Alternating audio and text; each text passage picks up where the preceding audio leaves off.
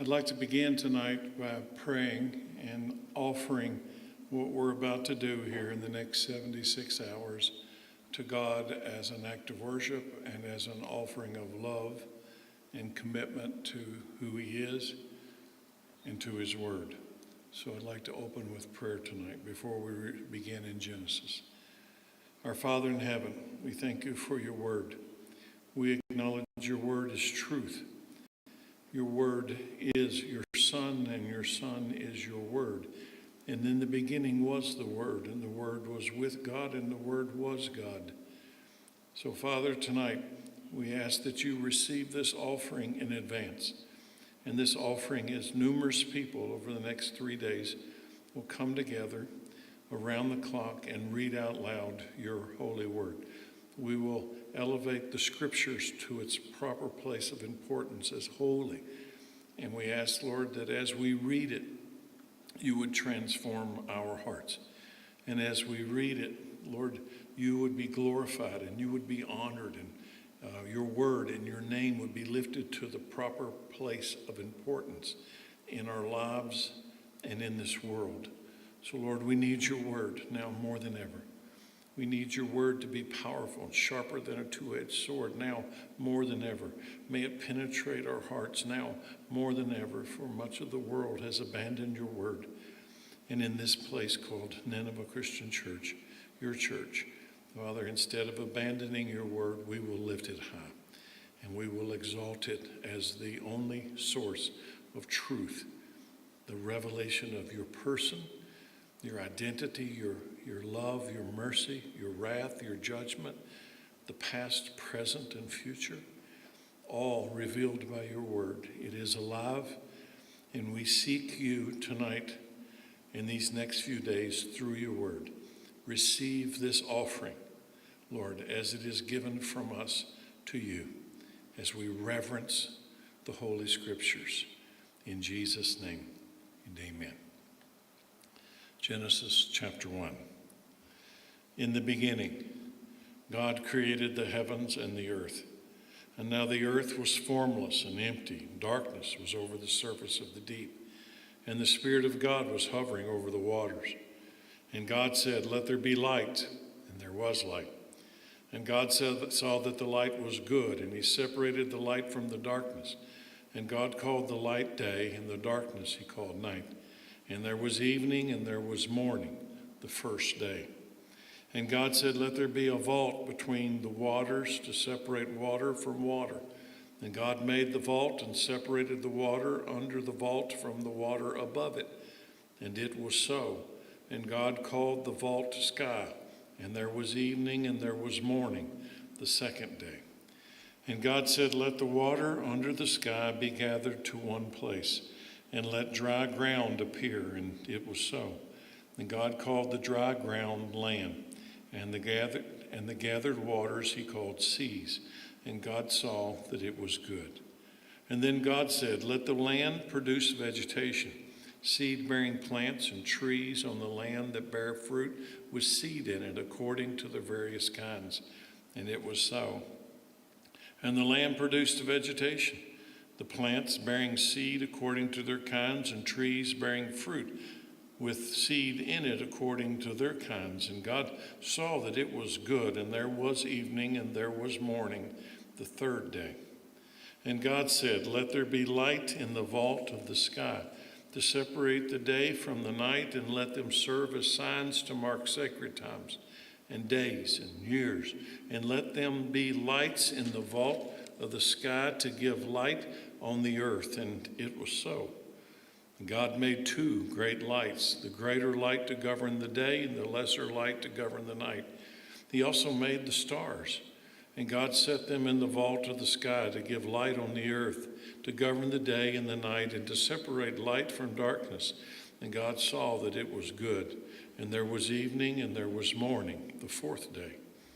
And God said, let the waters teem with living creatures, and let birds fly above the earth across the vault of the sky. So God created the great creatures of the sea, and every living thing that which the water teems and that moves about in it, according to their kinds, and every winged bird according to its kind. And God saw that it was good. And God blessed them and said, be fruitful and increase in number, and fill the water in the seas, and let the birds increase on the earth. And there was evening and there was morning the fifth day. And God said, let the land produce living creatures according to their kinds, the livestock, the creatures that move along the ground, and the wild animals, each according to its kind. And it was so. And God made the wild animals according to their kinds, the livestock according to their kinds, and all the creatures that move along the ground according to their kinds. And God saw that it was good.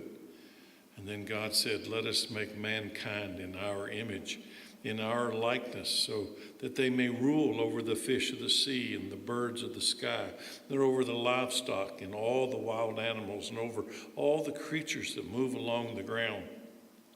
So God created mankind in his own image. In the image of God, he created them. Male and female, he created them. And God blessed them and said to them, be fruitful and increase in number. Fill the earth and subdue it. Rule over the fish in the sea and the birds in the sky, and over every living creature that moves on the ground. And then God said, I give you every seed-bearing plant on the face of the whole earth, and every tree that has fruit with seed in it. They will be yours for food. And to all the beasts of the earth, and all the birds in the sky, and all the creatures that move along the ground, everything that has the breath of life in it, I give every green plant for food. And it was so. And God saw that all that he had made, and it was very good. And there was evening and there was morning, the sixth day. Chapter 2. Thus the heavens and the earth were completed in all their vast array. And by the seventh day, God had finished the work he had been doing. So on the seventh day, he rested from all of his work. And then God blessed the seventh day and made it holy, because on it he rested from all the work of creating that he had done. This is the account of the heavens and the earth when they were created, when the Lord God made the earth and the heavens. Now, no shrub had yet appeared on the earth, and no plant had yet sprung up, for the Lord God had not sent rain on the earth, and there was no one to work the ground. But streams came up from the earth and watered the whole surface of the ground. And then the Lord God formed a man from the dust of the ground and breathed into his nostrils the breath of life, and the man became a living being. Now the Lord God had planted a garden in the east, in Eden, and there he put the man he had formed. The Lord God made all kinds of trees grow out of the ground, trees that were pleasing to the eye and good for food. In the middle of the garden were the tree of life and the tree of the knowledge of good and evil. A river watering the garden flowed from Eden. From there it was separated into 4 headwaters. The name of the first is the Pishon. It winds through the entire land of Havilah, where there is gold. The gold of that land is good, aromatic resin, and onyx are also there. The name of the second river is the Gihon. It winds through the entire land of Cush. The name of the third river is the Tigris.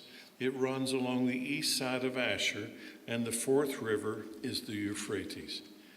The Lord God took the man and put him in the Garden of Eden to work it and to take care of it.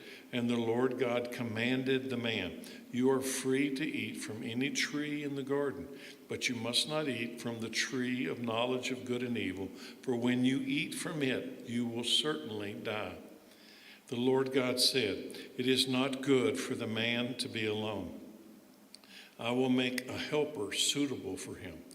Now the Lord God had formed out of the ground all the wild animals and all the birds in the sky, and he brought them to the man to see what he would name them. And whatever the man called each living creature, that was its name.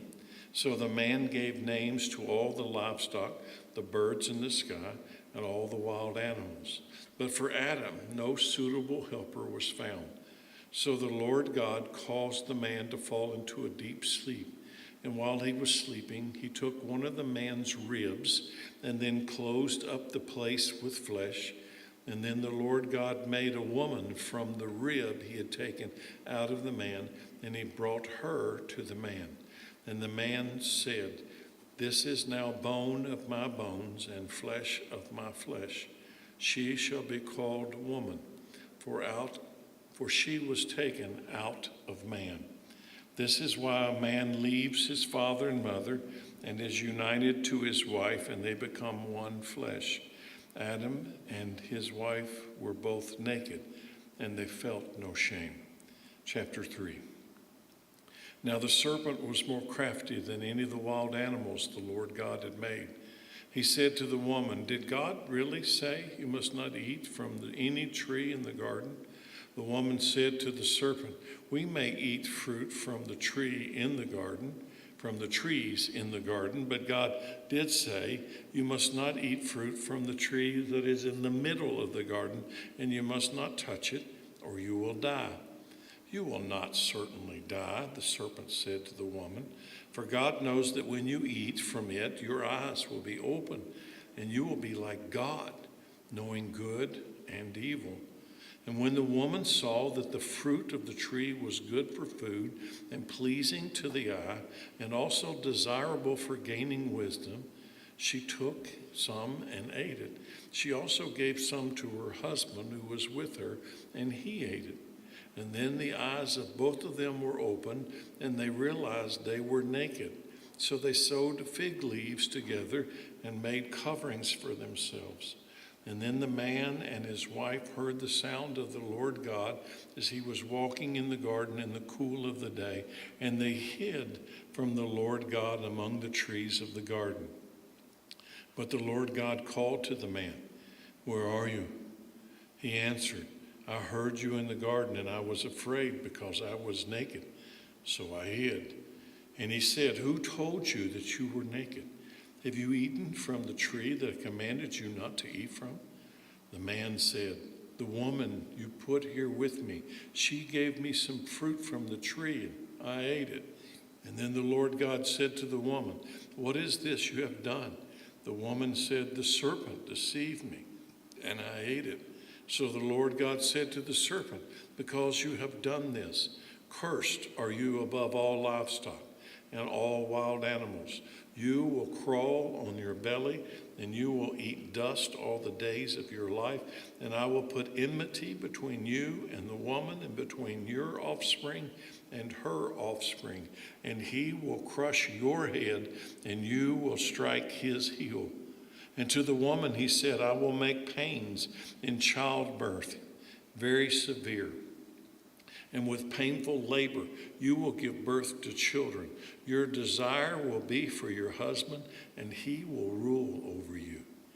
And to Adam he said, "Because you listened to your wife and ate fruit from the tree about which I commanded you, you must not eat from it. Cursed is the ground because of you. Through painful toil, you will eat food from it all the days of your life.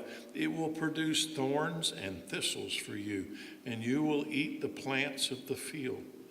And by the sweat of your brow, you will eat your food until you return to the ground, since from it you were taken. For dust you are, and to dust you will return."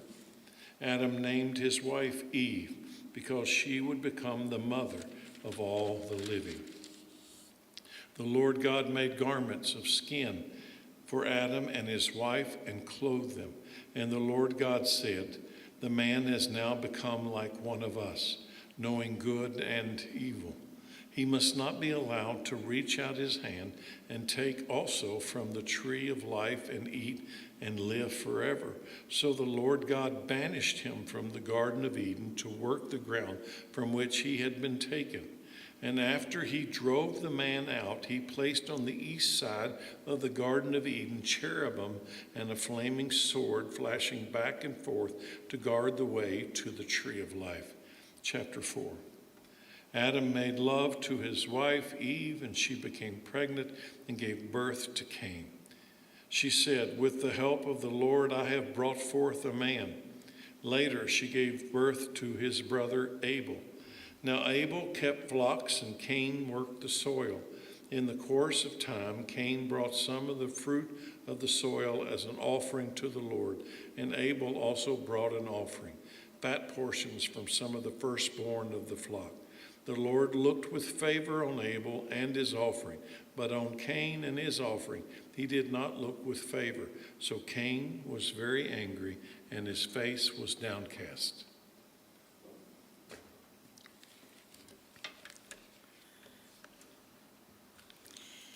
Then the Lord said to Cain, "Why are you angry? Why is your face downcast? If you do what is right, will you not be accepted? But if you do not do what is right, sin is crouching at your door. It desires to have you, but you must rule over it."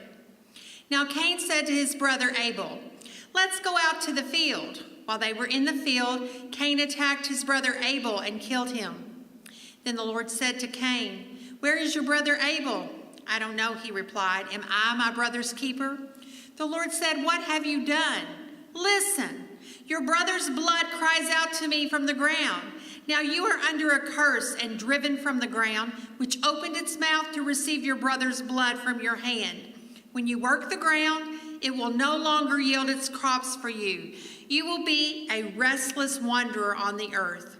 Cain said to the Lord, "My punishment is more than I can bear. Today you are driving me from the land, and I will be hidden from your presence. I will be a restless wanderer on the earth, and whoever finds me will kill me." But the Lord said to him, "Not so. Anyone who kills Cain will suffer vengeance 7 times over."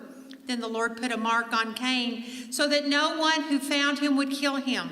So Cain went out from the Lord's presence and lived in the land of Nod, east of Eden. Cain made love to his wife, and she became pregnant and gave birth to Enoch. Cain was then building a city, and he named it after his son Enoch. To Enoch was born Arad. Arad was the father of Mehujael, and Mehujael was the father of Methuselah. And Methuselah was the father of Lamech. Lamech married 2 women. One was named Ada, and the other Zillah. Ada gave birth to Jabal. He was the father of those who live in tents and raise livestock. His brother's name was Jubal. He was the father of all who play stringed instruments and pipes. Zillah also had a son, Tubal-Cain, who forged all kinds of tools out of bronze and iron. Tubal-Cain's sister was Naamah. Lamech said to his wives, Ada and Zillah, "Listen to me, wives of Lamech. Hear my words. I have killed a man for wounding me, a young man for injuring me. If Cain is avenged 7 times, then Lamech 77 times. Adam made love to his wife again, and she gave birth to a son and named him Seth, saying, God has granted me another child in place of Abel, since Cain killed him. Seth also had a son, and he named him Enosh. At that time, people began to call on the name of the Lord." Genesis chapter 5. This is written account of Adam's family line. When God created mankind, he made them in the likeness of God. He created them male and female and blessed them, and he named them mankind when they were created. When Adam had lived 130 years, he had a son in his own likeness, in his own image, and he named him Seth.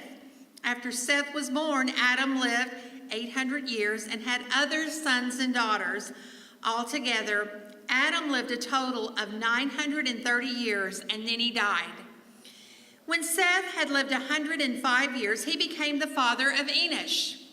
After he became the father of Enosh, Seth lived 807 years and had other sons and daughters. Altogether, Seth lived a total of 912 years, and then he died.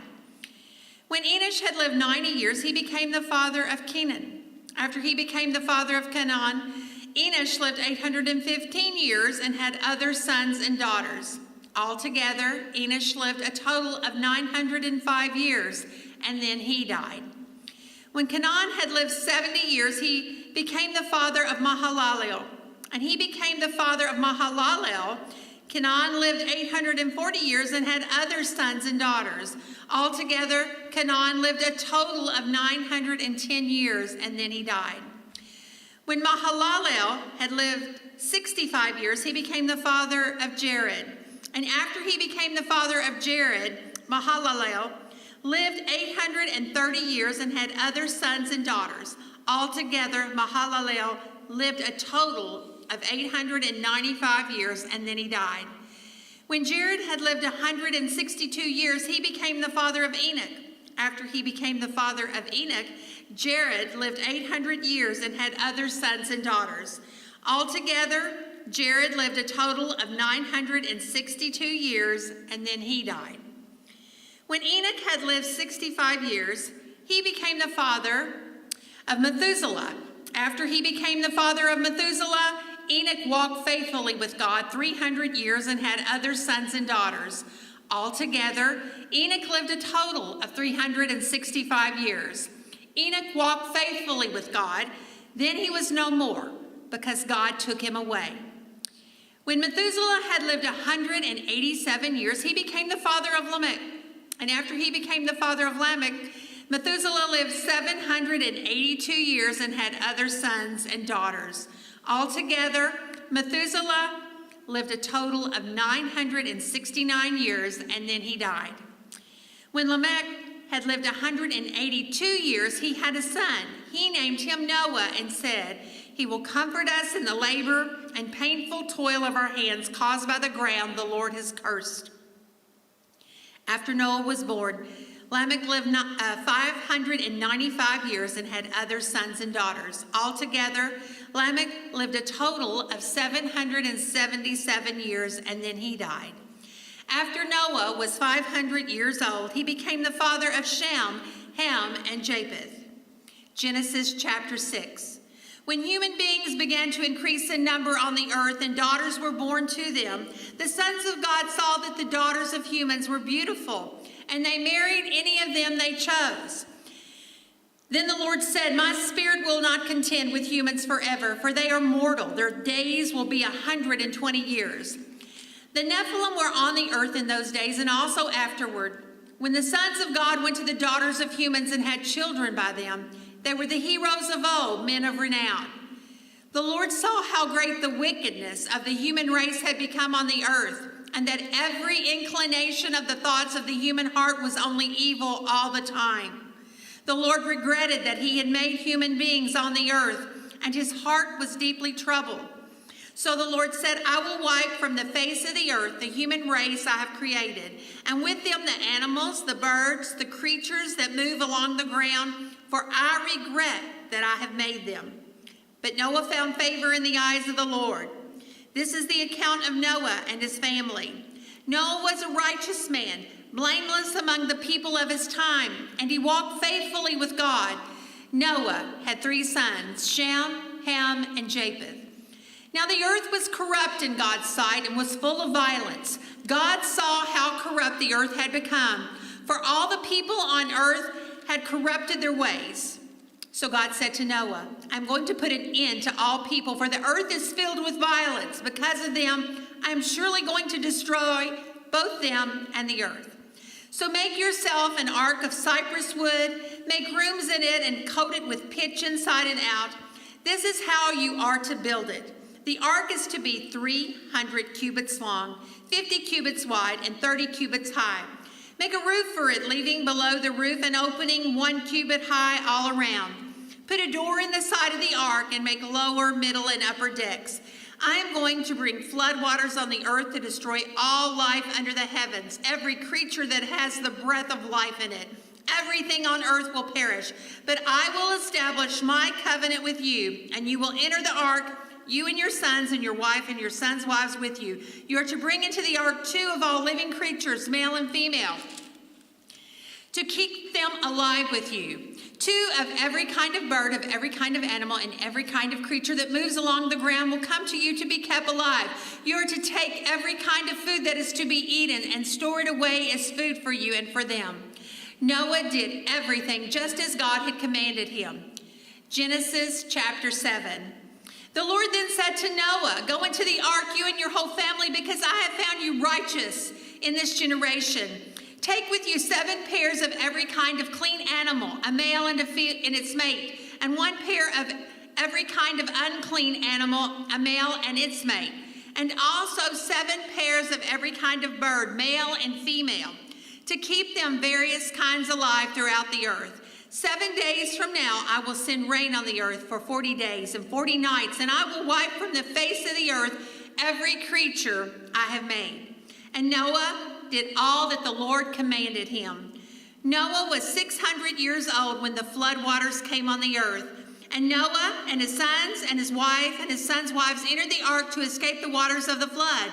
Pairs of clean and unclean animals, of birds and of all creatures that move along the ground, male and female, came to Noah and entered the ark as God had commanded Noah. And after the 7 days, the flood waters came on the earth. In the 600th year of Noah's life, on the 17th day of the 2nd month, on that day, all the springs of the great deep burst forth, and the floodgates of the heavens were opened, and rain fell on the earth 40 days and 40 nights. On that very day, Noah and his sons Shem, Ham, and Japheth, together with his wife and the wives of his 3 sons, entered the ark.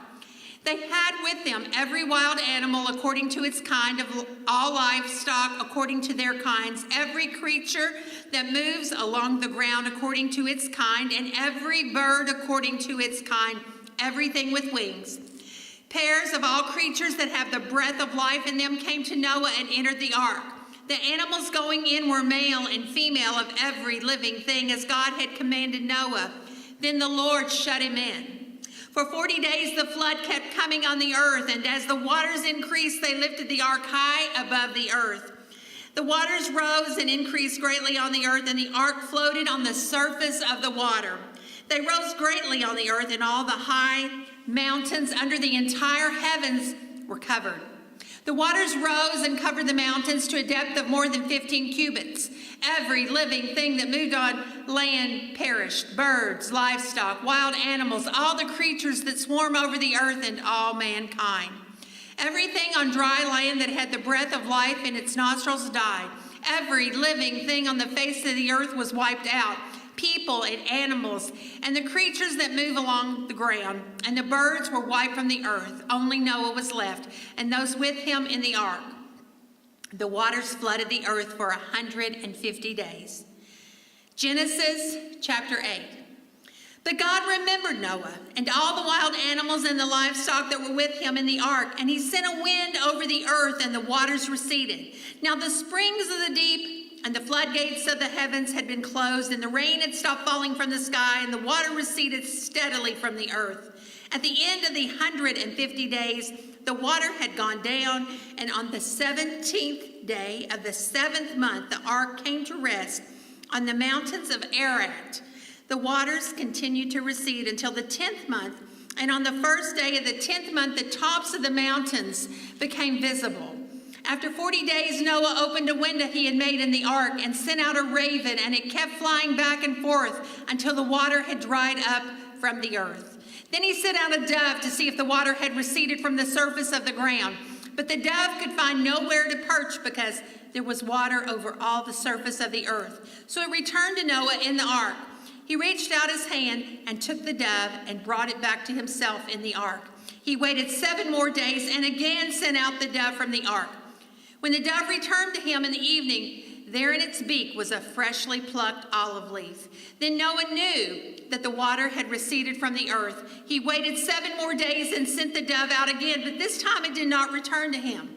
By the first day of the 1st month of Noah's 601st year, the water had dried up from the earth. Noah then removed the coverings from the ark and saw that the surface of the ground was dry.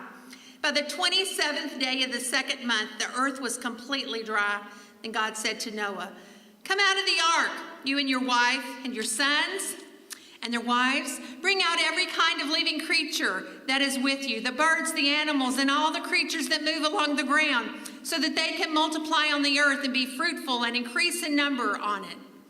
So Noah came out together with his sons and his wife and his sons' wives, all the animals and all the creatures that move along the ground, and all the birds, everything that moves on the land came out of the ark, one kind after another. Then Noah built an altar to the Lord, and taking some of the clean animals and clean birds, he sacrificed burnt offerings on it. The Lord smelled the pleasing aroma and said in his heart, "Never again will I curse the ground because of humans, even though every inclination of the human heart is evil from childhood. And never again will I destroy all living creatures as I have done. As long as the earth endures, seed time and harvest, cold and heat, summer and winter, day and night will never cease."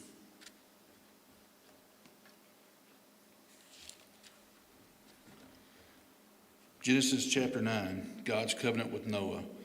Then God blessed Noah and his sons, saying to them, "Be fruitful, increase in number, and fill the earth. The fear and dread of you will fall on all the beasts of the earth, and all of the birds in the sky, and every creature that moves along the ground, and on the fish in the sea. They are given into your hands. Everything that lives and moves about will be food for you. Just as I gave you the green plants, I now give you everything. But you must not eat meat that has its lifeblood still in it. And for your lifeblood, I will surely demand an accounting. I will demand an accounting for every animal, and from each human being, too, I will demand an accounting for the life of another human being. Whoever sheds human blood, by humans shall their blood be shed. For in the image of God has God made mankind. As for you, be fruitful and increase in number, multiply in the earth and increase upon it." Then God said to Noah and to his sons with him, "I now establish my covenant with you and with your descendants after you, and every living creature that was with you, the birds, the livestock, and all the wild animals. All those that came out of the ark with you, every living creature on earth, I establish my covenant with you. Never again will all life be destroyed by the waters of the flood. Never again will there be a flood to destroy the earth." And God said, "This is a sign of the covenant I am making between me and you and every living creature with you, a covenant for all generations to come. I have set my rainbow in the clouds, and it will be the sign of the covenant between me and the earth. Whenever I bring clouds over the earth and the rainbow appears in the cloud, it will be a reminder, my covenant between me and you and all the living creatures of every mankind, or every kind. Never again will the waters become a flood to destroy all life. Whenever the rainbow appears in the clouds, I will see it and remember the everlasting covenant between God and all living creatures, every kind on the earth." So God said to Noah, "This is a sign of the covenant I have established between me and all life on earth." The sons of Noah who came out of the ark were Shem, Ham, and Japheth. Ham was the father of Canaan. These were the three sons of Noah, and from them came the people who were scattered all over the whole earth. Noah, a man of the soil, proceeded to plant a vineyard. When he drank some of its wine, he became drunk and lay uncovered inside his tent. Ham, the father of Canaan, saw his father naked and told his two brothers outside. But Shem and Japheth took a garment and laid it across their shoulders. Then they walked in backwards and covered their father's naked body. Their faces were turned the other way so that they would not see their father naked. When Noah awoke from his wine and found out what his youngest son had done to him, he said, "Cursed be Canaan. The lowest of slaves will be to his brothers." He also said, "Praise be to the Lord, the God of Shem. May Canaan be the slave of Shem. May God extend Japheth's territory. May Japheth live in the tents of Shem, and may Canaan be the slave of Japheth." After the flood, Noah lived 350 years. Noah lived a total of 950 years, and then he died. The Table of Nations, Genesis chapter 10. This is the account of Shem, Ham, and Japheth, Noah's sons, who themselves had sons after the flood. The Japhethites, the son of Japheth, Gomer, Magog, Medea, Javan, Tubal, Meshech, and Tyrus. The son of Gomer, Ashkenazah, Rephath, and Togarmah. The sons of Javan, Elisha, Tarshish, the Kittites, and the Rodanites. From the maritime peoples spread out into their territories by their clans within the nations, each with its own language. The Hamites, the son of Ham, Cush, Egypt, Put, and Canaan. The sons of Cush, Seba, Havilah, Sabta, Ramah, and Septica. The sons of Ramah, Sheba, and Dedan. Cush was the father of Nimrod, who became a mighty warrior on the earth. He was a mighty hunter before the Lord. That is why it is said, like Nimrod, a mighty hunter before the Lord. The first centers of his kingdom were Babylon, Uruk, Akkad, and Calneh, and Shinar. From that land he went to Assyria, where he built Nineveh, Rehoboth, Calah, and Rezin, which is between Nineveh and Calah, which is the great city. Egypt was the father of Ludites, Anamites, Lehabites, Naphatites, Pathrusites, Chalshites, from whom the Philistines came, Caphatorites. Canaan was the father of Sodom, his firstborn, of the Hittites, Jebusites, Amorites, Girgashites, Hivites, Archites, Sinites, Abadites, Zemarites, and Hamathites. Later the Canaanite clan scattered, and the borders of Canaan reached from Sodom toward Gerar as far as Gaza, and then toward Sodom, Gomorrah, Admah, and Zeboiim as far as Lasha. These are the sons of Ham by their clans and languages and their territories and nations. The Semites, sons who were also born to Shem, whose older brother was Japheth. Shem was the ancestor of all the sons of Eber. The sons of Shem, Elam, Asher, Aphrexad, Lud, and Aram. The sons of Aram, Uz, Hul, Gether, and Meshach. Aphrexad was the father of Shelah, and Shelah the father of Eber. 2 sons were born to Eber. One was named Peleg, because in the time of his earth was divided, his brother was named Joktan. Joktan was the father of Almadad, Sheleph, Hazar-Morpheth, Jerah, Hodoram, Uzal, Diklah, Obal, Ambala, Sheba, Ophir, Havilah, and Jobab.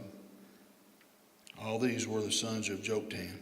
The region where they lived stretched from Mesha toward Sephar in the eastern hill country. These are the sons of Shem by their clans and languages and their territories and nations. These are the clans of Noah's sons according to the line of descendant within their nations, from these nations spread out over the earth after the flood. Genesis chapter 11, the Tower of Babel. Now the whole world had one language and common speech. As people moved eastward, they found a plain in Shinar and settled there.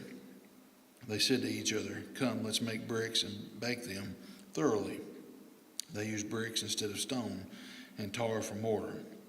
Then they said, "Come, let us build ourselves a city with a tower that reaches to the heavens, so that we may make a name for ourselves. Otherwise we will be scattered over the face of the whole earth."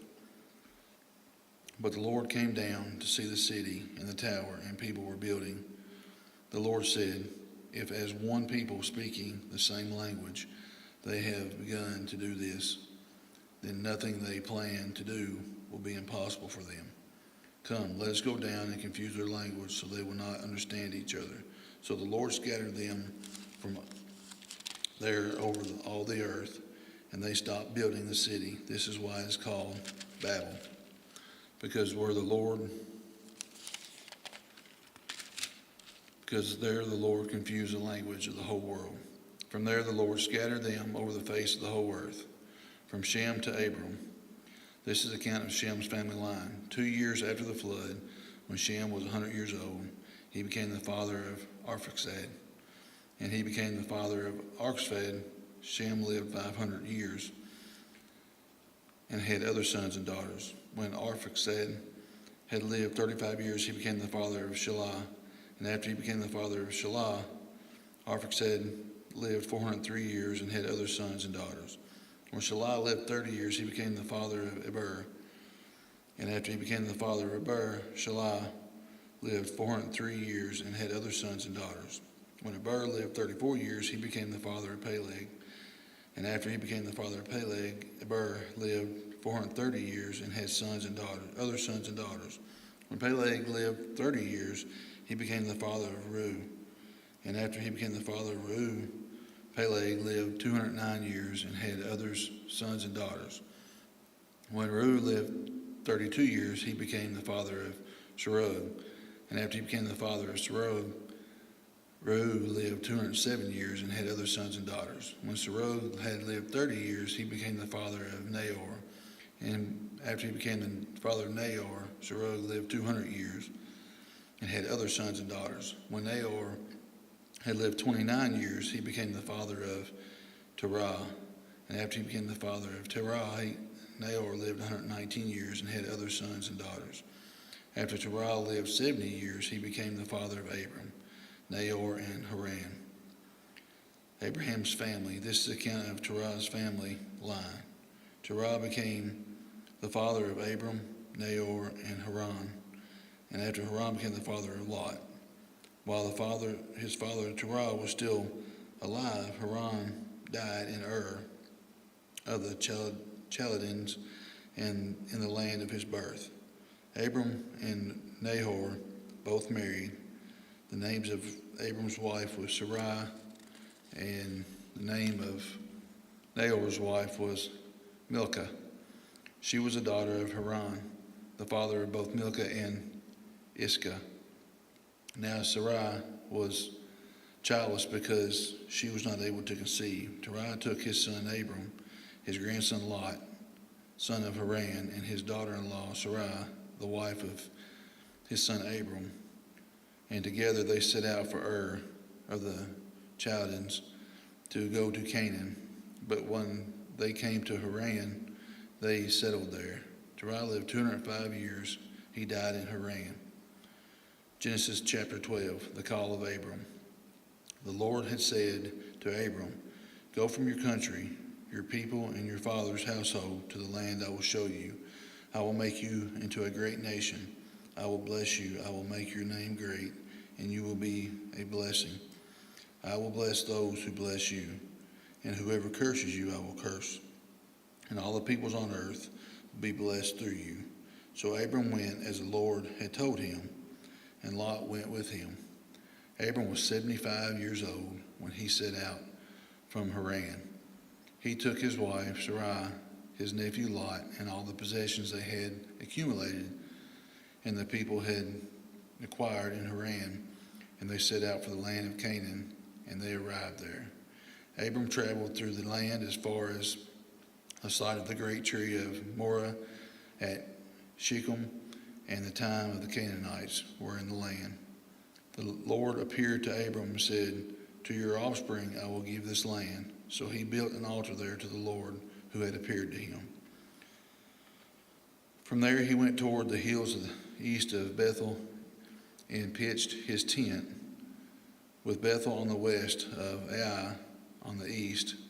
There he built an altar to the Lord and called the name of the Lord. Then Abram set out and continued toward Negev. Abram in Egypt. Now there was a famine in the land, and Abram went down to Egypt to live there for a while, because the famine was severe. As he was about to enter Egypt, he said to his wife Sarai, I know what a beautiful woman you are. When the Egyptians see you, they will say, 'This is his wife.'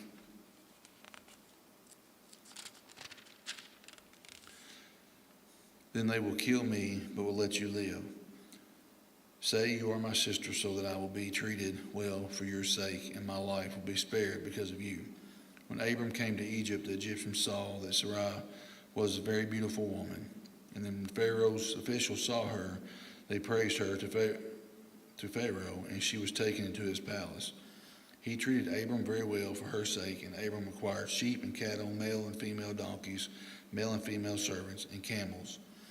But the Lord inflicted serious diseases on Pharaoh and his household because of Abram's wife, Sarai.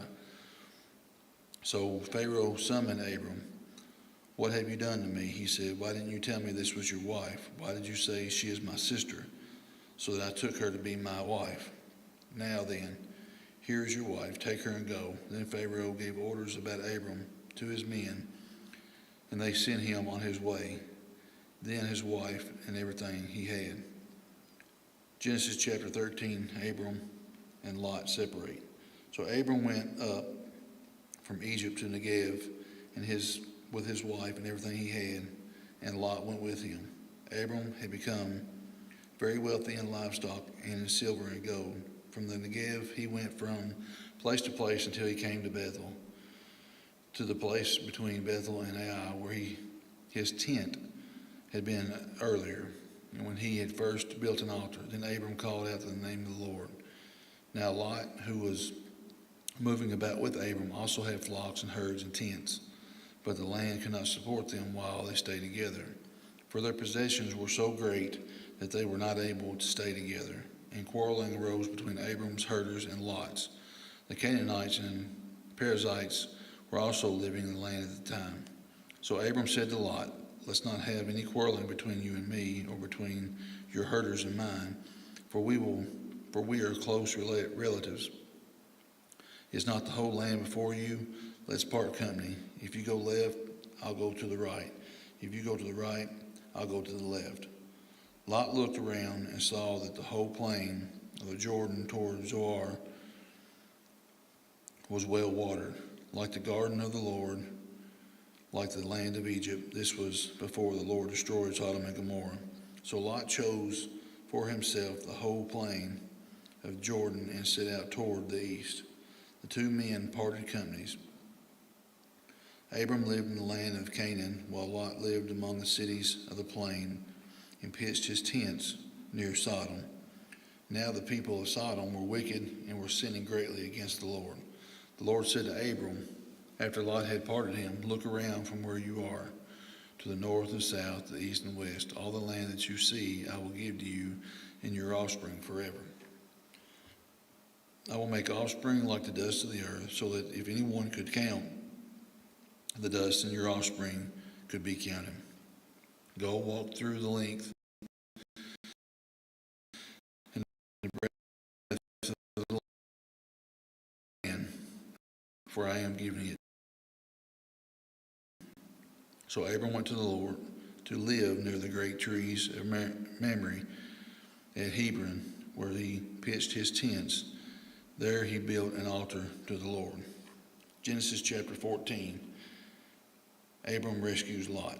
At the time of Amphirel, the king of Shinar, Arioch, king of Elasar, Kedorlaomer, king of Elam, and Tidal, king of Goyim. These kings went to war against Bera, king of Sodom, Bersha, king of Gomorrah, Shinab, king of Admah, Shemeber, king of Zeboim, and the king of Bela, that is Zor. All these latter kings joined forces in the valley of Siddim. This is the Dead Sea Valley. For 12 years they had been subject to Kedorlaomer, but in the 13th year they rebelled. In the 14th year, Kedorlaomer and the king of kings allied with him went out and defeated the Rephaites in Ashtoreth, Karnama, and the Zuzites in Ham, and the Emites in Shaviv Kiriathaim, and the Horites in the hill country of Zair, as far as El Paran near the desert.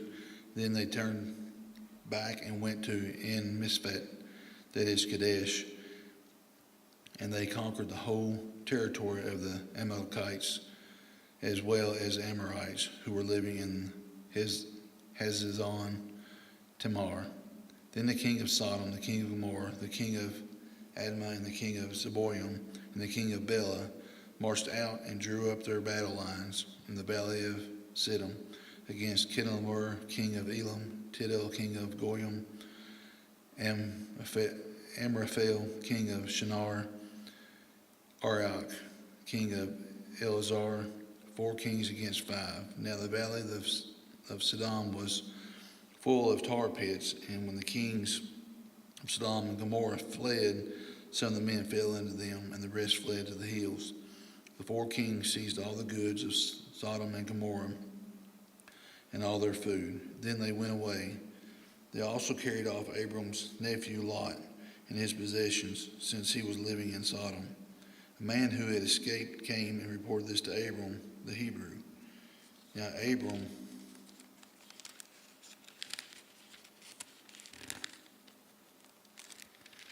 was living near the great trees in Mamre, the Amorite, a brother of Eshcol and Aner, all of whom were allied with Abram. When Abram heard that his relative had been taken captive, he called out the 318 trained men born in his household and went in pursuit as far as Dan. During the night, Abram divided his men to attack them, and he routed them, pursuing them as far as Hobah, north of Damascus. He recovered all the goods and brought back his relative Lot and his possessions, together with the women and the other people. After Abram returned from defeating Kedorlaomer and the kings allied with him, the king of Sodom came out to meet him in the valley of Shaveh, that is the king's valley. Then Melchizedek, king of Salem, brought out bread and wine. He was priest of God Most High, and he blessed Abram, saying, "Blessed is Abram by God Most High, creator of heaven and earth, and praise be to the God Most High, who delivered your enemies into your hands." Then Abram gave him 1/10 of everything. The king of Sodom said to Abram, "Give me the people and keep the goods for yourself." But Abram said to the king of Sodom, "With raised hand I have sworn an oath to the Lord, God Most High, creator of heaven and earth, that I will accept nothing belonging to you, not even a thread or strap of a sandal, so that you will never be able to say, 'I made Abram rich.' I will accept nothing but what my men have eaten, and the share that belongs to the men who went with me, to Aner, Eshcol, and Mamre. Let them have their share." Genesis chapter 15, the Lord's covenant with Abram. After this, the word of the Lord came upon Abram in a vision. "Do not be afraid, Abram. I am your shield, your very great reward." But Abram said, "Sovereign Lord, what can you give me, since I remain childless, and the one who will inherit my estate is Eliezer of Damascus?" And Abram said, "You have given me no children, so a servant in my household will be my heir." Then the word of the Lord came to him, "This man will not be your heir, but a son who is your own flesh and blood will be your heir." He took him outside and said, "Look up at the sky, count the stars. Indeed, if you can count them." Then he said to him, "So shall your offspring be." Abram believed the Lord, and he credited it to him as righteousness. He also said to him, "I am the Lord who brought you out of Ur of Chaldeans to give you this land to take possession of it." But Abram said, "Sovereign Lord, how can I know what I will gain possession of it?" So the Lord said to him, "Bring me a heifer, a goat, and a ram, each 3 years old, along with a dove and a young pigeon." Abram brought all these things to him, cut them in two, and arranged the halves opposite each other. The birds, however, he did not cut in half. Then the birds of prey came down on the carcass, but Abram drove them away. As the sun was setting, Abram fell into a deep sleep, and a thick and dreadful darkness came over him. Then the Lord said to him, Know for certain that for 400 years your descendants will be strangers in a country not their own, and they will be enslaved and mistreated there. But I will punish the nation they serve as slaves, and afterwards they will come out with great possessions. You, however, will go to your ancestors in peace and be buried at a good old age. In the fourth generation, your descendants will come back here, for the sin of the Amorites has not yet reached its full measure. When the sun had set and the darkness had fallen, a smoking firepot with a blazing torch appeared and passed between the pieces.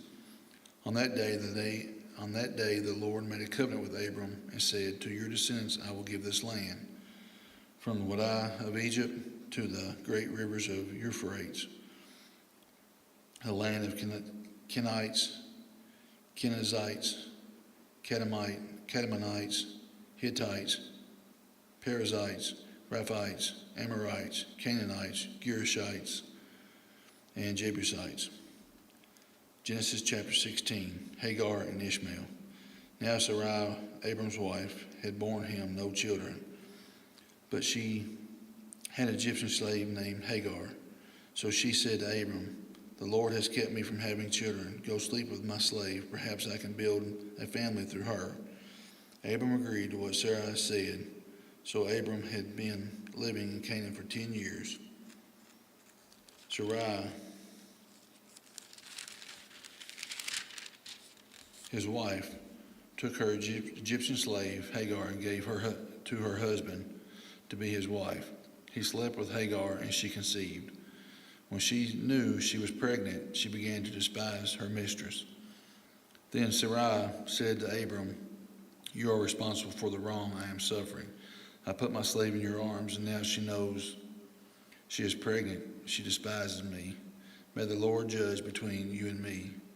"Your slave is in your hands," Abram said. Do with her whatever you think's best."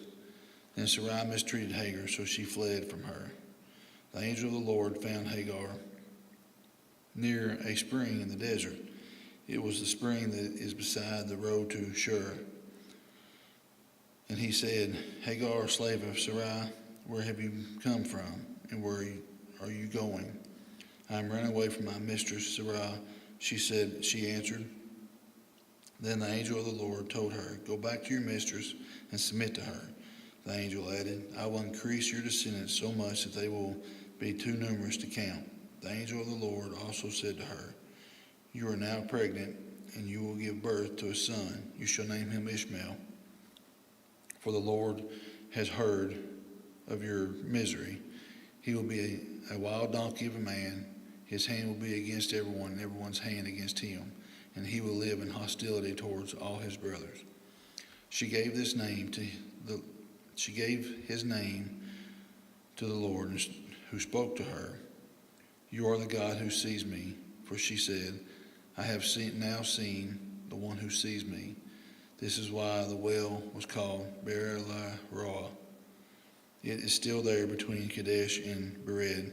So Hagar bore Abraham a son, and Abraham gave the name Ishmael to the son she had born. Abram was 86 years old when Hagar bore him Ishmael. Genesis chapter 17, the covenant of circumcision. When Abram was 99 years old, the Lord appeared to him and said, "I am God Almighty. Walk before me faithfully and be blameless. Then I will make my covenant between me and you and will greatly increase your numbers." Abram fell face down, and God said to him, "As for me, this is my covenant with you. You will be the father of many nations. No longer will you be called Abram. Your name will be Abraham, for I have made you a father of many nations. I will make you very fruitful. I will make you nations of you, and kings will come from you. I will establish my covenant as an everlasting covenant between me and you and your descendants after you for the generations to come, to be your God and the God of your descendants after that. Then the whole land of Canaan, where you now reside as a foreigner, I will give as an everlasting possession to you and your descendants after you, and I will be their God." Then God said to Abraham, "As for you, You must keep my covenant, you and your descendants after you, for the generations to come. This is my covenant with you and your descendants after you, the covenant you are to keep. Every male among you shall be circumcised. You are to undergo circumcision, and it will be the sign of the covenant between me and you. For the generations to come, every male among you who is 8 days old must be circumcised, including those born in your household, or bought with money from a foreigner. Those who are not your offspring, whether born in your household or bought with your money, they must be circumcised. My covenant in your flesh is to be an everlasting covenant, and any uncircumcised male who has not been circumcised in the flesh will be cut off from his people. He has broken my covenant. God also said to Abraham, as for Sarai, your wife is no longer to be called Sarai. Her name is Sarah. I will bless her and will surely give you a son by her. I will bless her so that she will be the mother of nations. Kings of people will come from her.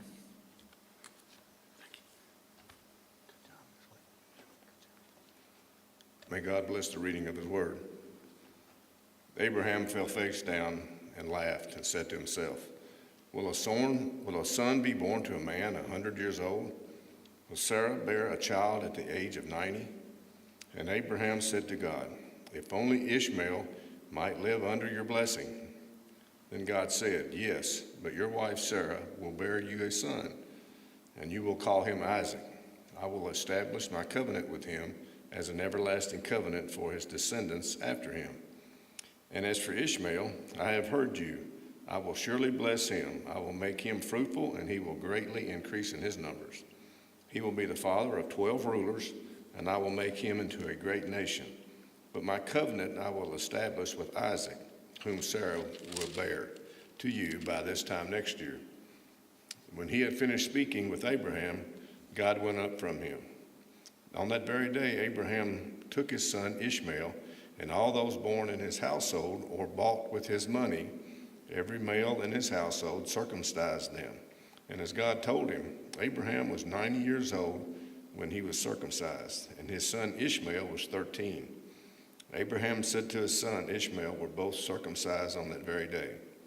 And every male in Abraham's household, including those born in his household or bought from a foreigner, were circumcised with him. Chapter 18. The Lord appeared to Abraham near the great tree of Mamre.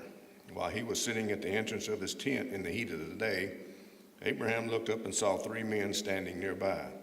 When he saw them, he hurried from the entrance of his tent to meet them and bowed low to the ground. He said, If I have found favor in your eyes, my Lord, do not pass your servant by. Let a little water be brought, and then you all may wash your feet and rest under this tree. Let me get you something to eat so you can be refreshed, and then go on your way, now that you have come to your servant. Very well, they answered, do as you say. So Abraham hurried into the tent to Sarah. Quick, he said, get 3 sheaves of the finest flour and knead it and make some bread. Then he ran to the herd and selected a choice tender calf, gave it to a servant who hurried to prepare it. He then brought some curds and some milk and the calf that had been prepared, and with these he set before them. While they ate, he stood near under the tent, under the tree. Where is your wife Sarah? They asked him. Here in the tent, he said. When one of them said, I will surely return to you about this time next year, and Sarah, your wife, will have a son. Now Sarah was listening at the entrance of the tent, which was behind him. Abraham and Sarah were already very old. Sarah was past the age of childbearing. So Sarah laughed to herself as she thought, I am worn out, and my Lord is old. How will I now have this pleasure? Then the Lord said to Abraham, Why did Sarah laugh and say, Will I really have a child now that I'm old? Is anything too hard for the Lord? I will return to you at the appointed time next year, and Sarah will have a son. Sarah was afraid, so she lied and said, I did not laugh. But he said, Yes, you did laugh. When the men got up to leave, they looked down toward Sodom, and Abraham walked along with them to see them on their way. Then the Lord said, "Shall I hide from Abraham about what I'm about to do? Abraham will surely become a great and powerful nation, and all the nations on the earth will be blessed through him. For I have chosen him so that he will direct his children and his household after him to keep away of the Lord, by doing what is right and just, so that the Lord will bring about for Abraham what he has promised him." Then the Lord said, "The outcry against Sodom and Gomorrah is so great, and their sin is so grievous, that I will go down and see if what they have done is as bad as the outcry that has reached me. If not, I will know." The men turned away and went toward Sodom, but Abraham remained standing before the Lord. When Abraham approached him and said, "Will you sweep away the righteous with the wicked? What if there are 50 righteous people in the city? Will you really sweep it away and not spare the place for the sake of the 50 righteous people in it? Far be it from you to do such a thing, to kill the righteous with the wicked, treating the righteous and the wicked alike. Far be it from you. Will you not judge all the earth to do right?" The Lord said, "If I find 50 righteous people in the city of Sodom, I will spare the whole place for their sake." Then Abraham spoke up again, "Now that I have been so bold to speak to the Lord, though I am nothing but dust and ashes, but what if the number of the righteous is less than 50? Will you destroy the whole city for the lack of 5 people? If I find 45 there," he said, "I will not destroy it." Once again he spoke to him, "But what if only 45 are found there?" He said, "For the sake of 40, I will not do it." Then he said, "May the Lord not be angry, but let me speak. What if only 30 can be found there?" And he answered, I will not do it if I find 30 there." Abraham said, "Now that I have been so bold as to speak to you, the Lord, what if only 20 can be found there?" And he said, "For the sake of 20, I will not destroy it." Then he said, "May the Lord not be angry, but let me speak just once more. What if only 10 can be found?" And he answered, "For the sake of 10, I will not destroy it." Then the Lord had finished speaking with Abraham. He left, and Abraham returned home. Chapter 19. 2 angels arrived at Sodom in the evening, and Lot was sitting in the gateway of the city. When he saw them, he got up to meet them and bowed down with his face to the ground. "My lords," he said, "please turn aside to your servant's house. You can wash your feet and spend the night there and go on your way early in the morning." "No," they replied, "we will not spend the night in the square." But he insisted so strongly that they did go with him and entered into his house. He prepared a meal for them, baking bread without yeast, and they ate. Before they had gone to bed, all the men from every part of the city of Sodom, both young and old, surrounded the house. They called to Lot, "Where are these men who came to you tonight? Bring them out to us so we can have sex with them." Lot went outside to meet them and shut the door behind him and said, "No, my friends, don't do this wicked thing. Look, I have 2 daughters who have never slept with a man. Let me bring them out to you, and you can do what you like with them. But don't do anything to these men, for they have come under the protection of my roof." "Get out of your way," they replied. "This fellow came here as a foreigner, and now he wants to play the judge. We'll treat you worse than them." And they kept bringing pressure on Lot and moved forward to break down the door. But the men inside reached out and pulled Lot back into the house and shut the door. Then they struck the men who were at the door of the house, young and old, with blindness, so they could not find the door. The 2 men said to Lot, "Do you have anyone else here, sons-in-laws or sons or daughters or anyone else in the city who belongs to you? Get them out of here, because we're going to destroy this place. The outcry to the Lord against his people is so great that he has sent us to destroy it." So Lot went out and spoke to his sons-in-law, who were pledged to marry his daughters. "Hurry and get out of this place, because the Lord is about to destroy this city." But his son-in-law thought he was joking. With the coming of dawn, the angel urged Lot, saying, "Hurry, take your wife and your 2 daughters who are here, or you will be swept away when the city is punished." When he hesitated, the men grasped the hands of his wife and his 2 daughters and led them out of the city, for the Lord was merciful to them. As soon as they had brought them out, one of them said, "Flee for your lives. Don't look back. Don't stop anywhere in the plain. Flee to the mountains, or you will be swept away." But Lot said to them, "No, my lords, please. Your servant has found favor in your eyes, and you have shown great kindness to me in sparing my life. But I can't flee to the mountains. This disaster will overtake me, and I'll die. Look, here is a town near enough to run to, and it is small. Let me flee to it. It is very small, isn't it? Then my wife will be spared." He said to him, "Very well, I will grant you this request too. I will not overthrow the town you speak of, but flee quickly, because I cannot do anything until you reach it." That's why the town is called Zoar. By the time Lot reached Zoar, the sun had risen over the land, and when the Lord had rained down burning sulfur on Sodom and Gomorrah from the Lord out of the heavens, he overthrew those cities and the entire plain, destroying all living in the cities and all the vegetation in the land. But Lot's wife looked back, and she became a pillar of salt. Early the next morning, Abraham got up and returned to the place where he had stood before the Lord. He looked down towards Sodom and Gomorrah and toward all the plains, all the land of the plain. He saw dense smoke rising from the land, like smoke from a furnace. So when God destroyed the cities of the plain, he remembered Abraham, and he brought out Lot out of the catastrophe and that overthrew the cities where Lot had lived. Lot and his 2 daughters left Zoar and settled in the mountains, for he was afraid to stay in Zoar. He and his 2 daughters lived in a cave. One day the older daughter said to the younger, "Our father is old, and there is no man around here to give us children, as is the custom all over the earth. Let's get our father to drink wine and then sleep with him and preserve our family line through our father." That night they got their father to drink wine, and the older daughter went and slept with him. He was not aware of it when she lay down or when she got up. The next day the older daughter said to the younger daughter, "Last night I slept with my father. Let's get him to drink some wine tonight, and you can go in and sleep with him so he can preserve our family line through our father." So they got their father to drink some wine that night also, and the younger daughter went in and slept with him.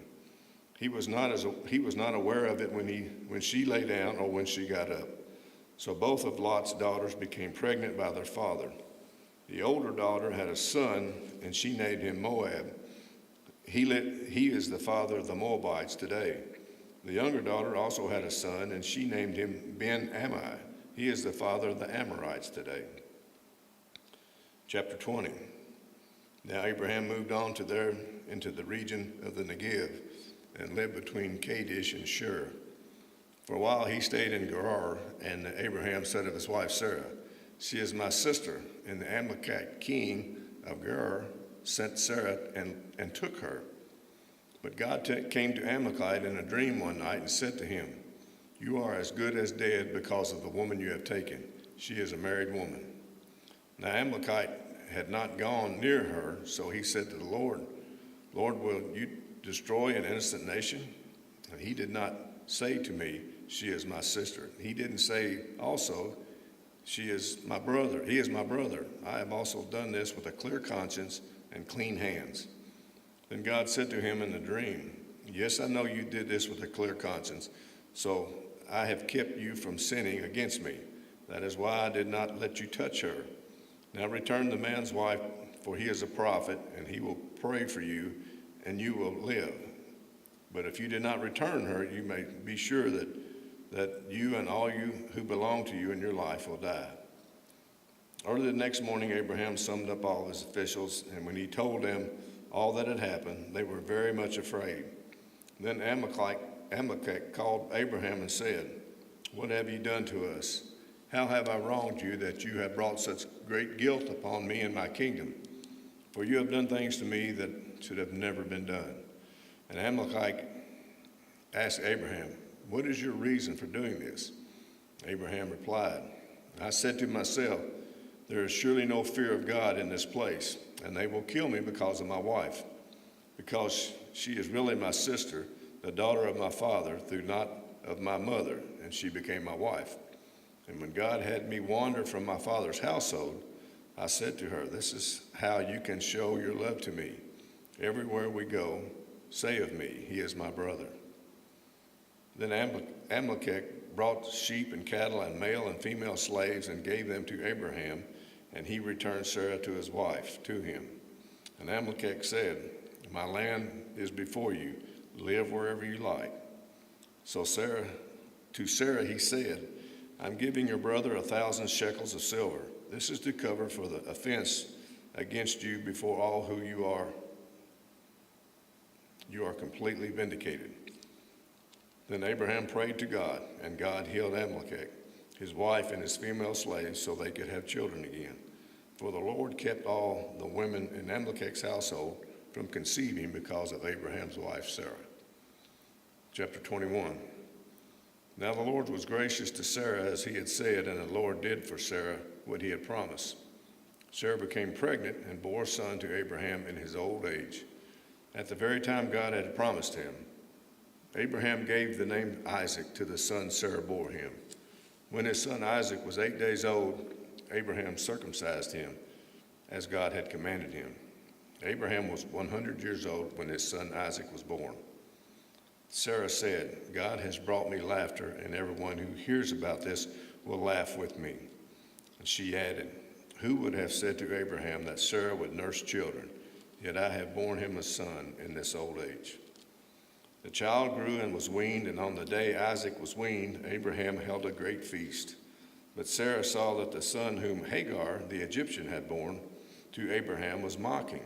And she said to Abraham, get rid of that slave woman and her son, for that woman's son will never share in the inheritance with my son Isaac. The matter distressed Abraham greatly because it concerned his son. But God said to him, do not be so distressed about your boy and your slave woman. Listen to whatever Sarah tells you, because it is through Isaac that your offspring will be reckoned. I will make the son of the slave into a nation also, because he is your offspring. Early the next morning, Abraham took some food and some skin of water and gave them to Hagar and set them on her shoulders and set them off with her boy. She went on her way and wandered into the desert of Beersheba. When the water in the skin was gone, she put the boy under one of the bushes, and she went off and sat down about a bow shot away from, for she thought, I cannot watch the boy die. And as she sat there, she began to sob. God heard her boy crying, and the angel of God called to Hagar from heaven and said to her, what is the matter, Hagar? Do not be afraid. God has heard the boy crying as he lies there. Lift the boy up and take him by the hand, for I will make him into a great nation. Then God opened her eyes, and she saw a well of water. So when she went and filled the skin up with water and gave the boy a drink. God was with the boy as he grew up, and he lived in the desert and became an archer. While he was living in the desert of Paran, his mother got a wife for him from Egypt. At the time, Amalek and Philico, the commander of the forces, said to Abram, God is with you in everything you do. Now swear to me before God that you will not deal falsely with me or my children or my descendants. Show to me the country where you now reside as a foreigner, the same kindness I have shown you. Abraham said, I swear it. Then Abraham complained to Amalek about a well of water that Amalek's servants had seized. But Amalek said, I do not know who has done this. You did not tell me, and I heard about it only today. So Abraham brought up the sheep and the cattle and gave them to Amalek, and the two men made a treaty. Abraham set apart 7 ewe lambs from the flock, and Amalek asked Abraham, what is the meaning of these 7 ewe lambs you have set apart from themselves? He replied, accept these 7 lambs from my hand as a witness that I dug this well. So that place will be called Beersheba, because the 2 men swore oath to each other. After the treaty had been made at Beersheba, Amalek and Phircol, the commander of his forces, returned to the land of the Philistines. Abraham planted a tamarisk tree in Beersheba, and he called out the name of the Lord, the eternal God. And Abraham stayed in the land of the Philistines for a long time. Chapter 22. Sometime later, God tested Abraham. He said to him, "Abraham." "Here I am," he replied. Then God said, "Take your son, your only son, to whom you love, Isaac, and go to the region of Moriah. Sacrifice him there as a burnt offering on a mountain I will show you." Early the next morning, Abraham got up and loaded his donkey. He took with him 2 of his servants and his son Isaac. When he had cut enough wood for the burnt offering, he set out for the place God had told him about. On the 3rd day, Abraham looked up and saw the place in the distance. And he said to his servants, "Stay here with the donkey while I and the boy go over there. We will worship, and then we will come back to you." Abraham took the wood for the burnt offering and placed it on his son Isaac, and he said to himself, and he himself carried the fire and the knife. As the 2 of them went up, Isaac spoke up and asked his father, "Father." "Yes, my son," Abraham replied. The fire and the wood are here," he said, "but where is the lamb for the burnt offering?" And Abraham replied, "God himself will provide a lamb for the burnt offering, my son." And the 2 of them went on together. When they reached the place where God had told him about, Abraham built an altar there and arranged the wood on it. He bound his son Isaac and laid him on the altar on top of the wood. And he reached out his hand and took the knife to slay his son. But the angel of the Lord called out to him in heaven, "Abraham, Abraham." "Here I am," he replied. "Do not lay a hand on the boy," he said. "Do not do anything to him, for I know you fear God, and because you have not withheld from me your son, your only son." Abraham looked up, and there in the thicket he saw a ram caught by its horns. He went over and took the ram and sacrificed it as a burnt offering instead of his son. So Abraham called the place, "The Lord will provide." And to this day it is said, "On the mountain of the Lord it will be provided." The angel of the Lord called to Abraham from heaven a second time and said, "I swear by myself, declares the Lord, that because you have done this and have not withheld your son, your only son, I will surely bless you and make your descendants as numerous as the stars in the sky and as the sand on the seashore. Your descendants will take possession of the cities of their enemies, and throughout your offspring, all nations of the earth will be blessed because you have obeyed me." Then Abraham returned to his servants, and they set off together for Beersheba, and Abraham stayed in Beersheba. Sometime later, Abraham was told, "Milcah is also a mother. She has borne sons to your brothers, Nahor, Uz the firstborn, Buz his brother, Kemuel the father of Aram, and Kist, Hazo, and Pildash, Zilphath, and Bethuel. Bethuel became the father of Rebekah. Milcah bore 8 sons to Abraham's brother Nahor. His concubine, whose name was Reumah, also had sons, Tebath, Graham, Tehash, and Micaiah. Sarah lived to be 127 years old. She died at Kirith Arba, that is Hebron, in the land of Canaan. And Abraham went to mourn for Sarah and to weep over her. When Abraham rose from being beside his dead wife and spoke to the Hittites, he said, "I am a foreigner and a stranger among you. Please sell me some property for burial sites so I can bury my dead." The Hittites replied to Abraham, "Sir, listen to us. You are a mighty prince among us. Bury your dead in the choicest of our tombs. None of us will refuse you his tomb for burying your dead." Then Abraham rose and bowed before the people of the land, the Hittites, and he said to them, "If you are willing to let me bury my dead, then listen to me and intercede with Ephraim, son of Zohar, on my behalf. So he will sell me the cave of Machpelah, which belongs to him, and at the end of his field. Ask him to sell it to me for the full price as a burial site among you." Ephraim the Hittite was sitting among his people, and he replied to Abraham in hearing of all this, the Hittites who came to the gate of his city. "No, my lord," he said, "listen to me. I give you the field, I give you the cave that is in it. I give it to you in the presence of my people. Bury your dead." Abraham bowed down before the people of the land, and he said to Ephraim in the hearing, "Listen to me, if you will. I will pay the price of the field. Accept it from me so I can bury my dead from there." Ephraim answered Abraham, "Listen to me, my lord.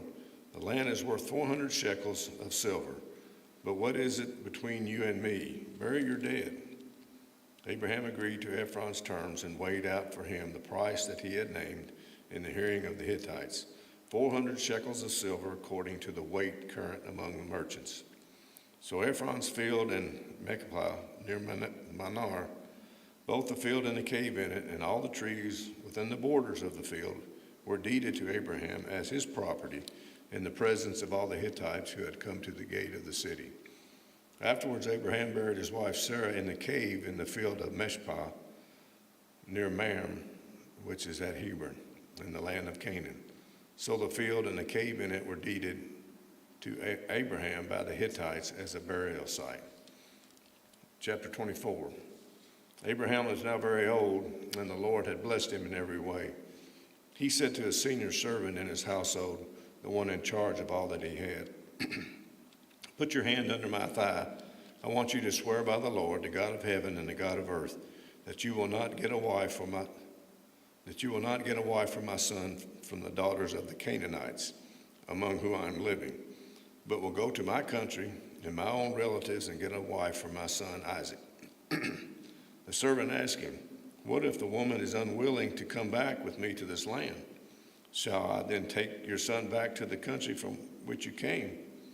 "Make sure that you do not take my son back there," Abraham said. "The Lord, the God of heaven, who brought me out of my father's household and my native land, who spoke to me and promised me an oath, saying, 'To your offspring I will give this land.' He will send his angel before you so that you can get a wife for my son from there. If the woman is unwilling to come back with you, then you will be released only from this oath of mine. Only do not take my son back there." His servant put his hand under his thigh of his master Abraham and swore an oath to him concerning this matter.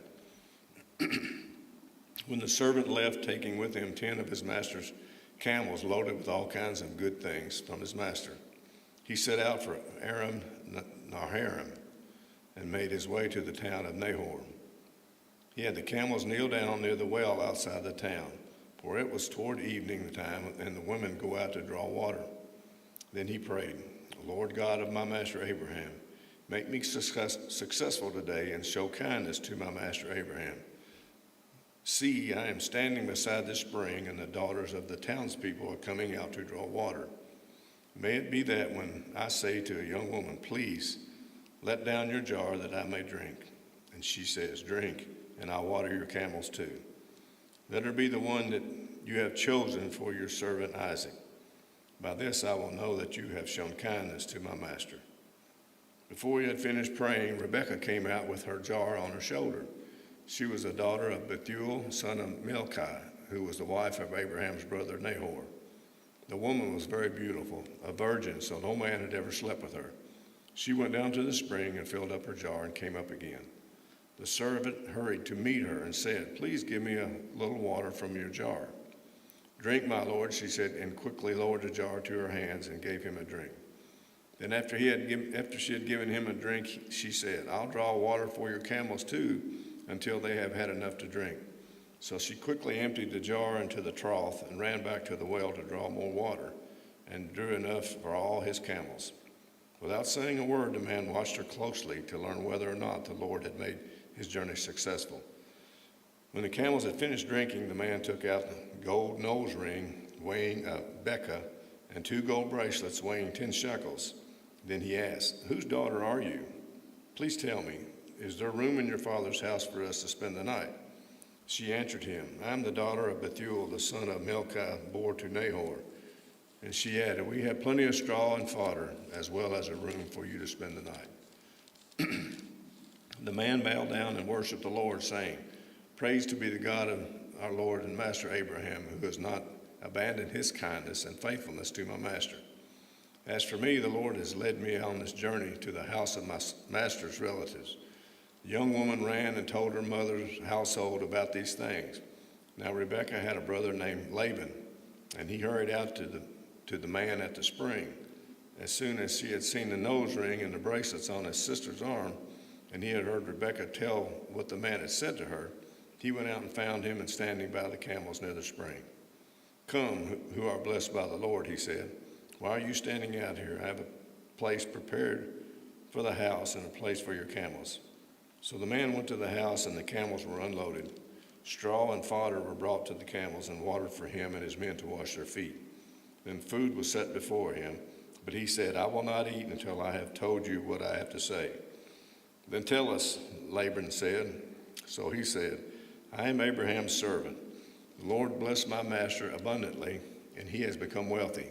He has given him sheep and cattle, silver and gold, male and female servants, and camels and donkeys. My master's wife Sarah has bore him a son in her old age, and he has given him everything he owns. And my master has made me swear an oath.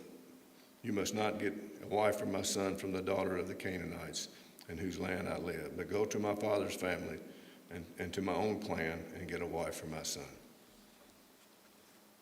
Thank you. Yes, sir.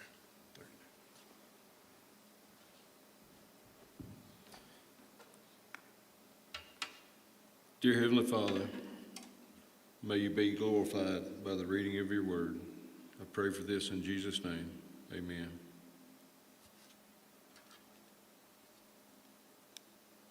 Then I asked my master, "What if the woman will not come back with me?" He replied, "The Lord, before whom I have walked faithfully, will send his angel with you and make your journey a success, so that you can get a wife for my son from my own clan and from my father's family.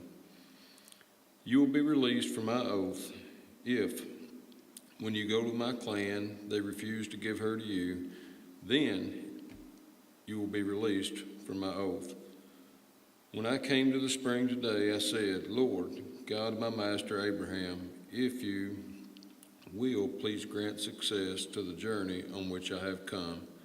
See, I am standing beside this spring. If a young woman comes out to draw water, and I say to her, please let me drink a little water from your jar, and if she says to me, drink, and I'll draw water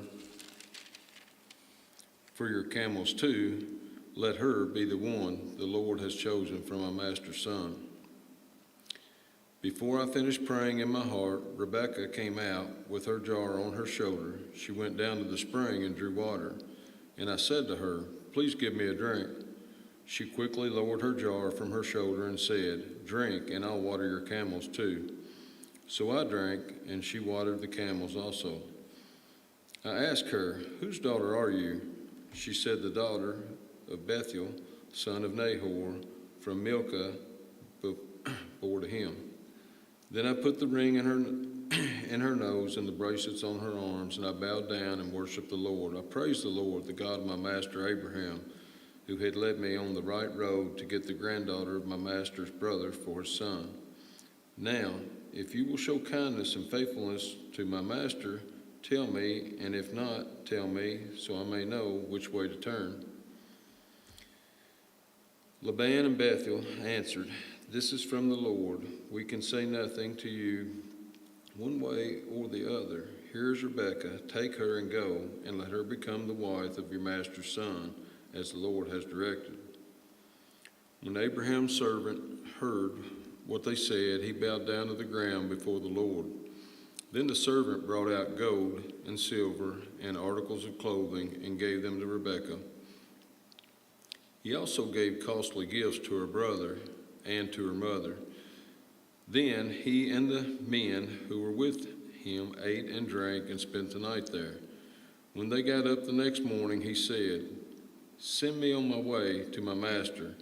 But her brother and her mother replied, let the young woman remain with us 10 days or so, then you may go. But he said to them, do not detain me. Now that the Lord has granted success to my journey, send me on my way so I may go to my master. Then they said, let's call the young woman and ask her about it. So they called Rebekah and asked her, will you go with this man? I will go, she said. So they sent their sister Rebekah on her way, along with her nurse and Abraham's servant and his men. And they blessed Rebekah and said to her, our sister, may you increase to thousands upon thousands. May your offspring possess the cities of their enemies. Then Rebekah and her attendants got ready and mounted the camels and went back with the man. So the servant took Rebekah and left. Now Isaac had come from Beer Lahai Roi, for he was living in the Negev. He went out to the field one evening to meditate, and as he looked up, he saw camels approaching. Rebekah also looked up and saw Isaac. She got down from her camel and asked the servant, "Who is that man in the field coming to meet us?" "He is my master," the servant answered. So she took her veil and covered herself. Then the servant told Isaac all he had done. Isaac brought her into the tent of his mother Sarah, and he married Rebekah. So she became his wife, and he loved her, and Isaac was comforted after his mother's death. Genesis chapter 25. Abraham had taken another wife whose name was Keturah. She bore him Zimran, Jokshan, Medan, Midian, Ishbak, and Shua. Jokshan was the father of Sheba and Dedan. The descendants of Dedan were the Asherites, the Letistites, and the Leomites. The sons of Midian were Ephah, Epher, Hanok, Abida, and Eldad. All these were descendants of Keturah. Abraham left everything he owned to Isaac, but while he was still living, he gave gifts to the sons of his concubines and sent them away with his son Isaac to the land of the east. Abraham lived 175 years. Then Abraham breathed his last and died at a good old age, an old man full of years. And he was gathered to his people.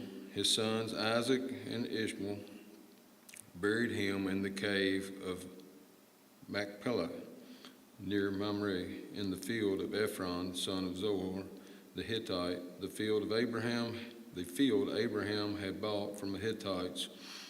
There Abraham was buried with his wife Sarah. After Abraham's death, God blessed his son Isaac, who then lived near Beer Lahai Roi. This is the account of the family line of Abraham's son Ishmael, whom Sarah's slave Hagar the Egyptian bore to Abraham.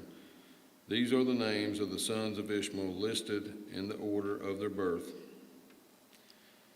Nebai, the firstborn of Ishmael, Kedar, Adbil, Mibsam, Mishma, Dumah, Massa, Hadad, Tema, Jeter, Napish, and Kedemah. These were the sons of Ishmael, and these are the names of the 12 tribes of the rulers according to their settlements and camps. Ishmael lived 137 years. He breathed his last and died, and he was gathered to his people. His descendants settled in the area of Havilah to Shur, near the eastern border of Egypt. As you go toward Asher, and they lived in hostility toward all the tribes related to them. This is the account of the family line of Abraham's son Isaac. Abraham became the father of Isaac, and Isaac was 40 years old when he married Rebekah, daughter of Bethuel and Aramin, from Puda Aram, and sister of Laban of Araman. Isaac prayed to the Lord on behalf of his wife because she was childless. The Lord answered his prayer, and his wife Rebekah became pregnant. The babies jostled together with each other within her, and she said, "Why is this happening to me?" So she went to inquire of the Lord. The Lord said to her,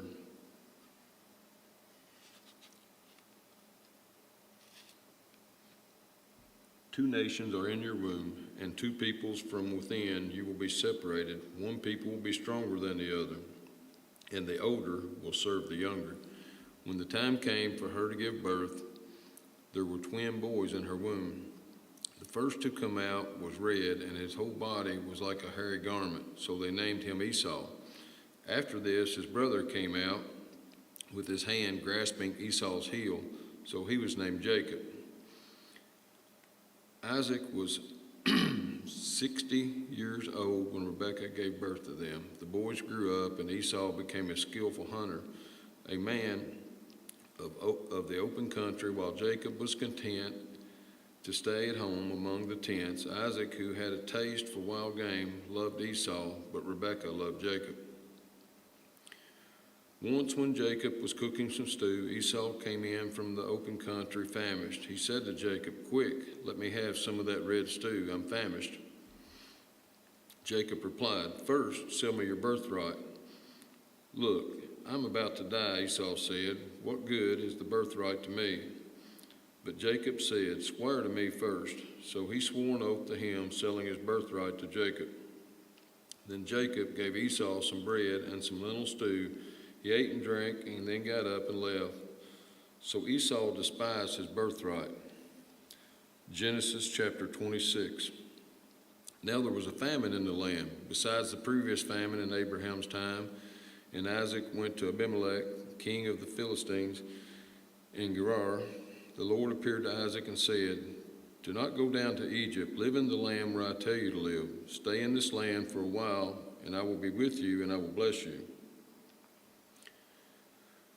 For to you and your descendants I will give all these lands, and I will confirm the oath I swore to your father Abraham. I will make your descendants as numerous as the stars in the sky, and I will give them all these lands, and through your offspring all nations on earth will be blessed, because Abraham obeyed me and did everything I required of him, keeping my commands, so my decrees and my instructions." So Isaac stayed in Gerar. When the men of that place asked him about his wife, he said, "She is my sister," because he was afraid to say, "She is my wife." He thought the men of this place might kill him on account of Rebekah, because she is beautiful. When Isaac had been there a long time, Abimelech, king of the Philistines, looked down from a window and saw Isaac caressing his wife Rebekah. So Abimelech summoned Isaac and said, "She is really your wife. Why did you say she is my sister?" Isaac answered him, "Because I thought I might lose my life on account of her." Then Abimelech said, "What is this you have done to us? One of the men might well have slept with your wife, and you would have brought guilt upon us." So Abimelech gave orders to all the people, "Anyone who harms this man or his wife shall surely be put to death." Isaac planted crops in that land, and the same year reaped 100-fold, because the Lord blessed him. The man became rich, and his wealth continued to grow until he became very wealthy. He had so many flocks and herds and servants that all the Philistines envied him. So all the wells that his father's servants had dug in the time of his father Abraham, the Philistines stopped up, filling them with earth. Then Abimelech said to Isaac, "Move away from us. You have become too powerful for us." So Isaac moved away from there and encamped in the valley of Gerar, where he settled. Isaac reopened the wells that had been dug in that time of his father Abraham, which the Philistines had stopped up.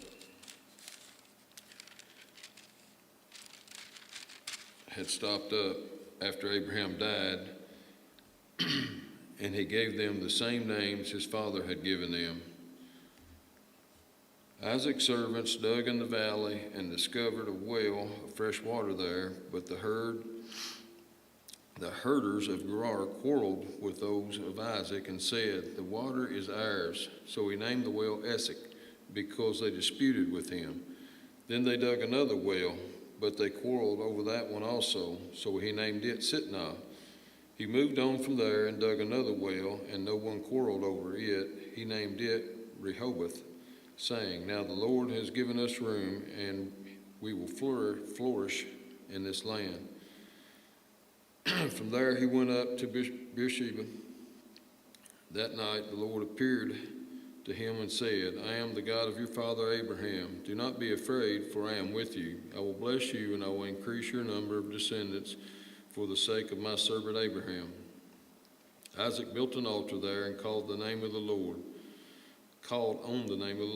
There he pitched his tent, and there his servants dug a well. Meanwhile, Abimelech had come to him from Gerar with Ahuzah, his personal advisor, and Phicol, the commander of his forces. Isaac asked them, "Why have you come to me, since you were hostile to me and sent me away?" They answered, We saw clearly that the Lord was with you, so we said, there ought to be a sworn agreement between us and you. Let us make a treaty with you that you will do no harm to us, just as we did not harm you, but always treated you well and sent you away peacefully. And now you are blessed by the Lord." Isaac then made a feast for them, and they ate and drank.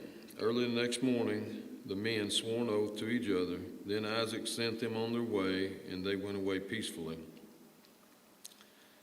That day Isaac's servants came and told him about the well they had dug. They said, "We found water." He called it Sheba, and to this day the name of that town has been Beersheba. When Esau was 40 years old, he married Judith, daughter of Beeri the Hittite, and also Basmath, daughter of Elon the Hittite. They were a source of grief to Isaac and Rebekah. Genesis chapter 27.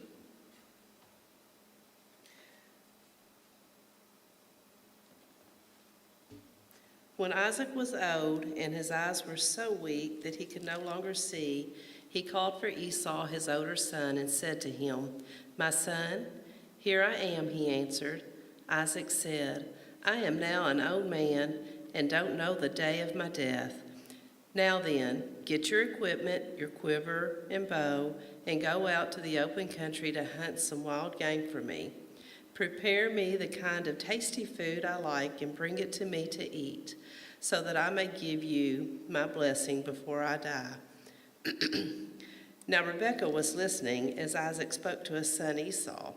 When Esau left for the open country to hunt game and bring it back, Rebekah said to her son Jacob, "Look, I overheard your father say to your brother Esau, 'Bring me some game and prepare me some tasty food to eat, so that I may give you my blessing in the presence of the Lord before I die.' Now, my son, listen carefully and do what I tell you. Go out to the flock and bring me 2 choice young goats, so I can prepare some tasty food for your father, just the way he likes it. Then take it to your father to eat, so that he may give you his blessing before he dies." Jacob said to Rebekah, his mother, "But my brother Esau is a hairy man, while I have smooth skin. What if my father touches me? I would appear to be tricking him and would bring down a curse on myself rather than a blessing." His mother said to him, "My son, let the curse fall on me. Just do what I say and go get them for me." So he went and got them and brought them to his mother, and she prepared some tasty food, just the way his father liked it. Then Rebekah took the best clothes of Esau, her older son, which she had in the house, and put them on her younger son Jacob.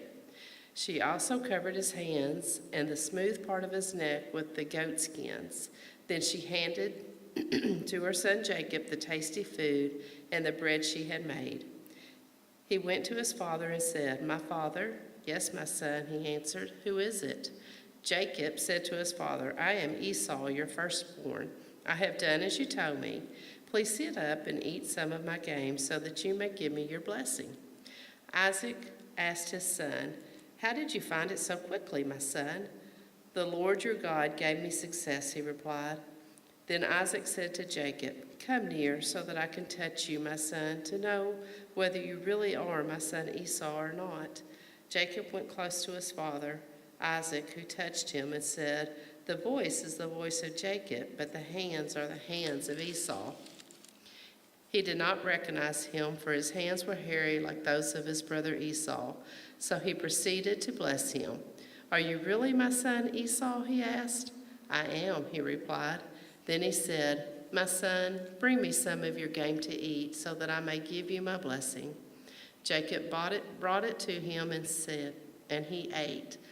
And he brought some wine and he drank. Then his father Isaac said to him, "Come here, my son, and kiss me." So he went to him and kissed him. When Isaac caught the smell of his clothes, he blessed him and said, "Ah, the smell of my son is like the smell of a field that the Lord has blessed. May God give you heaven's dew and earth's richness, an abundance of grain and new wine. May nations serve you and peoples bow down to you. Be Lord over your brothers, and may the sons of your mother bow down to you. May those who curse you be cursed, and those who bless you be blessed." After Isaac finished blessing him, Jacob had scarcely left his father's presence. His brother Esau came in from hunting. He too prepared some tasty food and brought it to his father. Then he said to him, "My father, please sit up and eat some of my game so that you may give me your blessing." His father Isaac asked him, "Who are you?" "I am your son," he answered, "your firstborn Esau."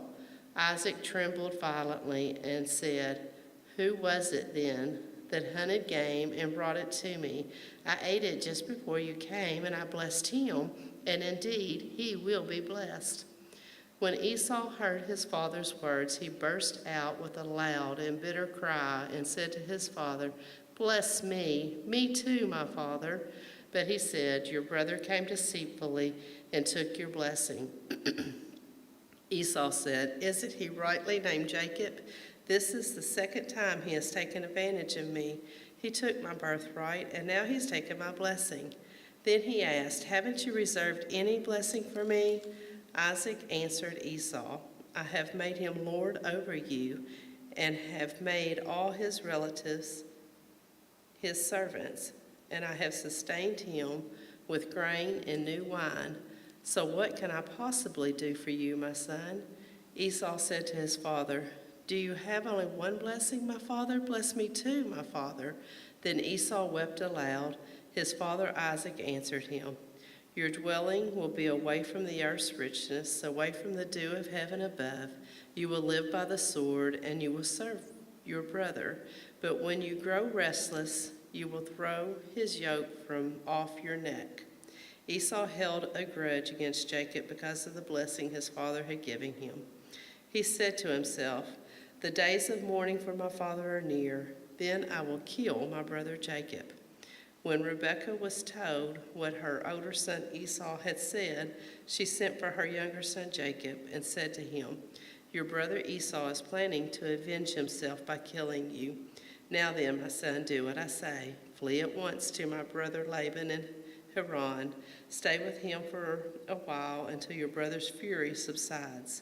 When your brother is no longer angry with you and forgets what you did to him, I'll send word for you to come back from there. Why should I lose both of you in one day?" Then Rebekah said to Isaac, "I'm disgusted with living because of these Hittite women.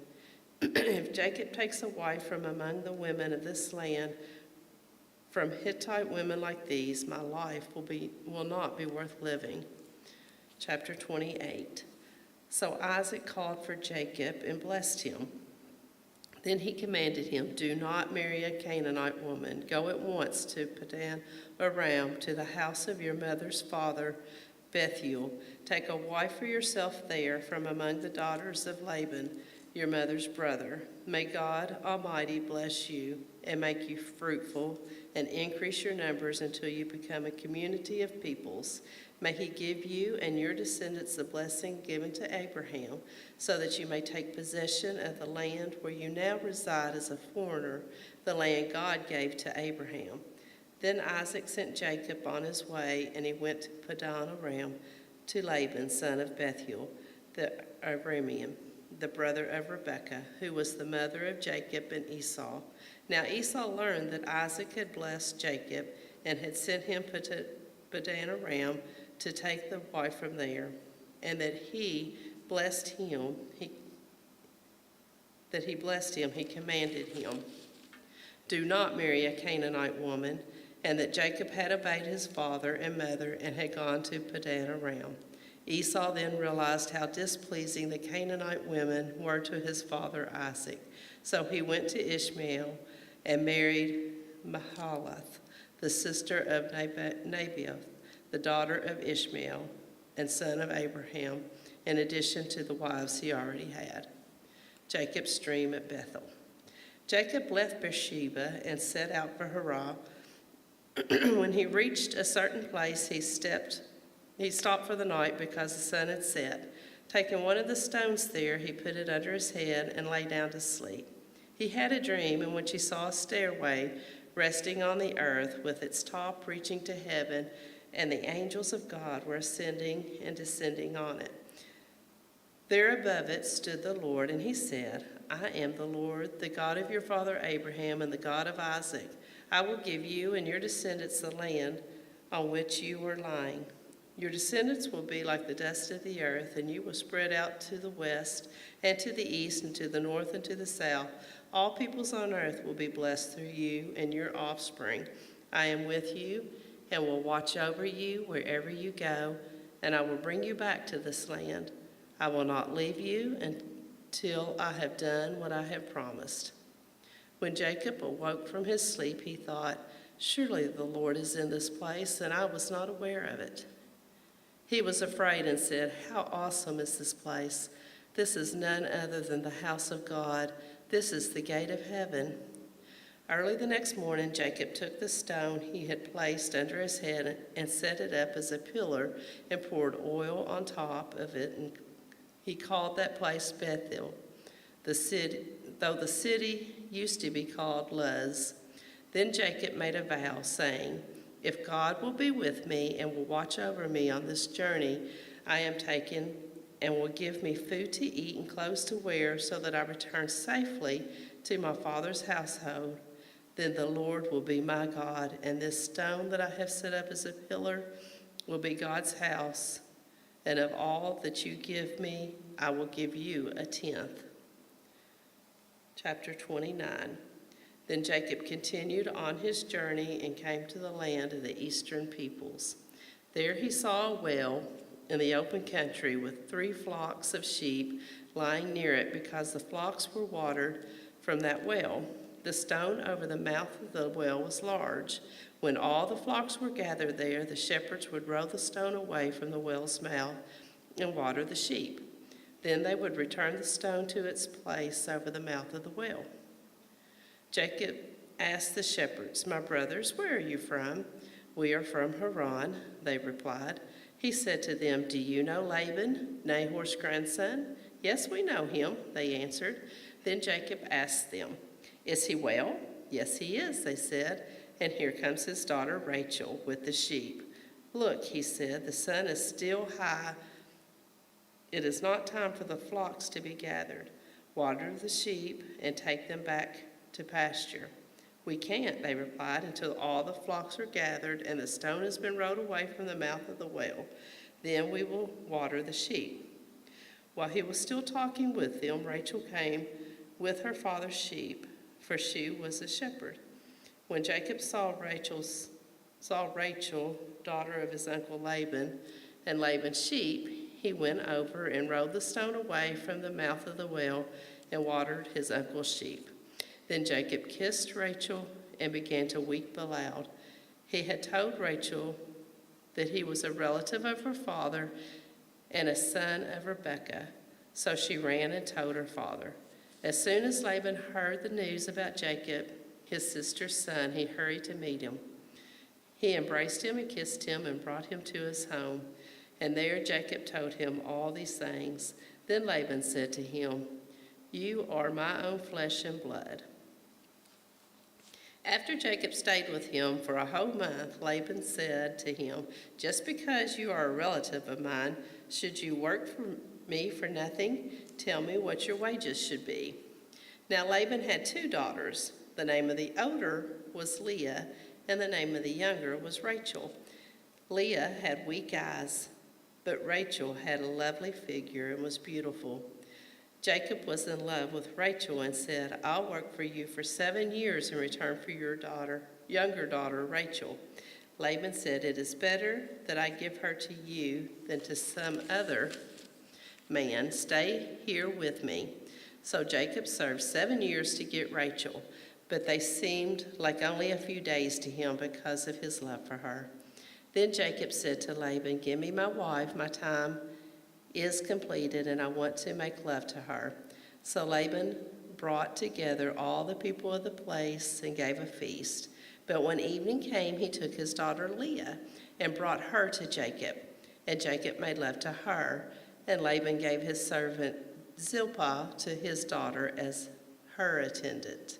When morning came, there was Leah. So Jacob said to Laban, "What is this you have done to me? I served you for Rachel, didn't I? Why have you deceived me?"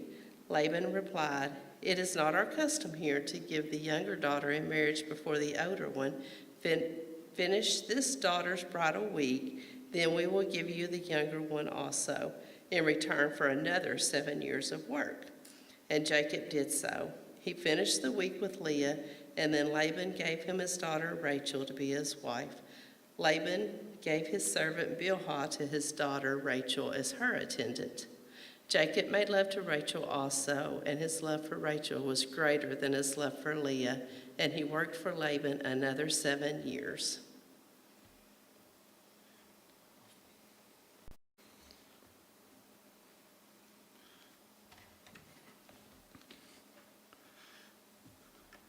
When the Lord saw that Leah was not loved, he enabled her to conceive, but Rachel remained childless. Leah became pregnant and gave birth to a son. She named him Reuben, for she said, "It is because the Lord has seen my misery. Surely my husband will love me now." She conceived again, and when she gave birth to a son, she said, "Because the Lord heard that I am not loved, he gave me this one too." So she named him Simeon. Again she conceived, and when she gave birth to a son, she said, "Now at last my husband will become attached to me, because I have borne him 3 sons." So he was named Levi. She conceived again, and when she gave birth to a son, she said, "This time I will praise the Lord." So she named him Judah. Then she stopped having children. Chapter 30. When Rachel saw that she was not bearing Jacob any children, she became jealous of her sister. So she said to Jacob, "Give me children or I'll die." Jacob became angry with her and said, "Am I in the place of God, who has kept you from having children?" Then she said, "Here is Bilhah, my servant. Sleep with her so that she can bear children for me, and I too can build a family through her." So she gave him her servant Bilhah as a wife. Jacob slept with her, and she became pregnant and bore him a son. Then Rachel said, "God has vindicated me. He has listened to my plea and given me a son." Because of this, she named him Dan. Rachel's servant Bilhah conceived again and bore Jacob a second son. Then Rachel said, "I have had a great struggle with my sister, and I have won." So she named him Naphtali. When Leah saw that she had stopped having children, she took her servant Zilpah and gave her to Jacob as a wife. Leah's servant Zilpah bore Jacob a son. Then Leah said, "What good fortune." So she named him Gad. Leah's servant Zilpah bore Jacob a second son. Then Leah said, "How happy I am, the women will call me happy. The women will call me happy." So she named him Asher. During wheat harvest, Reuben went out into the fields and found some mandrake plants, which he brought to his mother Leah. Rachel said to Leah, "Please give me some of your son's drakes." But she said to her, "Wasn't it enough that you took away my husband? Will you take my son's mandrakes too?" "Very well," Rachel said. "He can sleep with you tonight in return for your son's mandrakes." So when Jacob came in from the fields that evening, Leah went out to meet him. "You must sleep with me," she said. "I have hired you with my son's mandrakes." So he slept with her that night. God listened to Leah, and she became pregnant and bore Jacob a 5th son. Then Leah said, "God has rewarded me for giving my servant to my husband." So she named him Issachar. Leah conceived again and bore Jacob a 6th son. Then Leah said, "God has presented me with a gracious gift. This time my husband will treat me with honor, because I have borne him 6 sons." So he named him Zebulun. Sometime later she gave birth to a daughter and named her Dinah. Then God remembered Rachel. He listened to her and enabled her to conceive. She became pregnant and gave birth to a son and said, "God has taken away my disgrace." She named him Joseph and said, "May the Lord add to me another son." After Rachel gave birth to Joseph, Jacob said to Laban, Send me on my way so I can go back to my own homeland. Give me my wives and children, for whom I have served you, and I will be on my way. You know how much work I've done for you." But Laban said to him, "If I have found favor in your eyes, please stay. I have learned by divination that the Lord has blessed me because of you." He added, "Name your wages, and I will pay them." Jacob said to him, "You know how I have worked for you and how your livestock have fared under my care. The little you had before I came has increased greatly, and the Lord has blessed you wherever I have been. But now when may I do something for my own household?" "What shall I give you?" he asked. "Don't give me anything," Jacob replied, "but if you will do this one thing for me, I will go on tending your flocks and watching over them. Let me go through all your flocks today and remove from them every speckled or spotted sheep, every dark-colored lamb, and every spotted or speckled goat. They will be my wages, and my honesty will testify for me in the future, whenever you check on the wages you have paid me. Any goat in my possession that is not speckled or spotted, or any lamb that is not dark-colored will be considered stolen." "Agreed," said Laban. "Let it be as you have said." That same day he removed all the male goats that were streaked or spotted, and all the speckled or spotted female goats, all that had white on them, and all the dark-colored lambs, and he placed them in the care of his sons. Then he put a 3-day journey between himself and Jacob, while Jacob continued to tend the rest of Laban's flocks. Jacob, however, took fresh-cut branches from poplar, almond, and plane trees, and made white stripes on them by peeling the bark and exposing the white inner wood of the branches. Then he placed the peeled branches in all the watering troughs so that they would be directly in front of the flocks.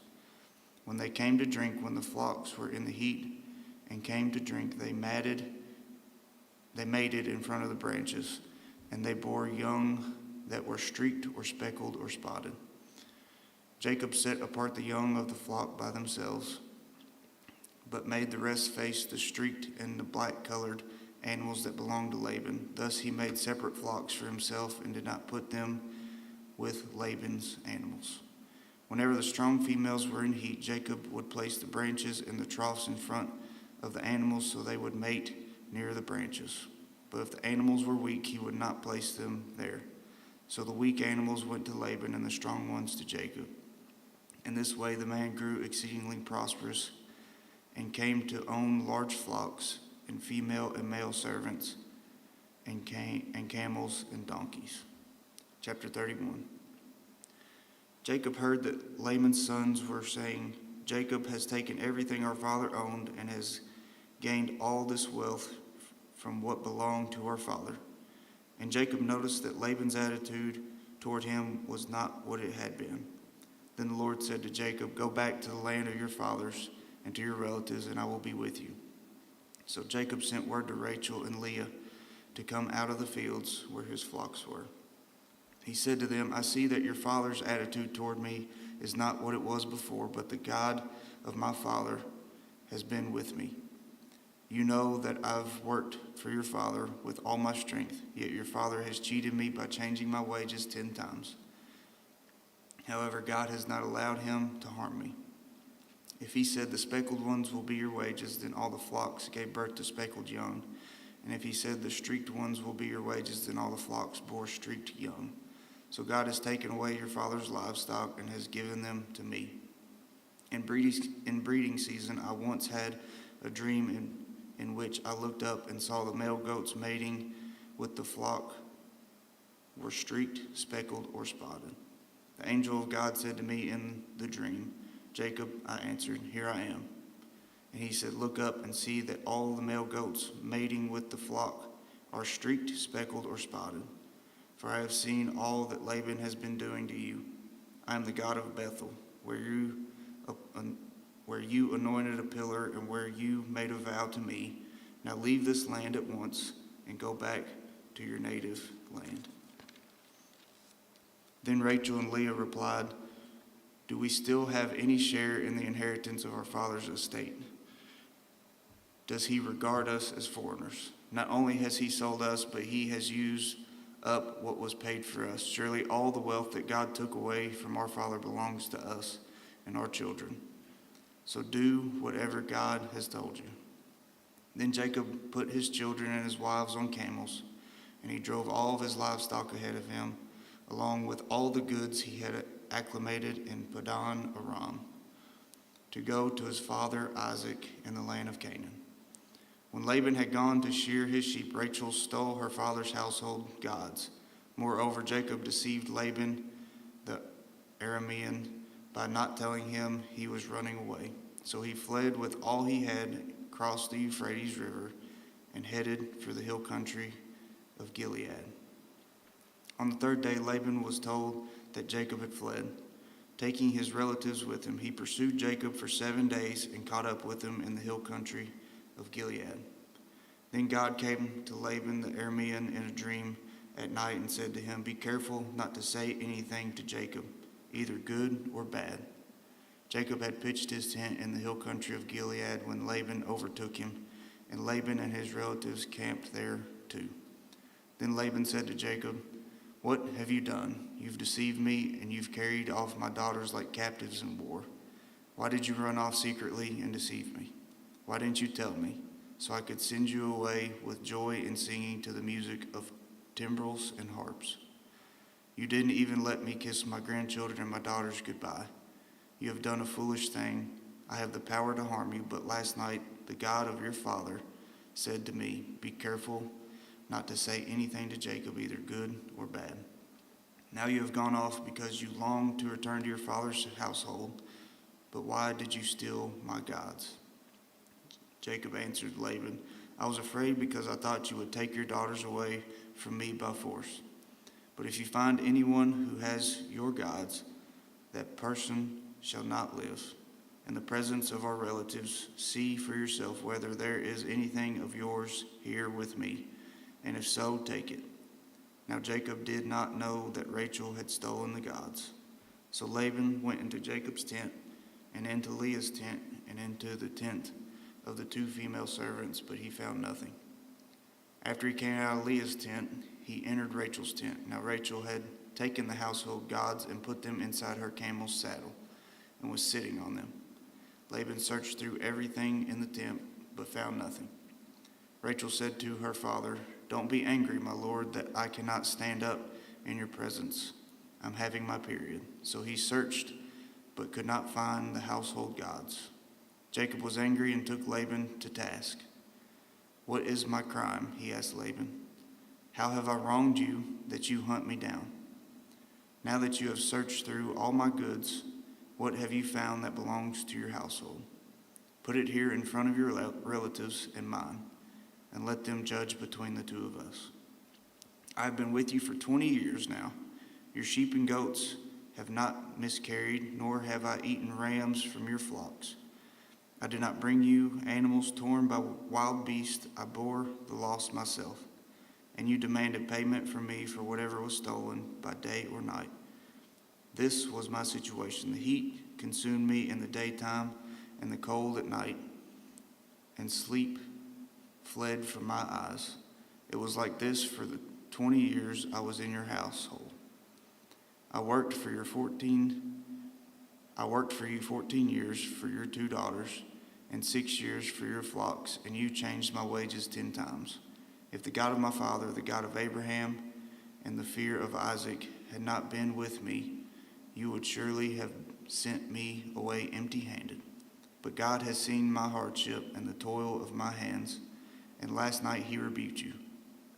Laban answered Jacob, "The women are my daughters, the children are my children, and the flocks are my flocks. All you see is mine, yet what can I do today about these daughters of mine, or about the children they have borne?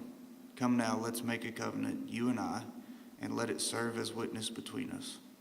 So Jacob took a stone and set it up as a pillar. He said to his relatives, "Gather some stones."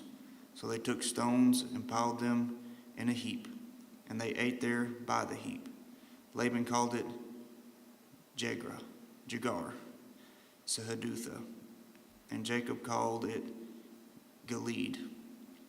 Laban said, "This heap is a witness between you and me today." That is why it is called Gilead. It was also called Mizpah, because he said, "May the Lord keep watch between you and me when we are away from each other. If you mistreat my daughters, or if you take any wives beside my daughters, even though no one is with us, remember that God is a witness between you and me."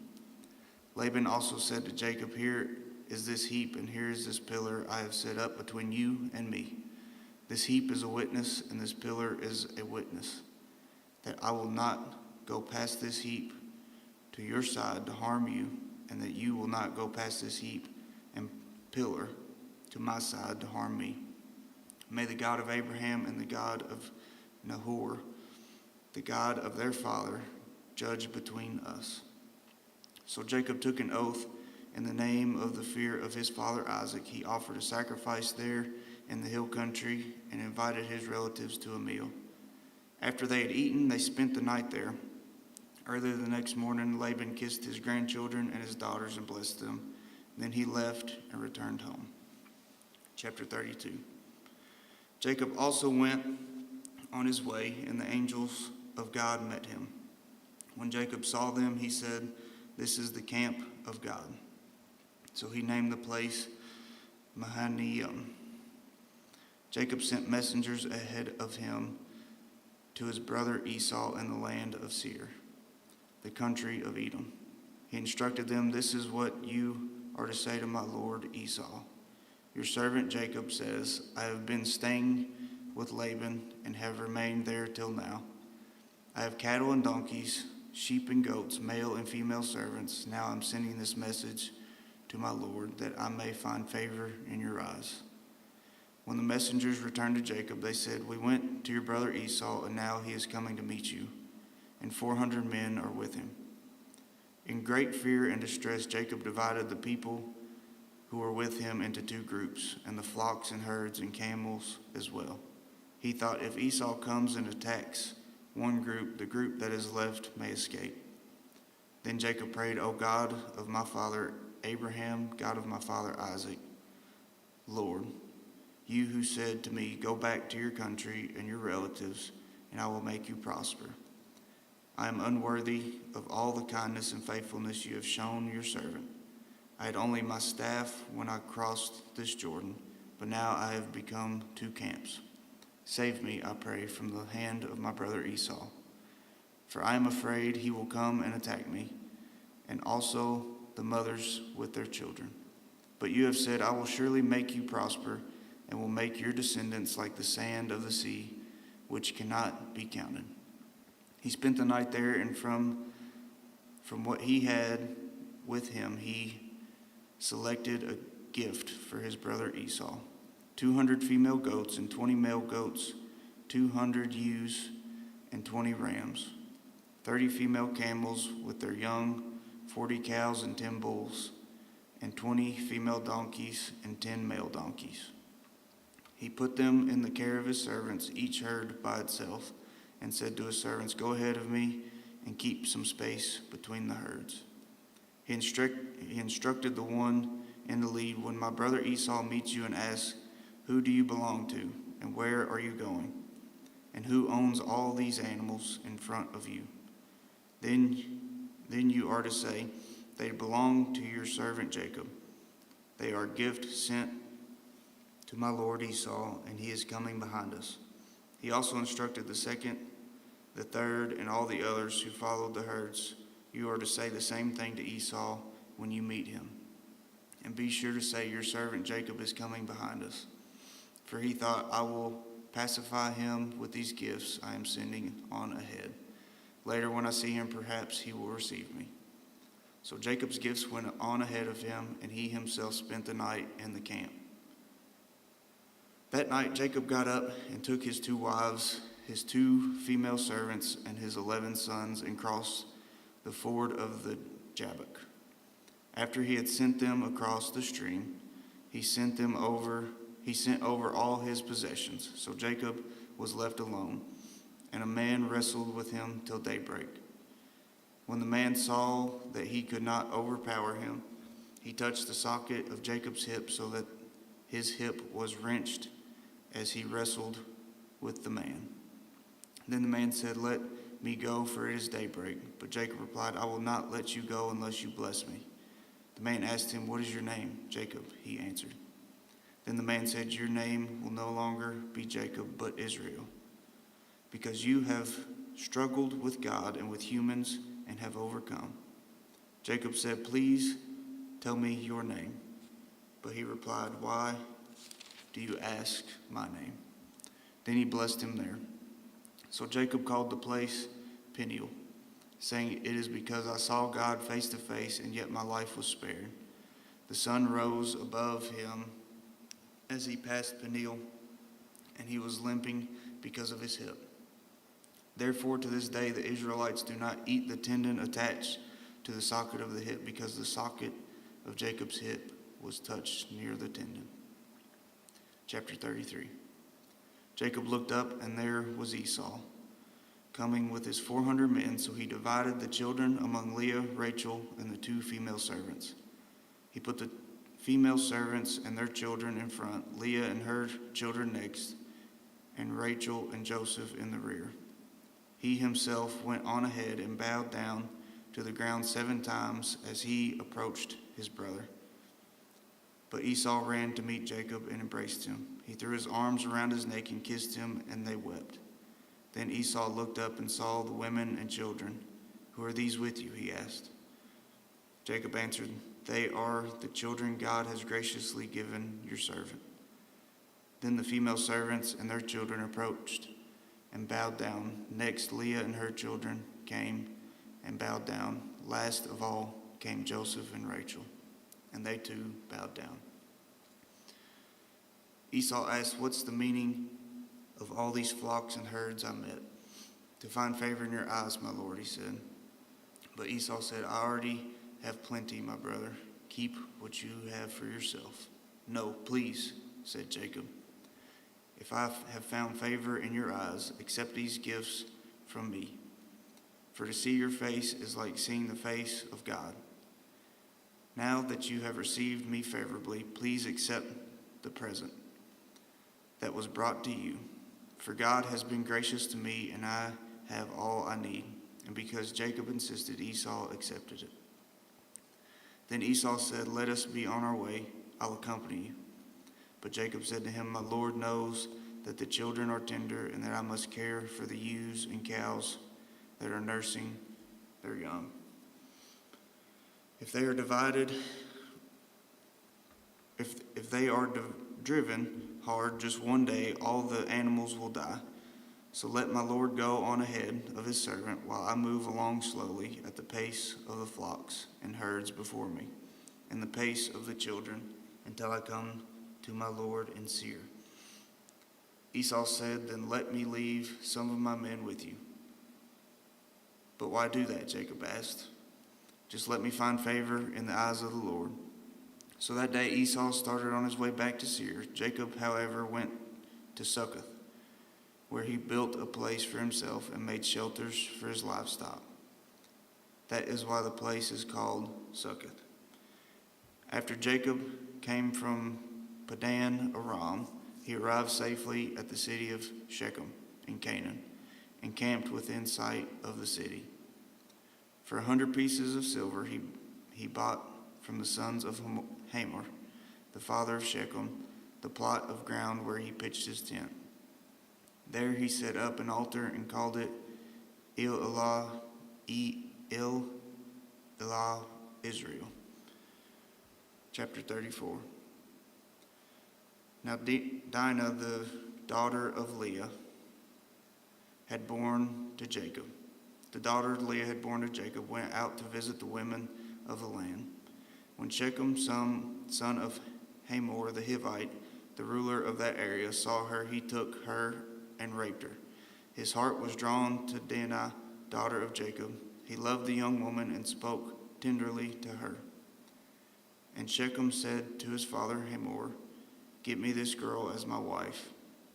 When Jacob heard that his daughter Dinah had been defiled, his sons were in the fields with his livestock, and he did nothing about it until they came home.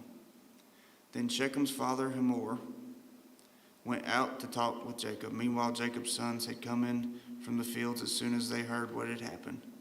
They were shocked and furious because Shechem had done an outrageous thing in Israel by sleeping with Jacob's daughter, a thing that should not be done. But Hamor said to them, "My son Shechem has his heart set on your daughter. Please give her to him as his wife. Intermarry with us, give us your daughters, and take our daughters for yourselves. You can settle among us. The land is open to you. Live in it, trade in it, and acquire property in it." Then Shechem said to Dinah's father and brothers, "Let me find favor in your eyes, and I will give you whatever you ask. Make the price for the bride and the gift I am to bring as great as you like, and I'll pay whatever you ask me. Only give me the young woman as my wife." Because their sister Dinah had been defiled, Jacob's sons replied deceitfully as they spoke to Shechem and his father Hamor. They said to them, "We can't do such a thing. We can't give our sister to a man who is not circumcised. That would be a disgrace to us. We will enter into an agreement with you on one condition only, that you become like us by circumcising all your males. Then we will give you our daughters and take your daughters for ourselves. We'll settle among you and become one people with you. But if you will not agree to be circumcised, we'll take our sister and go." Their proposal seemed good to Hamor and his son Shechem. The young man who was the most honored of all his father's family lost no time in doing what they said, because he was delighted with Jacob's daughter. So Hamor and his son Shechem went to the gate of their city to speak to the men of their city. "These men are friendly towards us," they said. "Let them live in our land and trade in it, and the land has plenty of room for them. We can marry their daughters, and they can marry ours. But the men will agree to live with us as one people only on the condition that our males be circumcised, as they themselves are. Want their livestock, their property, and all their other animals become ours. So let us agree to their terms, and they will settle among us." All the men who went out of the city gate agreed with Hamor and his son Shechem, and every male in the city was circumcised. 3 days later, while all of them were still in pain, 2 of Jacob's sons, Simeon and Levi, Dinah's brothers, took their swords and attacked the unsuspecting city, killing every male. They put Hamor and his son Shechem to the sword and took Dinah from Shechem's house and left. The sons of Jacob came upon the dead bodies and looted the city where their sister had been defiled. They seized their flocks and herds and donkeys and everything else of theirs in the city and out in the fields. They carried off all their wealth and all their women and children, taking as plunder everything in the house. Then Jacob said to Simeon and Levi, "You have brought trouble on me by making it obnoxious to the Canaanites and Perizzites, the people living in this land. We are few in number, and if they join forces against me and attack me, I and my household will be destroyed." But they replied, "Should he have treated our sister like a prostitute?" Chapter 35. Then God said to Jacob, "Go up to Bethel and settle there, and build an altar there to God, who appeared to you when you were fleeing from your brother Esau." So Jacob said to his household and to all who were with him, "Get rid of the foreign gods and have with you, and purify yourselves and change your clothes. Then come, let us go up to Bethel, where I will build an altar to God, who answered me in the day of my distress, and who has been with me wherever I have gone." So they gave Jacob all the foreign gods they had, and the rings in their ears, and Jacob buried them under the oak at Shechem. Then they set out and the terror of God fell on the towns all around them, so that no one pursued them.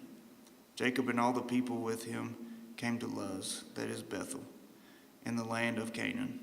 There he built an altar, and he called the place El Bethel, because it was there that God revealed himself to him when he was fleeing from his brother. Now Deborah, Rebekah's nurse, died and was buried under the oak outside Bethel. So it was named Elon Bakuth.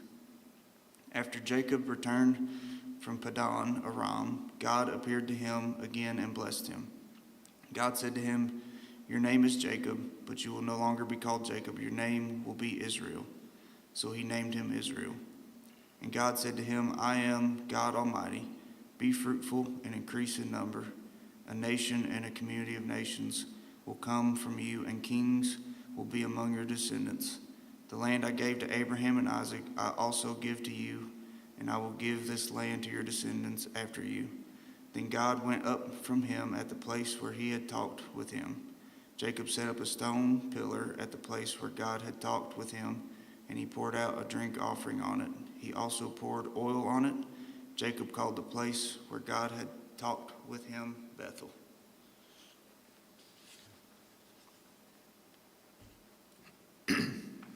The deaths of Rachel and Isaac. When they moved on from Bethel, while they were still some distance from Epirath, Rachel began to give birth and had great difficulty. And as she was having great difficulty in childbirth, the midwife said to her,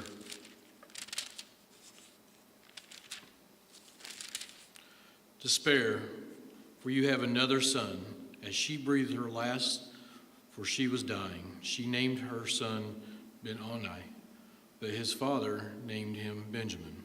So Rachel died and was buried on the way to Epirath, that is Bethlehem. Over her tomb, Jacob set up a pillar, and to this day that pillar marks Rachel's tomb. Israel moved on again and pitched his tent beyond Migdal Eder.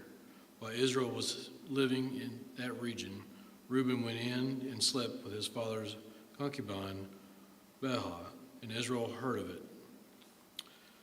Jacob had 12 sons, the sons of Leah: Reuben, the firstborn of Jacob, Simeon, Levi, Judah, Issachar, and Zebulun. The sons of Rachel, Joseph and Benjamin. The sons of Rachel's servants, Bilhah, Dan, and Naphtali. The sons of Leah's servants, Zilpah, Gad, and Asher. These were the sons of Jacob who were born to him in Paddan Aram. Jacob came home to his father Isaac in Mary near Kirhath Arba, that is Hebron, where Abraham and Isaac had stayed.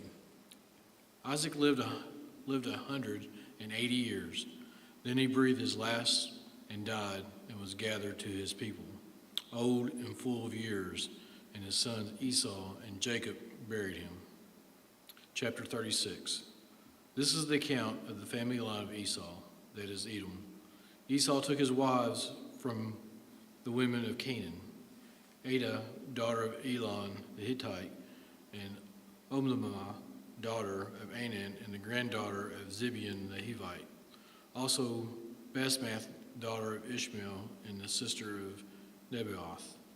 Adah bore Eliphaz to Esau. Basemath bore Reuel, and Omlimah bore Jesus, Jalam, and Korah. These were the sons of Esau who were born to him in Canaan. Esau took his wives and sons and daughters and all the members of his household, as well as his livestock, and all the other animals and all the goods he had acquired in Canaan, and moved to a land some distance from his brother Jacob. These possessions were too great for them to remain together. The land where they were staying could not support them both because of their livestock. So Esau settled into the hill country of Seir. This is the account of the family line of Esau, the father of the Edomites in the hill country of Seir. These are the names of Esau's sons: Eliphaz, the son of Esau's wife Adah, and Reuel, the son of Esau's wife Basmath. The sons of Eliphaz: Teman, Omar, Zepho, and Gadam, and Kenaz. Esau's sons, Eliphaz had also had a concubine named Timnah, who bore him Amalek. These were the grandsons of Esau's wife, Adah. The sons of Reuel, Nathan, Zerah, Shemaiah, and Mizah. These were the grandsons of Esau's wife, Basemath. The sons of Esau's wife, Aldamah, the daughter of Anna, and the granddaughter of Zibeon, whom she bore to Esau, Jesus, Jalam, and Korah. These were the chiefs among Esau's descendants, the sons of Eliphaz, the firstborn of Esau. Chiefs Teman, Omar, Zepho, Kenaz, Korah, Gadam, and Amalek. These were the chiefs descended from Eliphaz in Edom. They were grandsons of Adah. The son of Esau's son, Reuel, chiefs Nahath, Zerah, Shimei, Mizah.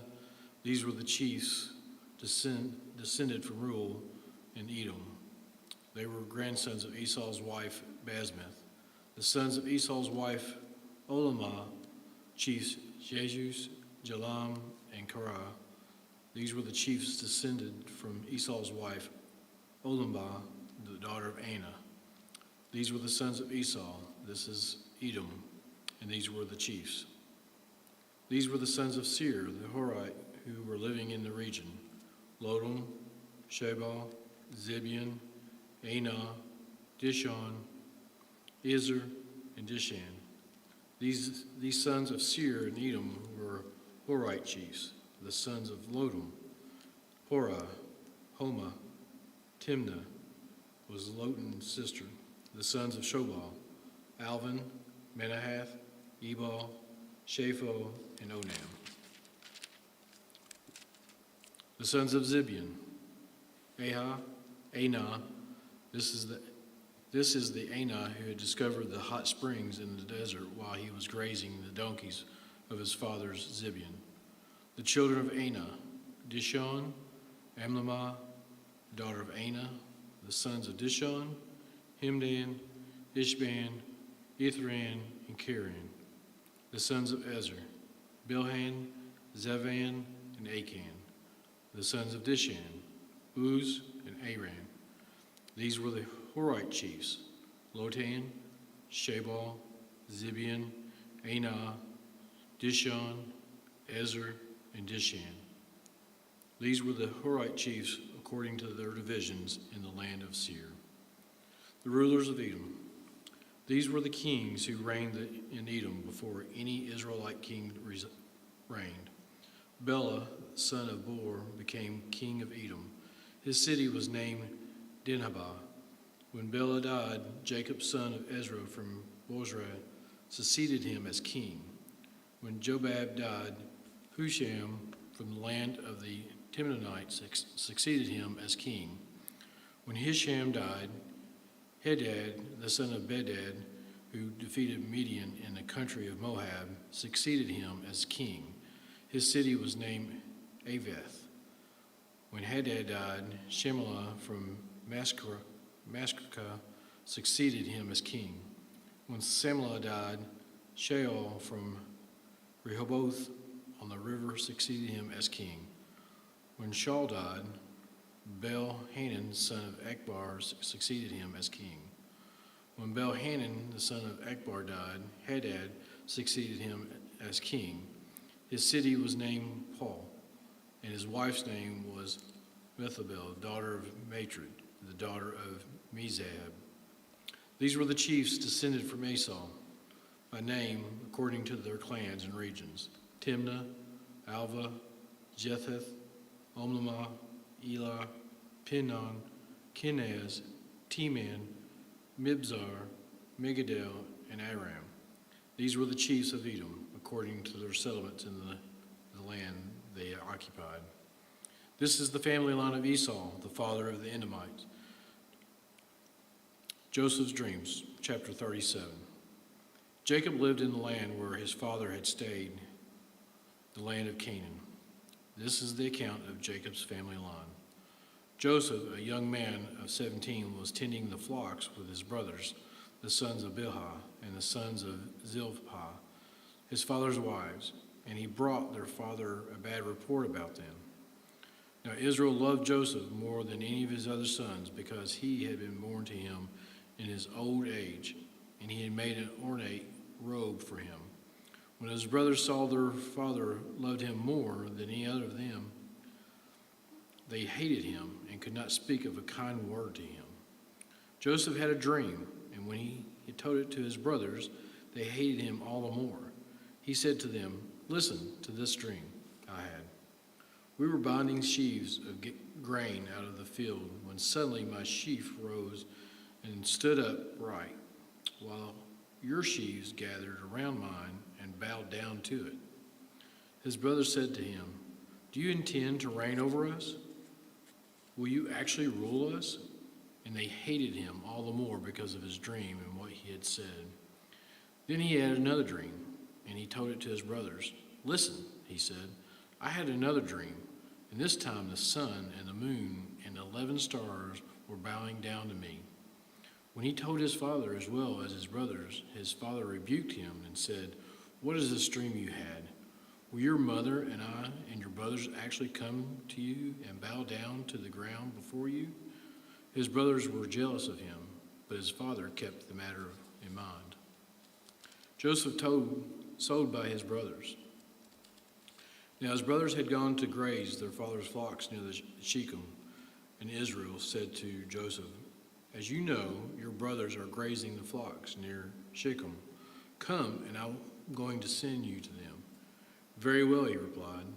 So he said to them, "Go and see if all is well with your brothers and with the flocks, and bring your word back to me." Then he sent him off from the valley of Hebron. When Joseph arrived at Shechem, a man found him wandering around in the fields and asked him, "What are you looking for?" He replied, "I'm looking for my brothers. Can you tell me where they are grazing their flocks?" "They have moved on from here," the man answered. "I heard them say, 'Let's go to Dothan.'" So Joseph went after his brothers and found them near Dothan. But they saw him in the distance, and before he reached them, they plotted to kill him. "Here comes that dreamer," they said to each other. "Come now, let's kill him, throw him into one of these cisterns, and say that a ferocious animal devoured him. Then we'll see what comes of his dreams." When Reuben heard of this, he tried to rescue him from their hands. "Let's not take his life," he said. "Don't shed any blood. Throw him into the cistern here in the wilderness, but don't lay a hand on him." Reuben said this to rescue him from them and take him back to his father. So when Joseph came to his brothers, and they stripped him of his robe, the ornate robe he was wearing, and they took him and threw him into the cistern. The cistern was empty. There was no water in it. As they sat down to eat their meal, they looked up and saw a caravan of Ishmaelites coming from Gilead. Their camels were loaded with spices, balm, myrrh, and they were on their way to take them down to Egypt. Judah said to his brothers, "What will we gain if we kill our brother and cover up his blood? Come, let's sell him to his Ishmaelites and not lay our hands on him. After all, he is our brother, our own flesh and blood." His brothers agreed. So when the Midianite merchants came by, his brothers pulled Joseph out of the cistern and sold him for 20 shekels of silver to the Ishmaelites, who took him to Egypt. When Reuben returned to the cistern and saw that Joseph was not there, he tore his clothes. He went back to his brothers and said, "The boy isn't there. Where can I turn now?" Then they got Joseph's robe, slaughtered a goat, and dipped the robe in the blood. They took the ornate robe back to their father and said, "We found this. Examine it to see whether it is your son's robe." He recognized it and said, "It is my son's robe. Some ferocious animal has devoured him. Joseph has surely been torn to pieces." Then Jacob tore his clothes out and put on shack clothing and mourned for his sons many days. All his sons and daughters came to comfort him, but he refused to be comforted. "No," he said, "I will continue to mourn until I join my son in the grave." So the father wept for him. Meanwhile, the Midianites sold Joseph in Egypt to Potiphar, one of Pharaoh's officials, the captain of the guard. Chapter 38. At that time, Judah left his brothers and went down to stay with a man of Adullam named Hira. There Judah met the daughter of the Canaanite man named Shua. He married her and made love to her. She became pregnant and gave birth to a son, who was named She conceived again and gave birth to a son and named him Onan. She gave birth to still another son and named him Shelah. It was at Kezib that she gave birth to him.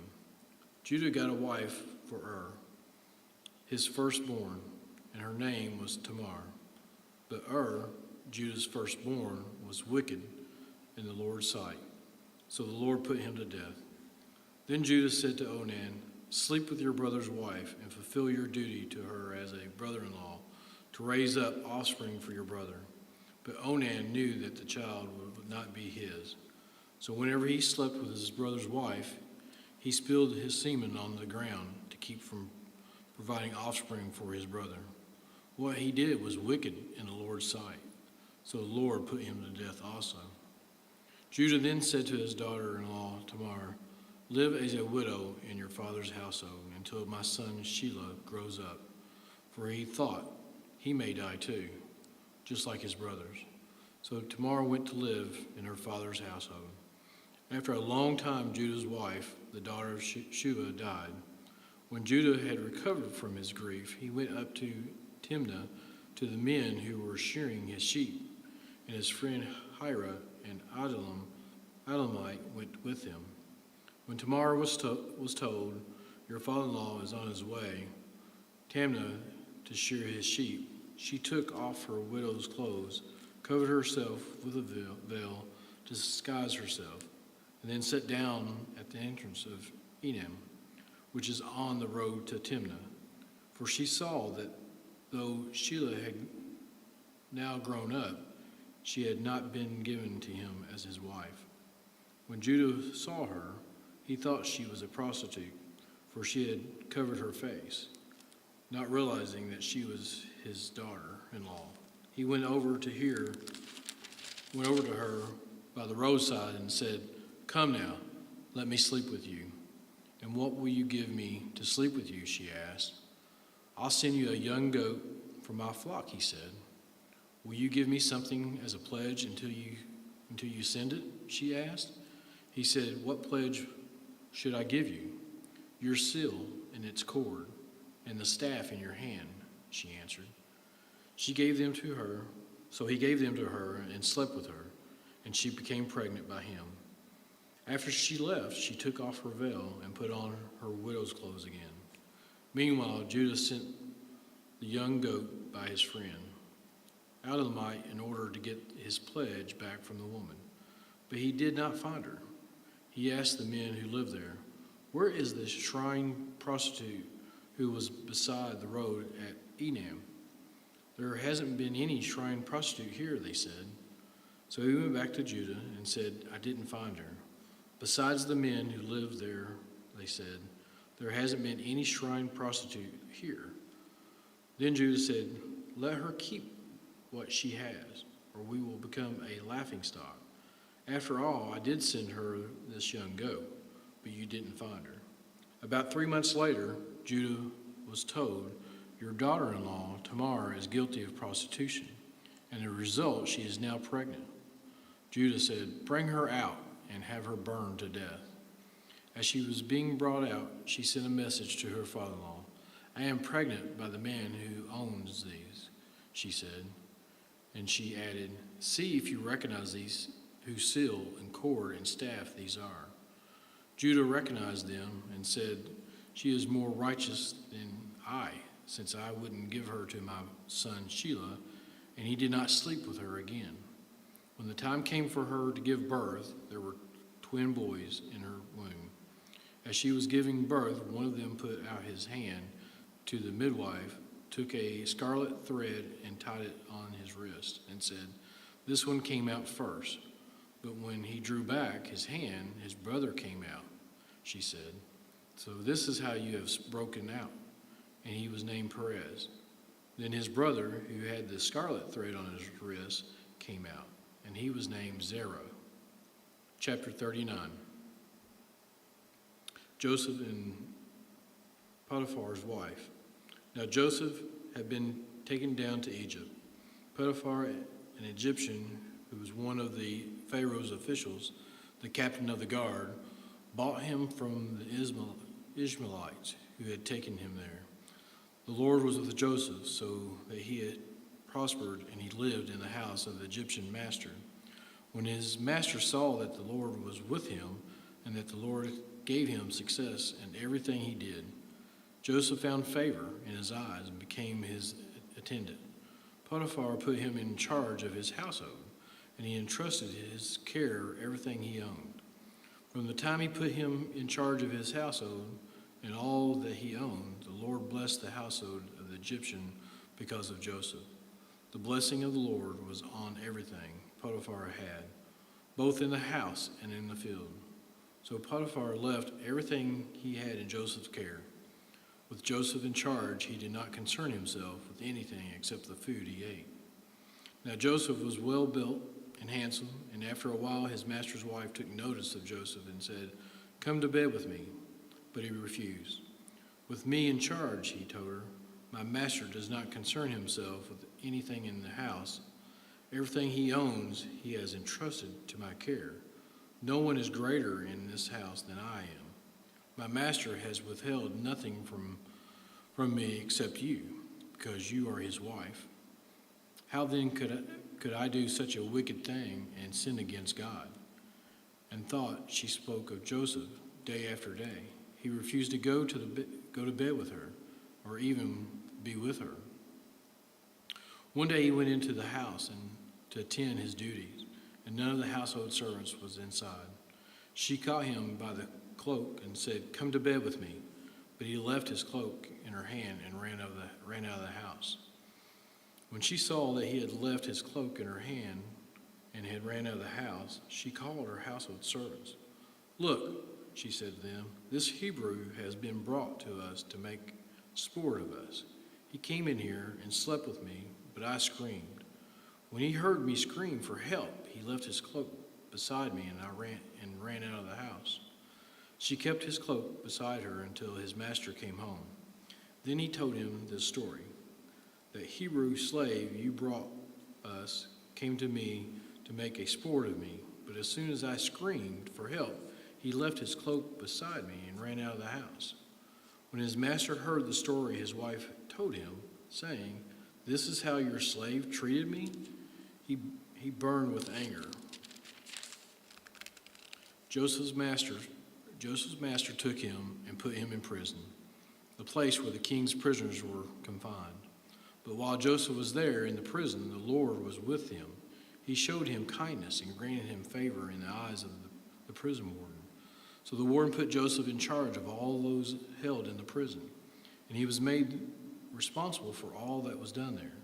The warden paid no attention to anything under Joseph's care, because the Lord was with Joseph and gave him success in whatever he did. Chapter 4, the cupbearer and the baker.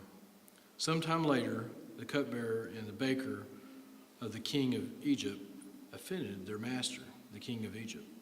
Pharaoh was angry with his two officials, the chief cupbearer and the chief baker, and put them in custody in the house of the captain of the guard, in the same prison where Joseph was confined. The captain of the guard assigned them to Joseph, and he attended them. After they had been in custody for some time, each of the two men, the cupbearer and the baker of the king of Egypt, who were being held in prison, had a dream the same night, and each dream had a meaning of its own. When Joseph came to them the next morning, he saw that they were dejected. So he asked Pharaoh's officials who were in custody with him in his master's house, "Why do you look so sad today?" "We both had dreams," they answered, "but there is no one to interpret them." Then Joseph said to them, Do not interpretations belong to God? Tell me your dreams. So the chief cupbearer told Joseph his dream. He said to him, In my dream I saw a vine in front of me, and on the vine were 3 branches. As soon as it budded, it blossomed, and its clusters ripened into grapes. Pharaoh's cup was in my hand, and I took the grapes, squeezed them into Pharaoh's cup, and put the cup in his hand. This is what it means, Joseph said to them. The 3 branches are 3 days. Within 3 days, Pharaoh will lift up your head and restore you to your position, and you will put Pharaoh's cup in his hand, just as you used to do when you were his cupbearer. But when all goes well with you, remember me and show me kindness. Mention me to Pharaoh and get me out of this prison. I was forcibly carried off from the land of the Hebrews, and even here I have done nothing to deserve being put in a dungeon. When the chief baker saw that Joseph had given a favorable interpretation, he said to Joseph, I had a dream too. On my head were 3 baskets of bread. In the top basket were all kinds of baked goods for Pharaoh, but the birds were eating them out of the basket on my head. This is what it means, Joseph said. The 3 baskets are 3 days. Within 3 days, Pharaoh will lift off your head and impale your body on a pole, and the birds will eat away your flesh. Now the third day was Pharaoh's birthday, and he gave a feast for all of his officials. He lifted up the heads of the chief cupbearer and the chief baker in the presence of his officials. He restored the chief cupbearer in his position, so that he once again put the cup into Pharaoh's hand. But he impaled the chief baker, just as Joseph had said to them in his interpretation. The chief cupbearer, however, did not remember Joseph. He forgot him. Chapter 41, Pharaoh's dreams. When 2 full years had passed, Pharaoh had a dream.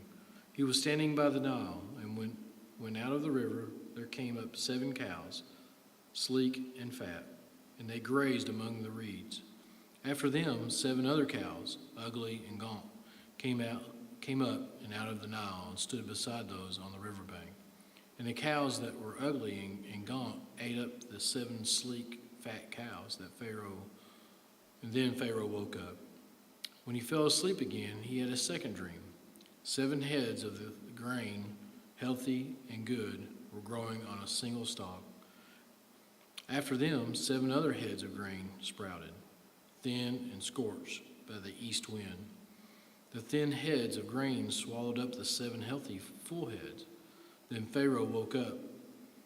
It had been a dream. In the morning, his mind was troubled, so he sent out for all the magicians and wise men of Egypt. Pharaoh told them his dreams, but no one could interpret them for him. Then the chief cupbearer said to Pharaoh, Today I am reminded of my shortcomings. Pharaoh was once angry with his servants, and he imprisoned me and the chief baker in the house of the captain of the guard. Each of us had a dream the same night, and each dream had a meaning of its own. Now a young Hebrew was there with us, a servant of the captain of the guard. He told him our dreams, and he interpreted them for us, giving each man the interpretation of his dream. And things turned out exactly as he interpreted them to us. I was restored to my position, and the other man was impaled. So Pharaoh sent for Joseph, and he was quickly brought from the dungeon. When he had shaved and changed his clothes, he came before Pharaoh. Pharaoh said to Joseph, I had a dream, and no one can interpret it, but I have heard it said of you that when you hear of a dream, you can interpret it. I cannot do it, Joseph replied to Pharaoh, but God will give Pharaoh the answers he desires. When Pharaoh said to Joseph, In my dream I was standing on the bank of the Nile, when out of the river there came up 7 cows, fat and sleek. They grazed among the reeds. After them, 7 other cows came up, scrawny and very ugly and lean. I had never seen such ugly cows in all the land of Egypt. The lean, ugly cows ate up the 7 fat cows that came up first. But even after that, they ate them. no one could tell me that they had done, no one could tell that they had done so. They looked just as ugly as before. Then I woke up. In my dream, I saw 7 heads of grain, full and good, growing on a single stalk. After them, 7 other heads sprouted, withered and thin and scorched by the east wind. The thin heads of grain swallowed up the 7 good heads. I told this to the magicians, but none of them could explain it to me. Then Joseph said to Pharaoh, "The dreams of Pharaoh are one of the same. God has revealed to Pharaoh what he is about to do. The 7 good cows are 7 years, and the 7 good heads of grain are 7 years. It is one of the same dream. The 7 lean, ugly cows that came up afterwards are 7 years, and so are the 7 worthless heads of grain scorched by the east wind. They are 7 years of famine. It is just as I said to Pharaoh. God has shown Pharaoh what he is about to do. 7 years of great abundance are coming throughout the land of Egypt, but 7 years of famine will follow them. Then all the abundance of Egypt will be forgotten, and the famine will ravage the land. The abundance in the land will not be remembered, because the famine that follows it will be so severe. The reason the dream was given to Pharaoh in 2 forms is that the matter has been firmly decided by God, and God will do it soon." Good job. Thank you.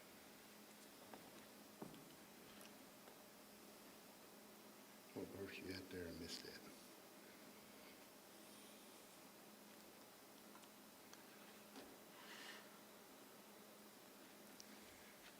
And now let Pharaoh look for a discerning and wise man to put him in charge of the land of Egypt.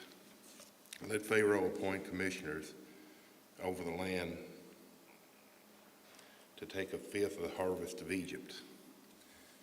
During the 7 years of abundance, they should collect all the food in these good years that are coming and store up the grain under the authority of Pharaoh to be kept in the cities for food.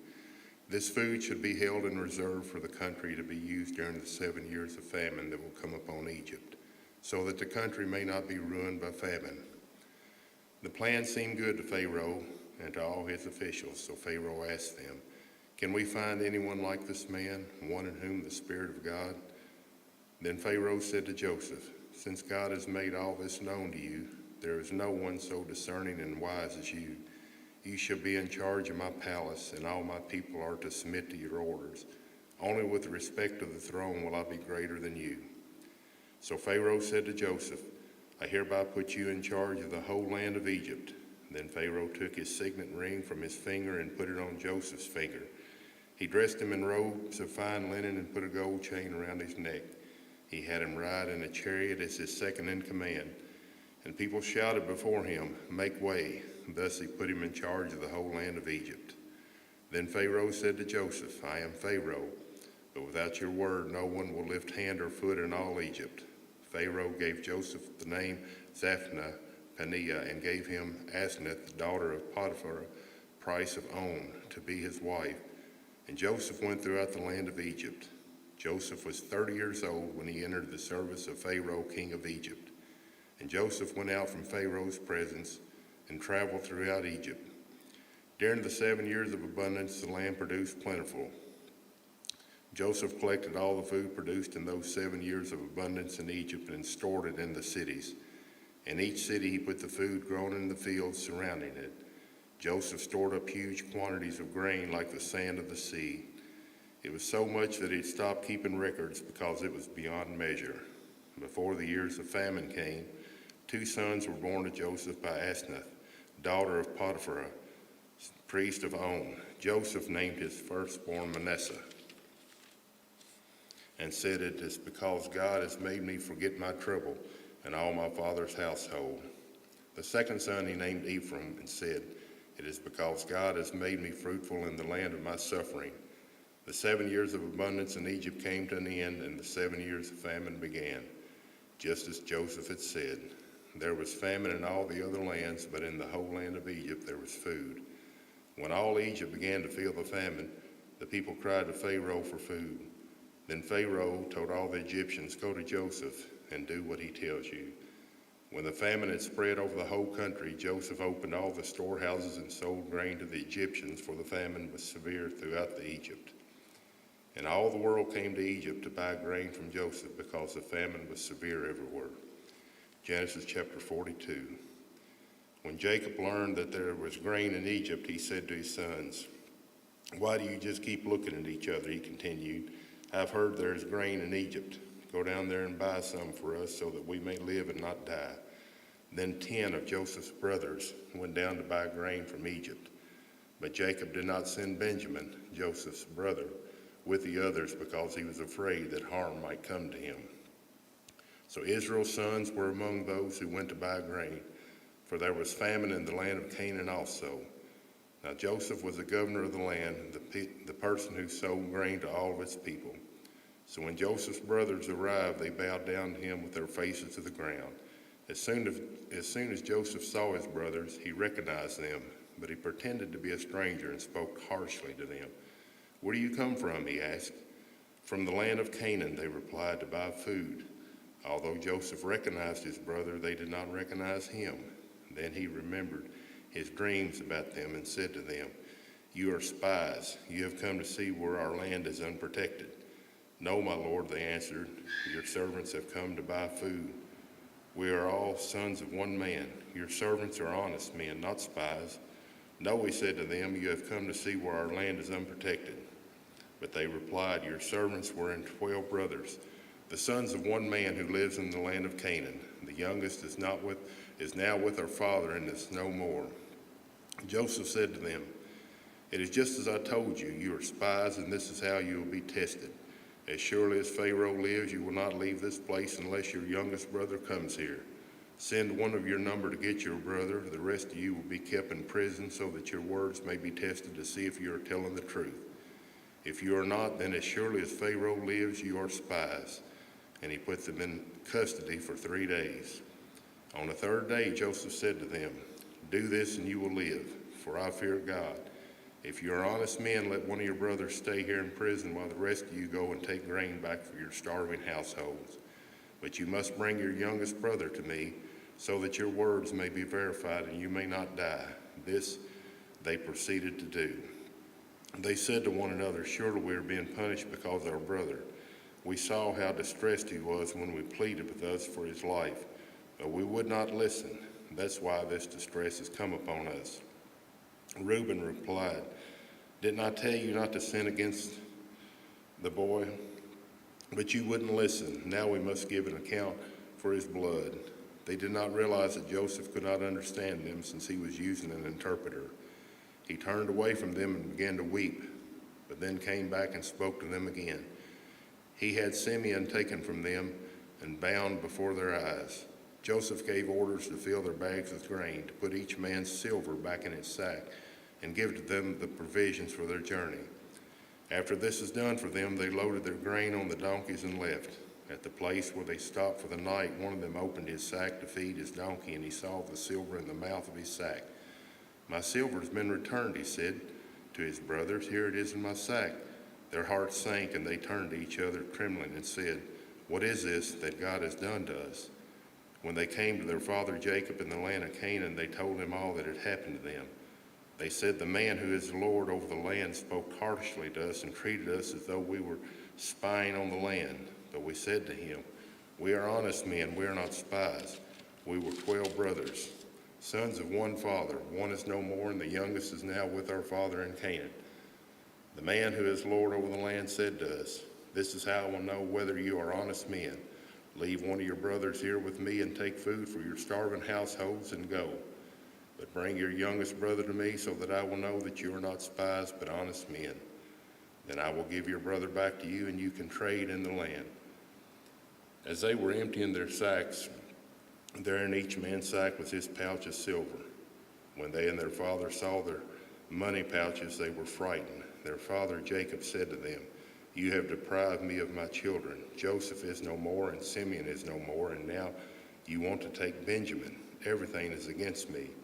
Then Reuben said to his father, 'You may put both my sons to death if I do not bring him back to you. Entrust him to my care, and I will bring him back.' But Jacob said, 'My son will not go down there with you. His brother is dead, and he is the only one left. If harm comes to him on the journey you are taking, you will bring my gray head down to the grave in sorrow. Genesis chapter 43. Now the famine was still severe in the land, so when they had eaten all the grain they had brought from Egypt, their father said to them, "Go back and buy us a little more food." But Judah said to him, "The man warned us solemnly, 'You will not see my face again unless your brother is with you. If you will send our brother along with us, we will go down and buy some food for you. But if you will not send him, we will not go down,' because the man said to us, 'You will not see my face again unless your brother is with you.' Israel answered, 'Why did you bring this trouble on me by telling the man you had another brother?' They replied, 'The man questioned us closely about our family. 'Is your father still living?' he asked us. 'Do you have another brother?' We simply answered his questions. How were we to know he would say, 'Bring your brother down here'? Then Judah said to Israel his father, 'Send the boy along with me, and we will go at once, so that we and you and our children will live and not die. I myself will guarantee his safety, and you can hold me personally responsible for him. If I do not bring him back to you and set him before you, I will bear the blame before you all my life. As it is, if we have not delayed, we could have gone and returned twice.' Then their father Israel said to them, 'If it must be, then do this. Put some of the best products of the land in your bags and take them down to the man as a gift. A little balm, a little honey, some spices and myrrh, some pistachio nuts and almonds. Take double the amount of silver with you, for you must return the silver that was put back in your mouths of your sacks. Perhaps it was a mistake. Take your brother also and go back to the man at once, and may God Almighty grant you mercy before the man, so that he will let your other brother and Benjamin come back with you. As for me, I am bereaved. I am bereaved.' So the man took the gifts and double the amount of silver, and Benjamin also. They hurried down to Egypt and presented themselves to Joseph. When Joseph saw Benjamin with them, he said to the steward of the house, 'Take these men to my house, slaughter an animal, prepare a meal. They are to eat with me at noon.' The man did as Joseph told him and took the men to Joseph's house. Now the men were frightened when they were taken to his house. They thought, 'We were brought here because of the silver that was put back in our sacks. The first time he wants to attack us and overpower us and seize us as slaves and take our donkeys.' So they went up to Joseph's steward and spoke to him at the entrance of the house. 'We beg your pardon, our lord,' they said. 'We came down here the first time to buy food, but at the place where we stopped for the night, we opened our sacks, and each one of us found his silver, the exact weight in the mouth of his sack. So we have brought it back with us. We've also brought additional silver with us to buy food. We don't know who put the silver in our sacks.' 'It is all right,' he said. 'Don't be afraid. Your God, the God of your father, has given you treasure in your sacks. I received your silver.' Then he brought Simeon out to them. The steward took the men into Joseph's house, gave them water to wash their feet, and provide fodder for their donkeys. They prepared their gifts for Joseph's arrival at noon, because they had heard that they were to eat there. When Joseph came home, they presented to him the gifts they had brought to the house, and they bowed down before him to the ground. He asked them how they were, and he said, 'How is your aged father you told me about? Is he still living?' They replied, 'Your servant, our father, is still alive and well.' And they bowed down, prostrating themselves before him. As he looked about and saw his brother Benjamin, his own mother's son, he asked, 'Is this the youngest brother, the one you told me about?' And he said, 'God be gracious to you, my son.' Deeply moved at the sight of his brother Joseph hurried out and looked for a place to weep. He went into his private room and wept there. After he had washed his face and come out and controlling himself, he said, 'Serve the food.' They served him by himself, the brothers by themselves, the Egyptians who ate with him by themselves, because Egyptians could not eat with the Hebrews, for that is detestable for the Egyptians. The men had been seated before him in order of their ages, from the firstborn to the youngest, and they looked at each other in astonishment. When portions were served them from Joseph's table, Benjamin's portion was 5 times as much as anyone else, so they feasted and drank freely with him. Genesis chapter 44. Now Joseph gave these instructions to the steward of his house. Fill the men's sack with as much food as they can carry, and put each man's silver in the mouth of the sack. Then put my cup, the silver one, in the mouth of the youngest in one sack. along with the silver for his grain. And he did as Joseph said. As morning dawned, the men were sent on their way with their donkeys. They had not gone far from the city when Joseph said to his steward, "Go after those men at once, and when you catch up with them, say to them, 'Why have you repaid good with evil? Isn't this cup my master's drinks from this cup also used for divination? This is a wicked thing you have done.' When he caught up with them, he repeated these words to them. But they said to him, 'Why does my Lord say such things? Far be it from your servants to do anything like that. We even brought back to you from the land of Canaan the silver we found inside the mouths of our sacks. So why would we steal silver or gold from your master's house? If any of your servants is found to have it, he will die, and the rest of us will become the Lord's slaves.' 'Very well, then,' he said, 'let it be as you say. Whoever is found to have it will become my slave. The rest of you will be free from blame.'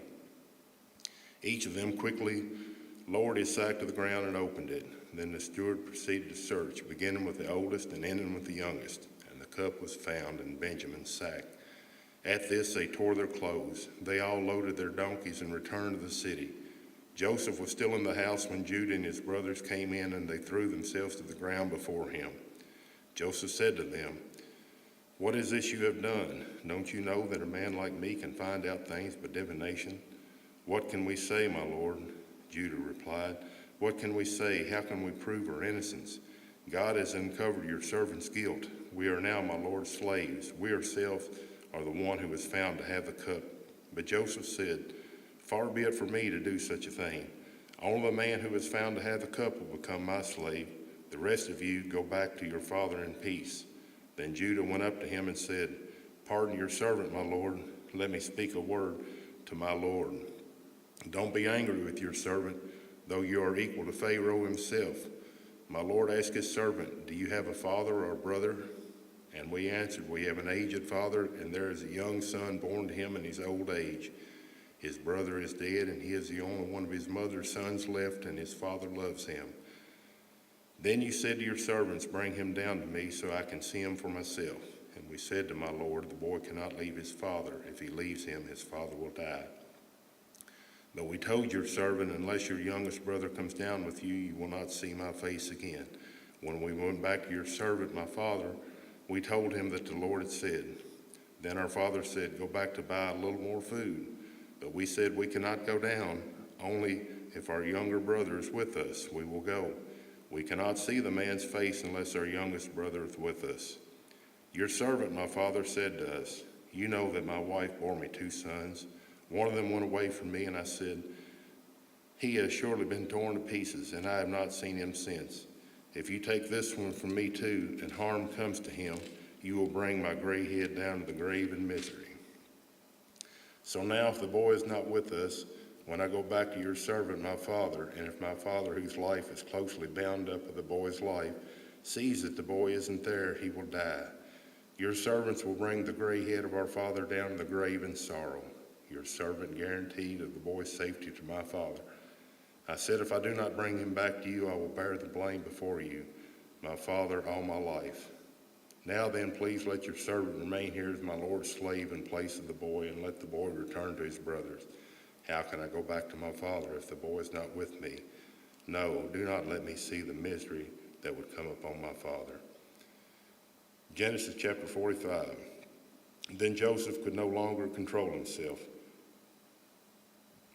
before all of his attendants, and he cried out, "Have everyone here leave my presence." So there was no one with Joseph when he made himself known to his brothers.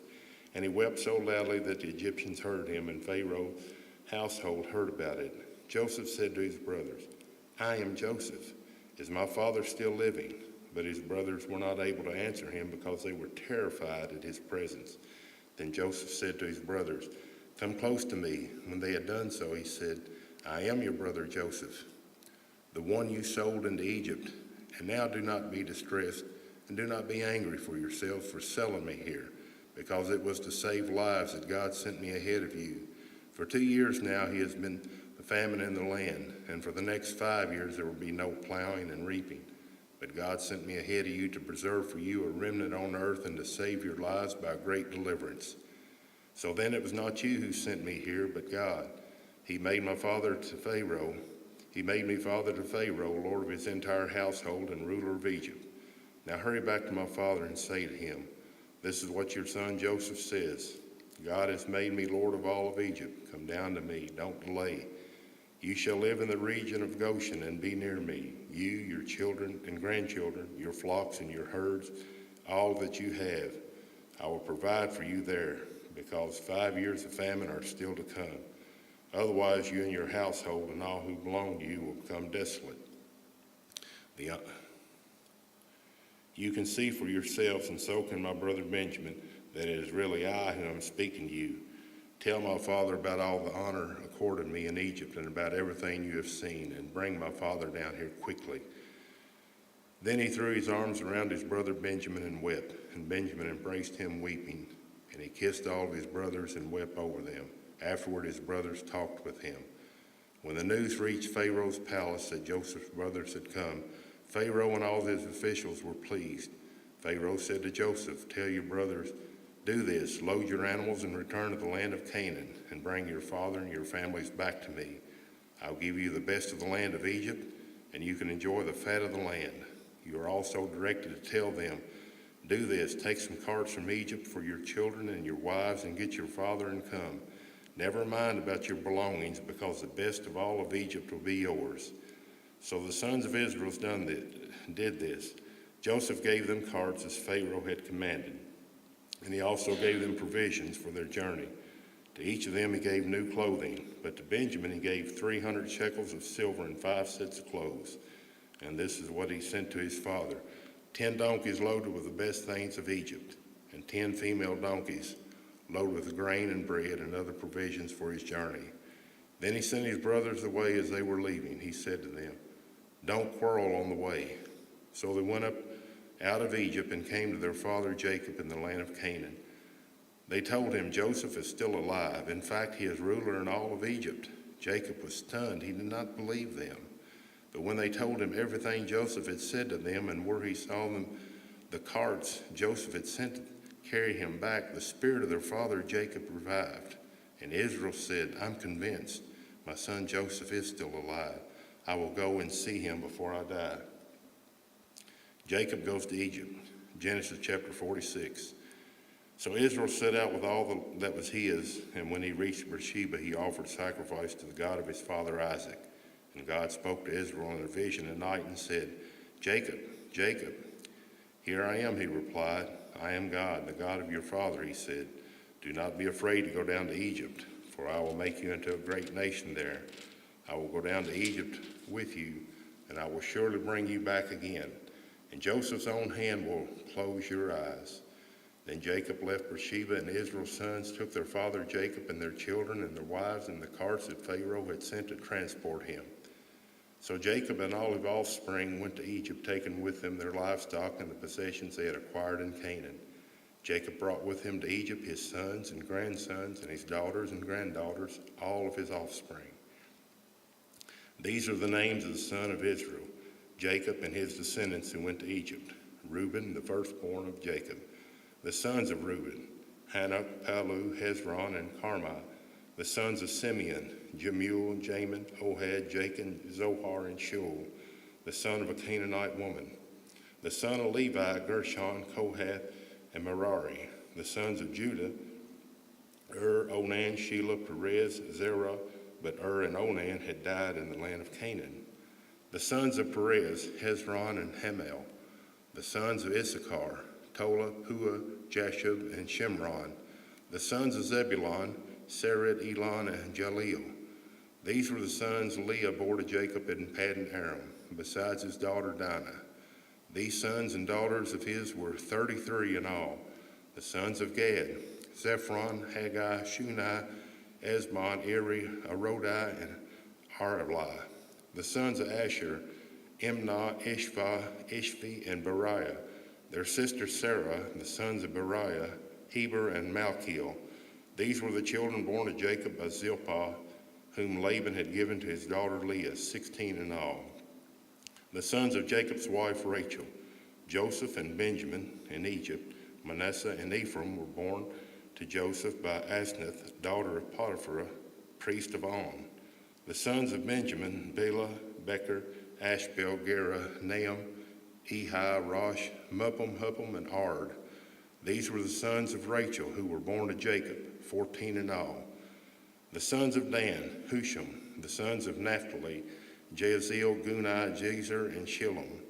These were the sons born to Jacob of Bilhah, whom Laban had given to his daughter Rachel, 7 in all.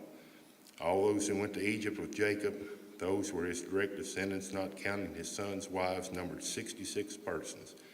With the 2 sons who had been born to Joseph in Egypt, the members of Jacob's family went to Egypt were 70 in all. Now Jacob sent Judah ahead of him to Joseph to get directions to Goshen. When they arrived in the region of Goshen, Joseph had his chariot ready and went to Goshen to meet his father Israel. As soon as Joseph appeared before him and threw his arms around his father and wept for a long time, Israel said to Joseph, "Now I'm ready to die, since I have seen for myself you are still alive." Then Joseph said to his brothers and to his father's household, "I will go up and speak to Pharaoh and will say to him, 'My brothers and my father's household, who were living in the land of Canaan, have come to me. The men are shepherds. They tend livestock, and they have brought along their flocks and herds and everything they own. When Pharaoh calls you and asks, 'What is your occupation?' you should answer, 'Your servants have tended livestock from our boyhood on, just as our father did.' Then you will be allowed to settle in the region of Goshen, for all the shepherds are detestable to the Egyptians." Genesis chapter 47. Joseph went and told Pharaoh, "My father and brothers with their flocks and herds and everything they own have come from the land of Canaan, are now in Goshen." He chose 5 of his brothers and presented them to Pharaoh. Pharaoh asked the brothers, "What is your occupation? Your servants are shepherds." They replied to Pharaoh, "Just as our fathers were." They also said to him, "We have come to live here for a while because the famine is severe in Canaan and your servants' flocks have no pasture. So now please let your servants settle in Goshen."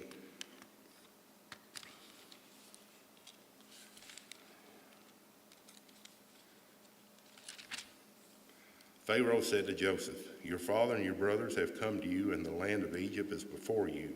Settle your father and your brothers in the best part of the land. Let them live in Goshen, and if you know any among them with special abilities, put them in charge of my own livestock." Then Joseph brought his father Jacob and presented him before Pharaoh. After Jacob blessed Pharaoh, Pharaoh asked him, "How old are you?" And Jacob said to Pharaoh, "The years of my pilgrimage are 130. My years have been few and difficult, and they do not equal the number of years of the pilgrimage of my fathers." Then Jacob blessed Pharaoh and went out from his presence. So Joseph settled his father and his brothers in Egypt and gave them property in the best part of the land, the district of Ramses, as Pharaoh directed. Joseph also provided his father and his brothers and all of his father's household with food, according to the number of their children. There was no food, however, in the whole region because the famine was severe. Both Egypt and Canaan wasted away because of the famine. Joseph collected all the money that he was found in Egypt and Canaan in payment for the grain they were buying, and he brought it to Pharaoh's palace. When the money of the people of Egypt and Canaan was gone, all Egypt came to Joseph and said, "Give us food. Why should we die before your eyes? Our money is all gone." "Then bring your livestock," said Joseph. "I will sell you food in exchange for your livestock, since your money is gone." So they brought their livestock to Joseph, and he gave them food in exchange for their horses, their sheep, their goats, their cattle, and donkeys. And he brought them that year with food in exchange for all their livestock. When that year was over, they came to him the following year and said, "We cannot hide from our Lord the fact that since our money is gone and our livestock belongs to you, there is nothing left for our Lord except our bodies and our land. Why should we perish before your eyes, we and our land as well? Buy us and our land in exchange for food, and we and our land will be in bondage to Pharaoh. Give us seed so that we may live and not die, that the land may not become desolate." So Joseph bought all the land in Egypt for Pharaoh. The Egyptians, one and all, sold their fields because the famine was too severe for them. The land became Pharaoh's, and Joseph reduced the people to servitude from one end of Egypt to the other. However, he did not buy the land of the priests because they received a regular allotment from Pharaoh and had food enough for the allotment Pharaoh gave them. That is why they did not sell their land. Joseph said to the people, "Now that I have bought you and your land today for Pharaoh, here is seed for you so that you can plant the ground. But the crop comes in, give a fifth of it to Pharaoh. The other 4 you may keep as seed for the fields and as food for yourselves and your households and your children." "You have saved our lives," they said. "May we find favor in our eyes of our Lord. We will be in bondage to Pharaoh."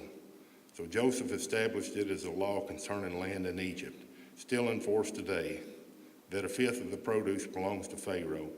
It was only the land of the priests that did not become Pharaoh's. Now the Israelites settled in Egypt, the region of Goshen. They acquired property there and were fruitful and increased greatly in number. Jacob lived in Egypt 17 years, and the years of his life were at 147. When the time drew near for Israel to die, he called his son Joseph and said to him, "If I have found favor in your eyes, put your hand under my thigh and promise that you will show me kindness and faithfulness. Do not bury me in Egypt, but when I rest with my fathers, carry me off to Egypt and bury me where they are buried." "I will do as you ask," he said. "Swear to me," he said. Then Joseph swore to him, and Israel worshipped as he leaned on top of his staff. Chapter 48. Sometime later, Joseph was told, "Your father is ill." So he took his 2 sons, Manasseh and Ephraim, along with him. When Jacob was told, "Your son Joseph has to come to you," Israel rallied his strength and sat up on the bed. Jacob said to Joseph, "God Almighty appeared to me at Luz in the land of Canaan, and there he blessed me and said to me, 'I am going to make you fruitful and increase your numbers. I will make you a community of people, and I will give this land as an everlasting possession to your descendants after you.' Now then, your 2 sons, born to you in Egypt before I came to you, here will be reckoned as mine. Ephraim and Manasseh will be mine, just as Reuben and Simon are mine. Any children born to you after them will be yours, and the territory they inherit will be reckoned under the names of their brothers. As I was returning from Paddan, to my sorrow, Rachel died in the land of Canaan while we were still on the way, a little distance from Emprah. So I buried her there beside the road of Emprah, that is Bethlehem." When Israel saw the sons of Joseph, he asked, "Who are these?" "They are the sons God has given me here," Joseph said to his father. Then Israel said, "Bring them to me so I may bless them." Now Israel's eyes were failing because of old age, and he could hardly see. So Joseph brought his sons close to him, and his father kissed them and embraced them. Israel said to Joseph, "I never expected to see your face again, and now God has allowed me to see your children too." Then Joseph removed them from Israel's knees and bowed down with his face to the ground. And Joseph took both of them, Ephraim on his right towards Israel's left hand, and Manasseh on his left towards Israel's right hand, and brought them close to him. But Israel reached out his right hand and put it on Ephraim's head and thought he was the younger.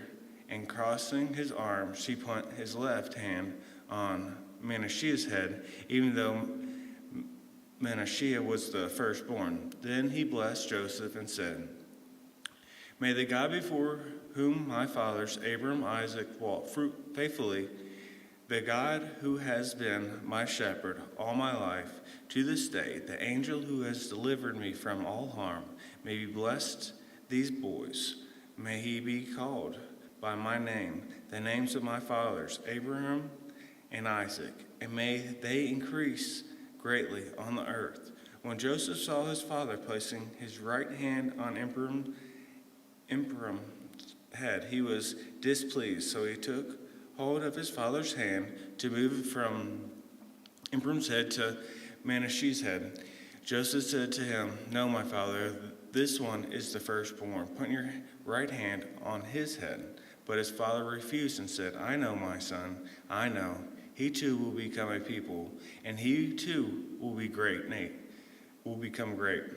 Nevertheless, his younger brother will be greater than he, and his descendants will become a group of nations." He blessed them that day and said, "In your name will Israel pronounce this blessing. May God make you like Ephraim and Manasseh." So he put Ephraim ahead of Manasseh.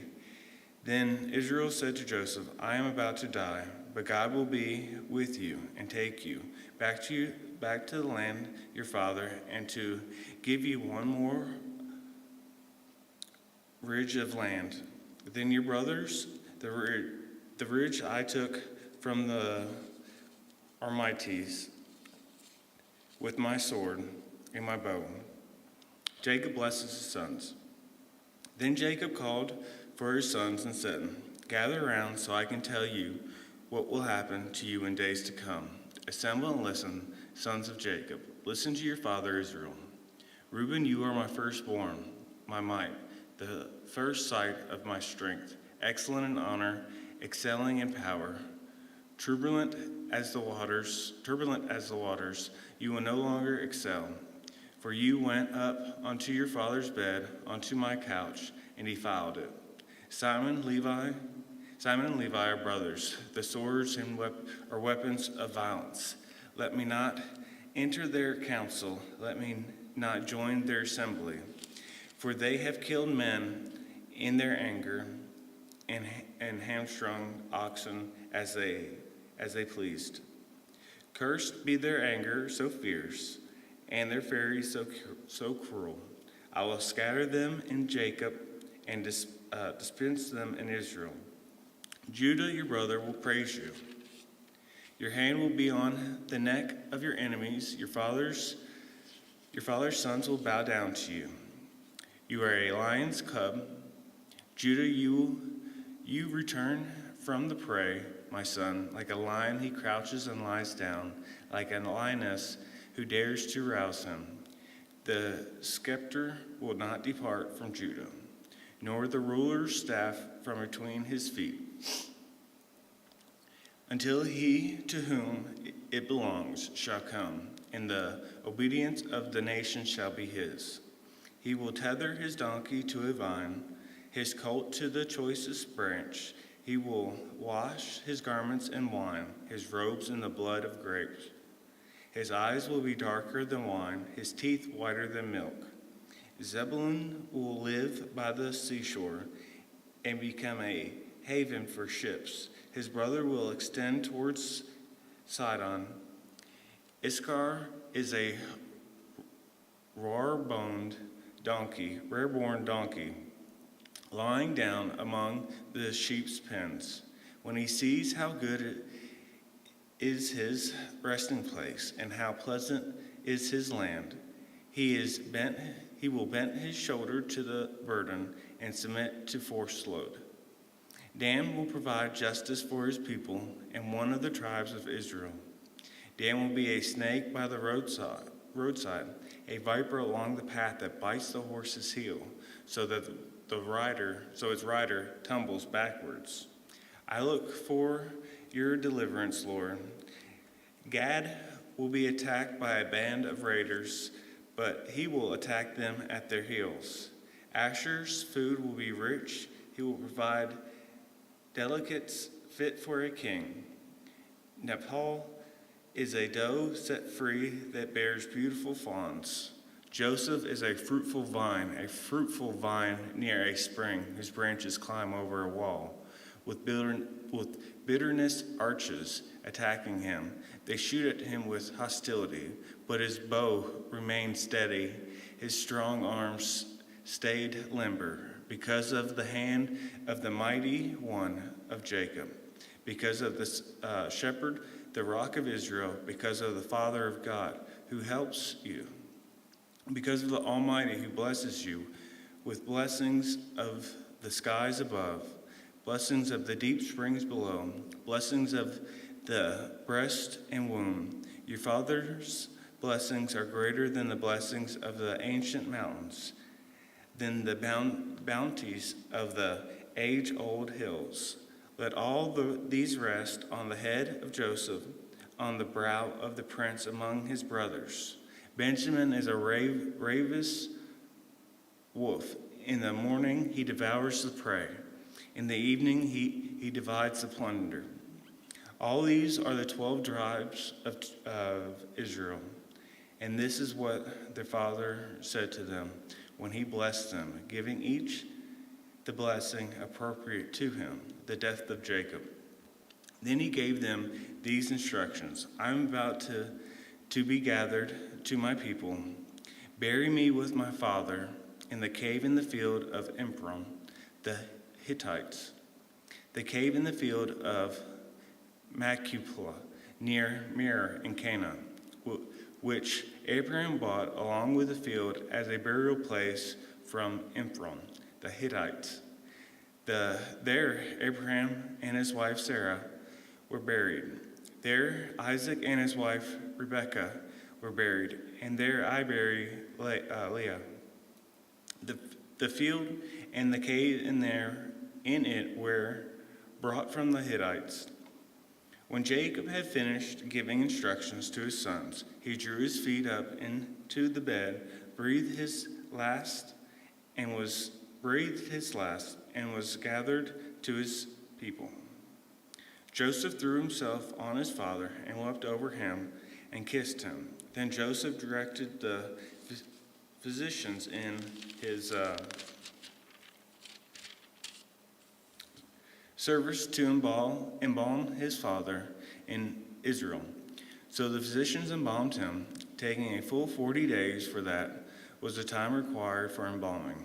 And the Egyptians mourned him for 70 days. When the days of mourning had passed, Joseph said to Pharaoh's court, "If I have found favor in your eyes, speak to Pharaoh for me.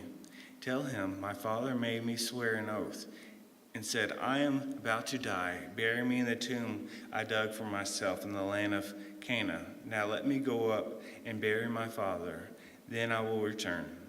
Pharaoh said, "Go up and bury your father as he made you swear to do."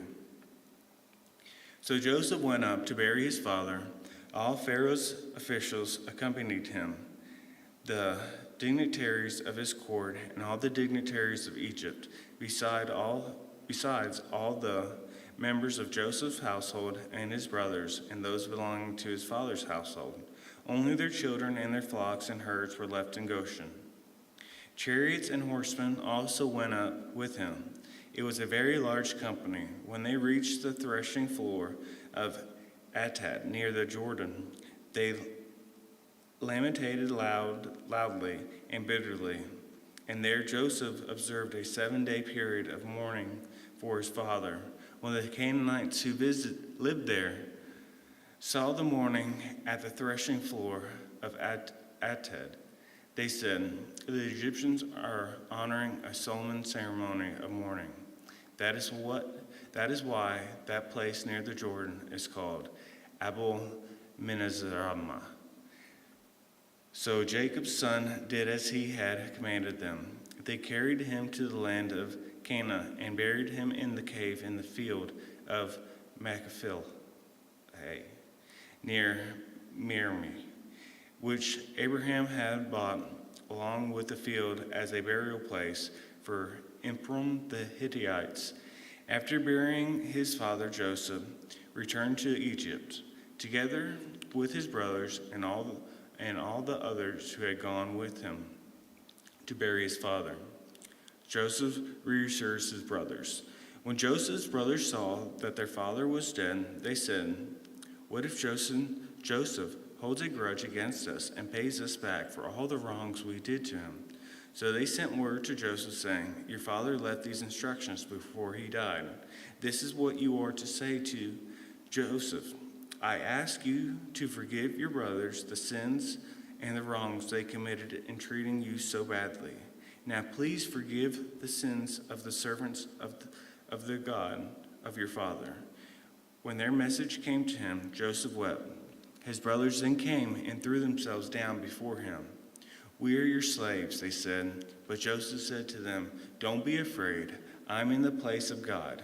You intended to harm me, but God intended it for good, to accomplish what is now being done, the saving of many lives. So then, don't be afraid. I will provide for you and your children." And he reassured them and spoke kindly to them.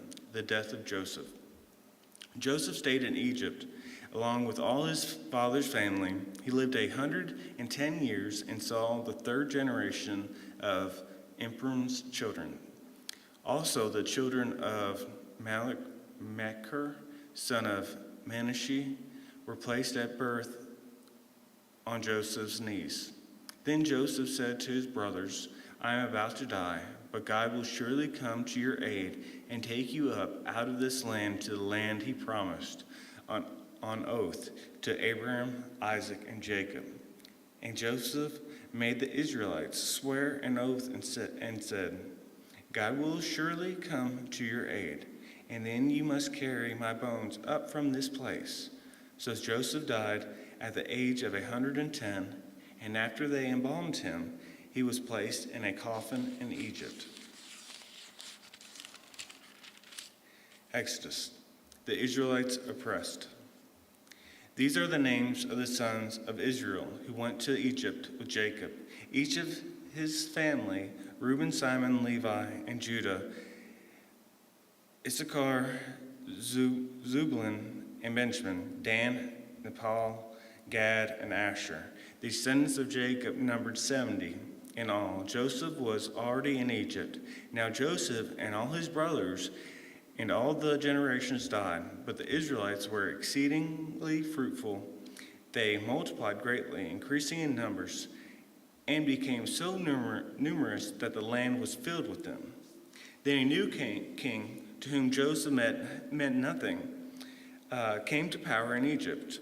"Look," he said to his people, "the Israelites have become far too numerous for us. Come, we must deal swordily with them, and they will become even more numerous. And if war breaks out, we'll join our enemies, fight against us, and leave the country." So they put slave masters over them to oppress them with forced labor, and they built Pitoms and Ramses as storage cities of Pharaoh. But the more they were oppressed, the more they multiplied and spread. So the Egyptians came to dread the Israelites and worked them ruthlessly. They made their lives bitter with harsh labor and brick and mortar and with all kinds of work in the fields. And all their harsh labor, the Egyptians worked them ruthlessly. The king of Egypt said to the Hebrew midwives, those names were Shiphrah and Puah, "When you are helping the Hebrew women during childbirth on the delivery stool, if you see the baby is a boy, kill him. But if it is a girl, let her live." The midwives, however, feared God and did not do what the king of Egypt had told them to do. They let the boys live. Then the king of Egypt summoned the midwives and asked them, "Why have you done this? Why have you let the boys live?" The midwives answered Pharaoh, "Hebrew women are not like Egyptian women. They are vigorous and give birth before the midwives arrive." So God was kind to the midwives, and the people increased and became even more numerous. And because the midwives feared God, he gave them families of their own. Then Pharaoh gave this order to all his people: every Hebrew boy that is born must thrown. Every Hebrew boy that is born you must throw into the Nile, but let every girl live. The birth of Moses. Now a man of the tribe of Levi married a Levite woman, and she became pregnant and gave birth to a son. When she saw that he was a fine child, she hid him for 3 months. But when she could hide him no longer, she got a papyrus basket for him and coated it with tar and pitch. Then she placed the child in it and put it among the reeds along the bank of the Nile. His sister stood a distance to see what would happen to him. Then Pharaoh's daughter went down to the Nile to bathe, and her attendants were walking along the riverbank. She saw the basket among the reeds and sent her female slave to get it. She opened it and saw the baby. He was crying, and she felt sorry for him. "This is one of the Hebrew babies," she said. Then his sister asked Pharaoh's daughter, "Shall I go and get one of the Hebrew women to nurse the baby for you?" "Yes, go," she answered. So the girl went and got the baby's mother. Pharaoh's daughter said to her, "Take this baby and nurse him for me. I will pay you." So the woman took the baby and nursed him. When the child grew older, she took him to Pharaoh's daughter, and he became her son. She named him Moses, saying, "I drew him out of the water." Moses flees to Midian. One day after Moses had grown up, he went out to where his own people were, and watched them at their hard labor. He saw an Egyptian beating a Hebrew, one of his own people. Looking this way and that, and seeing no one, he killed the Egyptian and hid him in the sand. The next day he went out and saw two Hebrews fighting. He asked the one in the wrong, "Why are you hitting your fellow Hebrew?" The man said, "Who are you, ruler and judge over us? Are you thinking of killing me as you killed the Egyptian?" Then Moses was afraid and thought, What I did must have become known. When Pharaoh heard of this, he tried to kill Moses. But Moses fled from Pharaoh and went to live in Midian, where he sat down by a well. Now a priest of Midian had 7 daughters, and they came to draw water and fill the troughs to water their father's flock. Some shepherds came along and drove them away, but Moses got up and came to their rescue and watered their flock. When the girls returned to Reuel, their father, he asked them, "Why have you returned so early today?" They answered, "Egyptian rescued us from the shepherds. He even drew water for us and watered the flock." "And where is he?" Reuel asked his daughters, "Why did you leave him? Invite him to have something to eat." Moses agreed to stay with the man who gave his daughters Zipporah to Moses in marriage. Zipporah gave birth to a son, and Moses named him Gershom, saying, "I have become a foreigner in a foreign land." During that long period, the king of Egypt died. The Israelites groaned in their slavery and cried out, and their cry for help because of their slavery went up to God. God heard their groaning, and he remembered his covenant with Abraham, with Isaac, and with Jacob. So God looked on the Israelites, and he was concerned about them. Moses and the burning bush. Now Moses was tending the flock of Jethro, his father-in-law, the priest of Midian, and he led the flock to a far side of the wilderness and came to Horeb, the mountain of God. There the angel of the Lord appeared to him in flames, a fire from within a bush. Moses saw that, thought, though, the bush was on fire and did not burn up. So Moses thought, "I will go over and see this strange sight, why the bush does not burn up."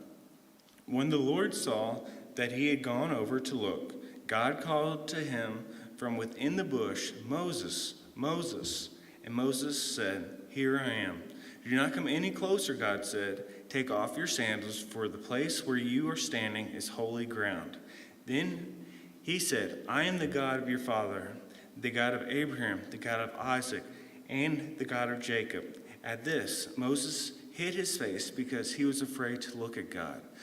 The Lord said, "I have indeed seen the misery of my people in Egypt. I have heard them crying out because of their slave drivers, and I am concerned about their suffering.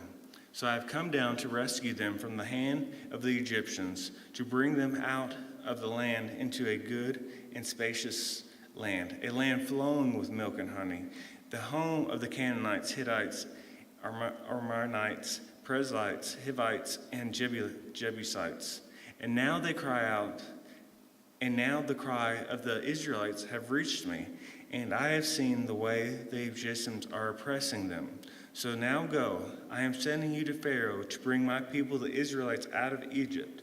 But Moses said to God, "Who am I, that I should go to Pharaoh and bring the Israelites out of Egypt?" And God said, "I'll be with you, and this will be the sign to you, that is, I who have sent you. When you have brought the people out of Egypt, you will worship God on this mountain." Moses said to God, "Suppose I go to the Israelites and say to them, 'The God of your fathers has sent me to you,' and they ask me, 'What is his name?' Then what shall I tell them?" God said to Moses, "I am who I am.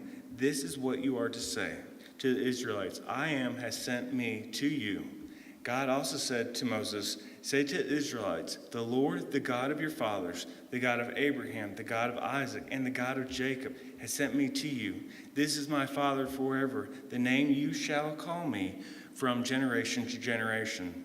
Go assemble the elders of Israel and say to them, 'The Lord, the God of your fathers, the God of Abraham, Isaac, and Jacob, appeared to me and said, I have watched over you and have seen what has been done to you in Egypt, and I have promised to bring you out of your misery in Egypt into the land of the Canaanites, Hittites, Armenites, Perizzites, Hivites, and Jebusites, a land flowing with milk and honey.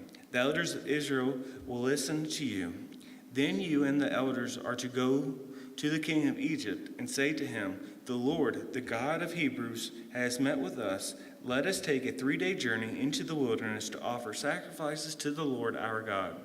But I know that the king of Egypt will not let you go unless a mighty hand compels him. So I will stretch out my hand and strike the Egyptians with all the wonders that I will perform among them.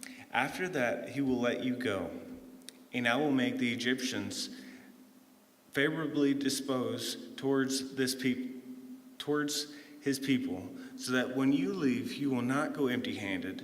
Every woman is to ask her neighbor and any woman living in her house for articles of silver and gold and for clothing, which you will put on your sons and daughters, and so you will plunder the Egyptians."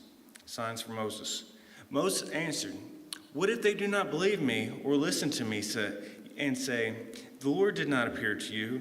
Then the Lord said to him, "What is that in your hand?" "A staff," he replied. The Lord said, "Throw it on the ground." Moses threw it on the ground, and it became a snake, and he ran from it. Then the Lord said to him, "Reach out your hand and take it by the tail." So Moses reached out and took hold of the snake, and it turned back into a staff in his hand. "This," said the Lord, "is so that they may believe that the Lord, the God of their fathers, the God of Abraham, the God of Isaac, the God of Jacob, has appeared to you." Then the Lord said, "Put your hand inside your cloak." So Moses put his hand inside his cloak, and when he took it out, the skin was leprous. It became as white as snow. "Now put it back into your cloak." He said. So Moses put his hand back into his cloak, and when he took it out, it was restored like the rest of his flesh. Then the Lord said, If they do not believe you or pay attention to the first sign, they may believe the second. But if they do not believe these 2 signs or listen to you, take some water from the Nile and pour it on the dry ground. The water you take from the river will become blood on the ground." Moses said to the Lord, "Pardon your servant, Lord. I have never been eloquent, neither in the past nor since you have spoken to your servant. I am slow of speech and tongue." The Lord said to him, "Who gave human beings their mouths? Who makes them deaf or mute? Who gives them sight or makes them blind? Is it not I, the Lord? Now go, I will help you speak and will teach you what to say." But Moses said, "Pardon your servant, Lord. Please send someone else." Then the Lord's anger burned against Moses, and he said, "What about your brother Aaron, the Levite? I know he can speak well. He is already on his way to meet you, and he will be glad to see you. You shall speak to him and put words in his mouth. I will help you both speak and will teach you what to do." He will speak to the people for you, and it will be as if he were your mouth, and as if you were God to him. But take this staff in your hand so you can perform the signs with it." Moses returns to Egypt. Then Moses went back to Jethro, his father-in-law, and said to him, "Let me return to my own people in Egypt to see if any of them are still alive." Jethro said, "Go, and I wish you well." Now the Lord said to Moses in Midian, "Go back to Egypt, for all those who want to kill you are dead." So Moses took his wife and sons, put them on a donkey, and started back to Egypt. And he took the staff of God in his hand. The Lord said to Moses, "When you return to Egypt, see that you perform before Pharaoh all the wonders I have given you the power to do, but I will harden his heart so that he will not let the people go. Then say to Pharaoh, 'This is what the Lord says: Israel is my firstborn son, and I told you, let my son go, so he may worship me. But you refused to let him go, so I will kill your firstborn son.' At a long lodging place on the way, the Lord met Moses and was about to kill him. But Zepho took a flint knife, cut off his son's foreskin, and touched Moses' feet with it. 'Surely you are a bridegroom of the blood to me.' She said. So the Lord led him along. At that time, she said, 'Bridegroom of blood,' referring to circumcision. Lord, bless this reading. The Lord said to Aaron, 'Go into the wilderness to meet Moses.' So he met Moses at the mountain of God and kissed him. Then Moses told Aaron everything the Lord had sent him to say, and also about all the signs he had commanded him to perform. Moses and Aaron brought together all the elders of the Israelites, and Aaron told them everything the Lord had said to Moses. He also performed the signs before the people, and they believed. And when they heard that the Lord was concerned about them and had seen their misery, they bowed down and worshipped bricks without straws. Afterward, Moses and Aaron went to Pharaoh and said, 'This is what the Lord, God of Israel, says: Let my people go, so they may hold a festival to me in the wilderness.' Pharaoh said, 'Who is the Lord, that I should obey him and let Israel go? I do not know the Lord, and I will not let Israel go.' Then they said, 'The God of the Hebrews has met with us. Now let us take a three-day journey into the wilderness to offer sacrifices to the Lord our God, or he may strike us with plagues or with the sword.' But the king of Egypt said, 'Moses and Aaron, why are you taking the people away from their labor? Get back to your work.' Then Pharaoh said, 'Look, the people of the land are now numerous, and you are stopping them from working.' That same day, Pharaoh gave this order to the slave drivers and overseers in charge of the people: 'You are no longer to supply the people with straw for making bricks. Let them go and gather their own straw, but require them to make the same number of bricks as before. Don't reduce the quota. They are lazy. That is why they are crying out. Let us go and sacrifice to our God. Make the work harder for the people so they keep working and paying no attention to lies.' Then the slave drivers and the overseers went out and said to the people, 'This is what Pharaoh says: I will not give you any more straw. Go and get your own straw wherever you can find it, but your work will not be reduced at all.' So the people scattered all over Egypt to gather stubble to use for straw. The slave drivers kept pressing them, saying, 'Complete the work required of you each day, just as when you had straw.' And Pharaoh's slave drivers beat the Israelite overseers they had appointed, demanding, 'Why haven't you met your quota of bricks yesterday or today as before?' Then the Israelite overseers went and appealed to Pharaoh, 'Why have you treated your servants this way? Your servants are given no straw, yet we are told, make bricks. Your servants are being beaten, but the fault is with your own people.' Pharaoh said, 'Lazy, that's what you are, lazy. That is why you keep saying, let us go and sacrifice to the Lord. Now get to work. You will not be given any straw, yet you must produce your full quota of bricks.' The Israelite overseers realized they were in trouble when they were told, 'You are not to reduce the number of bricks required of you for each day.' When they left Pharaoh, they found Moses and Aaron waiting to meet them, and they said, "May the Lord look on you and judge you. You have made us obnoxious to Pharaoh and his officials, and have put the sword in their hand to kill us." God promises deliverance. Moses returned to the Lord and said, "Why, Lord? Why have you brought trouble on these people? Is this why you sent me? Ever since I went to Pharaoh to speak your name, he has brought trouble on this people, and you have not rescued your people at all." Then the Lord said to Moses, "Now you will see what I will do to Pharaoh. Because of my mighty hand he will let him go. Because of my mighty hand he would drive him out of his country." God also said to Moses, "I am the Lord. I appeared to Abraham, to Isaac, and to Jacob as God Almighty, but by my name, the Lord, I did not make myself fully known to them. I also established my covenant with them to give them the land of Canaan, where they resided as foreigners. Moreover, I have heard the groaning of the Israelites, whom the Egyptians are enslaving, and I have remembered my covenant. Therefore said to the Israelites, I am the Lord, and I will bring you out from under the yoke of the Egyptians.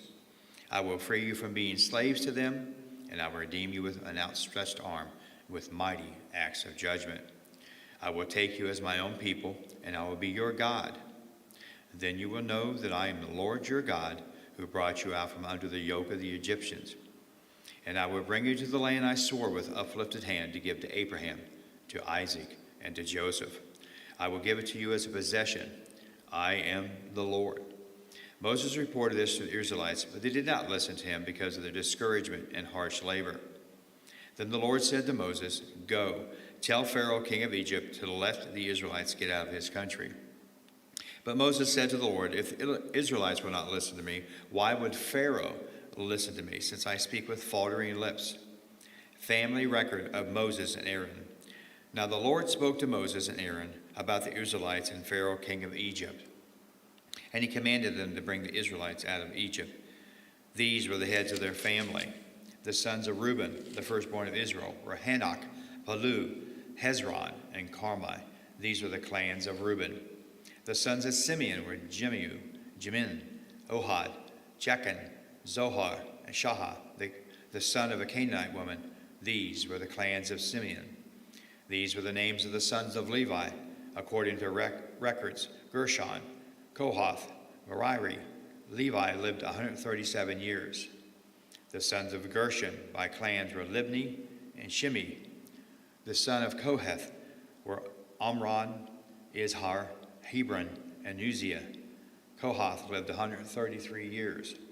The sons of Merari were Mahli and Mushi. These were the clans of Levi according to the records. Amram married his father's sister, Jochebed, who bore him Aaron and Moses. Amram lived 137 years. The sons of Ihar were Korah, Neheg, and Zechariah. The sons of Uzziah were Mishah, Ephelazan, and Sitra.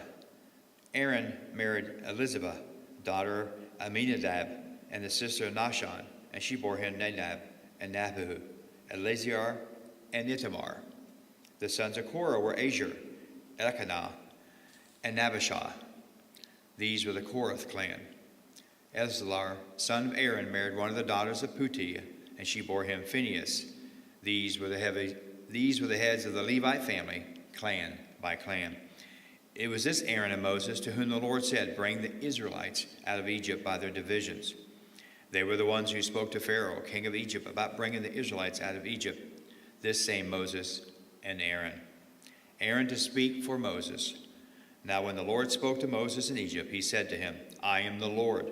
Tell Pharaoh, king of Egypt, everything I tell you. But Moses said to the Lord, Since I speak with faltering lips, why should Pharaoh listen to me? Then the Lord said to Moses, See, I have made you like God to Pharaoh, and your brother Aaron would be your prophet. You are to say everything I command you, and your brother Aaron is to tell Pharaoh to let the Israelites go out of this country. But I will harden Pharaoh's heart, and though I multiply my signs and wonders in Egypt, he will not listen to you.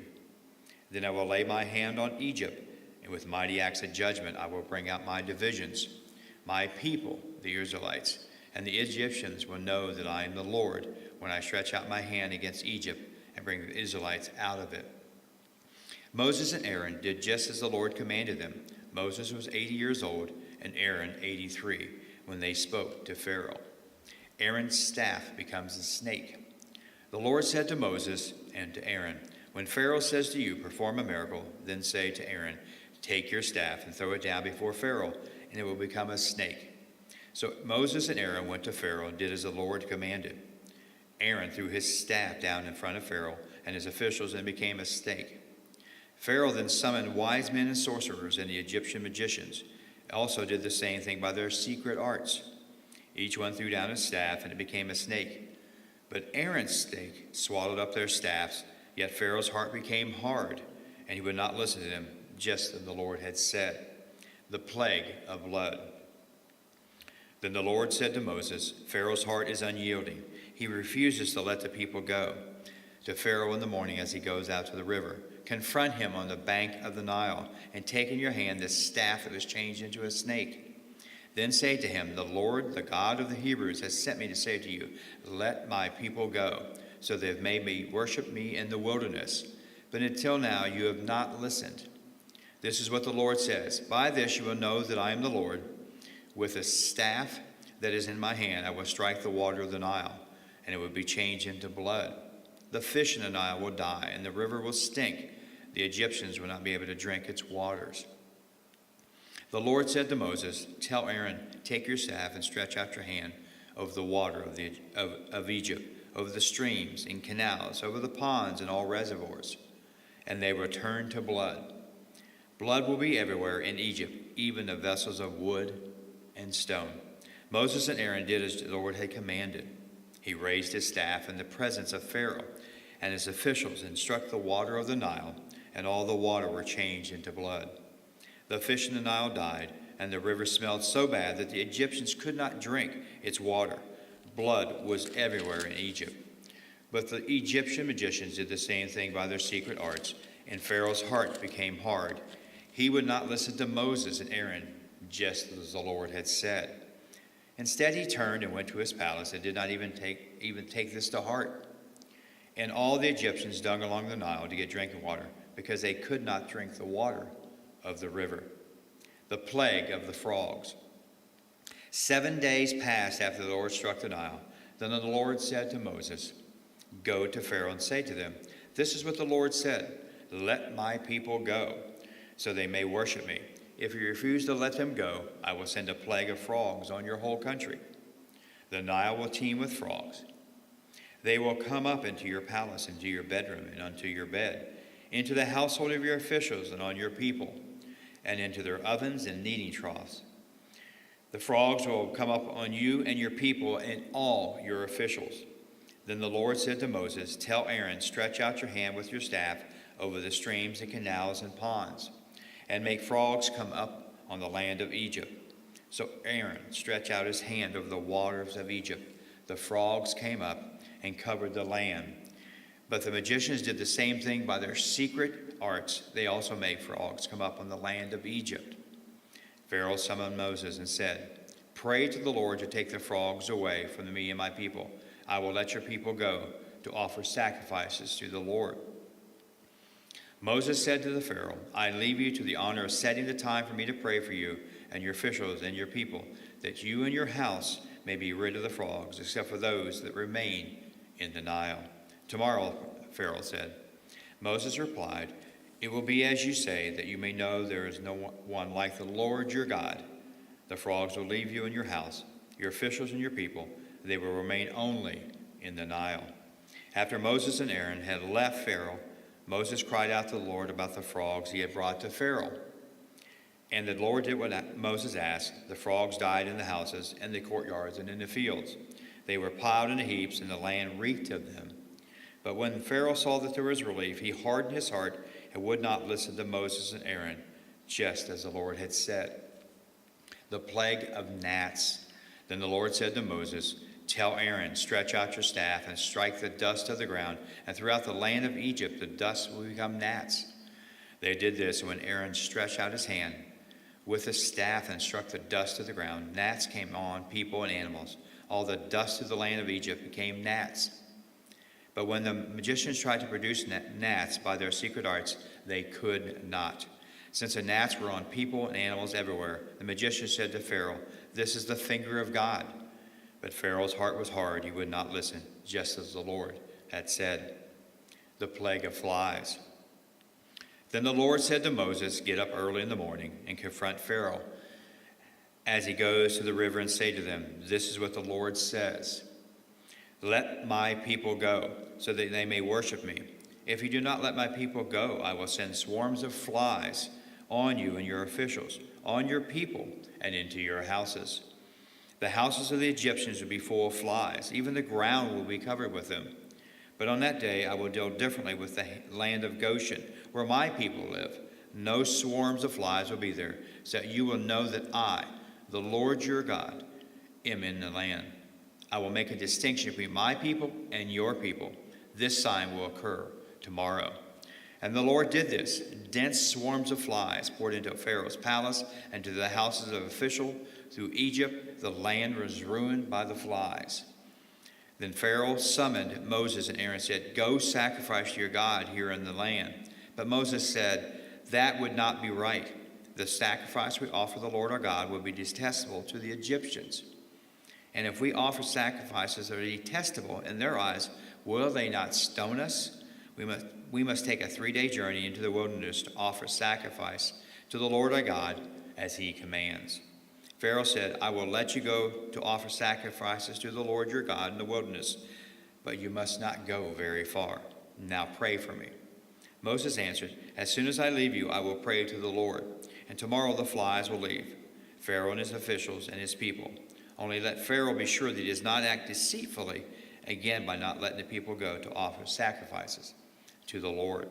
Then Moses left Pharaoh and prayed to the Lord. And the Lord did what Moses asked. The flies left Pharaoh and his officials and his people. Not a fly remained. But this time also Pharaoh hardened his heart and would not let the people go. The plague on livestock. Then the Lord said to Moses, 'Go to Pharaoh and say to him, this is what the Lord said, the God of the Hebrews says, let my people go, so they may worship me. If you refuse to let them go and continue to hold them back, the hand of the Lord will bring a terrible plague on your livestock in the field, on your horses, donkeys, and camels, and on your cattle, sheep, and goats. But the Lord will make a distinction between the livestock of Israel and that of Egypt, so that no animal belonging to the Israelites will die.' The Lord will set a time and said, 'Tomorrow the Lord will do this in the land.' And the next day the Lord did. All the livestock of the Egyptians died, but not one animal belonging to the Israelites died. Pharaoh investigated and found that not even one of the animals of the Israelites had died. Yet his heart was unyielding, and he would not let the people go. The plague of boils. Then the Lord said to Moses and Aaron, 'Take handfuls of soot from a furnace and have Moses toss in the air in the presence of Pharaoh. It will become fine dust over the whole land, and festering boils will break out on people and animals throughout the land.' So they took soot from a furnace and stood before Pharaoh. Moses tossed it in the air, and festering boils broke out on people and animals. The magicians could not stand before Moses because of the boils that were on them and on all the Egyptians. But the Lord hardened Pharaoh's heart, and he would not listen to Moses and Aaron, just as the Lord had said to Moses. The plague of hail. Then the Lord said to Moses, 'Get up early in the morning, confront Pharaoh, and say to him, this is what the Lord, the God of Israel, says, let my people go, and so they may worship me. Or this time I will send the full force of my plagues against you and against your officials and your people, so that you may know that there is no one like me in all the earth. For by now I could have stretched out my hand and struck you and your people with a plague that would have wiped you off the earth. But I have raised you up for this very purpose, that I may show you my power, and that my name might be proclaimed to all the earth. You set yourself against my people and will not let them go.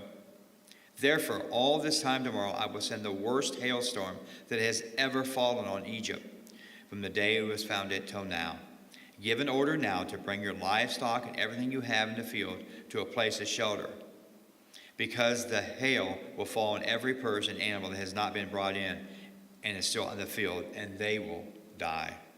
Those officials of Pharaoh who fear the word of God hurry to bring their slaves and their livestock inside. But those who ignored the word of the Lord left their slaves and livestock in the field. Then the Lord said to Moses, "Stretch out your hand towards the sky, so that the hail will fall all over Egypt, on people and animals, on everything growing up in the fields of Egypt." When Moses stretched out his staff towards the sky, the Lord sent thunder and hail, and lightning flashed down to the ground. So the Lord rained hail in the land of Egypt. Hail fell and lightning flashed back and forth. It was the worst storm in all the land of Egypt since it had become a nation. Throughout Egypt, hail struck everything in the fields, both people and animals.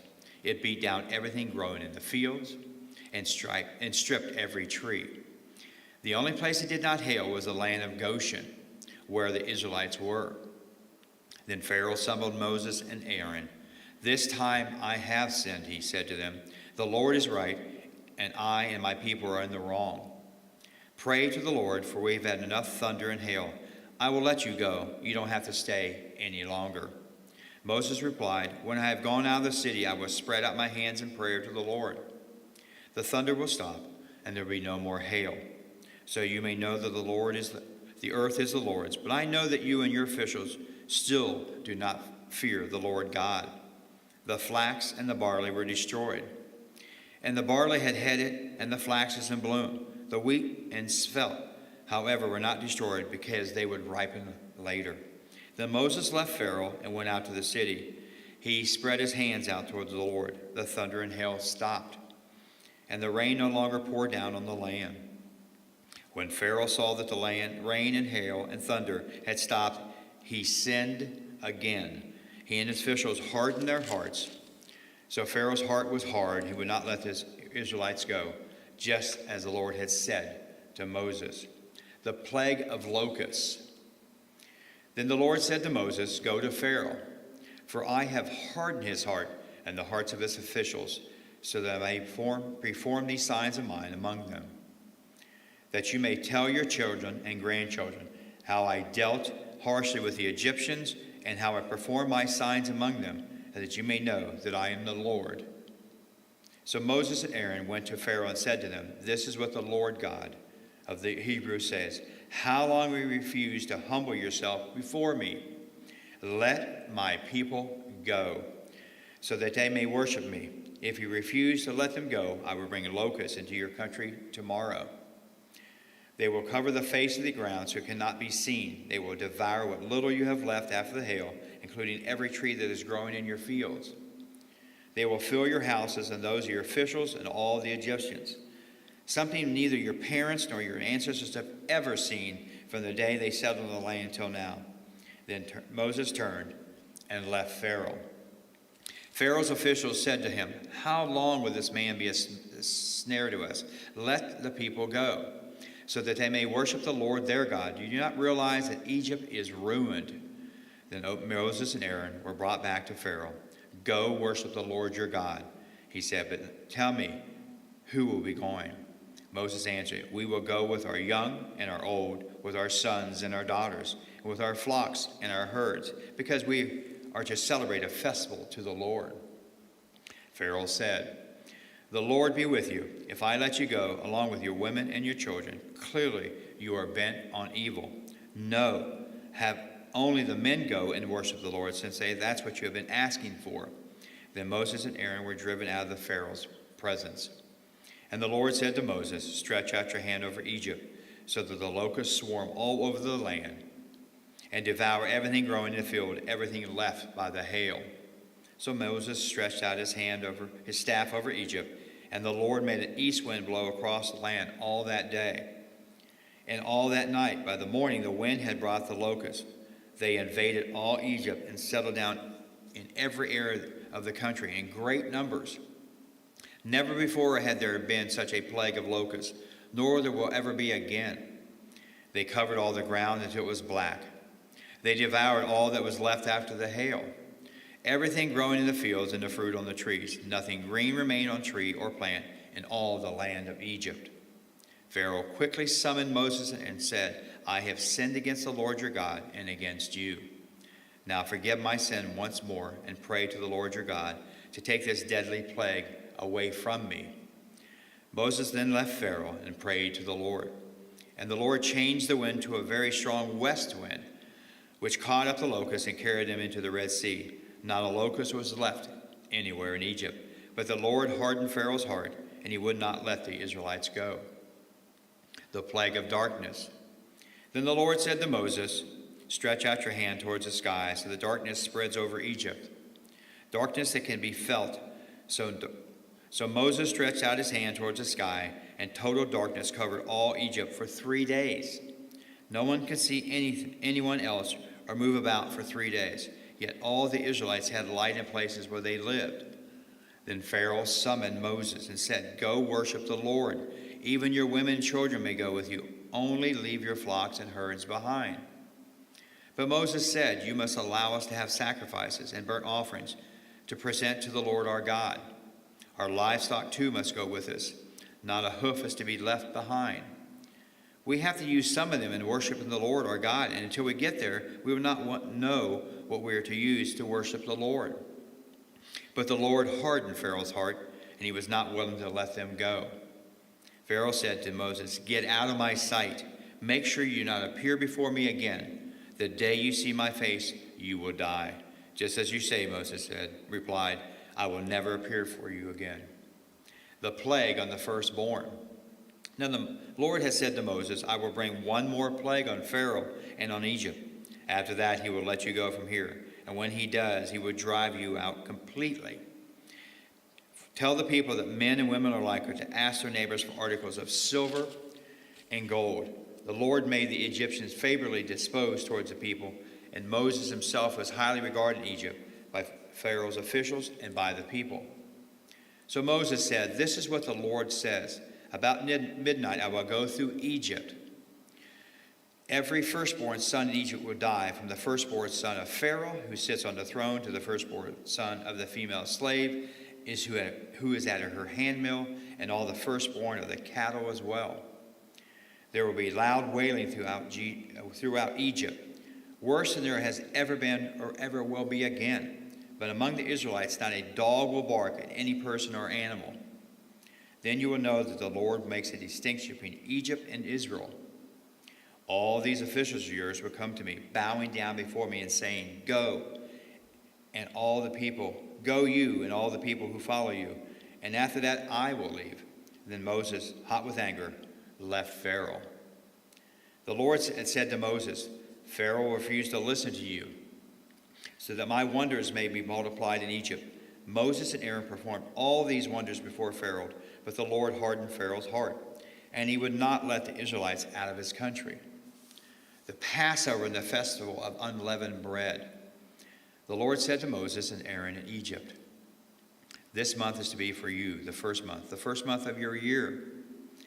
Tell the whole community of Israel that on the 10th day of this month, each man is to take a lamb for his family, one for each household. If any household is too small for a whole lamb, they must share one with their nearest neighbor, having taken into account the number of people there are. You are to determine the amount of lamb needed in accordance with what each person will eat. The animals you choose must be year-old males, without defect, and you may take them from the sheep or the goats. Take care of them until the 14th day of the month, when all the members of the community of Israel must slaughter them at twilight. Then they are to take some of the blood and put it on their sides and tops of the doorframes of the houses where they eat the lambs. That same night they are to eat the meat roasted over the fire, along with bitter herbs and bread made without yeast. Do not eat the meat raw or boiled in water, but roasted over a fire, with the head, legs, and internal organs.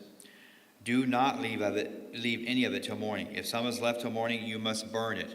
This is how you're to eat it, with your cloak tucked into your belt, your sandals on your feet, and your staff in your hand. Eat it in haste. It is the Lord's Passover. On that same night I will pass through Egypt and strike down every firstborn of both people and animals, and I will bring judgment on all the gods of Egypt. I am the Lord. The blood will be a sign for you on the house where you are. When I see the blood, I will pass over you. No destructive plague will touch you when I strike Egypt. This is the day you are to commemorate. For the generations to come, you shall celebrate it as a festival to the Lord, a lasting ordinance. For 7 days you are to eat bread made without yeast. On the first day, remove the yeast from your houses. For whoever eats anything with yeast in it from the first day through the seventh must be cut off from Israel. And the first day, hold a sacred assembly, another one on the seventh day. Do not work at all in these days except to prepare food for anyone to eat. That is all you may do. Celebrate the festival of unleavened bread, because it was on this very day that I brought your division out of Egypt. Celebrate this day as a lasting ordinance for the generations to come. In the first month you are to eat bread made without yeast, from the evening of the 14th day until the evening of the 21st day.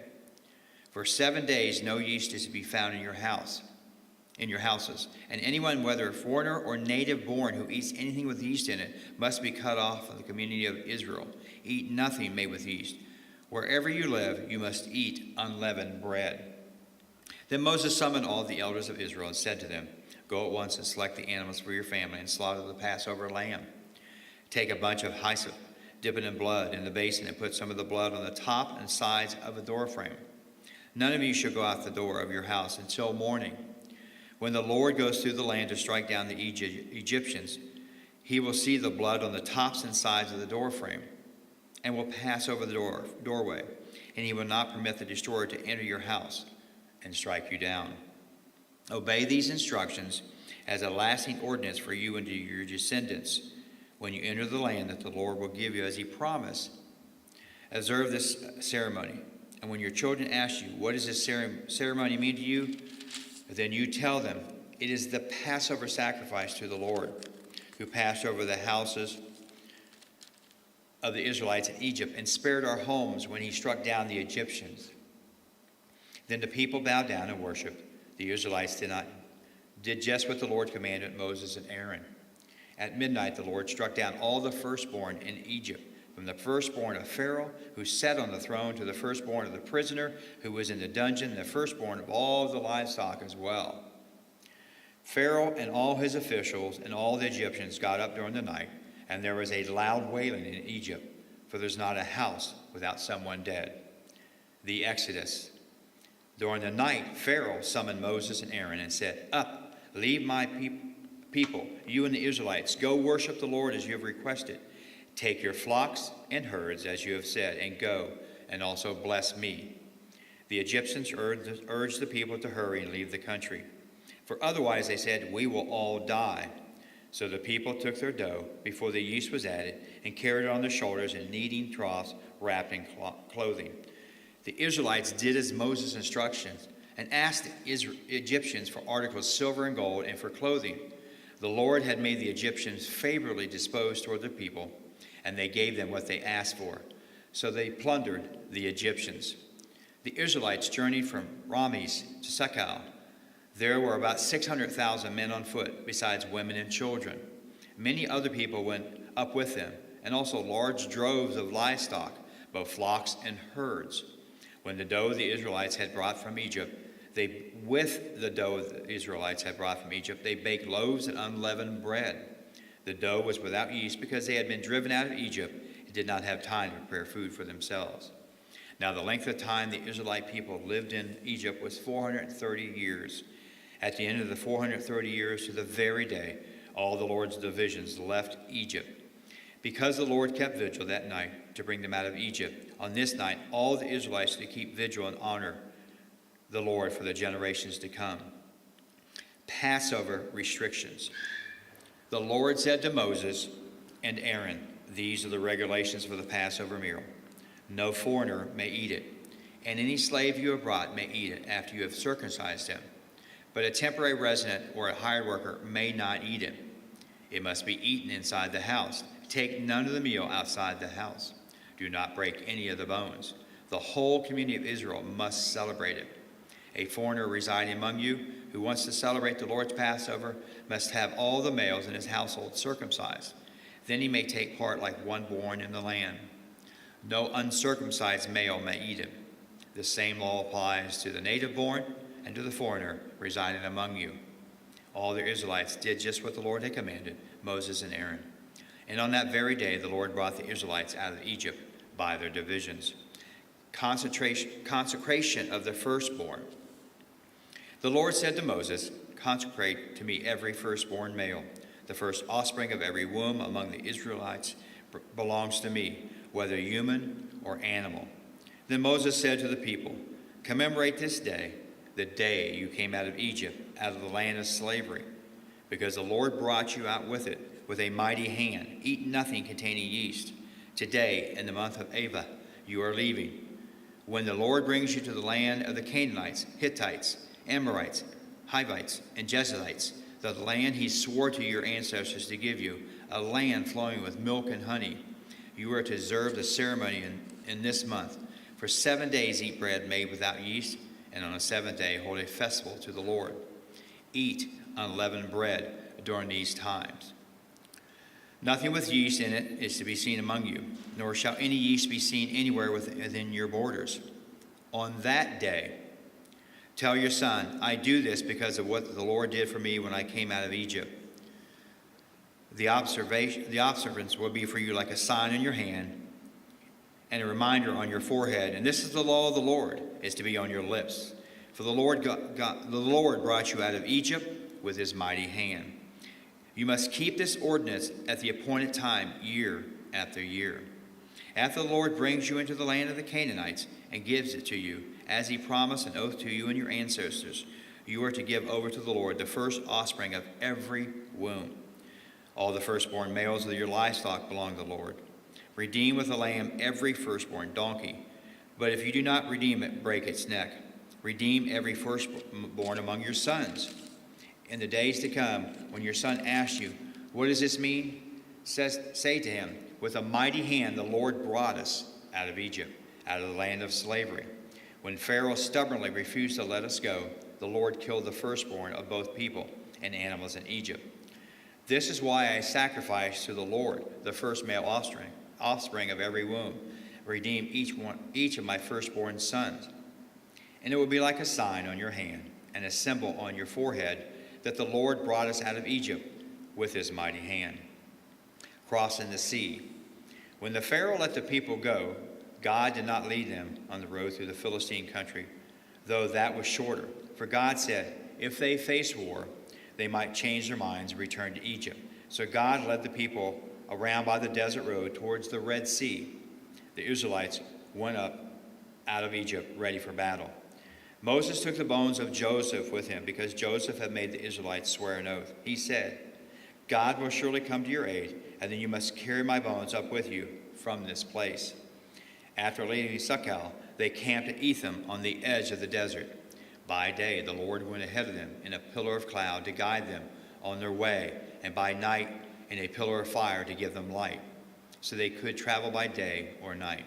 Neither the pillar of cloud by day nor the pillar of fire by night left its place in front of the people. Then the Lord said to Moses, tell the Israelites to turn back and encamp near Haratha, between Migdal and the sea. They are to encamp by the sea, directly opposite Ba-Saphon.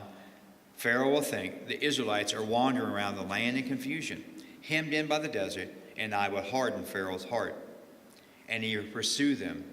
But I will gain glory for myself through Pharaoh and all his army, and the Egyptians will know that I am the Lord. So the Israelites did this. When the king of Egypt was told that the people had fled, Pharaoh and his officials changed their minds about them and said, what have we done? We have let the Israelites go and have lost their services. So he had his chariot made ready and took his army with him. He took 600 of the best chariots, along with all the other chariots of Egypt, with officers all over them. The Lord hardened the heart of Pharaoh, king of Egypt, so that he pursued the Israelites, who were marching out boldly. The Egyptians, all Pharaoh's horses and chariots, horsemen and troops, pursued the Israelites and overtook them as they camped by the sea, Harath, opposite Ba-Saphon. As Pharaoh approached, the Israelites looked up, and there were the Egyptians marching after them. They were terrified and cried out to the Lord. They said to Moses, what is it, because there were no graves in Egypt, that you brought us to the desert to die? What have you done to us by bringing us out of Egypt?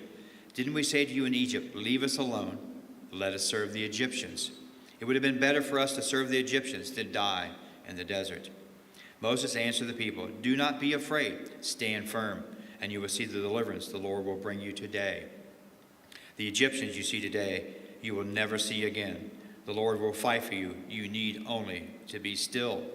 Then the Lord said to Moses, "Why are you crying out to me? Tell the Israelites to move on. Raise your staff and stretch out your hand over the sea to divide the water, so the Israelites can go through the sea on dry ground.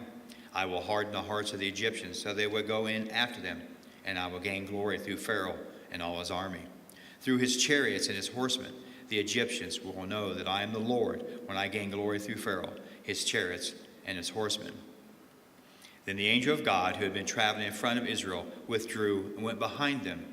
The pillar of cloud also moved from in front and stood between them, coming between the armies of Egypt and Israel. Throughout the night, the cloud brought darkness to one side and light to the other, so neither went near the other all night long. Then Moses stretched out his hand over the sea, and all night the Lord drove the sea back with a strong east wind, and then it turned it into dry land. The waters were divided, and the Israelites went through the sea on dry land with a wall of water on their right and on their left. The Egyptians pursued them, and all Pharaoh's horses and chariots and horsemen followed them into the sea. During the last watch of the night, the Lord looked down from the pillar of fire and cloud at the Egyptian army and threw it into confusion. He jammed the wheels of their chariots so they had difficult driving.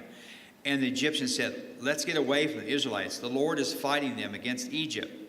Then the Lord said to Moses, "Stretch out your hand over the sea, so that the waters may flow back over the Egyptians and their chariots and horsemen." Moses stretched out his hand over the sea, and at daybreak the sea went back to its place. The Egyptians were fleeing toward it, and the Lord swept them into the sea. The water flowed back and covered the chariots and horsemen. The entire army of Pharaoh that had followed all the Israelites into the sea, not one of them survived. But the Israelites went through the sea on dry ground, with a wall of water on their right and on their left. That day the Lord saved Israel from the hands of the Egyptians, and Israel saw the Egyptians lying dead on the shore. And when the Israelites saw the mighty hand of the Lord displayed against the Egyptians, the people feared the Lord and put their trust in him and Moses, his servant. The song of Moses, Miriam. Then Moses and the Israelites sang their song to the Lord. "I will sing to the Lord, for he is highly exalted, both horse and driver. He is hurled into the sea. The Lord is my strength and my defense. He has become my salvation. He is my God, and I will praise him, my father's God, and I will exalt him.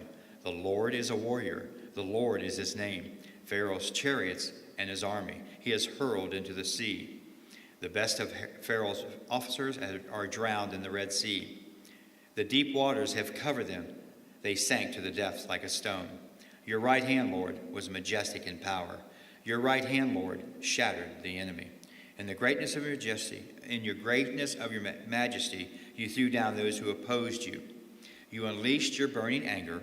It consumed them like stubble. By the blast of your nostrils, the water piled up. The surging waters stood up like a wall. The deep waters congealed in the heart of the sea. The enemy boasted, "I will pursue. I will overtake them. I will divide the spoils. I will gorge myself on them. I will draw my sword, and my hand will destroy them." But you blew with your breath, and the sea covered them. They sank like lead in the mighty waters. Who among the gods is like you, Lord? Who is like you, majestic in holiness, awesome in glory, working wonders? You stretch out your right hand, and the earth swallows your enemies. In your unfailing love, you will lead the people you have redeemed. In your strength, you will guide them to your holy dwelling. The nations will hear and tremble. Anguish will grip the people of Philistia. The chiefs of Edom will be terrified. The leaders of Moab will be seized with trembling. The people of Canaan will melt away. Terror and dread will fall on them. By the power of your arm, they will be still as a stone, until your people pass by, Lord. Until the people you brought pass by, you will bring them in and plant them on the mountains of your inheritance. The place, Lord, you made for your dwelling, the sanctuary, Lord, your hand established. The Lord reigns forever and ever. When Pharaoh's horses, chariots, and horsemen went into the sea, the Lord brought the waters of the sea back over them. but the Israelites walked through the sea on dry ground. Then Miriam, the prophet, Aaron's sister, took a timbrel in her hand, and all the women followed her with timbrels and dancing. Miriam sang to them, "Sing to the Lord, for he is highly exalted.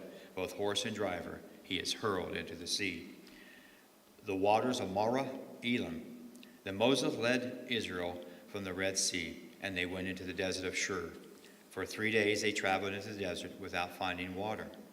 When they came to Marah, they could not drink its water because it was bitter. That is why the place is called Marah. So the people grumbled against Moses, and said, "What are we to drink?" Then Moses cried out to the Lord, and the Lord showed him a piece of wood. He threw it into the water, and the water became fit to drink. There the Lord issued a ruling and instruction for them and put them to test. He said, "If you listen carefully to the Lord your God and do what is right in his eyes, if you pay attention to his commands and keep all his decrees, I will not bring you on any of the diseases I brought on the Egyptians, for I am the Lord who heals you." Then they came to Elim, where there were 12 springs and 70 palm trees, and they camped there near the water. Manna and quail. The whole Israelite community set out from Elim and came to the desert of Sin, which is between Elim and Sinai, on the 15th day of the 2nd month after they came out of Egypt. In the desert, and the whole community grumbled against Moses and Aaron. The Israelites said to them, "If we only had died by the Lord's hand in Egypt, there we sat around pots of meat and ate all the food we wanted, but you have brought us out into the desert to starve this entire assembly to death." Then the Lord said to Moses, "I will rain down bread from heaven for you. The people are to go out each day and gather enough for that day. And this way I will test them and see whether they will follow my instructions. On the 6th day they're to prepare what they bring in, and that is to be twice as much as they gather on the other days." So Moses and Aaron said to all the Israelites, "In the evening you will know that it was the Lord who brought you out of Egypt, and in the morning you will see the glory of the Lord, because he has heard your grumbling against him." "Who are we that you should grumble against us?" Moses said. "You will know that it was the Lord when he gives you meat to eat in the evening, and all the bread you want in the morning, because he had heard your grumbling against him. Who are we? You are not grumbling against us, but against the Lord." Then Moses told Aaron, "Say it to the entire Israelite community, 'Come before the Lord, for he has heard your grumbling.'" While Aaron was speaking to the whole Israelite community, they looked towards the desert, and there was the glory of the Lord appearing in the cloud. The Lord said to Moses, "I have heard the grumblings of the Israelites. Tell them, at twilight you will eat meat, in the morning you will be filled with bread. Then you will know that I am the Lord, your God." That evening quail came and covered the camp. In the morning there was a layer of dew around the camp. When the dew was gone, thin flakes like frost on the ground appeared in the desert floor. When the Israelites saw it, they said to each other, "What is this?" For they did not know what it was. Moses said to them, "It is the bread the Lord has given you to eat. This is what the Lord has commanded. Everyone is to gather as much as they need. Take an omer for each person you have in your tent." The Israelites did as they were told. Some gathered much, some little. And when they had measured out by the omer, the one who had gathered much did not have too much, and the one who gathered little did not have too little. Everyone had gathered just as much as they needed. Then Moses said to them, "No one is to keep any of it till tomorrow." However, some of them paid no attention to Moses. They kept part of it until morning, but it was full of maggots and began to smell. So Moses was angry with them. Each morning everyone gathered as much as they needed, and when the sun grew hot, it melted away. On the 6th day they gathered twice as much, 2 omers for each person. And the leaders of the community came and reported this to Moses. He said to them, "This is what the Lord commanded. Tomorrow is to be a day of Sabbath rest, a holy Sabbath to the Lord. So bake what you want to bake and boil what you want to boil. Save whatever it is left and keep it until morning." So they saved it till morning, as Moses commanded, and it did not stink or get maggots in it. "Eat it today," said Moses, "because today is the Sabbath to the Lord. You will not find any of it on the ground today. 6 days you are to gather it, but on the 7th day, the Sabbath, there will not be any."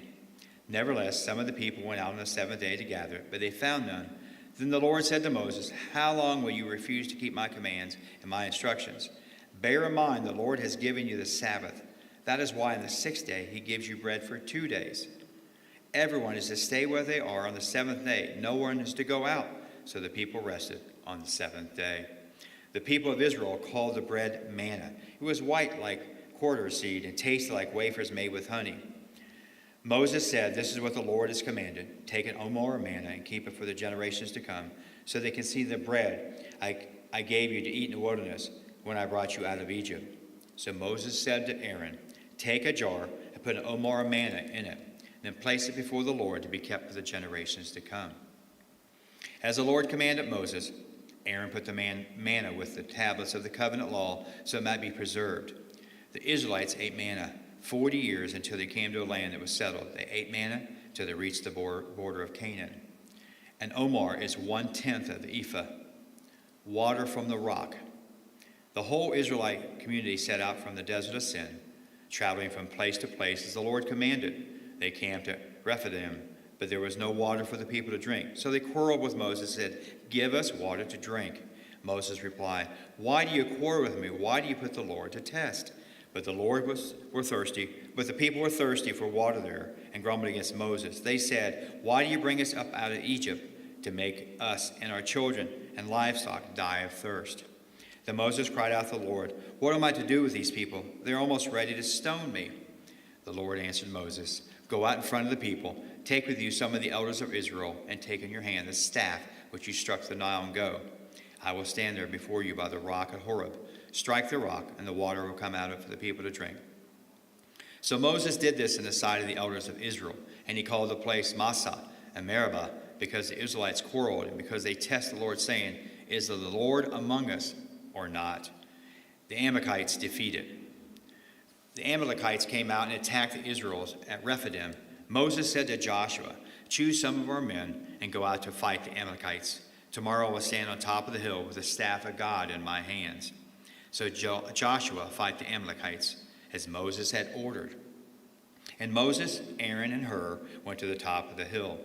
And as long as Moses held up his hands, the Israelites were winning. But whenever he lowered his hands, the Amalekites were winning. When Moses' hands grew tired, they took a stone and put it underneath him. He sat on it. Aaron and Hur held up his hands up on one side, one on the other, so that his hands remained steady till sunset. So Joshua overcame the Amalekite army with a sword. Then the Lord said to Moses, "Write this on a scroll as something to be remembered, and make sure that Joshua hears it, because I will completely blot out the name Amalek from under heaven." Moses built an altar and called it, "The Lord is my banner." He said, "Because my hands were lifted up against the throne of the Lord will be at war against the Amalekites from generation to generation." Jethro visits Moses. Now Jethro, the priest of Midian and the father-in-law of Moses, heard of everything God had done for Moses and for his people Israel, and how the Lord had brought Israel out of Egypt. After Moses had sent away his wife Zipporah, his father-in-law Jethro received her and her 2 sons. One son was named Gershom, for Moses said, "I have become a foreigner in a foreign land." And the other name was Eleazar, for he said, "My father's God was my helper. He saved me from the sword of Pharaoh." Jethro, Moses' father-in-law, together with Moses' son and wife, came to him in the wilderness, where he was camped out near the mountain of God.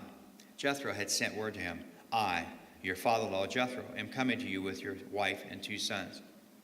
So Moses went out to meet his father-in-law and bowed down and kissed him. They greeted each other and they went into the tent. Moses told his father-in-law about everything the Lord had done to Pharaoh and the Egyptians for Israel's sake, and about all the hardships they had met along the way, and how the Lord had saved them. Jethro was delighted to hear about all the good things the Lord had done for Israel in rescuing them from the hand of the Egyptians.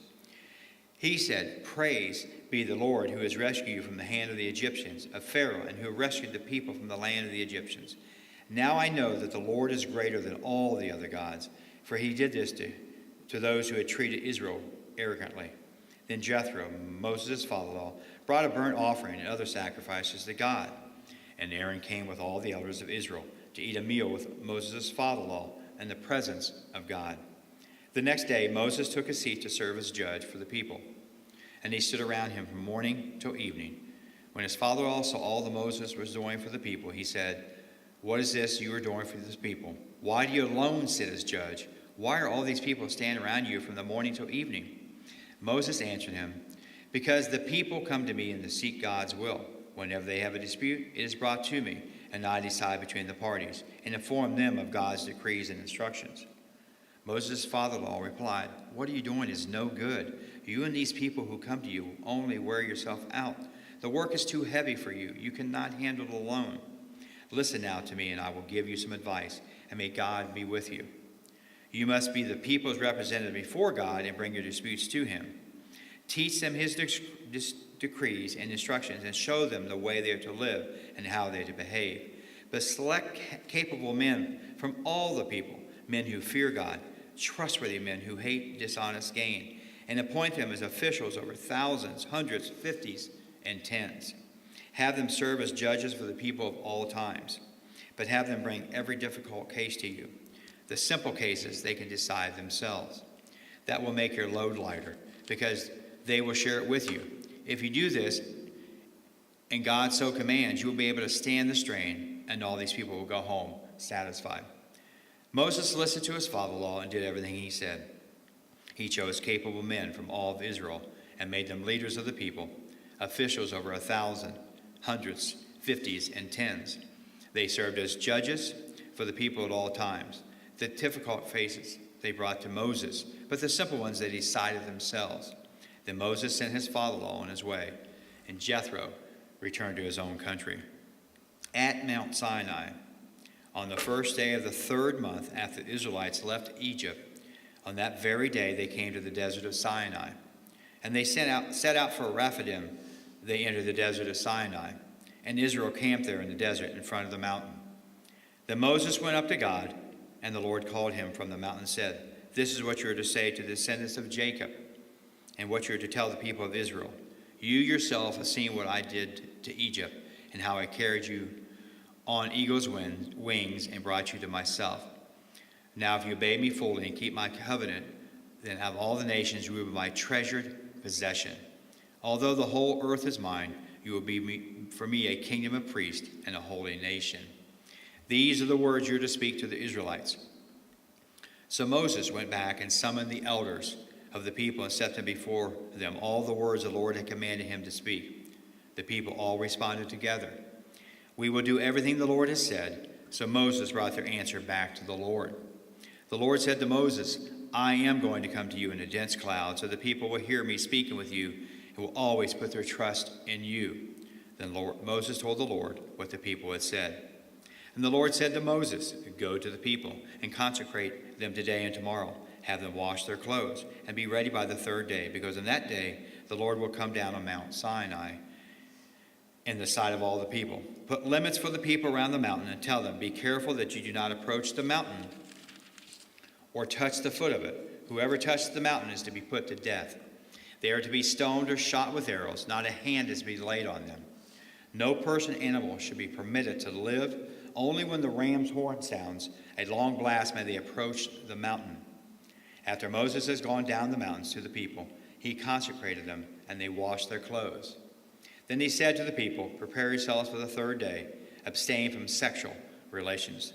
On the morning of the 3rd day, there was a thunder and lightning with a thick cloud over the mountains, and a very loud trumpet blast. Everyone in the camp trembled.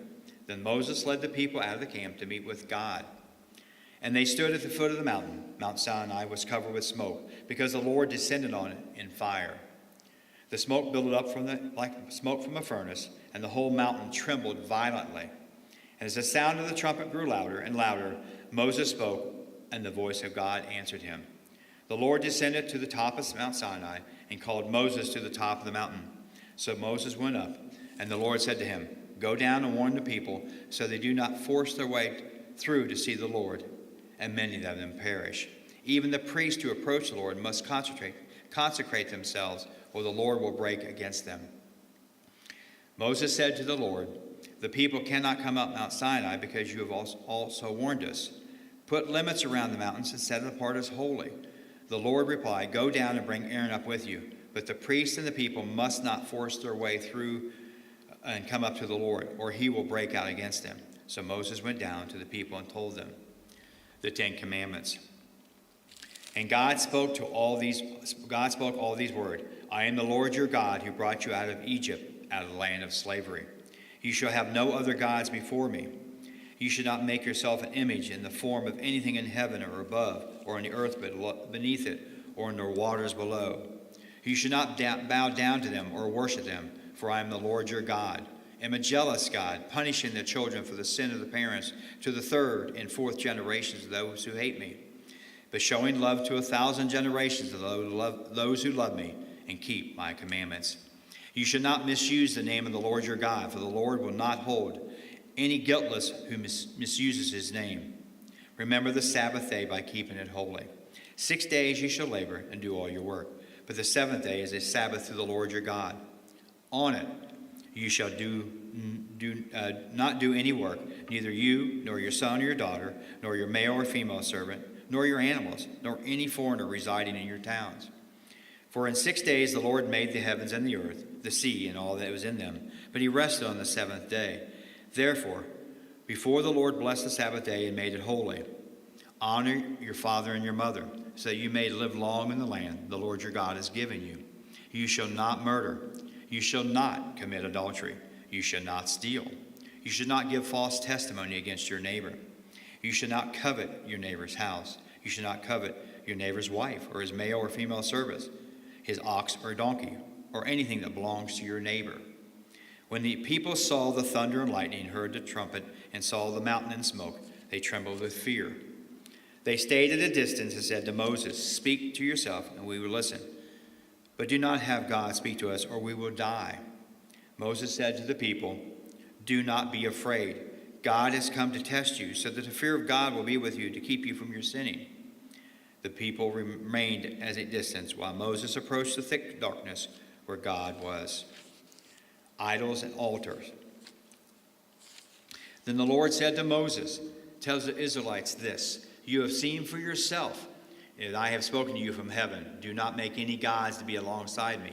Do not make for yourselves gods of silver or gods of gold. Make an altar of earth for me and sacrifice on it your burnt offerings and fellowship offerings, your sheep and your goats and your cattle. Wherever I cause my name to be honored, I will come to you and bless you. If you make an altar of stone for me, do not build it with dressed stones, for you defile it if you use a tool on it. And do not go up to my altar on steps, or your private parts may be exposed. These are the laws you are to set before you." Hebrew servants. If you buy a Hebrew servant, he is to serve you for 6 years. But in the 7th year he shall go free without paying anything. If he comes alone, he is to go free alone. But if he has a wife when he comes, he is to go with him. If his master gives him a wife and she bears him sons or daughters, the women and their children shall belong to the master, and only the men shall go free.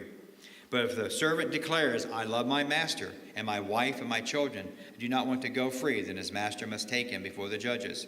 He shall take him to the door or the doorpost and pierce his ears with an awl. Then he will be a servant for life. If a man sells his daughter as a servant, she is not to go free as male servants do, for she has not pleased the master who has selected her for himself. He must let her be redeemed. He has no right to sell her to foreigners because he has broken faith with her. If he selects for her his son, he must grant her rights of a daughter.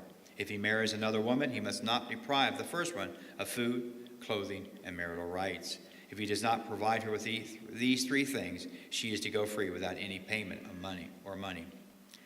Anyone who strikes a person with a fatal blow is to be put to death. However, it is not done intentionally, but God lets it happen. They are to flee to a place I will designate. But if anyone schemes and kills someone deliberately, that person is to be taken from my altar and put to death. Anyone who attacks their father or mother is to be put to death. Anyone who kidnaps someone is to be put to death, whether the victim has been sold or still in the kidnapper's possession. Anyone who curses their father or mother is to be put to death. If people quarrel and one person hits another with a stone or with his fist, and the victim does not die, but is confined to bed, the one who struck the blow will not be held liable if the other can get up and walk around outside with a staff. However, the guilty party must pay the injured person for any loss of time and see that the victim is completely healed. Anyone who beats their male or female slave with a rod must be punished if the slave dies as a direct result. But they are not to be punished if the slave recovers after a day or 2, since the slave is their property. If people are fighting and hit a pregnant woman, she gives birth prematurely, but there is no serious injury, the offender must be fined whatever the woman's husband demands and the court allows. But if there's a serious injury, you are to take life for life, eye for eye, tooth for tooth, hand for hand, foot for foot, burn for burn, wound for wound, bruise for bruise. An owner who hits a male or female slave in the eye and destroys it must let the slave go free to compensate for the eye. And the owner who knocks out the tooth of a male or female slave must let the slave go free to compensate for the tooth. If a bull gores a man or woman to death, the bull is to be stoned to death, and its meat must not be eaten, but the owner of the bull will not be held responsible. If, however, the bull has had the habit of goring, and the owner has been warned, but has not kept it penned up, and it kills a man or a woman, the bull is to be stoned, the owner also is to be put to death. However, if payment is demanded, the owner may redeem his life by the payment of whatever is demanded. This law also applies if the bull gores a son or a daughter. If the bull gores a male or female slave, the owner must pay 30 shekels of silver to the master of the slave, and the bull is to be stoned to death. If anyone uncovers a pit or digs one and fails to cover it, and one who opened up the pit must pay the owner for the loss and take the dead animal in exchange. Who's supposed to be here at 1 o'clock? Anybody know? Huh? You just come on up and take over. Yeah, that's what you're supposed to do. I'm sorry. I was waiting for somebody to take me down. I'm sorry. No, yeah.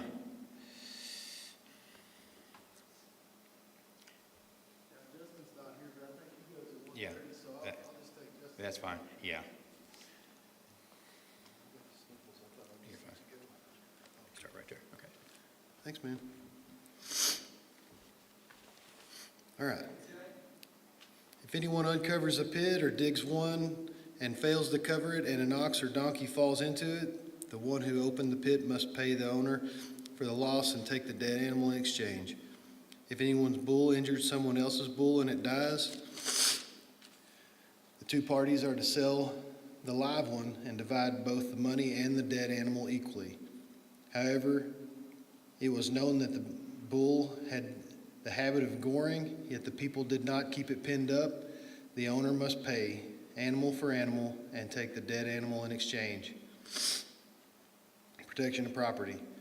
Whoever steals an ox or sheep and slaughters it or sells it must pay back 5 head of cattle for the ox and 4 sheep for the sheep. If a thief is caught breaking in at night and is struck a fatal blow, the defender is not guilty of bloodshed. But if it happens after sunrise, the defender is guilty of bloodshed. Anyone who steals must certainly make restitution, but if they have nothing, they must be sold to pay for their theft. If the stolen animal is found alive in their possession, whether ox or donkey or sheep, they must pay back double. If anyone grazes their livestock in a field or vineyard and lets them stray, and they graze into someone else's field, the offender must make restitution from the best of their own field or vineyard. If a fire breaks out and spreads into the thorn bushes so that it burns shocks of grain or standing grain or the whole field, the one who started the fire must make restitution. If anyone gives a neighbor silver or goods for safekeeping and they are stolen from the neighbor's house, the thief, if caught, must pay back double. But if the thief is not found, the owner of the house must appear before the judges, and they must determine whether the owner of the house has laid hands on the other person's property. In all cases of illegal possession of an ox, donkey, or sheep, a garment, or any other lost property about which somebody says, "This is mine," both parties are to bring their cases before the judges. The one whom the judges declare guilty must pay back double to the other. If anyone gives a donkey, an ox, a sheep, or any other animal to their neighbor for safekeeping, and it dies or is injured or is taken away while no one is looking, the issue between them will be settled by the taking of an oath before the Lord, and the neighbor did not lay hands on the other person's property. The owner is to accept this, and no restitution is required. But if the animal was stolen from the neighbor, restitution must be made to the owner. If it is torn to pieces by a wild animal, the neighbor shall bring in the remains as evidence and shall not require to pay for the torn animal. If anyone borrows an animal from their neighbor and it is injured or dies while the owner is not present, they must make restitution. But if the owner is with the animal, the borrower will not have to pay. Excuse me. If the animal was hired, the money paid for the hire covers the loss. Social responsibility. If a man seduces a virgin who is not pledged to be married and sleeps with her, he must pay the bride price, and she shall be his wife. If her father absolutely refuses to give her to him, he must still pay the bride price for virgins. Do not allow a sorceress to live. Anyone who has sexual relations with an animal is to be put to death. Whoever sacrifices to a god other than the Lord must be destroyed. Do not mistreat or oppress a foreigner, for you were foreigners in Egypt. Do not take advantage of the widow or the fatherless. If you do, and they cry out to me, I will certainly hear their cry. My anger will be aroused, and I will kill you with the sword. Your wives will become widows, and your children fatherless. If you lend money to one of my people among you who is needy, do not treat it like a business deal. Charge no interest. If you take your neighbor's cloak as a pledge, return it by sunset, because that cloak is the only covering your neighbor has. What else can they sleep in? When they cry out to me, I will hear, for I am compassionate. Do not blaspheme God or curse the ruler of your people. Do not hold back offerings from your granaries or your vats. You must give me the firstborn of your sons. Do the same with the cattle and your sheep. Let them stay with their mothers for 7 days, but give them to me on the 8th day. You are to be my holy people. Do not eat the meat of an animal torn by wild beasts. Throw it to the dogs. Laws of justice and mercy. Do not spread false reports. Do not help a guilty person by being a malicious witness. Do not follow the crowd in doing wrong.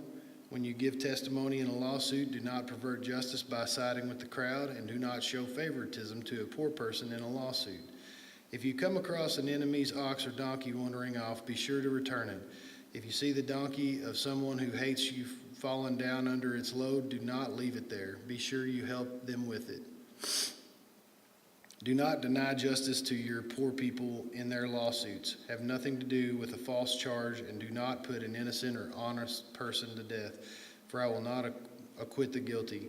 Do not accept a bribe, for a bribe blinds those who see and twist the word of the innocent. Do not oppress a foreigner. You yourselves know that how it feels to be foreigners, because you were foreigners in Egypt. Sabbath laws. For 6 years you are to sow your fields and harvest the crops, but during the 7th year let the land lie unplowed and unused. Then the poor among your people may get food from it, and the wild animals may eat what is left.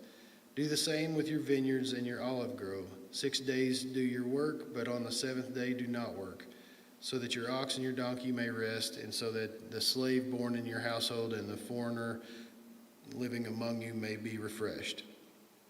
Be careful to do everything I have said to you. Do not invoke the names of other gods. Do not let them be heard in your lips. The 3 annual festivals. 3 times a year you are to celebrate a festival to me. Celebrate the festival of unleavened bread. For 7 days eat bread made without yeast, as I commanded you. Do this at the appointed time in the month of Aviv, for in that month you came out of Egypt. No one is to appear before me empty-handed. Celebrate the festival of harvest with your first fruits of the crops you sow in your field. Celebrate the festival of ingathering at the end of the year, when you gather your crops from the field.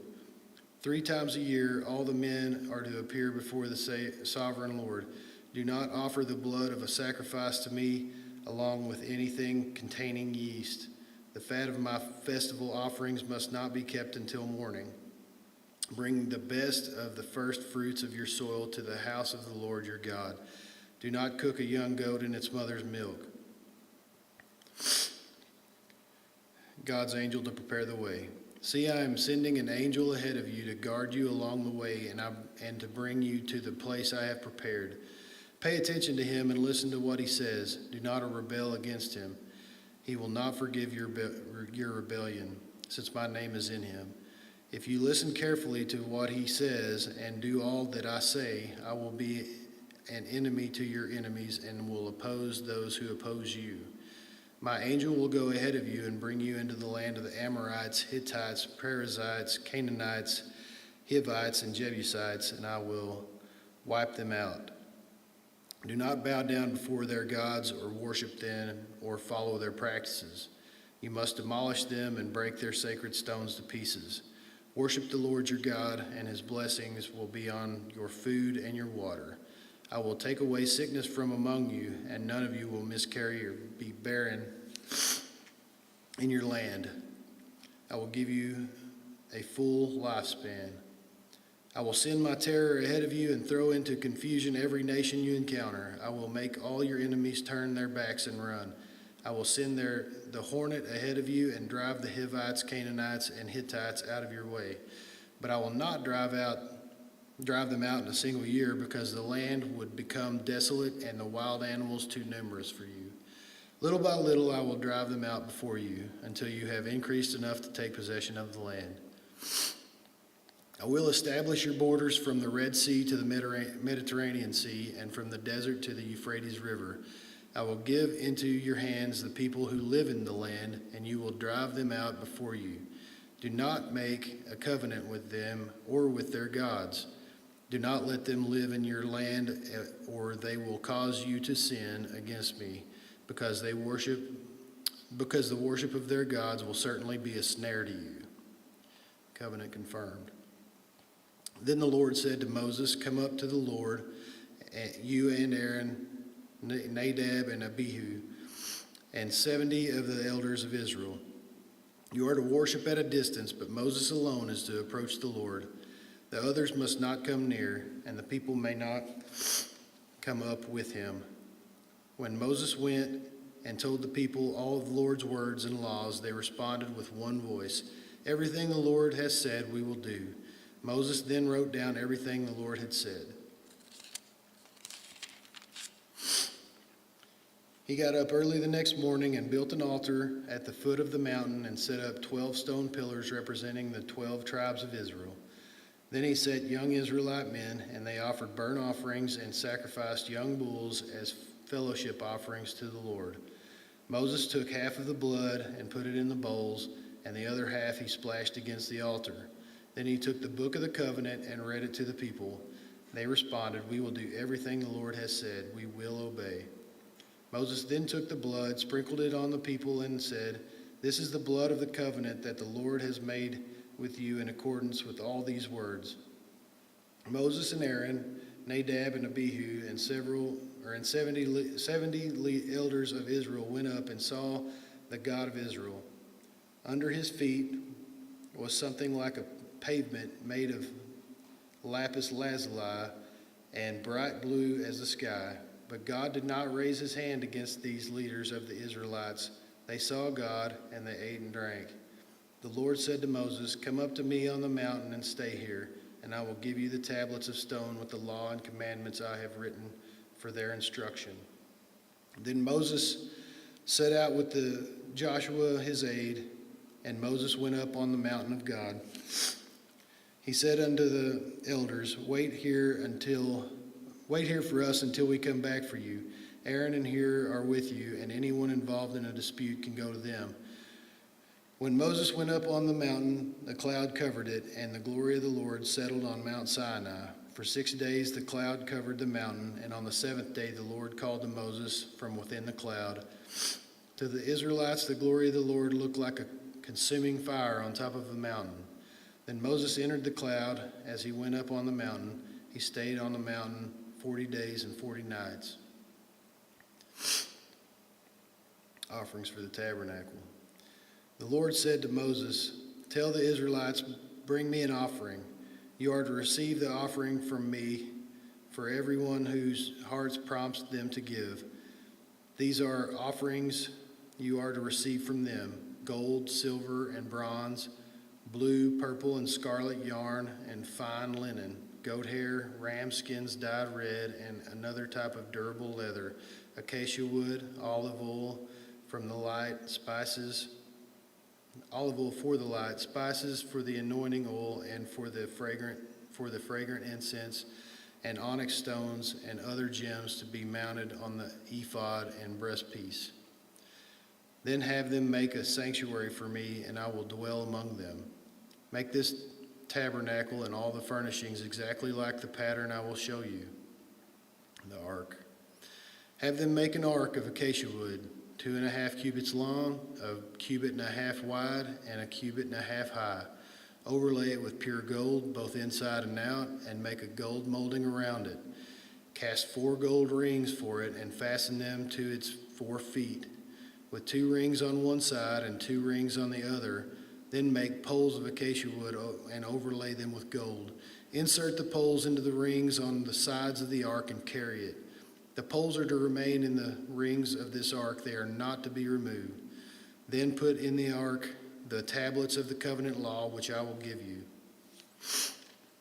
Make an atonement cover of pure gold, 2.5 cubits long and 1.5 cubits wide, and make 2 cherubim out of hammered gold at the ends of the cover.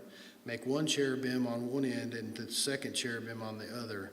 Make the cherubim of one piece with the cover at the 2 ends. The cherubim are to have their wings spread upward, overshadowing the cover with them. The cherubim are to face each other, looking forward to the cover. Place the cover on top of the ark and put in the ark the tablets of the covenant law that I will give you. There, above the cover, between the 2 cherubim that are over the ark of the covenant law, I will meet with you and give you all my commandments for the Israelites.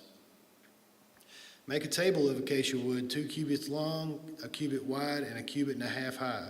Overlay it with pure gold and make a gold molding around it. Also make around it a rim handbreadth wide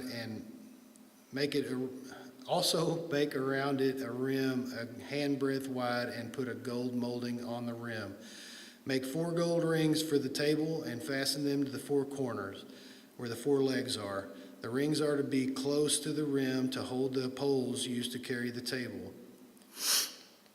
Make the poles of acacia wood, overlying them with gold, and carry the table with them, and make its plates and dishes of pure gold, as well as its pitchers and bowls for the pouring out of offerings. Put the bread in the presence on this table to be before me at all times. The lampstand. Put a lampstand of pure gold. Make a lampstand of pure gold. Hammer out its base and shaft, and make its flower-like cups, buds and blossoms of one piece with them. 6 branches are to extend from the sides of the lampstand, 3 on one side and 3 on the other. The 3 cups shaped like almond flowers with buds and blossoms are to be on one branch, 3 on the next branch, and the same for all 6 branches extending up from the lampstand. And on the lampstand there are to be 4 cups shaped like almond flowers with buds and blossoms. 1 bud shall be under the first pair of branches extending from the lampstand, the second bud under the second pair, and the third bud under the third pair, 6 branches in all. The buds and branches shall all be of one piece with the lampstand, hammered out of pure gold. Then make it 7 lamps and set them up on it so that they light the space in front of it. Its wick trimmers and trays are to be of pure gold. A talent of pure gold is to be used for the lampstand and all the accessories. See that you make them according to the pattern shown you on the mountain, the tabernacle.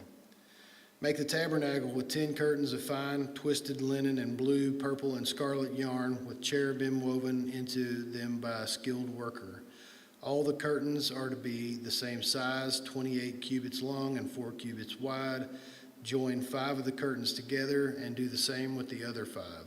Make loops of blue material along the edge of the end curtain in one set and do the same with the end curtain on the other set. Make 50 loops on one curtain and 50 loops on the end curtain of the other set, and the loops opposite each other. Then make 50 gold clasps and use them to fasten the curtains together so that the tabernacle is a unit. Make curtains of goat hair for the tent over the tabernacle, 11 altogether. All 11 curtains are to be of the same size, 30 cubits long and 4 cubits wide. Join 5 of the curtains together into one set and the other 6 into another set. Fold the 6th curtain double at the front of the tent. Make 50 loops along the edge of the end curtain in one set and also along the edge of the end curtain on the other set. Then make 50 bronze clasps and put them in the loops and fasten the tent together as a unit. As for the additional length of the tent curtains, the half curtain that is left over is to hang down at the rear of the tabernacle. The tent curtains will be a cubit longer on both sides. What is left will hang over the sides of the tabernacle so as to cover it. Make for the tent a covering of ram skins dyed red, and over that a covering of the other durable leather. Make upright frames of acacia wood for the tabernacle. Each frame is to be 10 cubits long and a cubit and a half wide, with 2 projections set parallel to each other. Make all the frames of the tabernacle in this way. Make 20 frames for the south side of the tabernacle and make 40 silver bases to go under them. 2 bases for each frame, 1 under each projection. For the other side, the north side of the tabernacle, make 20 frames and 40 silver bases, 2 under each frame. Make 6 frames for the far end, that is, the west end of the tabernacle, and make 2 frames for the corners at the far end. At these 2 corners, they must be double from the bottom all the way to the top and fitted into a single ring. Both shall be like that. So there will be 8 frames and 16 silver bases, 2 under each frame. Also make crossbars of acacia wood, 5 for the frames on one side of the tabernacle, 5 for those on the other side, and 5 for the frames on the west and the far end of the tabernacle. The center crossbar is to extend from one end to end at the middle of the frames. Overlay the frames with gold and make gold rings to hold the crossbars. Also overlay the crossbars with gold. Set up the tabernacle according to the plan shown you on the mountain. Make a curtain of blue, purple, and scarlet yarn and finely twisted linen with cherubim woven into it by a skilled worker. Hang it with gold hooks on 4 posts of acacia wood overlain with gold and standing on 4 silver bases. Hang the curtain from the clasp and place the ark of the covenant law behind the curtain. The curtain will separate the holy place from the most holy place. Put the atonement cover on the ark of the covenant law in the most holy place. Place the table outside the curtain on the north side of the tabernacle and put the lampstand opposite it on the south side.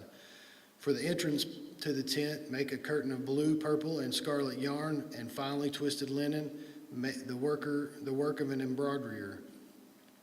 Make gold hooks for this curtain with 5 posts of acacia wood overlain with gold, and cast 5 bronze bases from them. The altar of burnt offering. Build an altar of acacia wood 3 cubits high. It is to be square, 5 cubits long, and 5 cubits wide. Make a horn at each of the 4 corners so that the horns of the altar are of one piece, and overlay the altar with bronze. Make all its utensils of bronze, its pots to remove the ashes, and its shovels, sprinkling bowl, meat forks, and fire pans. Make a grating for it, a bronze network, and make a bronze ring at each of the 4 corners of the network. Put it under the ledge of the altar so that it is halfway up the altar. Make poles of the acacia wood for the altar and overlay them with bronze. The poles are to be inserted into the rings so that they will be on 2 sides of the altar when it is carried. Make the altar hollow out of boards. It is to be made just as you were shown on the mountain. Courtyard. Make a courtyard for the tabernacle. The south side will be 100 cubits long and is to have curtains of finely twisted linen with 20 posts and 20 bronze bases and with silver hooks and bands on the posts. The north side shall be 100 cubits long and is to have curtains with 20 posts, 20 bronze bases, and with silver hooks and bands on the posts. The west end of the courtyard shall be 50 cubits wide and have curtains with 10 posts and 10 bases. On the east end, towards the sunrise, the courtyard shall also be 50 cubits wide. Curtains 15 cubits long are to be on one side of the entrance with 3 posts and 3 bases, and curtains 15 cubits long are to be on the other side with 3 posts and 3 bases. For the entrance of the courtyard, provide a certain 20 cubits long of blue, purple, and scarlet yarn and finely twisted linen, the work of an embroiderer, with 4 posts and 4 bases. All of the posts around the courtyard are to have silver bands and hooks and bronze bases. The courtyard shall be 100 cubits long and 50 cubits wide, with curtains of finely twisted linen 5 cubits high, with a bronze base. All the other articles are used in this service of the tabernacle, whatever their function, including all the tent pegs for it and those for the courtyard, are to be bronze. Command the Israelites to bring you clear oil of pressed olives for the lights, so that the lamps may be kept burning. In the tent of meeting, outside the curtain that shields the ark of the covenant law, Aaron and his sons are to keep the lamps burning before the Lord from evening till morning. This is to be a lasting ordinance among the Israelites for the generations to come. Priestly garments. Have Aaron your brother brought to you from among the Israelites, along with his sons Nadab and Abihu, Eleazar and Ithamar, so that they may serve me as priests. Make sacred garments for your brother Aaron and give him dignity and honor. Tell all the skilled workers to whom I have given wisdom in such matters that they are to make garments for Aaron for his consecration, so he may serve me as priest. These are the garments they are to make: a breastpiece, an ephod, a robe, a woven tunic, a turban, and a sash. They are to make these sacred garments for your brother Aaron and his sons, so that they may serve me as priests. Have them use gold and blue, purple, scarlet yarn and fine linen. Thank you very much. Make the ephod of gold and of blue, purple, and scarlet yarn and of finely twisted linen, the work of skilled hands. It is to have 2 shoulder pieces attached to 2 of its corners, so it can be fastened. Its skillfully woven waistband is to be like it, of 1 piece with ephod and made with gold and with blue, purple, and scarlet yarn, and with finely twisted linen. Take 2 onyx stones and engrave on them the names of the sons of Israel in the order of their birth, 6 names on 1 stone and the remaining 6 on the other. Engrave the names of the sons of Israel on the 2 stones, the way a gem cutter engraves a seal. Then mount the stones in gold filigree settings, and fasten them on the shoulder pieces of the ephod as memorial stones for the sons of Israel. Aaron is to bear the names on his shoulders as a memorial before the Lord. Make gold filigree settings and 2 braided chains of pure gold, like a rope, and attach the chains to the settings. Fashion a breastplate for making decisions, the work of skilled hands. Make it like the ephod, of gold and of blue, purple, and scarlet yarn, and of finely twisted linen. It is to be square, a span long and a span wide, and folded double. Then mount 4 rows of precious stones on it. The first row shall be carnelian, chrysolite, and beryl. The second row shall be turquoise, lapis lazuli, and emerald. The third row shall be jacinth, agate, and amethyst. The fourth row shall be topaz, onyx, and jasper. Mount them in gold filigree settings. There are to be 12 stones, 1 for each of the names of the sons of Israel, each engraved like a seal with the name of the one of the 12 tribes. For the breastplate, make braided chains of gold, of pure gold, like a rope. Make 2 gold rings for its, fasten them to the 2 corners of the breastpiece. Fasten the 2 gold chains to the rings at the corners of the breastplate, and the other ends of the chains to the 2 settings, attaching them to the shoulder pieces of the ephod. At the front, make 2 gold rings and attach them to the other 2 corners of the breastpiece on the inside edge next to the ephod. Make 2 more gold rings and attach them to the bottom of the shoulder pieces on the front of the ephod. Close to the seam just above the waistband of the ephod, the rings of the breastpiece are to be tied to the rings of the ephod with blue cord, connecting it to the waistband so that the breastpiece will not swing out from the ephod. Whenever Aaron enters the holy place, he will bear the names of the sons of Israel over his heart on the breastpiece of decision as a continuing memorial before the Lord. Also put the Urim and the Thummim in the breastpiece so they may be over Aaron's heart whenever he enters the presence of the Lord. Thus Aaron will always bear the means of making decisions for the Israelites over his heart before the Lord. Make the robe of the ephod entirely of blue cloth, with an opening of the head in its center. There shall be a woven edge like a collar around its opening,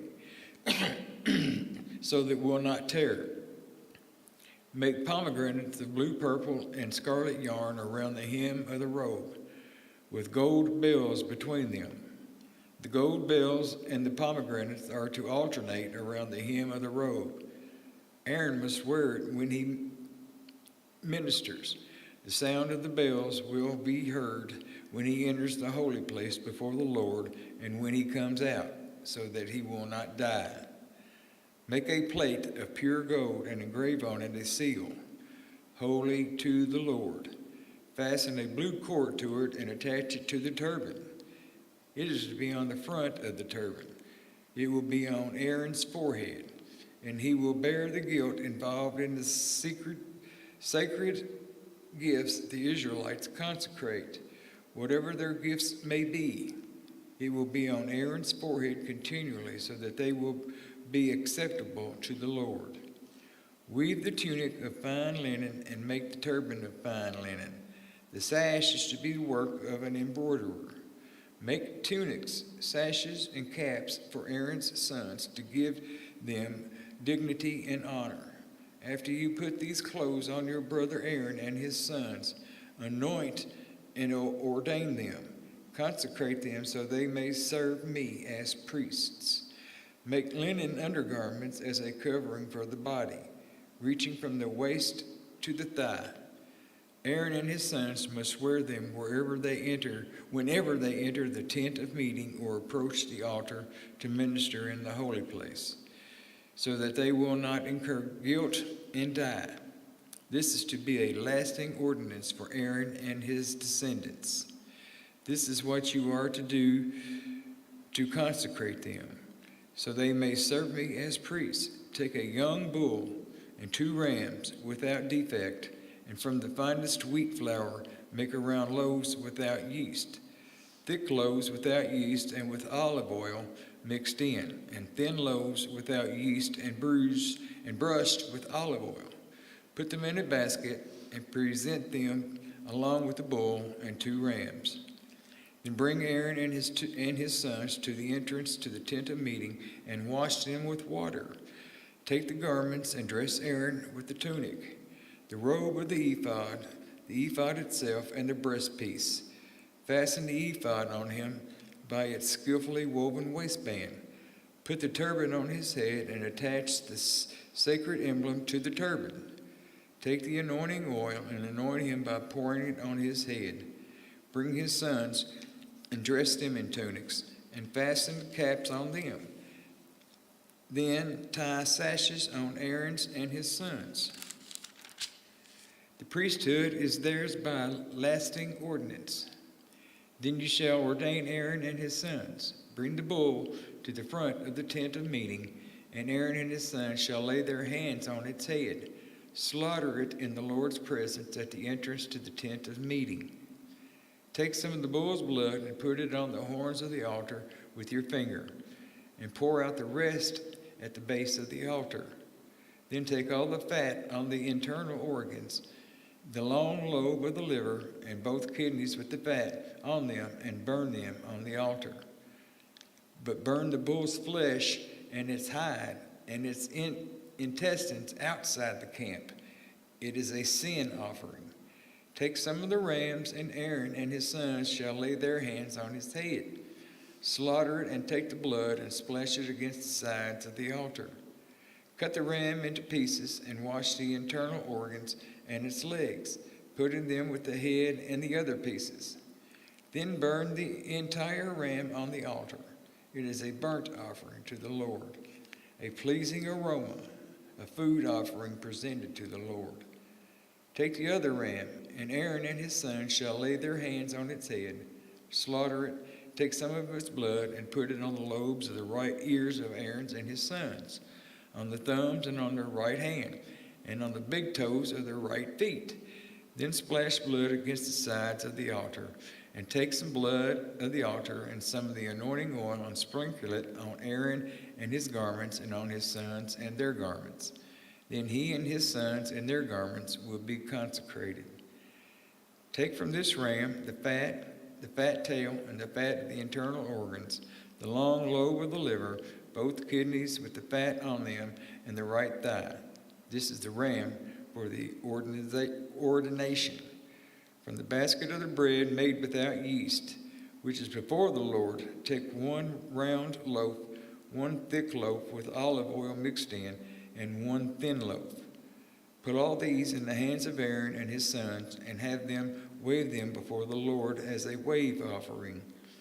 Then take them from their hands, and burn them on the altar along with the burnt offering for a pleasing aroma to the Lord, a food offering presented to the Lord after you take the breast of the ram for Aaron's ordination. Wave it before the Lord as a wave offering, and it will be your share. Consecrate those parts of the ordination ram that belong to Aaron and his sons. The beast that was waved and the thigh that was presented, this is always to be the perpetual share from the Israelites for Aaron and his sons. It is the contribution the Israelites are to make to the Lord from their fellowship offerings. Aaron's sacred garments will belong to his descendants so that they can anoint and ordain them. The son who succeeds him as priest comes to the tent of meeting to minister in the holy place is to wear them 7 days. Take the ram for the ordination and cook the meat in a sacred place at the entrance to the tent of meeting. Aaron and his sons are to eat the meat of the ram and the bread that is in the basket. They are to eat these offerings by which atonement was made for their ordination and consecration. But no one else may eat them, because they are sacred. And if any of the meat of the ordination ram or any of the bread is left over till morning, burn it up. It must not be eaten, because it is sacred. Do for Aaron and his sons everything I have commanded you, taking 7 days to ordain them. Sacrifice a bull each day as a sin offering to make atonement. Purify the altar by making atonement for it, and anoint it to consecrate it. For 7 days make atonement for the altar and consecrate it. Then the altar will be most holy, and whatever touches it will be holy. This is what you are to offer on the altar regularly each day: 2 lambs a year old. Offer one in the morning and the other at twilight. With the first lamb, offer a tenth of ephah of the finest flour mixed with a quarter of a hin of oil from pressed olives, and a quarter of a hin of wine as a drink offering. Sacrifice the other lamb at twilight with the same grain offering as its drink offering as in the morning, a pleasing aroma, a food offering presented to the Lord. For the generations to come, this burnt offering is to be made regularly at the entrance to the tent of meeting before the Lord. There I will meet you and speak to you. There also I will meet with the Israelites, and the place will be consecrated by my glory. So I will consecrate the tent of meeting and the altar, and will consecrate Aaron and his sons to serve me as priests. Then I will dwell among the Israelites and be their God. They will know that I am the Lord their God, who brought them out of Egypt, so that I might dwell among them. I am the Lord thy God.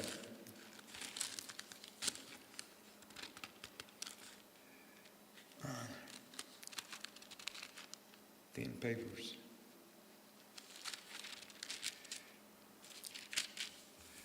Make an altar of acacia wood for burning incense. It is to be square, a cubit long, and a cubit wide, and 2 cubits high. Its horns of one piece with it.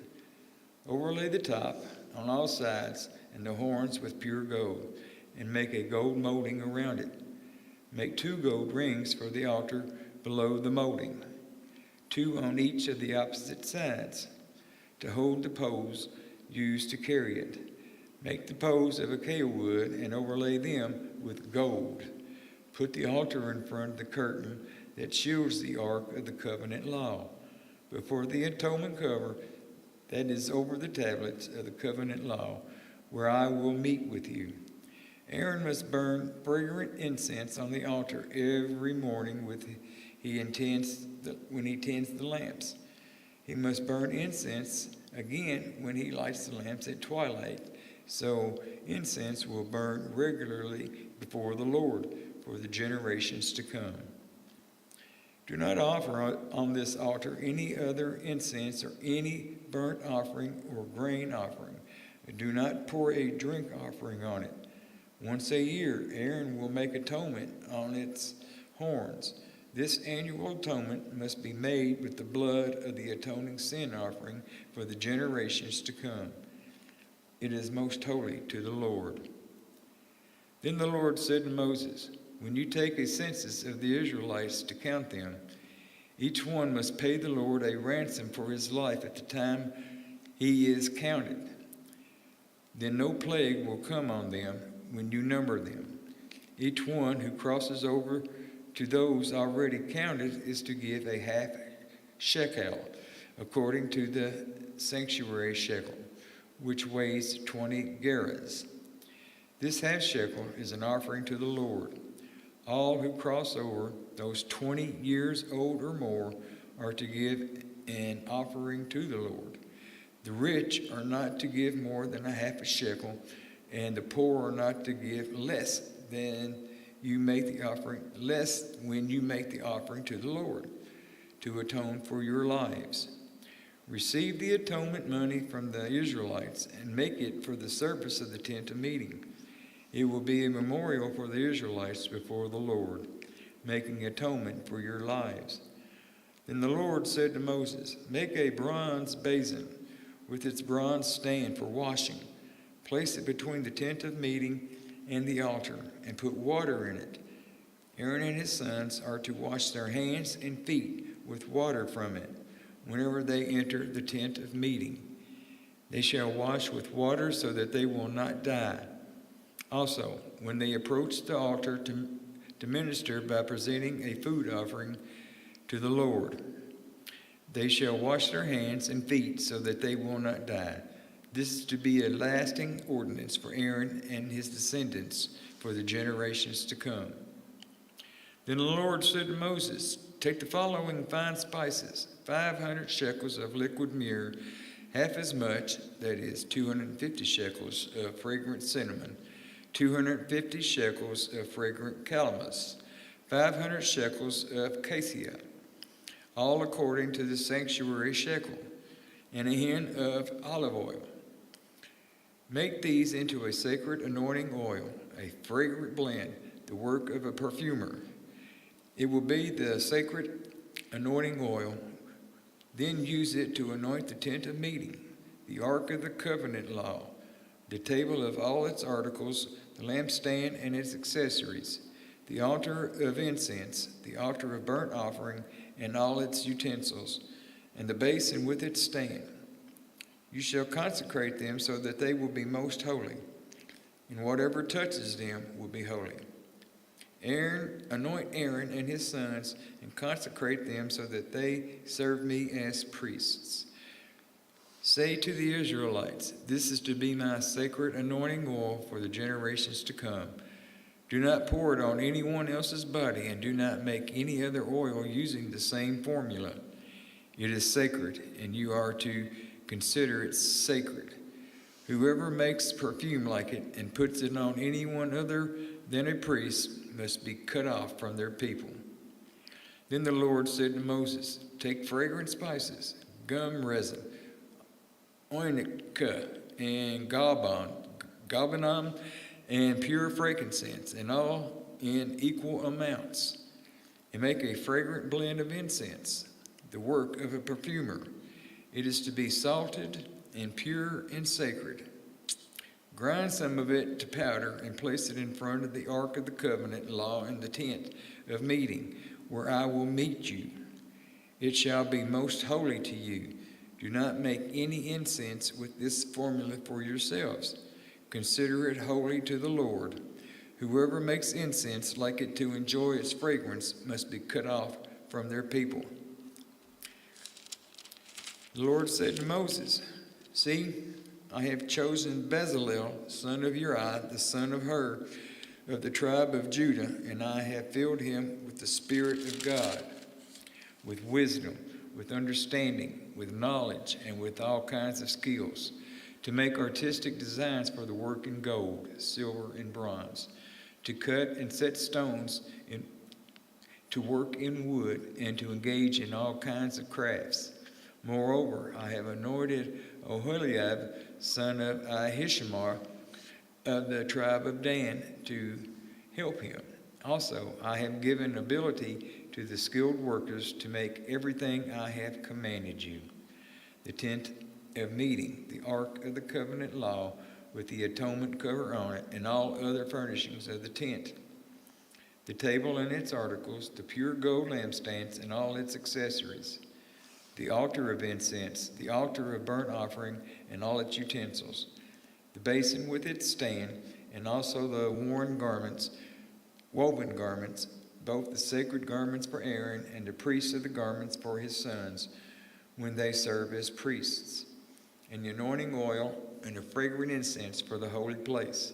They are to make them just as I commanded you. Then the Lord said to Moses, say to the Israelites, you must observe my Sabbaths. This will be a sign between me and you for the generations to come, so you may know that I am the Lord who makes you holy. Observe the Sabbath, because it is holy to you. Anyone who desecrates it is to be put to death. Those who do any work on that day must be cut off from their people. For 6 days work has to be done, but the seventh day is a day of Sabbath rest, holy to the Lord. Whoever does any work on the Sabbath day is to be put to death. The Israelites are to observe the Sabbath, celebrating it for the generations to come as a lasting covenant, as it will be a sign between me and the Israelites forever. For in the 6 days the Lord made the heavens and the earth, and on the seventh day he rested and was refreshed. When the Lord finished speaking to Moses on Mount Sinai, he gave him the 2 tablets of the covenant law, the tablets of stone inscribed by the finger of God. When the people saw that Moses was so long in coming down from the mountain, they gathered around Aaron and said, come, make us gods, who will go before us. As for this fellow Moses, who brought us up out of Egypt, we don't know what has happened to him. Aaron answered him, take off the gold earrings off of your wives and your sons and your daughters are wearing, and bring them to me. So all the people took all their earrings and brought them to Aaron. He took what they handed him and made it into an idol cast in the shape of a calf, fashioning it with a tool. Then they said, These are your gods, Israel, who brought you out of Egypt. When Aaron saw this, he built an altar in front of the calf and announced, tomorrow there will be a festival to the Lord. So the next day the people rose early and sacrificed burnt offerings and presented fellowship offerings.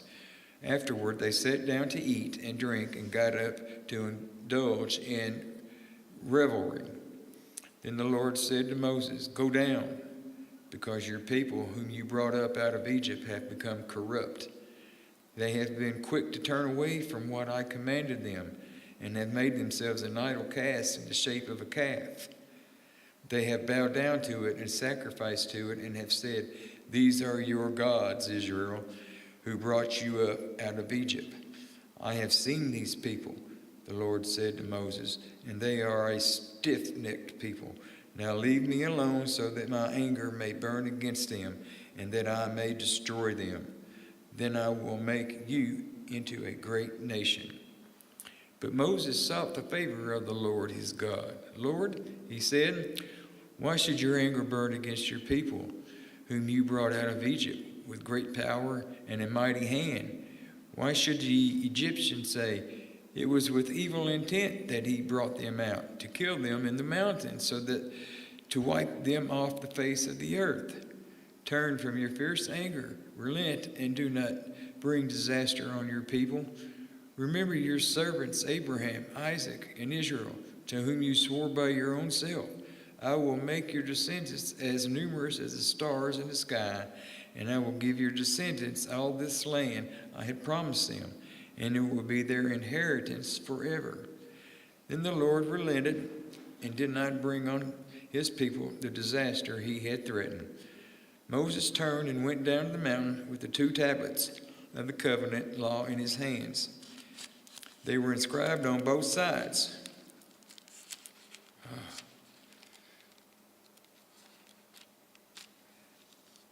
Front and back, the tablets were the work of God.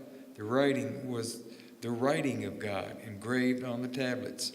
And when Joshua heard the noise of the people shouting, he said to Moses, there is a sound of war in the camp. Moses replied, it is not the sound of victory. It is not the sound of defeat. It is the sound of singing that I hear. And when Moses approached the camp, he saw the calf and the dancing. His anger burned, and he threw the tablets out of his hands, breaking them into pieces at the foot of the mountain. And he took the calf and the people had made and burned it in the fire. Then he ground it into powder, scattering it on the water, and made the Israelites drink it. He said to Aaron, what did these people do to you that you led them into such great sin? Do not be angry, my Lord. Aaron answered, you know how prone these people are to evil. They said to me, make us gods who will go before us. As for this fellow Moses, who brought us up out of Egypt, we don't know what has happened to him. So I told them, whoever has any gold jewelry, take it off. Then they gave me the gold, and I threw it into the fire, and out came this calf. Moses saw that the people were running wild, and that Aaron had led them out of control, and so become a laughingstock to their enemies. So he stood at the entrance of the camp and said, whoever is for the Lord, come to me. And all the Levites rallied to him. Then he said to them, this is what the Lord, the God of Israel, says. Each man strap a sword on his side, go back and forth through the camp from one end to the other, each killing his brother and friend and neighbor. The Levites did as Moses commanded, and that day about 3,000 of the people died. Then Moses said, you have been set apart to the Lord today, for you were against your own sons and brothers, and he has blessed you this day. The next day Moses said to the people, you have committed a great sin, but now I will go up to the Lord. Perhaps I can make atonement for your sin. So Moses went back to the Lord and said, oh, what a great sin these people have committed. They have made themselves gods of gold. But now, please forgive their sin. But if not, then blot me out of the book that you have written. The Lord replied to Moses, whoever has sinned against me, I will blot out of my book. Now go, lead the people to the place I spoke of, and my angel will go before you. However, when the time comes for me to punish, I will punish them for their sins. And the Lord struck the people with a plague because of what they did with the calf Aaron had made. Then the Lord said to Moses, leave this place, you and the people you brought up out of Egypt, and go into the land I promised an oath on Abraham, Isaac, and Jacob, saying, I will give it to your descendants. I will send an angel before you and drive out the Canaanites, the Amorites, Hittites, Perizzites, Hivites, and the Jebusites. Go up to the land flowing with milk and honey, but I will not go with you, because you are a stiff-necked people, and I might destroy you on the way." When the people heard these distressing words, they began to mourn and had no one put on any ornaments. For the Lord had said to Moses, "Tell the Israelites, you are a stiff-necked people. If you were to go with you even for a moment, I might destroy you. Now take off your ornaments, and I will decide what to do with you."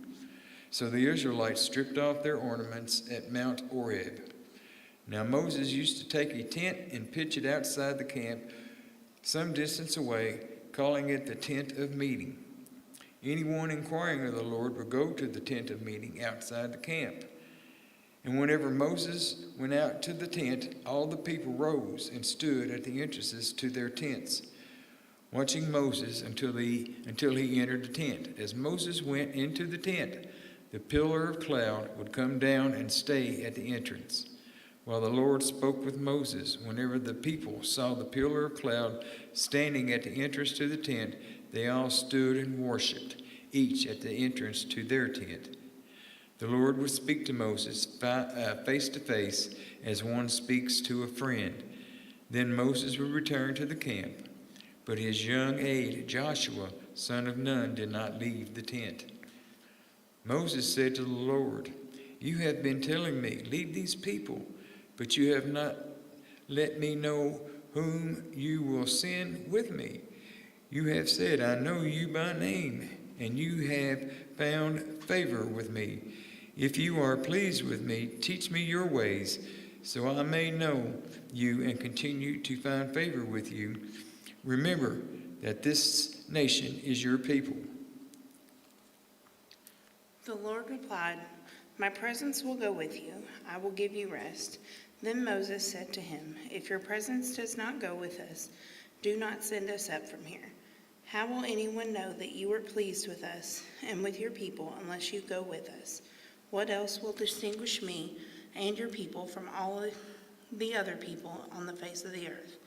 And if the Lord said to Moses, "I will do the very thing you have asked, because I am pleased with you, and I know you by name," then Moses said, "Now show me your glory." And the Lord said, I will cause all of my goodness to pass in front of you, and I will proclaim my name, the Lord, in your presence. I will have mercy on whom I will have mercy, and I will have compassion on whom I will have compassion. But he said, "You cannot see my face, for no one may see me and live." Then the Lord said, "There is a place near me where you may stand on a rock. Then my glory passes by. I will put you in a cleft in a rock and cover you with my hand until I have passed by. Then I will remove my hand, and you will see my back, but my face must not be seen." The Lord said to Moses, "Chisel out 2 stone tablets just like the first ones, and I will write on them the words that were on the first tablets, which you broke. Be ready in the morning, and then come up on Mount Sinai. Present yourself to me there on top of the mountain. No one is to come with you or be seen anywhere on the mountain. Not even the flocks and herds may graze in front of the mountain." So Moses chiseled out 2 stone tablets like the first ones and went up Mount Sinai early in the morning, as the Lord had commanded. And he carried the 2 stone tablets in his hands. Then the Lord came down in a cloud and stood there with him and proclaimed his name, the Lord. And he passed in front of Moses, proclaiming, "The Lord, the Lord." And the compassionate and gracious God, slow to anger, abounding in love and faithfulness, maintaining in love to thousands, and forgiving the wickedness, rebellion, and sin.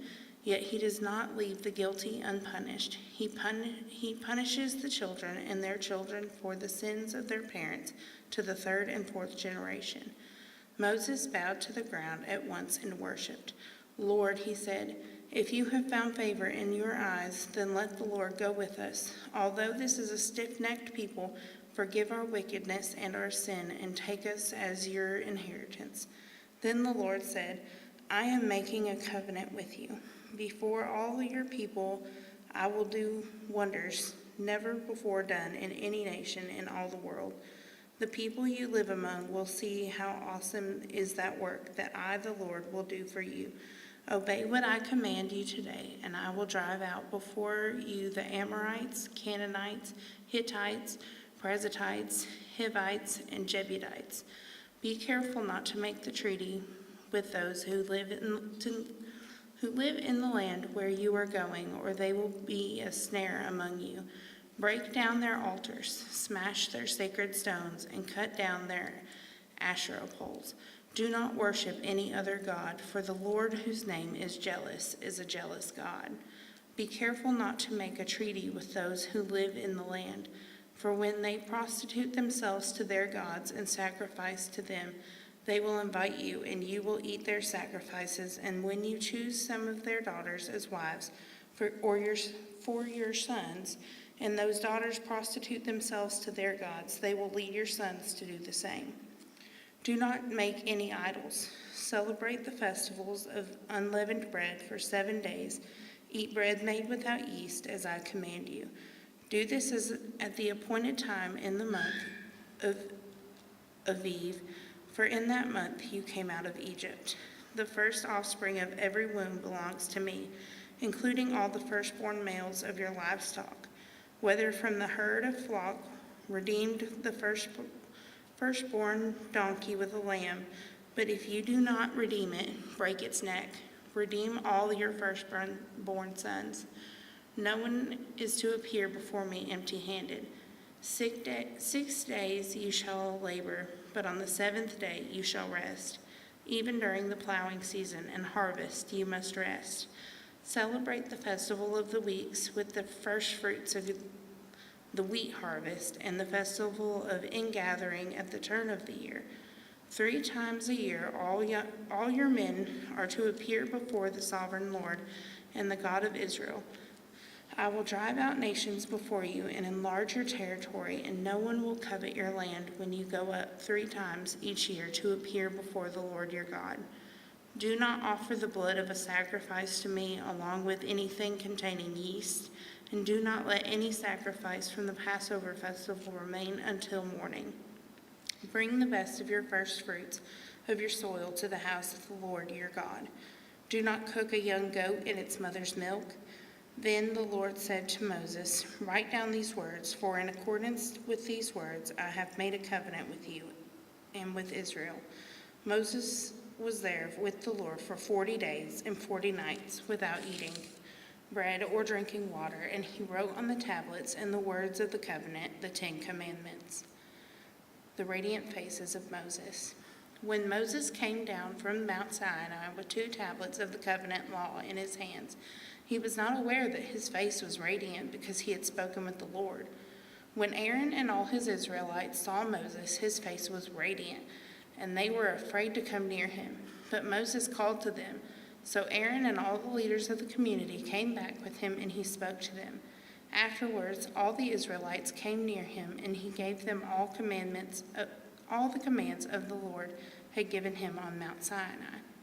When Moses finished speaking to them, he put a veil over his face. But whenever he entered the Lord's presence to speak with him, he removed the veil until he came out. When he came out and told the Israelites what he had been commanded, they saw that his face was radiant. Then Moses would put the veil back over his face until he went to speak with the Lord. Sabbath regulations. Moses assembled the whole Israelite community and said to them, these are the things the Lord has commanded you to do. For 6 days work is to be done, but the 7th day shall be your holy day, a day of Sabbath, rest to the Lord. Whoever does any work on it is to be put to death. Do not light a fire in any of your dwellings on the Sabbath day. Materials for the tabernacle. Moses said to the whole Israelite community, this is what the Lord has commanded. From what you have, take an offering for the Lord.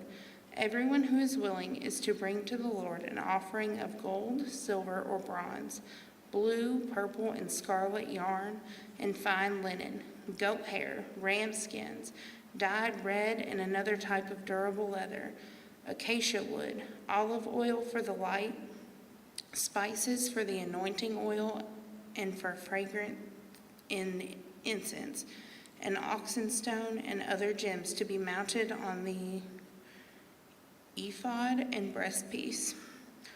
All who are skilled among you are to come and make everything the Lord has commanded: the tabernacle with its tents and its covering, clasp frames, crossbars, posts, and base, the ark with its poles and the atonement cover and the curtain that shields it, the table with its poles and all the articles, the bread of the presence, the lampstands that it is for light with its accessories, lamps and oils for the light, the altar of incense with its poles, the anointing oil and the fragrant incense, the curtain for the doorway at the entrance to the tabernacle, the altar to burnt offerings with its bronze gratings, its poles and all its utensils, the bronze basins with its stands, the curtains of the courtyard with its posts and bases, and the curtain for the entrance to the courtyard, the tent pegs for the tabernacle and for the courtyard, and their ropes, the woven garments worn for ministering in the sanctuary, both the sacred garments for Aaron the priest and the garments for his son when they serve as priests. Then the whole Israelites community withdrew from Moses' presence, and everyone who was willing and whose heart moved them to come and brought an offering to the Lord for the work on the tent for meeting, for all its services and for all its sacred garments. All who were willing, men and women alike, came and brought gold jewelry of all kinds, brooches, earrings, rings, and ornaments. They all presented their gold as a wave offering to the Lord. Everyone who had blue, purple, or scarlet yarn, or fine linen, or goat hair, ram skins dyed red, or other durable leather, brought them. Those presenting an offering of silver or bronze brought it as an offering to the Lord. And everyone who had acacia wood for any part of the work brought it. Every skilled woman spun with her hands and brought what she had spun, blue, purple, or scarlet yarn for fine linen. And all the women who were willing and had skill spun the goat hair. The leaders brought oxen stone and other gems to be mounted on the ephod and breastpiece. They also brought spices and olive oil for the light and for the anointing oil and for the fragrant incense. All the Israelite men and women who were willing brought to the Lord freewill offerings for all the work the Lord through Moses had commanded them to do. Bezalel and Oholiab. Then Moses said to the Israelites, "See, the Lord has chosen Bezalel, son of Uri, the son of Hur, of the tribe of Judah, and he has filled him with the Spirit of God, the wisdom with understanding, with knowledge, with all kinds of skills, to make artistic designs for work in gold, silver, and bronze, to cut and set stones, to work in wood, and to engage in all kinds of artistic crafts. And he has given both him and Oholiab, son of Ahisamach, and the tribe of Dan, the ability to teach others. He has filled them with skill to do all kinds of work as engravers, designers, embroiders, and blue, purple, and scarlet yarn, and fine linen, and weavers, all of them skilled workers and designers." So Bezalel,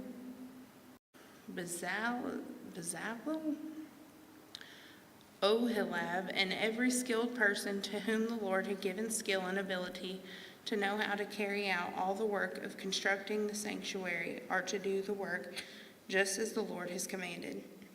Then Moses summoned Bezalel and Oholiab, every skilled person to whom the Lord had given ability and who was willing to come and do the work. They received from Moses all the offerings the Israelites had brought to carry out the work of constructing the sanctuary. And the people continued to bring freewill offerings morning after morning. So all the skilled workers who were doing all the work on the sanctuary left what they were doing and said to Moses, "The people are bringing more than enough for doing the work for the Lord commanded to be done."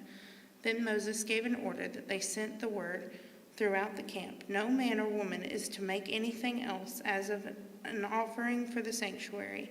And so the people were restrained from bringing more, because what they had already had was more than enough to do all the work. The tabernacle. All those who were skilled among the workers made the tabernacle with 10 curtains of fiery twisted linen and blue and purple and scarlet yarn, with cherubim woven into them by expert hands. All the curtains were the same size, 28 cubits long and 4 cubits wide. They joined 5 of the curtains together and did the same with the other 5. Then they made loops of blue material along the edge of the end of curtains in one set, and the same was done with the end curtain in the other set. They also made 50 loops on one curtain and 50 loops on the other end of the curtain on the other set, with the loops opposite each other. They then made 50 gold clasps and used them to fasten the 2 sets of curtains together, so that the tabernacle was a unit. They made curtains of goat hair for the tent over the tabernacle, 11 altogether.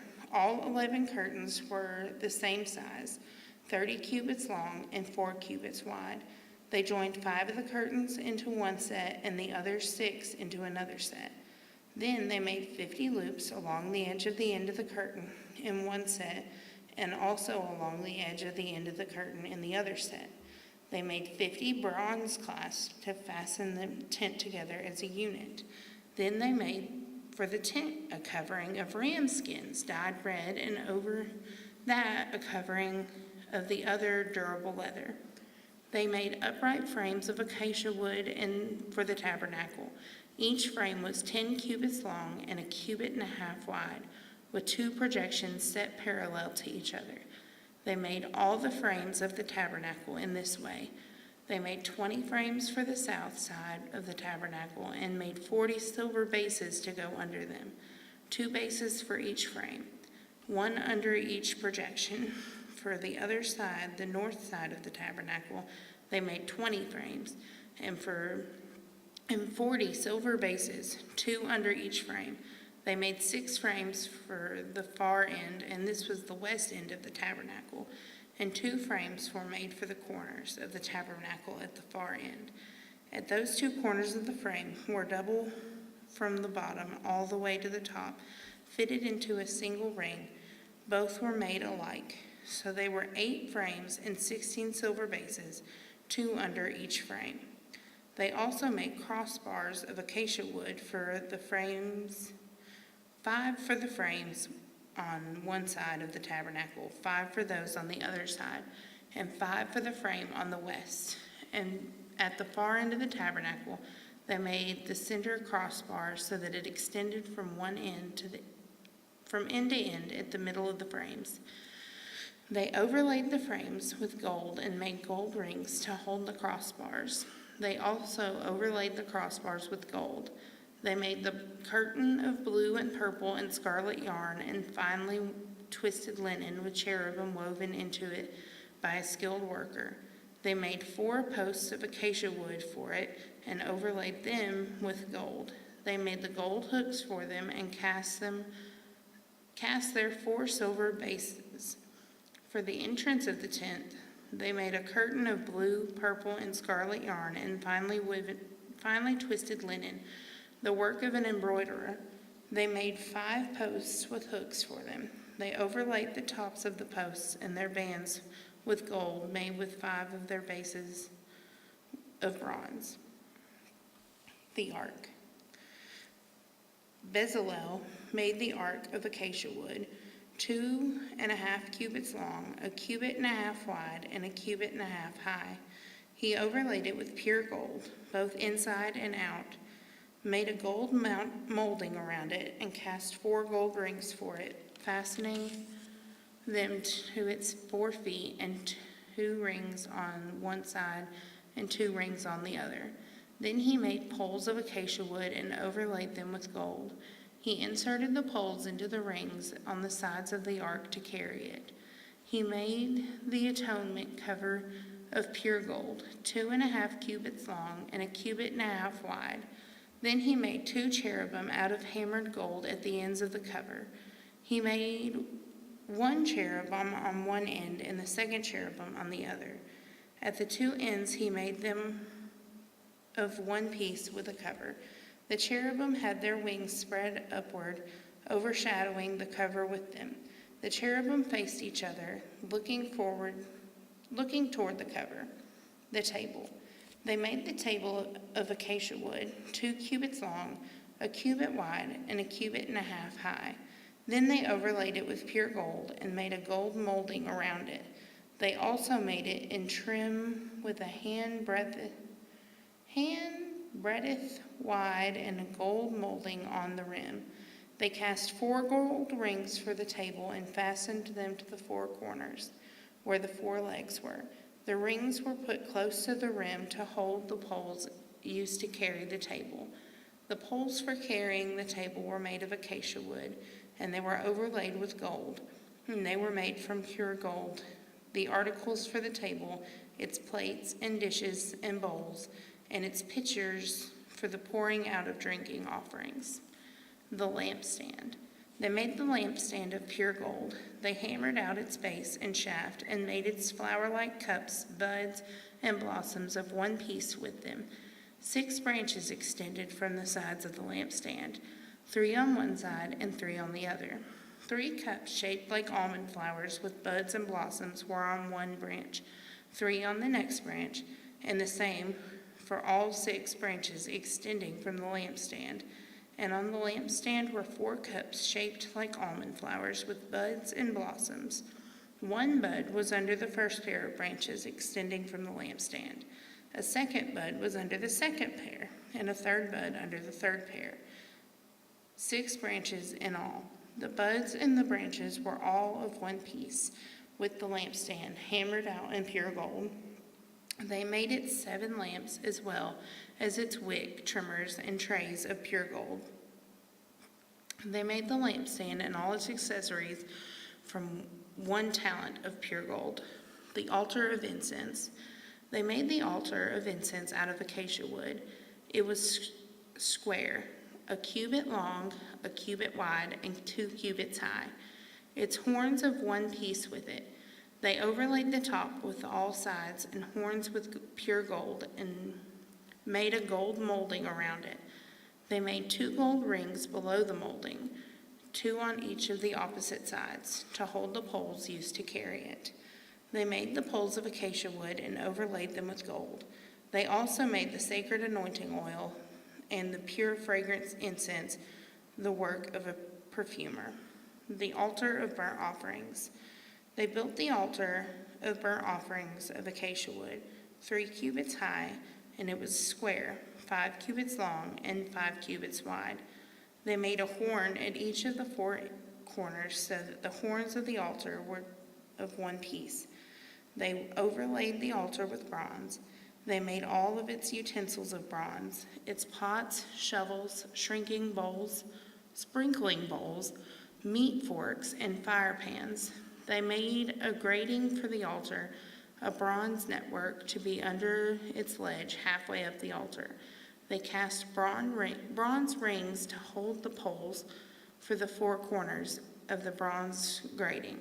They made the poles of acacia wood and overlaid them with bronze. They inserted the poles into the rings so they could be on the sides of the altar for carrying it. They made it hollow out of boards. The basin for washing. They made the bronze basin and its bronze stand from the mirrors of the women who served at the entrance of the tent of the meeting. The courtyard. Next they made the courtyard, the south side of the 100 cubits long, and had curtains of finely twisted linen with 20 posts and 20 bronze bases with silver hooks and bands on the posts.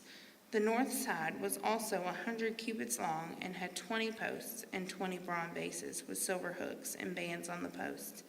The west end was 50 cubits wide and had curtains with 10 posts and 10 bases with silver hooks and bands on the posts. The east end toward the sunrise was also 50 cubits wide. Curtains 15 cubits long were on one side of the entrance, with 3 posts and 3 bases, and curtains 15 cubits long were on the other side of the entrance to the courtyard, with 3 posts and 3 bases. All the curtains around the courtyard were of finely twisted linen. The bases of the posts were bronze. The hooks on the bands on the posts were silver, and the tops were overlaid with silver. So all the posts in the courtyard had silver bands. The curtain for the entrance of the courtyard was made of blue, purple, and scarlet yarn and finely twisted linen, the work of an embroiderer. It was 20 cubits long, and like the curtains of the courtyard, 5 cubits high, with 4 posts and 4 bronze bases. Their hooks and bands were silver, and their tops were overlaid with silver. All the tent pegs of the tabernacle and the surrounding courtyard were bronze. The materials used. These are the amounts of the materials used for the tabernacle of the covenant law, which were recorded at Moses' command by the Levites under the direction of Ithamar, son of Aaron, the priest. Bezalel, the son of Uri, the son of Hur, of the tribe of Judah, made everything the Lord commanded Moses. With him was Oholab, son of Ahisamach, the tribe of Dan, an engraver and a designer, an embroiderer in blue, purple, and scarlet yarn and fine linen. The total amount of gold from the wave offering used for all the work on the sanctuaries was 29 talents and 730 shekels, according to the sanctuary shekel. The silver obtained from those of the community who were counted in the census was 100 talents and 1,775 shekels, according to the sanctuary shekel. 1 bekah per person, and it's half a shekel, according to the sanctuary shekel, from everyone who had crossed over to those counted 20 years old or more, a total of 603,550 men. The 100 talents of silver were used to cast the bases for the sanctuary and for the curtains, 100 bases from the 100 talents, 1 talent for each base. They used the 1,775 shekels to make the hooks for the posts, to overlay the tops of the posts, and to make their bands. The bronze from the wave of offering was 70 talents and 2,400 shekels. They used it to make the bases for the entrance to the tent of meeting, the bronze altar with its bronze gratings and all its utensils, the bases for the surrounding courtyard and those for the entrance, and all the tent pegs for the tabernacle and those for the surrounding courtyard. The priestly garments. From the blue, purple, and scarlet yarn, they made woven garments for ministering in the sanctuary. They also made sacred garments for Aaron as the Lord commanded Moses. The ephod. They made the ephod of gold and blue and purple and scarlet yarn and of finely twisted linen. They hammered out thin sheets of gold and cut strands to be worked into the blue, purple, and scarlet yarn and fine linen, the work of skilled hands. They made shoulder pieces for the ephod, which were attached to 2 of its corners, so it could be fastened. Its skillfully woven waistband was like it, of 1 piece with the ephod, and made with gold and blue and purple and scarlet yarn, with finely twisted linen, as the Lord commanded Moses. They mounted the oxen stone in gold filigree settings and engraved them like a seal with the names of the sons of Israel. Then they fastened them to the shoulder pieces of the ephod as memorial stones for the sons of Israel, as the Lord commanded Moses. The breastpiece. They fashioned the breastpiece, the work of a skilled craftsman. They made it like the ephod, of gold and blue and purple and scarlet yarn and of finely twisted linen. It was square and a span long and a span wide and folded double. Then they mounted 4 rows of precious stones on it. The first row was carnelian, chrysolite, and beryl. The second row was turquoise, lapis lazuli, and emerald. The third row was jacinth, agate, and amethyst. The fourth row was topaz, onyx, and jasper. They were mounted in gold filigree settings. There were 12 stones, one for each of the names of the sons of Israel, each engraved like a seal with the name of the one of the 12 tribes. For the breastpiece, they made braided chains of pure gold, like a rope. They made the 2 gold filigree settings and 2 gold rings, and fastened the rings to the corners of the breastpiece. They fastened the 2 gold chains to the rings of the corner of the breastpiece, and the other ends of the chains to the other settings, attaching them to the shoulder pieces of the ephod at the front. They made 2 gold rings and attached them to the other 2 corners of the breastpiece on the side edge next to the ephod. Then they made 2 more gold rings and attached them to the bottom of the shoulder pieces on the front of the ephod, close to the seam just above the waistband of the ephod. They tied the rings of the breastpiece to the rings of the ephod with blue cord, connecting it to the waistband so that the breastpiece would not swing out from the ephod as the Lord commanded Moses. Other priestly garments. They made the robe of the ephod entirely of blue cloth, the work of a weaver, with an opening in the center of the robe, like the opening of a collar, and a band around this opening so that it would not tear. They made pomegranates of blue, purple, and scarlet yarn and finely twisted linen around the hem of the robe. Then they made bells of pure gold and attached them around the hem between the pomegranates. The bells and the pomegranates altered around the hem of the robe to be worn for ministering, as the Lord commanded Moses. For Aaron and his sons they made tunics of fine linen, the work of a weaver, and the turban of fine linen, the linen caps and the undergarments of finely twisted linen. The sash was made of finely twisted linen and the blue, purple, and scarlet yarn, the work of an embroiderer. As the Lord commanded Moses, they made the plate, this sacred emblem, out of pure gold and engraved on it, like an inscription on a seal, holy to the Lord. Then they fastened a blue cord to it and attached it to the turban, as the Lord commanded Moses. Moses inspects the tabernacle. So all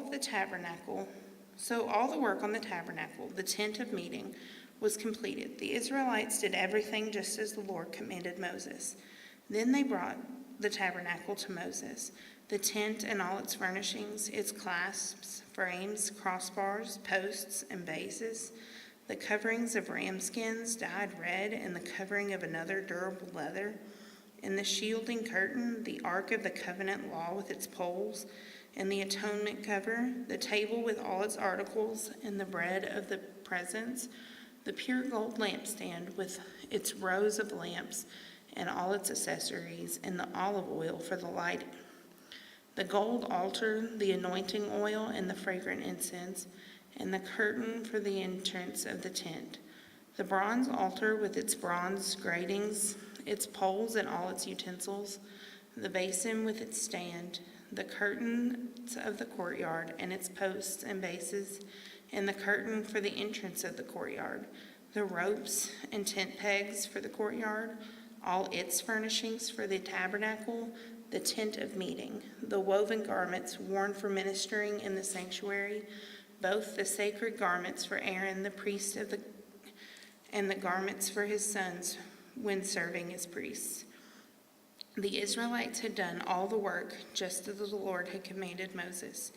Moses inspected all the work and saw that they had done it just as the Lord had commanded. So Moses blessed them. Setting up the tabernacle. Then the Lord said to Moses, "Set up the tabernacle, the tent of meeting, on the first day of the first month. Place the ark of the covenant law in it. Shield the ark with the curtain. Bring it on the table and then set out what belongs on it. Then bring in the lampstand and set up its lamps. Place the gold altar of incense in front of the ark of the covenant law.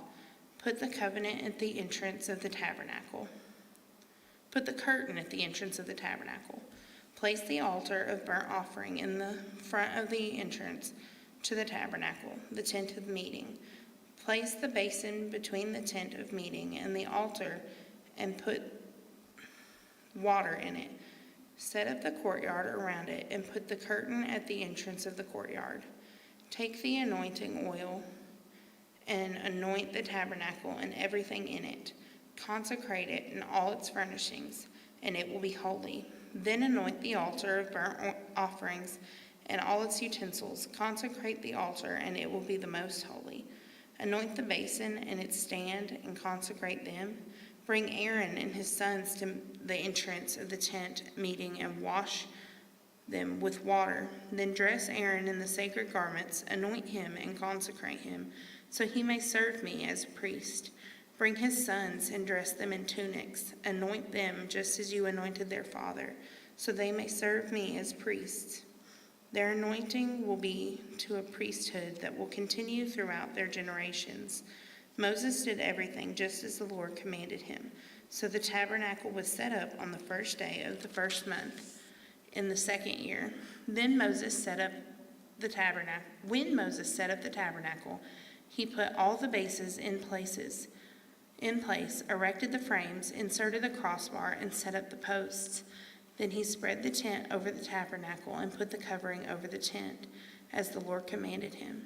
He took the tablets of the covenant law and placed them in the ark, attached the poles to the ark, and put the atonement covering over it. Then he brought the ark of the tabernacle and hung the shielding curtain and shielded the ark of the covenant law, as the Lord commanded him. Moses placed the table in the tent of the meeting of the north side of the tabernacle outside of the curtain, and set out the bread on it before the Lord, as the Lord commanded him.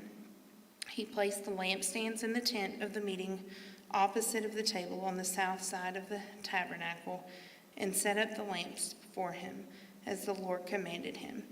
Moses placed the gold altar in the tent of meeting in front of the curtain, and burned fragrant incense on it, as the Lord commanded. Then he put up the curtain at the entrance of the tabernacle. He set the altar of burnt offerings near the entrance of the tabernacle, the tent of meeting, and offered on it burnt offerings and grain offerings, as the Lord commanded him. He placed the basin between the tent of meeting and the altar, and put water in it for washing. And Moses and Aaron and his sons used it to wash their hands and feet. They washed whenever they entered the tent of meeting or approached the altar, as the Lord commanded Moses. Then Moses set up the courtyard around the tabernacle and the altar, put up the curtain at the entrance of the courtyard, and so Moses finished the work. The glory of the Lord. When the cloud covered the tent of meeting and the glory of the Lord filled the tabernacle, Moses could not enter the tent of meeting because the cloud had settled on it, and the glory of the Lord filled the tabernacle. In all the travels of the Israelites, whenever the cloud lifted from above the tabernacle, they would set out.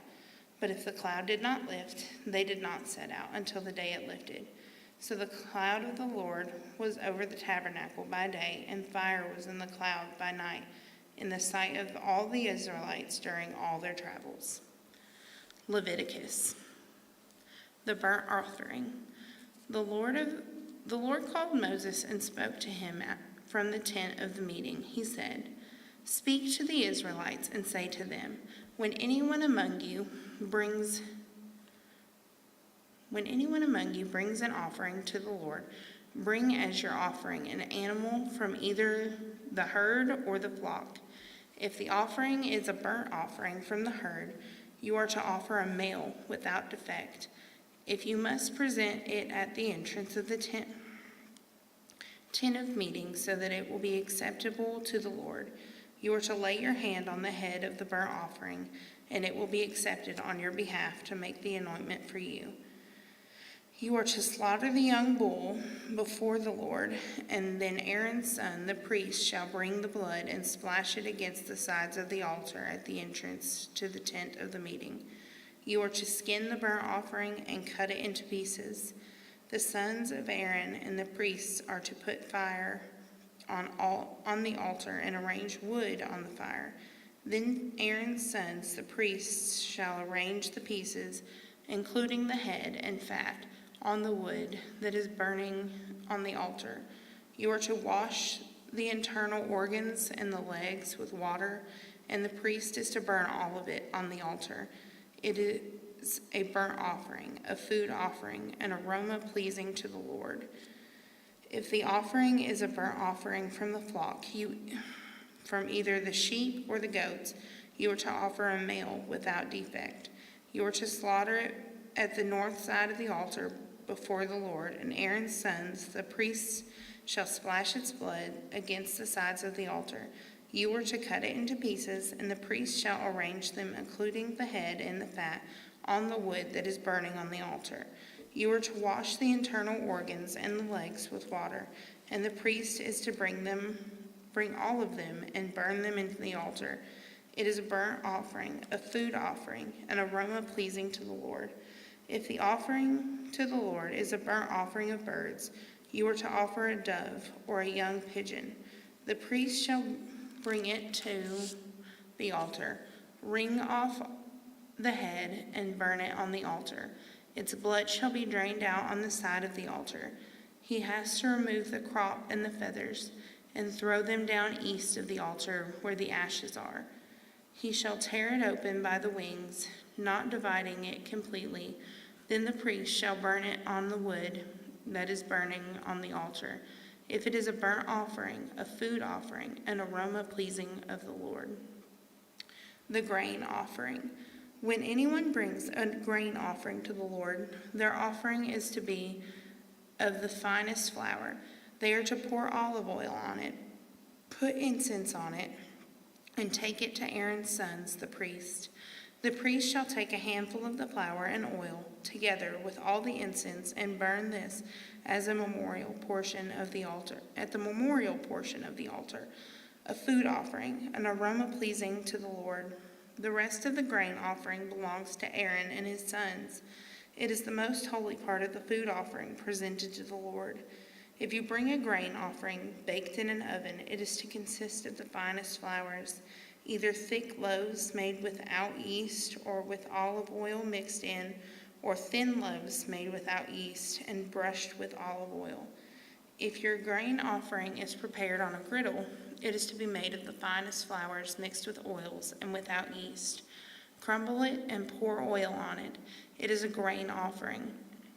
If your grain offering is cooked in a pan, it is to be made of the finest flour and some olive oil.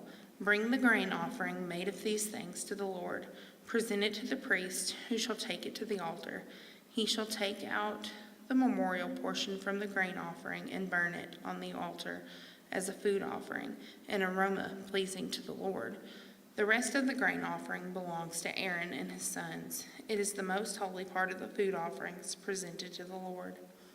Every grain offering you bring to the Lord must be made without yeast, for you are not to burn any yeast or honey in a food offering presented to the Lord. You may bring them to the Lord as an offering of the first fruits, but they are not to be offered on the altar as a pleasing aroma. Season all your grain offerings with salt. Do not leave the salt of your covenant for your God out of your grain offerings. Add salt to all your offerings. If you bring a grain offering of first fruits to the Lord, offer crushed heads of new grain roasted in the fire. Put oil and incense on it, and it is a grain offering. The priest shall burn the memorial portion of the crushed grain and the oil, and together with all the incense as the food offering presented to the Lord. The fellowship offering. If your offering is a fellowship offering, you offer an animal from the herd, whether male or female, you are to present before the Lord an animal without defect. You are to lay your hand on the head of your offering and slaughter it at the entrance to the tent of meeting. Then Aaron's sons, the priests, shall splash the blood against the side of the altar. From the fellowship offering, you are to bring a food offering to the Lord, the internal organs and all the fat that is connected to them, both kidneys with the fat on them near the loin, and the long lobe of the liver, which you will remove with the kidneys. Then Aaron's sons are to burn it at the altar on top of the burnt offerings that is lying on the burning wood. It is a food offering, an aroma pleasing to the Lord. If you offer an animal from the flock as a fellowship offering to the Lord, you are to offer a male or female without defect. If you offer a lamb, you are to present it before the Lord, lay your hand on its head, and slaughter it in front of the tent of meeting. Then Aaron's son shall splash its blood against the sides of the altar. From the fellowship offering, you are to bring a food offering to the Lord. Its fat, the entire fat, tail, cut off close to the backbone, the internal organs, and all the fat that is connected to them, both kidneys with the fat on them near the loins, and the long lobe of the liver, which you will remove with the kidneys. The priest shall burn them on the altar as a food offering presented to the Lord. If your offering is a goat, you are to present it before the Lord. Lay your hands on its head and slaughter it in front of the tent of meeting. Then Aaron's sons shall splash its blood against the sides of the altar. From what you offered, you are to present this food offering to the Lord, the internal organs and all its fat that is connected to them, both kidneys with all the fat on them near the loins, and the long lobe of the liver, which you will remove with the kidneys. The priest shall burn them on the altar as a food offering, a pleasing aroma. All the fat is the Lord's.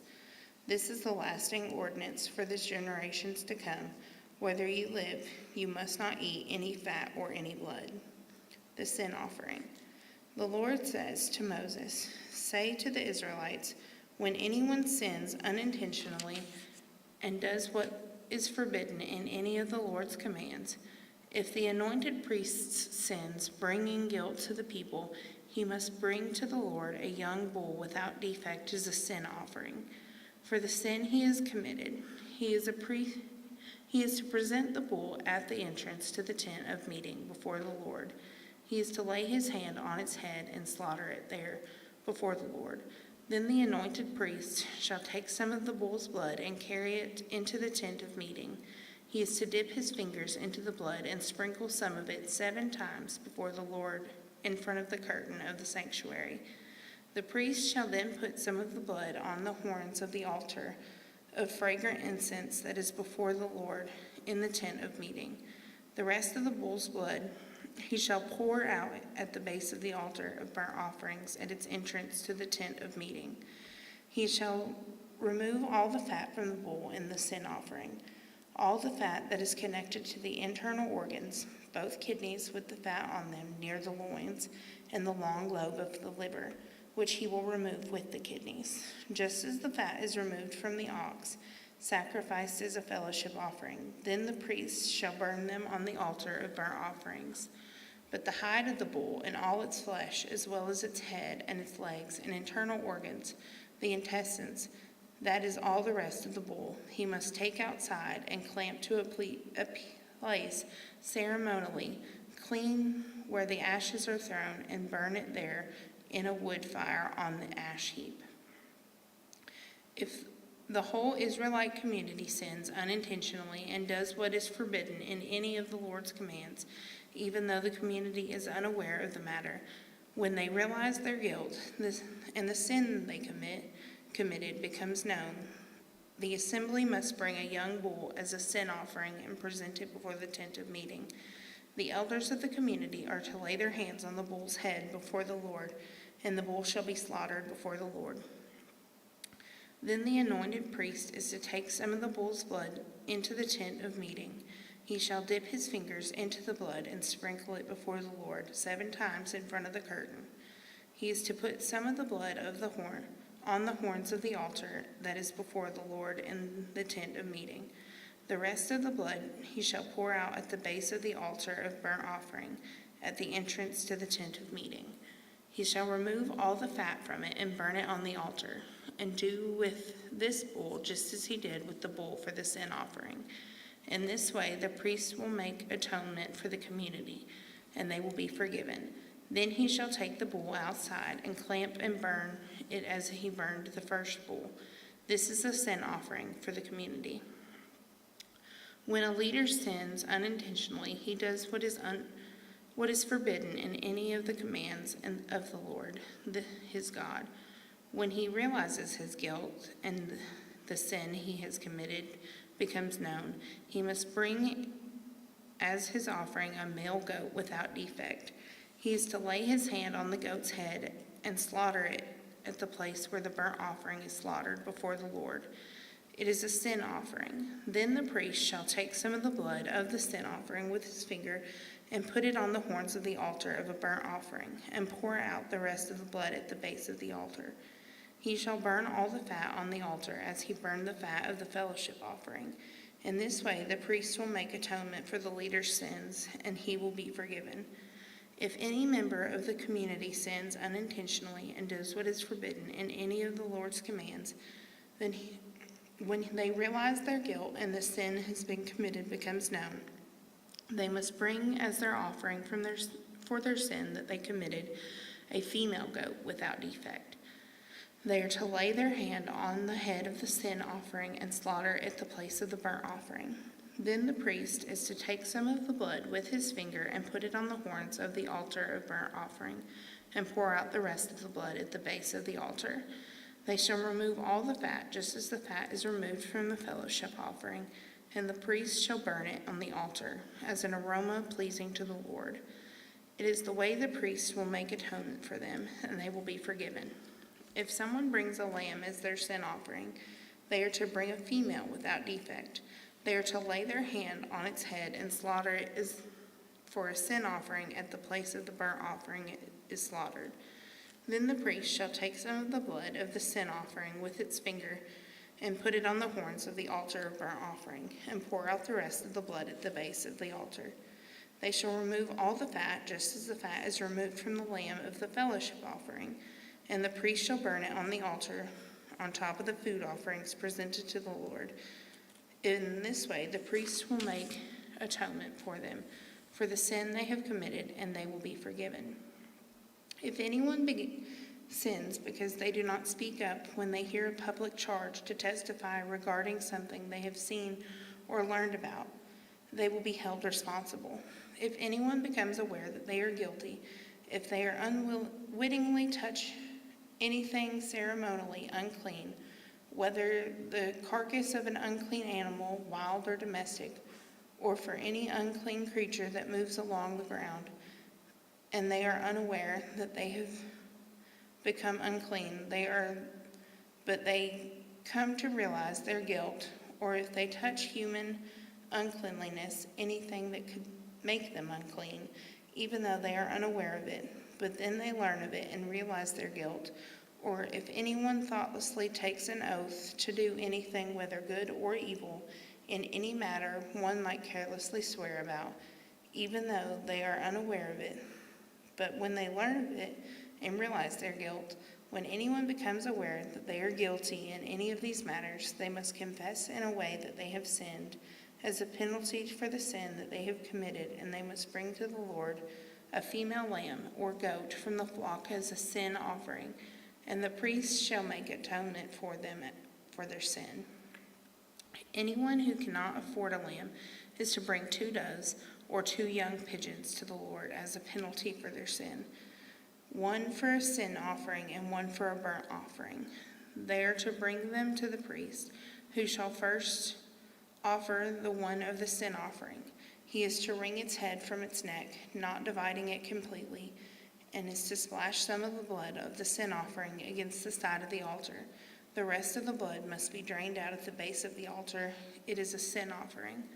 The priest shall then offer the other as a burnt offering in the prescribed way to make an atonement for them, for the sin they have committed, and they will be forgiven. If, however, they cannot afford 2 doves or 2 young pigeons, they are to bring as an offering for their sin 1/10 of an ephah of the finest flour for a sin offering. They must not put olive oil or incense on it, because it is a sin offering.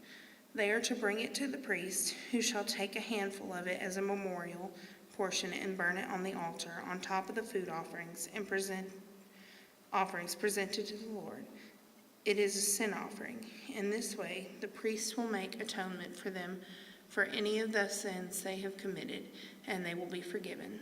The rest of the offering will belong to the priest, as in case of the grain offering.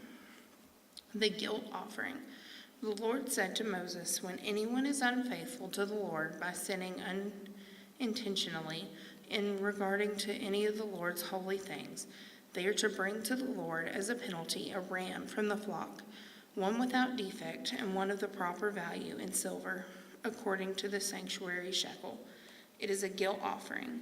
They must make restitution for what they have failed to do in regard of the holy things, pay an additional penalty of a fifth of its value, and give it all to the priests. The priests will make atonement for them and the ram as a guilt offering, and they will be forgiven. If anyone sins and does what is forbidden in any of the Lord's commands, even though they do not know it, they are guilty and will be held responsible. They are to bring the priest as a guilt offering a ram of the flock, one without defect and of proper value. In this way, the priest will make atonement for them and the wrong that they have committed unintentionally, and they will be forgiven. It is a guilt offering. They have been guilty of wrongdoing against the Lord.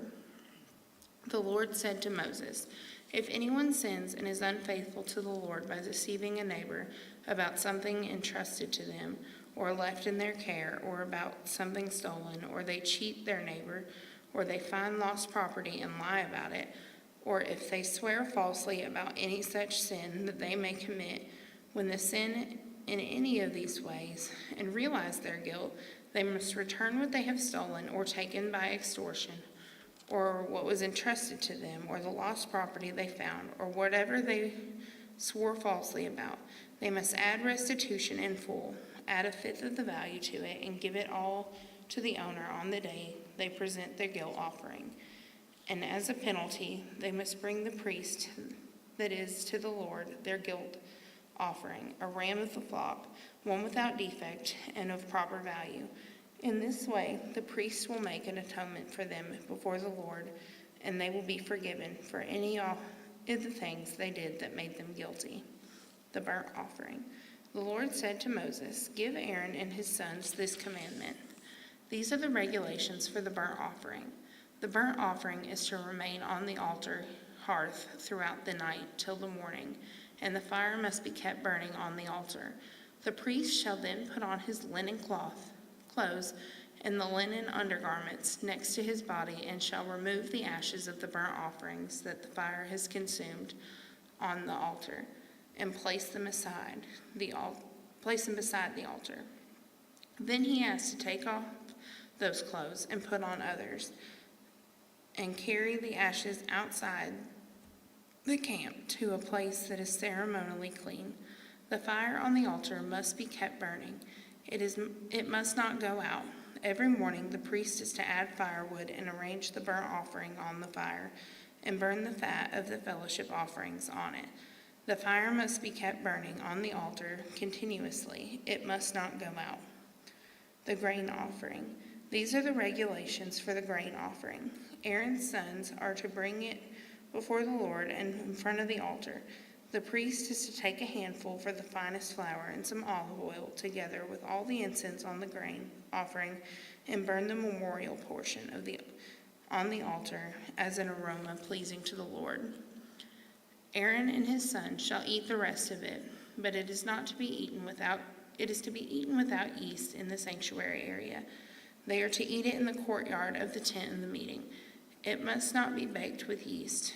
I have given it as their share of the food offerings presented to me, like the sin offering and the guilt offering. It is the most holy. Any male descendant of Aaron may eat it. For all generations to come, it is for his perpetual share of the food offerings presented to the Lord. Whatever touches them will become holy. The Lord also said to Moses that this offering Aaron and his sons are to bring the Lord on the day he is anointed, a tenth of the ephah of the finest flour as a regulation grain offering, half of it in the morning and half in the evening. It must be prepared with oil on a griddle. Bring it well mixed and present the grain offering, broken in pieces, as aroma pleasing to the Lord. The son who is to succeed him as anointed priest shall prepare it. It is the Lord's perpetual share, and it is to be burned completely. Every grain offering of the priest shall be burned completely. It must not be eaten. The sin offering. The Lord said to Moses, "Say to Aaron and his sons, they are the regulations for the sin offering. These are the regulations for the sin offering. The sin offering is to be slaughtered before the Lord in the place the burnt offering is slaughtered. It is most holy. The priest who offers it shall eat it. It is to be eaten in the sanctuary area in the courtyard of the tent of meeting. Whoever touches any of the flesh will become holy, and if any of the blood is splattered on the garment, you must wash it in the sanctuary area. The clay pot the meat is cooked in must be broken, but if it is cooked in a bronze pot, the pot is to be scoured and rinsed with water. Any male in the priest's family may eat it. It is most holy. But any sin offering whose blood is brought in the tent of meeting to make atonement for the holy place must not be eaten. It must be burned up. The guilt offering. These are the regulations for the guilt offering, which is the most holy. The guilt offering is to be slaughtered in the place where the burnt offering is slaughtered, and its blood is to be splashed against the sides of the altar. All its fat shall be offered, the fat tail and the fat covers of the internal organs, both kidneys with them, the fat on them near the loins, and the long lobe of liver, which is to be removed with the kidneys. The priest shall burn them on the altar as a food offering presented to the Lord. It is a guilt offering. Any male in the priest's family may eat it, but it must not be eaten in the sanctuary. It is most holy. The same law applies to both the sin offering and the guilt offering. They belong to the priest who make atonement with them. The priest who offers a burnt offering for anyone may keep its hide for himself. Every grain offering baked in an oven or cooked in a pan or on a griddle belongs to the priest who offers it. And every grain offering, whether mixed with olive oil or dry, belongs equally to all the sons of Aaron. The fellowship offering. These are the regulations for the fellowship offering. Anyone may present it to the Lord. If they offer it as an expression of thankfulness, then along with this thankful offering, they are to offer thick loaves made without yeast and with olive oil mixed in. Thin loaves made without yeast and brushed with oil, and thick loaves of the finest flour, well kneaded with oil mixed in. Along with fellowship offering of thanksgiving, they are to present an offering with thick loaves of bread made with yeast. They are to bring one of each kind of an offering, a contribution to the Lord. It belongs to the priest who splashes the blood of the fellowship offering against the altar. The meat of the fellowship offering of thanksgiving must be eaten on the day it is offered. They must leave none of it till morning.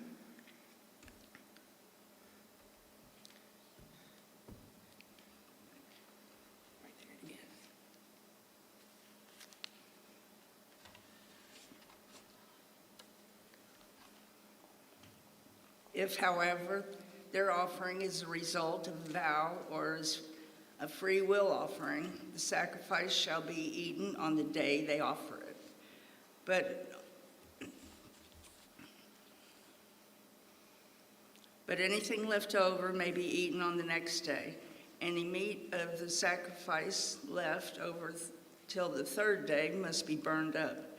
If any meat of the fellowship offering is eaten on the third day, the one who offered it will not be accepted. It will not be reckoned to their credit, for it has become impure. The person who eats any of it will be held responsible. Meat that touches anything ceremonially unclean must not be eaten. It must be burned up. As for other meat, anyone ceremonially clean may eat it. But if anyone who is unclean eats any meat of the fellowship offering belonging to the Lord, they must be cut off from their people. Anyone who touches something unclean whether human uncleanliness or an unclean animal, or in any unclean creature that moves along the ground, and then eats any of the meat of the fellowship offering belonging to the Lord, he must be cut off from their people. Eating fat and blood is forbidden. The Lord said to Moses, "Say to the Israelites, do not eat any of the fat of the cattle, sheep, or goats. The fat of any animal found dead or torn by wild animals may be used for any other purpose, but you must not eat it. Anyone who eats the fat of an animal from which a food offering may be presented to the Lord must be cut off from their people. And wherever you live, you must not eat the blood of any bird or animal. Anyone who eats blood must be cut off from their people." The Lord said, the priest's share. The Lord said to Moses, "Say to the Israelites, anyone who brings a fellowship offering to the Lord is to bring part of it of their sacrifice to the Lord, of it as a sacrifice to the Lord. With their own hands, they are to present the food offering to the Lord. They are to bring the fat together with the breast and wave the breast before the Lord as a wave offering. The priest shall burn the fat of the animal. The priest shall burn the fat on the altar, but the breast belongs to Aaron and his sons. You are to give the right side of your fellowship offering to the priest as a contribution. The son of Aaron who offers the blood and the fat of the fellowship offering shall have the right thigh as his share. From the fellowship offerings of the Israelites, I have taken the breast that is waved and the thigh that is presented and have given them to Aaron the priest and his sons as their perpetual share from the Israelites. This is the portion of the food offerings presented to the Lord that were allotted to Aaron and his sons on the day they were presented to serve the Lord as priests. On the day they were anointed, the Lord commanded that the Israelites give this to them as their perpetual share for the generations to come. These then are the regulations for the burnt offering, the grain offering, and the sin offering, the guilt offering, the ordination offering, and the fellowship offering, which the Lord gave Moses at Mount Sinai in the desert of Sinai on the day he commanded the Israelites to bring their offerings to the Lord. The ordination of Aaron and his sons, chapter 8. The Lord said to Moses, "Bring Aaron and his sons their garments, the anointing oil, the bull for sin offering, the 2 rams, and the basket containing bread made without yeast, and gather the entire assembly at the entrance of the tent of meeting." Moses did as the Lord commanded him, and the assembly gathered at the entrance of the tent of meeting. Moses said to the assembly, "This is what the Lord has commanded to be done." Then Moses brought Aaron and his sons forward and washed them with water. He put the tunic on Aaron, tied the sash around him, clothed him with a robe, and put the ephod on him. He also fastened the ephod with a decorative waistband, which he tied around him. He placed the breastpiece on him, and put the Urim and the Thummim in the breastplate. Then he placed the turban on Aaron's head and set a gold plate at the sacred emblem on the front of it, as the Lord commanded Moses. Then Moses took the anointing oil and anointed the tabernacle and everything in it, and so consecrated him. He sprinkled some of the oil on the altar 7 times, anointing the altar, all its utensils, and the basin with its stand to consecrate them. He poured some of the anointing oil on Aaron's head and anointed him to consecrate him. Then he brought Aaron's sons forward, put tunics on them, tied sashes around them, and fastened caps on them, as the Lord commanded Moses. He then presented the bull for the sin offering, and Aaron and his sons laid their hands on his head. Moses slaughtered the bull and took some of the blood with his finger and put it on all the horns of the altar to purify the altar.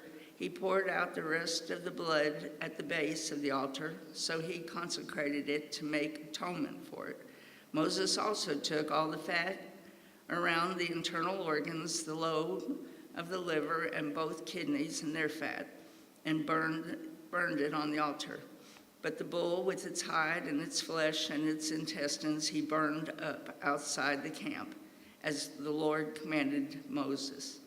He then presented the ram for the burnt offering, and Aaron and his sons laid their hands on it. Then Moses slaughtered the ram and splashed the blood against the sides of the altar. He cut the ram into pieces and burned the head and the pieces and the fat. He washed the internal organs, the legs, with water and burned the whole ram on the altar.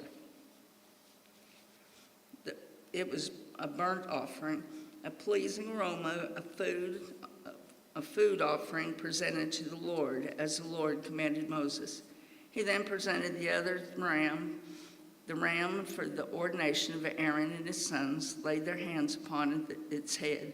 Moses slaughtered the ram and took some of the blood and put it on the lobe of Aaron's right ear, on the thumb of his right hand, and on the big toe of his right foot.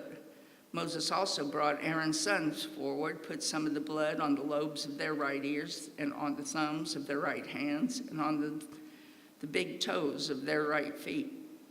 And then he splashed blood against the sides of the altar. After that, he took the fat tail, all the fat around the internal organs, the long lobe of the liver, both kidneys, and their fat on the right thigh. And from the basket of bread made without yeast, which was before the Lord, he took one thick loaf with olive oil mixed in, and one thin loaf, and he put these on the fat portions of the right thigh. He put all these in the hands of Aaron and his sons, and they waved them before the Lord as a wave offering. Then Moses took them from their hands and burned them on the altar, on top of the burnt offering as an ordination offering, a pleasing aroma of food offering presented to the Lord. Moses also took the breast, which was his share of the ordination ram, and waved it before the Lord as a wave offering, as the Lord commanded Moses. Then Moses took some of the anointing oil and some of the blood from the altar and sprinkled them on Aaron, his garments, and on his sons and their garments.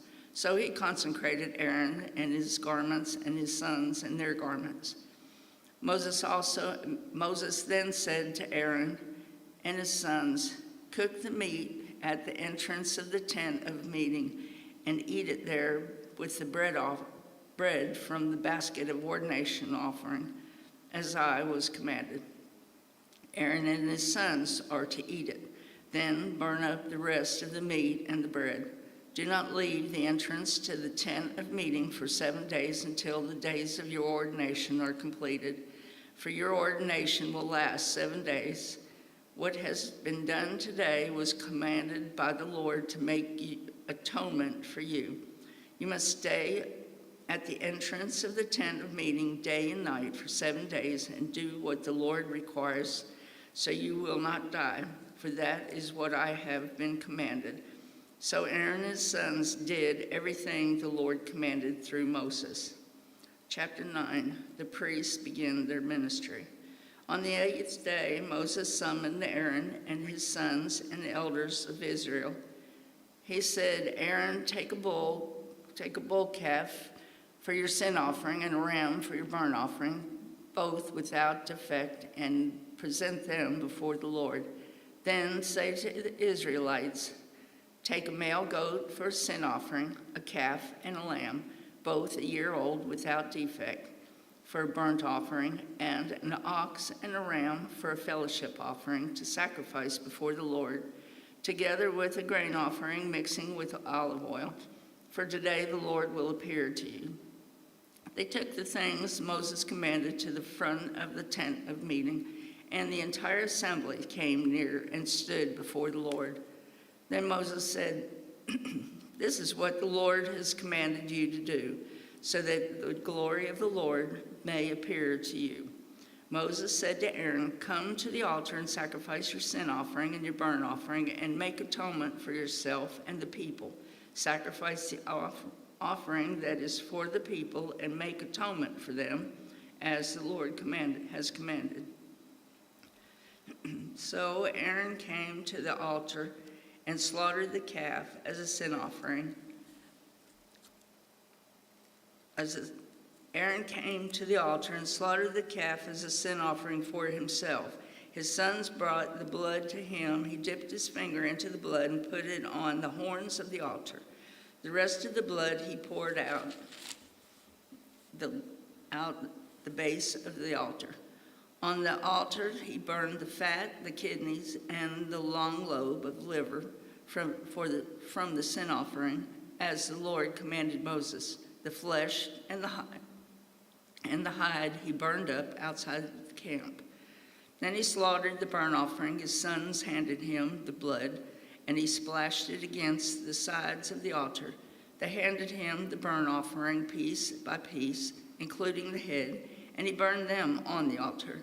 He washed the internal organs and the legs and burned them on top of the burnt offering on the altar. Aaron then brought the offering that was for the people. He took the goat for the people's sin offering and slaughtered it and offered it for a sin offering, as he did with the first one. He brought the burnt offering and offered it in the prescribed way. He also brought the grain offering, took a handful of it, and burned it on the altar in addition to the morning's burnt offering. He slaughtered the ox and the ram as the fellowship offering for the people. His sons handed him the blood, and he splashed it against the sides of the altar. But the fat portions of the ox and the ram, the fat tail, the layer of fat, the kidneys, and the long lobe of the liver, these they laid on the breast. And then Aaron burned the fat on the altar. Aaron waved the breast and the right thigh before the Lord as a wave offering, as Moses commanded.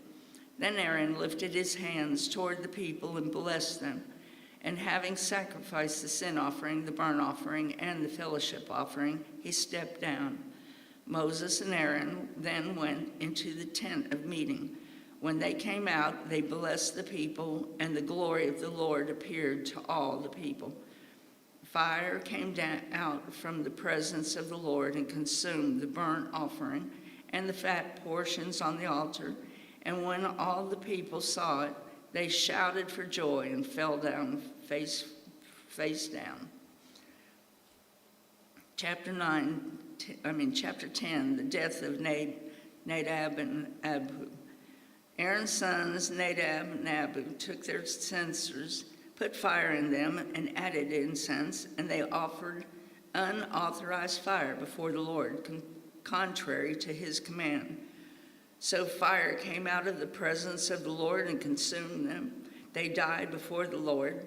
Moses then said to Aaron, "This is what the Lord spoke of when he said, 'Among those who approach me, I will provide holy.' Among those who approach me, I will be proved holy. In the sight of all the people, I will be honored." Aaron remained silent. Moses summoned Mishael and Elzaphan, sons of Aaron's uncles, Uzal, and said to them, "Come here, carry your cousins outside the camp, away from the front of the sanctuary." So they came and carried them, still in their tunics, outside the camp, as Moses ordered. Then Moses said to Aaron and his sons, Eleazar and Ithamar, "Do not let your hair become unkempt. Do not tear your clothes. or you will die, and the Lord will be angry with the whole community. But your relatives, all the Israelites, may mourn for those the Lord has destroyed by fire. Do not leave the entrance of the tent of meeting, or you will die, because the Lord's anointing oil is on you." So they did as Moses said. Then the Lord said to Aaron, "You and your sons are not to drink wine or other fermented drink whenever you go into the tent of meeting, or you will die. This is the lasting ordinance for the generations to come, so that you can distinguish between the holy and the common, between the unclean and the clean, so you can teach the Israelites all the decrees the Lord has given them through Moses." Moses said to Aaron and to his remaining sons, "Eleazar and Ithamar, take the grain offering left over from the food offering, prepared without yeast and presented to the Lord, and eat it beside the altar, for it is most holy. Eat it in the sanctuary area, because it is your share and your son's share of the food offerings presented to the Lord. For so I have commanded. But you and your sons and your daughters may eat the breast that was waved and the thigh that was presented. Eat them in a ceremonially clean place. They have been given to you and your children as your share of the Israelites' fellowship offerings. The thigh that was presented and the breast that was waved must be brought with the fat portions of the food offerings to be waved before the Lord as a wave offering. This will be the perpetual share for you and your children, as the Lord commanded. When Moses inquired about the goat of the sin offering and found that it had been burned up, he was angry with Eleazar and Ithamar, Aaron's remaining sons, and asked, "Why didn't you eat the sin offering in the sanctuary area? It is most holy. It was given to you to take away the guilt of the community by making an atonement for them before the Lord. Since its blood was not taken into the holy place, you should have eaten the goat in the sanctuary area, as I commanded." Aaron replied to Moses, "Today they sacrifice their sin offerings and the burnt offerings before the Lord, but such things as this have happened to me. Would the Lord have been pleased if I had eaten the sin offering today?" When Moses heard this, he was satisfied. Chapter 11, Clean and Unclean Food. The Lord said to Moses and Aaron, "Say to the Israelites, of all the animals that live on the land, these are the ones you may eat. You may eat any animal that has a divided hoof and that chews its cud. There are some that have only chew the cud or only have a divided hoof, but you must not eat them. The camel, though it chews its cud, does not have a divided hoof. It is ceremonially unclean for you. The hyrax, though it chews its cud, does not have a divided hoof. It is unclean for you. The rabbit, though it chews the cud, does not have a divided hoof. It is unclean for you. The pig, though it has divided hooves, does not chew the cud. It is unclean for you. You must not eat their meat or touch their carcasses. They are unclean for you. Of all the creatures living in the water of the seas and the streams, you may eat any that have fins and scales.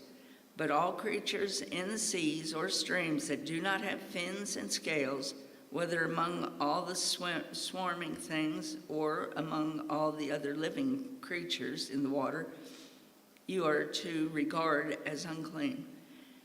And since you are to regard them as unclean, you must not eat their meat.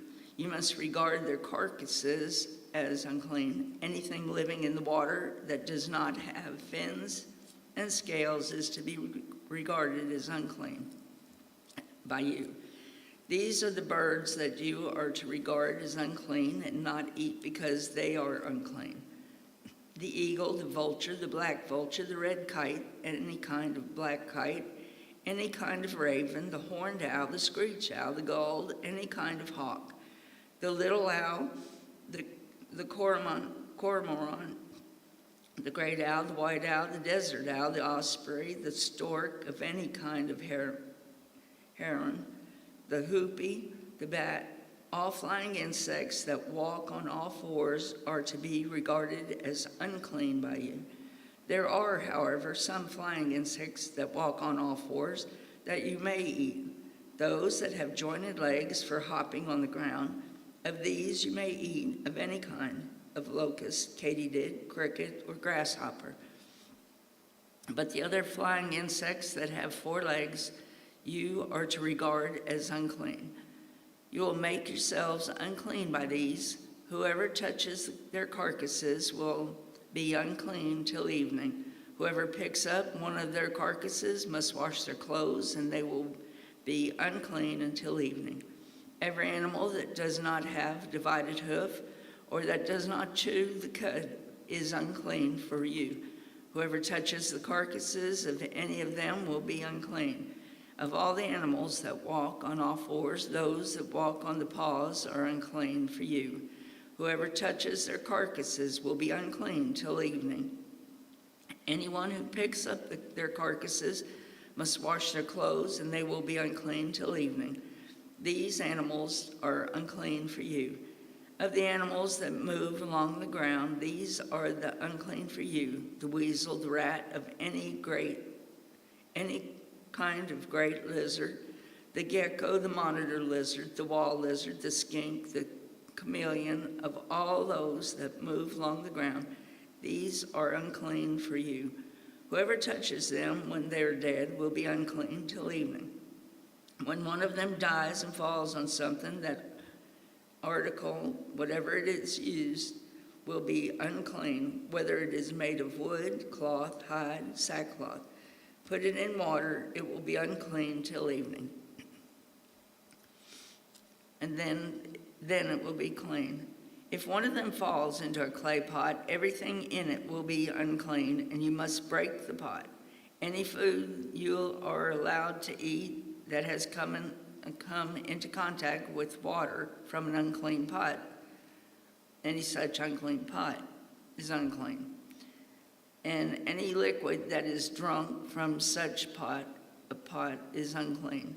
Anything that one of their carcasses falls on becomes unclean.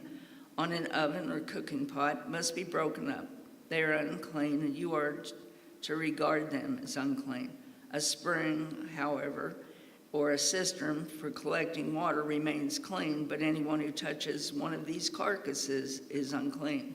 If a carcass falls on any seeds that are to be planted, they remain clean. But if water has been put on the seed and a carcass falls on it, it is unclean for you. If an animal that you are allowed to eat dies, anyone who touches its carcass will be unclean till evening.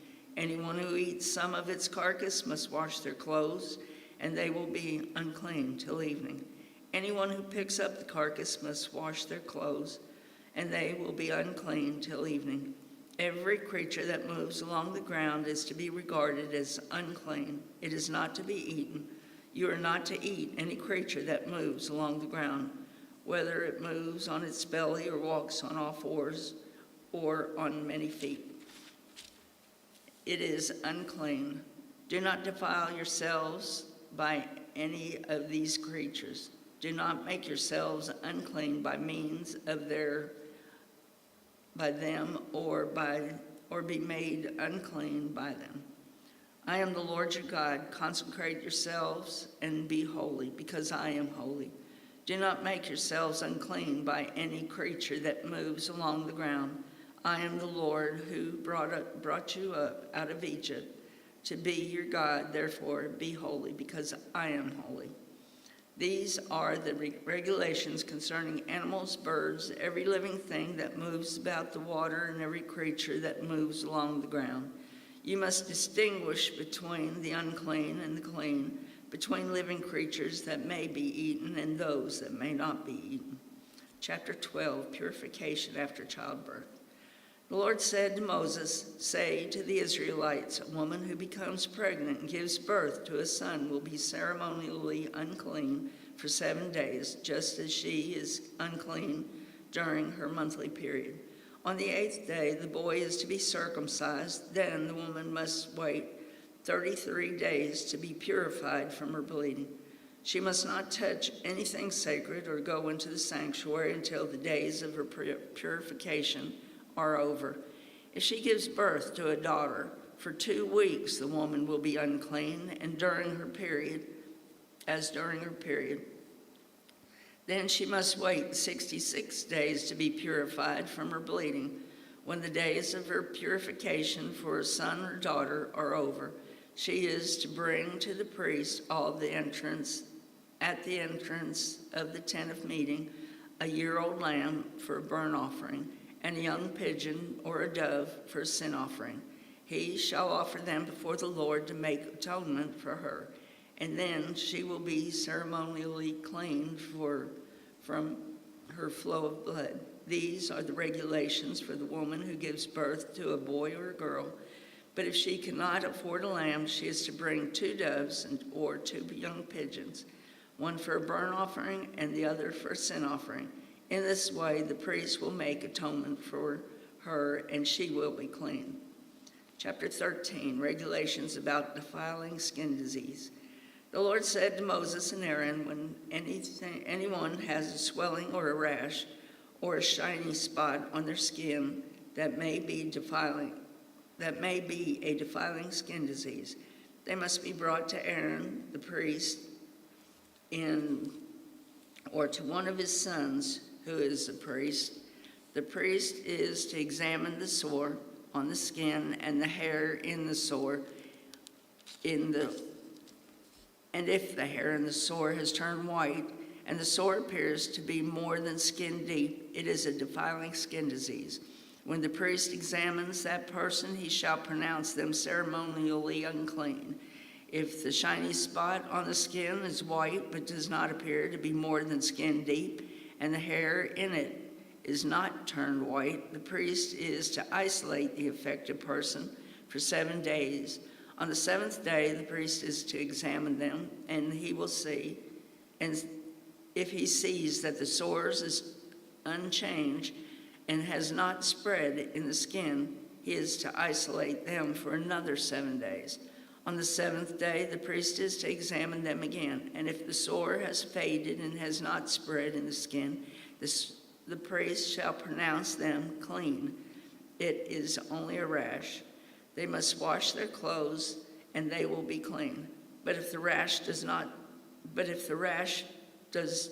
spread in their skin after they have shown themselves to the priest to be pronounced clean, they must appear before the priest again. The priest is to examine that person, and if the rash has spread in the skin, he shall pronounce them unclean.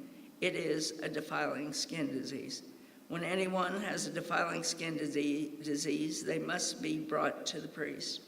The priest is to examine them, and if it is white swelling in the skin that has turned the hair white, and if there is raw flesh in the swelling, it is a chronic skin disease, and the priest shall pronounce them unclean. He is not to isolate them because they are already unclean.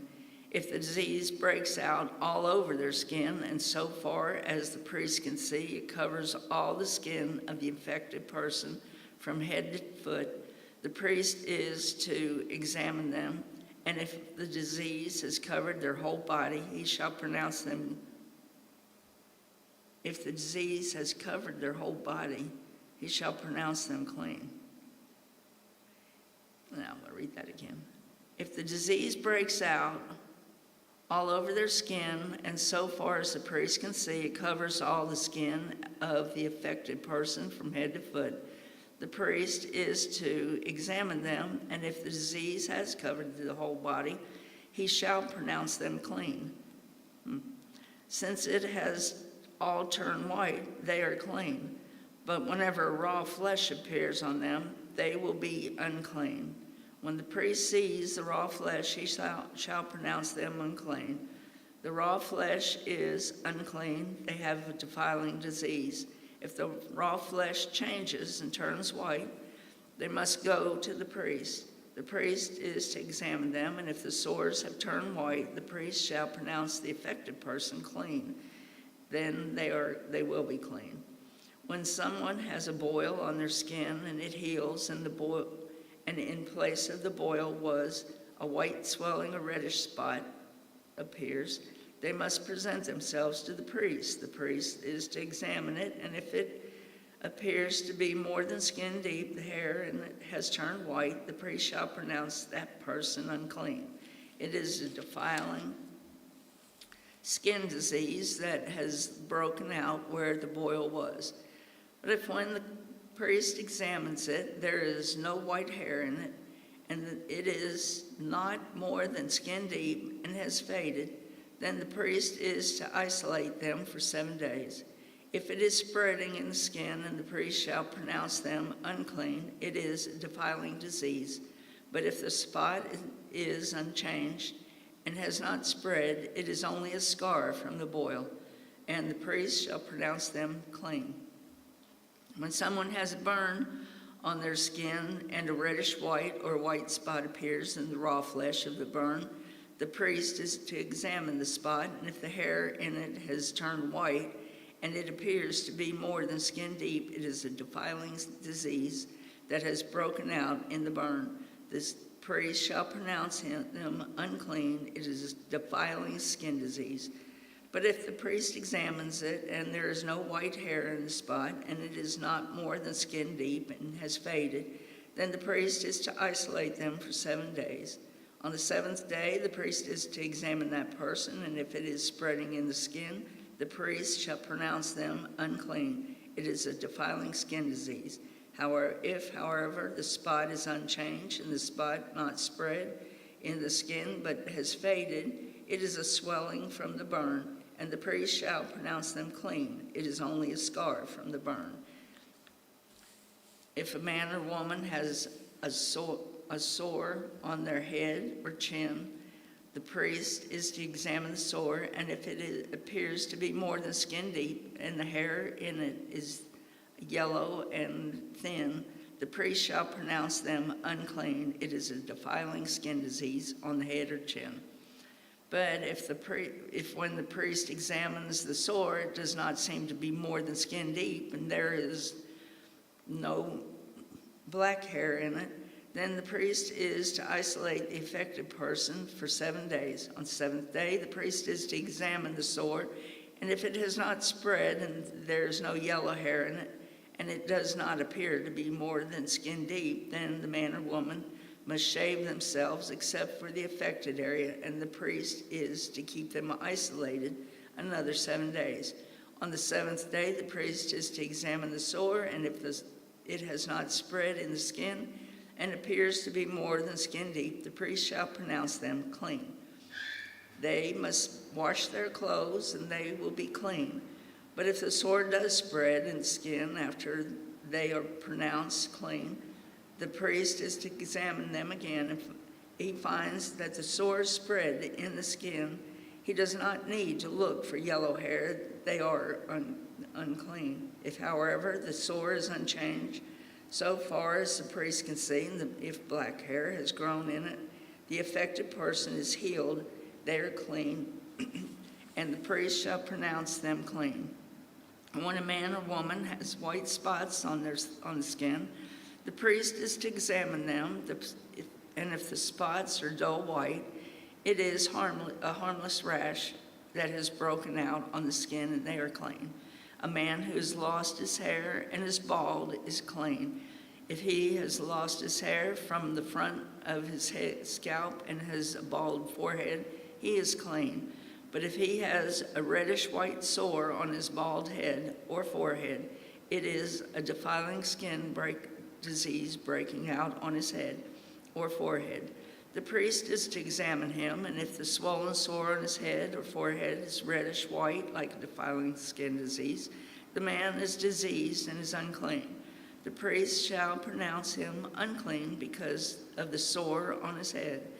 Anyone with such a defiling disease must wear torn clothes, let their hair be unkempt, cover the lower part of their face, and cry out, "Unclean, unclean."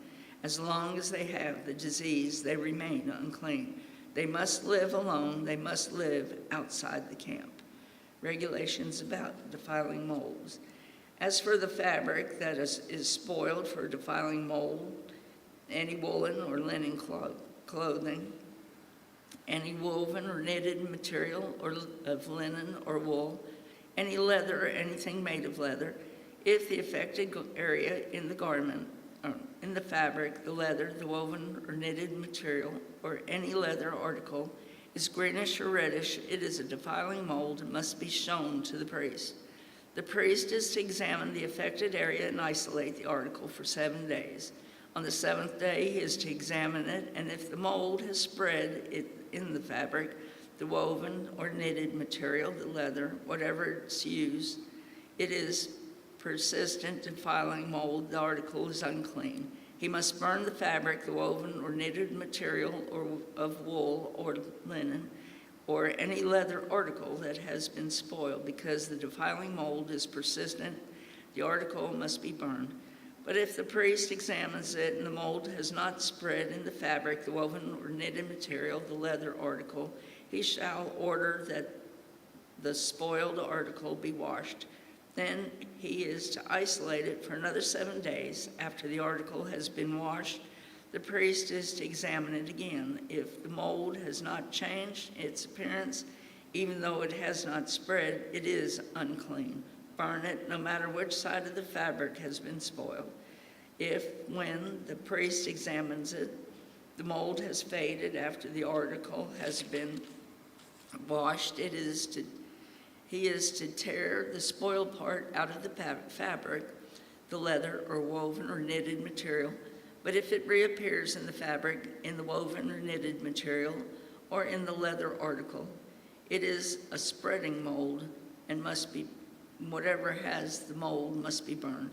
Any fabric, woven or knitted material, or any leather article that has been washed and is rid of the mold must be washed again. Then it will be clean. These are the regulations concerning defiling molds in woolen or linen clothing, woven or knitted material, or any leather article, for pronouncing them clean or unclean. Chapter 14, cleansing from defiling skin disease. The Lord said to Moses, "These are the regulations for any diseased person at the time of their ceremonial cleansing. When they are brought to the priest is to go outside the camp and examine them. If they have been healed of their defiling skin disease, the priest shall order that 2 live, clean birds and some cedar wood, scarlet yarn, and hyssop be brought for the person to be cleansed. Then the priest shall order that one of the birds be killed over the fresh water in a clay pot. Then he is to take the live bird and dip it together with the cedar wood, the scarlet yarn, and the hyssop into the blood of the bird that was killed over the fresh water 7 times. He shall sprinkle the one to be cleansed of the defiling disease with, then pronounce them clean. After that, he is to release the live bird in the open field. The person to be cleansed must wash their clothes, shave off their hair, and bathe in water. Then they will be ceremonially clean. After this, they may come into the camp, but they must stay outside their tent for 7 days. On the 7th day, they must shave off their hair. They must shave their head, their beard, their eyebrows, and the rest of their hair. They must wash their clothes and bathe themselves with water, and they will be clean. On the 8th day, they must bring 2 male lambs and 1 ewe lamb, a year old, without defect, along with 3/10 of an ephah of the finest flour mixed with olive oil for a grain offering, and 1 log of oil. The priest who pronounces them clean shall present both the one to be cleansed and their offerings before the Lord at the entrance of the tent of meeting. Then the priest is to take one of the male lambs and offer it as a guilt offering along with the log of oil. He shall wave them before the Lord as a wave offering. He is to slaughter the lamb in the sanctuary area where the sin offering and the burnt offering are slaughtered. Like the sin offering, the guilt offering belongs to the priest. It is most holy. The priest is to take some of the blood of the guilt offering and put it on the lobe of the right ear of the one to be cleansed, on the thumb of the right hand, on the big toe of the right foot. The priest shall then take some of the log of the oil, pour it on the palm of his own left hand, dip his right forefinger into the oil in his palm, and with his fingers sprinkle some of it before the Lord 7 times. The priest is to put some of the oil remaining in his palm on the lobe of the right ear of the one to be cleansed, on the right thumb of the right hand, and on the big toe of the right foot, on top of the blood of the guilt offering. The rest of the oil is in the palm of the hand shall be put on the head of the one to be cleansed, and make atonement for them before the Lord.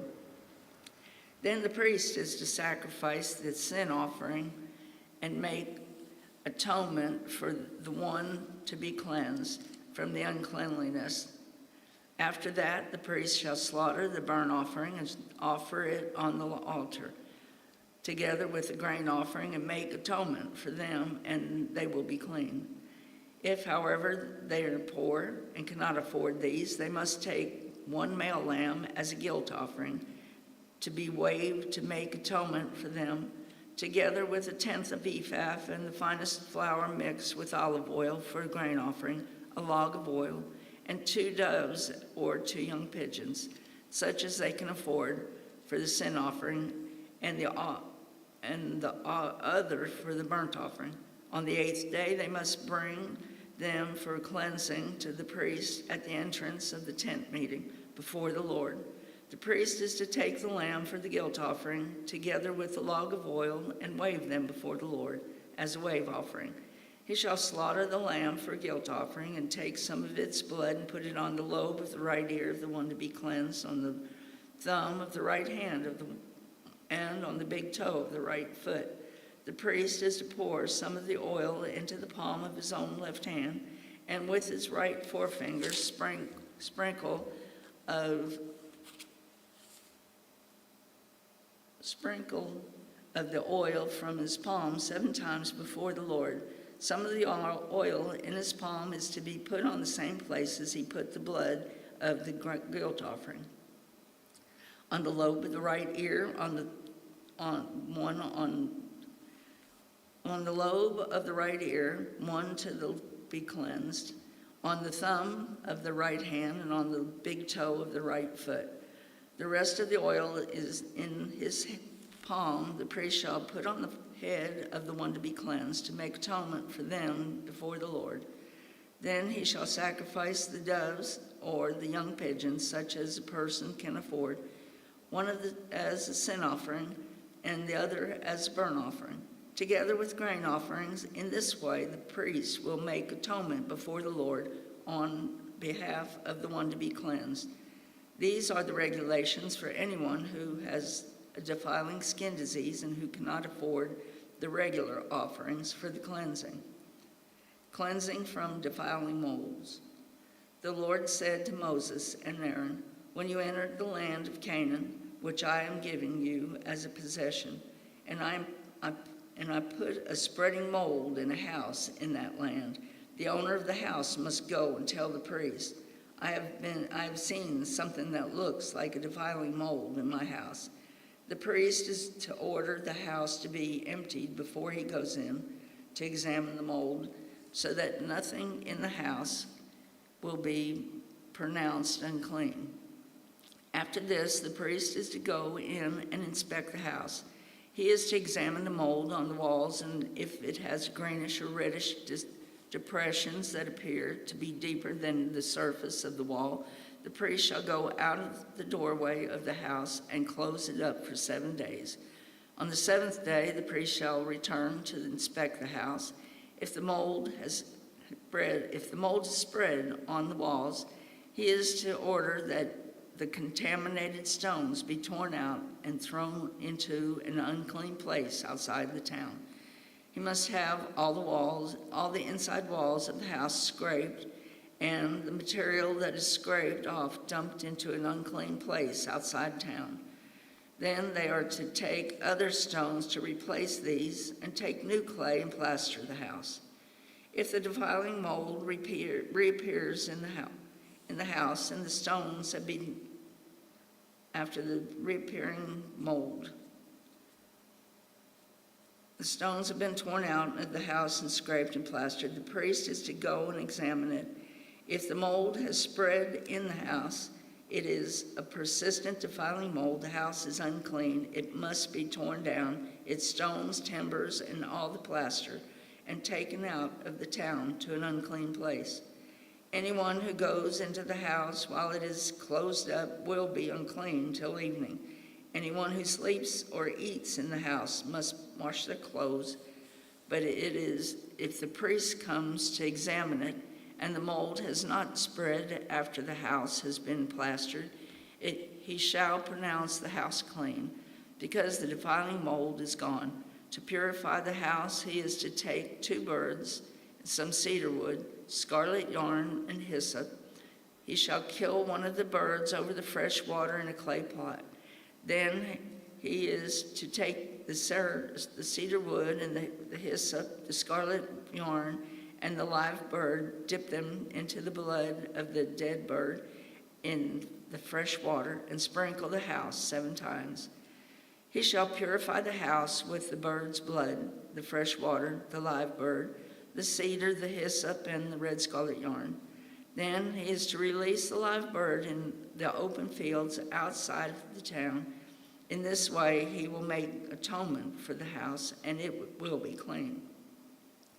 These are the regulations for any defiling skin disease, for a sore, for defiling molds in fabric or in a house, and for a swelling or a rash or a shiny spot, to determine when something is clean or unclean. These are the regulations for defiling skin diseases and defiling molds.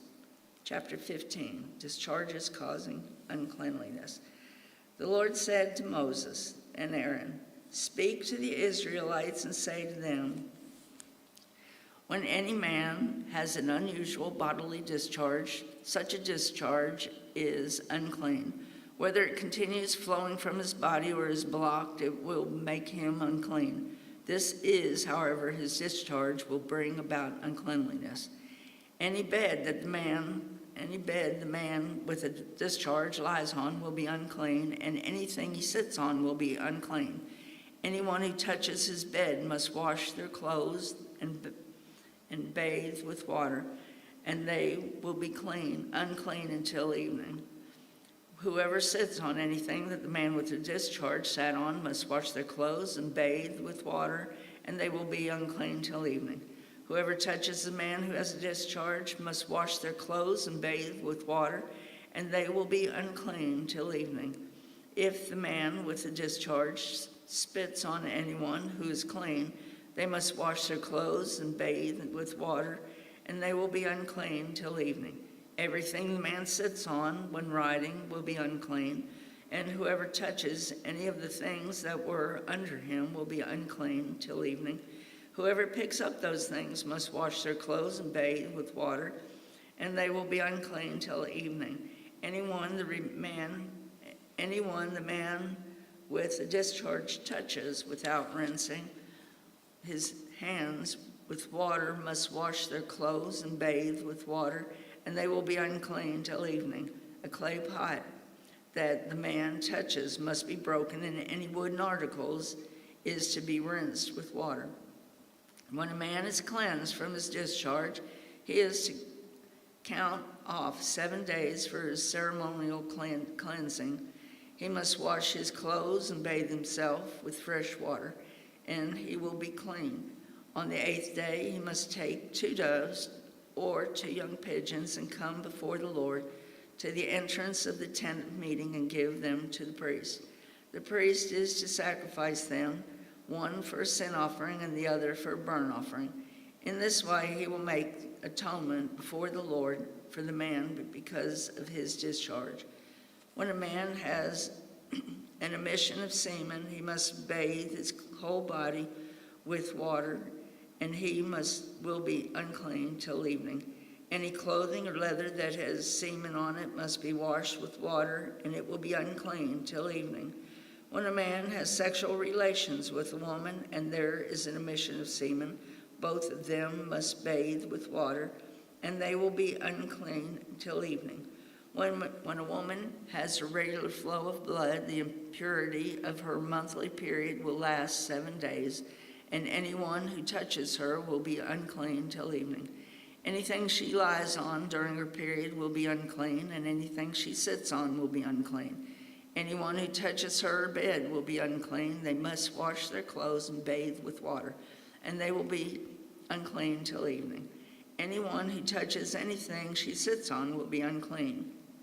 They must wash their clothes and bathe with water, and they will be unclean till evening. Whether it is the bed or anything she's sitting on, when anyone touches it, they will be unclean till evening.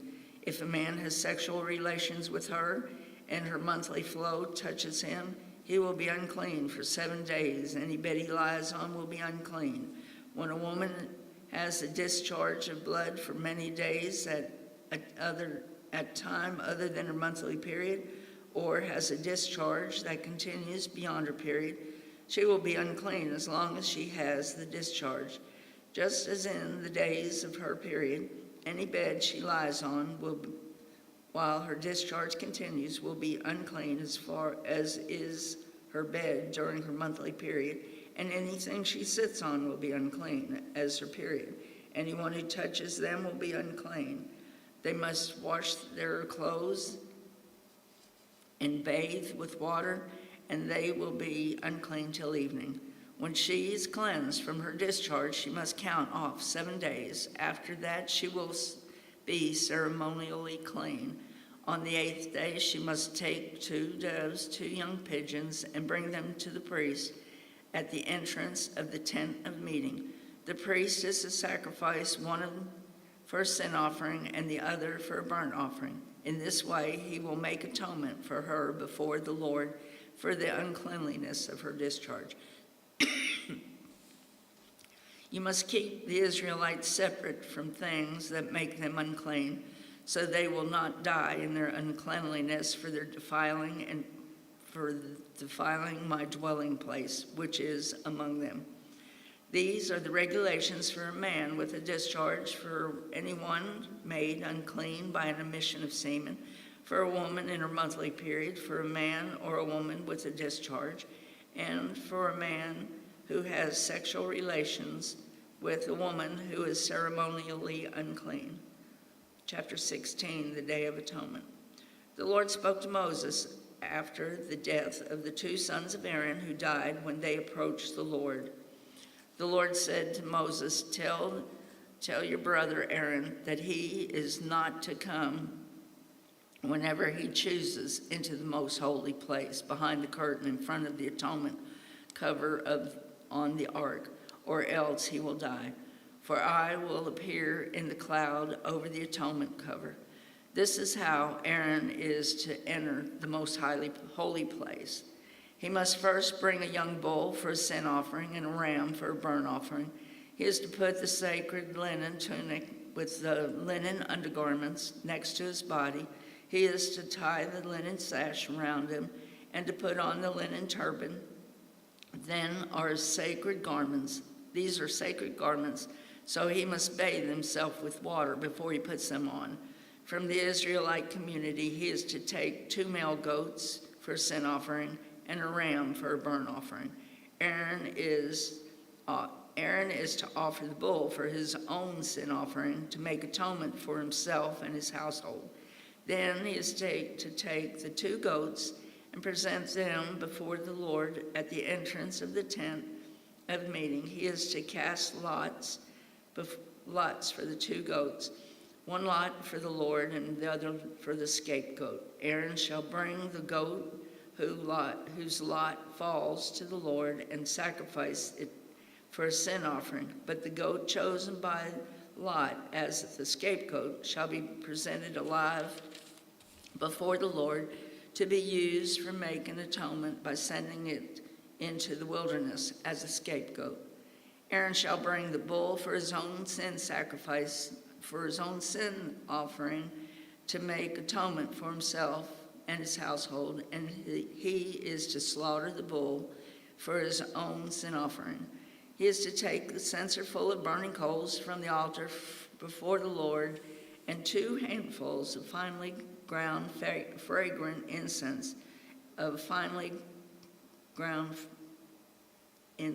and take them behind the curtain. He is to put the incense on the fire before the Lord, and the smoke of the incense will conceal the atonement above the tablets of the covenant law, so he will not die. He is to take some of the bull's blood with his finger and sprinkle it in front of the atonement cover. Then he shall sprinkle some on with his finger 7 times before the atonement cover. He shall then slaughter the goat for the sin offering for the people and take its blood behind the curtain and do with it as he did with the bull's blood. He shall sprinkle it on the atonement cover and in front of it. In this way he will make atonement for the most holy place because of the uncleanliness and rebellion of the Israelites, whatever their sins have been. He is to do the same for the tent of meeting, which is among them in the midst of their uncleanliness. No one is to be in the tent of meeting from the time Aaron goes in to make atonement in the most holy place until it comes out, having made atonement for himself, his household, and his whole community of Israel. Thank you.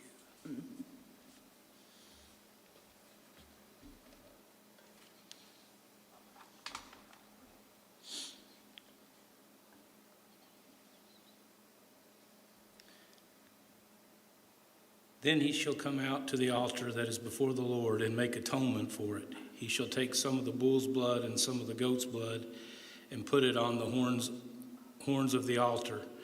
He shall sprinkle some of the blood on it with his fingers 7 times to cleanse it and to consecrate it from the uncleanness of the Israelites. When Aaron has finished making atonement for the most holy place, the tent of meeting and the altar, he shall bring forward the live goat. He is to lay both hands on the head of the live goat and confess over it all the wickedness and rebellion of the Israelites, all their sins, and put them on the goat's head. He shall send the goat away into the wilderness in the care of someone appointed for the task. The goat will carry on itself all their sins to a remote place, and the man shall release it in the wilderness. Then Aaron is to go into the tent of meeting and take off the linen garments he put on before he entered the most holy place, and he is to leave them there. He shall bathe himself with water in the sanctuary area and put on his regular garments. Then he shall come out and sacrifice the burnt offerings for himself and the burnt offerings for the people, to make atonement for himself and for the people. He shall also burn the fat of the sin offering on the altar. The man who releases the goat as a scapegoat must wash his clothes and bathe himself with water. Afterwards he may come into the camp. The bull and the goat for the sin offerings, whose blood was brought into the most holy place to make atonement, must be taken outside the camp. Their hides, flesh, and intestines are to be burned up. The man who burns them must wash his clothes and bathe himself with water afterwards. He may come into the camp. This is to be a lasting ordinance for you. On the 10th day of the 7th month, you must deny yourselves and not do any work, whether native born or a foreigner residing among you, because on this day atonement will be made for you to cleanse you. Then before the Lord you will be clean from all your sins. It is a day of Sabbath rest, and you must deny yourself. It is a lasting ordinance. The priest who is anointed and ordained to succeed his father as high priest is to make atonement. He is to put on the sacred linen garments and make atonement for the most holy place, for the tent of meeting and the altar, and for the priest and all the members of the community. This is to be a lasting ordinance for you. Atonement is to be made once a year for all the sins of the Israelites. And it was done as the Lord commanded Moses. Chapter 17, eating blood forbidden. The Lord said to Moses, "Speak to Aaron and his sons and to all the Israelites and say to them, this is what the Lord has commanded. Any Israelite who sacrifices an ox, a lamb, or a goat in the camp or outside of it, instead of bringing it to the entrance of the tent of meeting to present it as an offering to the Lord in front of the tabernacle of the Lord, that person shall be considered guilty of bloodshed. They have shed blood and must be cut off from their people. This is so the Israelites will bring to the Lord the sacrifices they are now making in the open fields. They must bring them to the priest, that is, to the Lord, at the entrance to the tent of meeting, and sacrifice them as fellowship offering. The priest is to splash the blood against the altar of the Lord at the entrance of the tent of meeting, and burn the fat as an aroma pleasing to the Lord.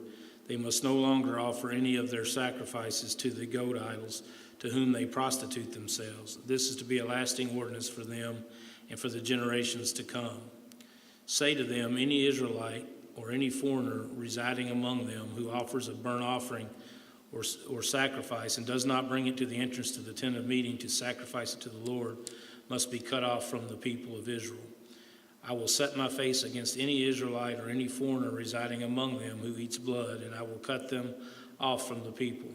For the life of a creature is in the blood, and I have given it to you to make atonement for yourselves on the altar. It is the blood that makes atonement for one's life. Therefore I say to the Israelites, none of you may eat blood, or may any foreigner residing among you eat blood. Any Israelite or foreigner residing among you who hunts any animal or bird that may be eaten must drain the blood and cover it with earth, because the life of every creature is its blood. That is why I have said to the Israelites, you must not eat the blood of any creature, because the life of every creature is its blood. Anyone who eats it must be cut off. Anyone, whether native born or foreigner, who eats anything found dead or torn by wild animals must wash their clothes and bathe with water, and they will be ceremonially unclean till evening. Then they will be clean. But if they do not wash their clothes and bathe themselves, they will be held responsible. Unlawful sexual relations. The Lord said to Moses, speak to the Israelites and say to them, I am the Lord your God. You must not do as they do in Egypt, where you used to live, and you must not do as they do in the land of Canaan, where I am bringing you. Do not follow their practice. You must obey my laws and be careful to follow my decrees. I am the Lord your God. Keep my decrees and laws, for the person who obeys them will live by them. I am the Lord. No one is to approach any close relative to have sexual relations. I am the Lord. Do not dishonor your father by having sexual relations with your mother. She is your mother. Do not have relations with her. Do not have sexual relations with your father's wife. That would dishonor your father.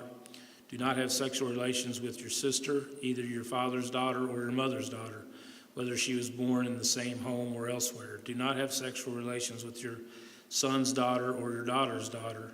That would dishonor you. Do not have sexual relations with the daughter of your father's wife, born to your father. She is your sister. Do not have sexual relations with your father's sister. She is your father's close relative. Do not have sexual relations with your mother's sister, because she is your mother's close relative. Do not dishonor your father's brother by approaching his wife to have sexual relations. She is your aunt. Do not have sexual relations with your daughter-in-law. She is your son's wife. Do not have relations with her. Do not have sexual relations with your brother's wife. That will dishonor your brother. Do not have sexual relations with both a woman and her daughter. Do not have sexual relations with either her son's daughter or her daughter's daughter. They are close relatives. That is wickedness. Do not take your wife's sister as a rival wife and have sexual relations with her while your wife is living. Do not approach a woman to have sexual relations during the uncleanliness of her monthly period. Do not have sexual relations with your neighbor's wife and defile yourself with her. Do not have any of your children to be sacrificed to Moloch, for you must not profane the name of your God. I am the Lord. Do not have sexual relations with a man as one does with a woman. That is detestable. Do not have sexual relations with an animal and defile yourself with it. A woman must not present herself to an animal to have sexual relations with it. That is a perversion. Do not defile yourselves in any of these ways, because this is how the nations that I am going to drive out before you became defiled. Even the land was defiled, so I punish it for its sin, and the land vomited out its inhabitants. But you must keep my decrees and my laws. The native born and the foreigners residing among you must not do any of these detestable things, for all these things were done by people who lived in the land before you, and the land became defiled. And if you defile the land, it will vomit you out as it vomited out the nations that were before you. Everyone who does any of these detestable things, such persons will be cut off from their people. Keep my requirements and do not follow any of the detestable customs that were practiced before you came, and do not defile yourselves with them. I am the Lord your God. Chapter 19, various laws.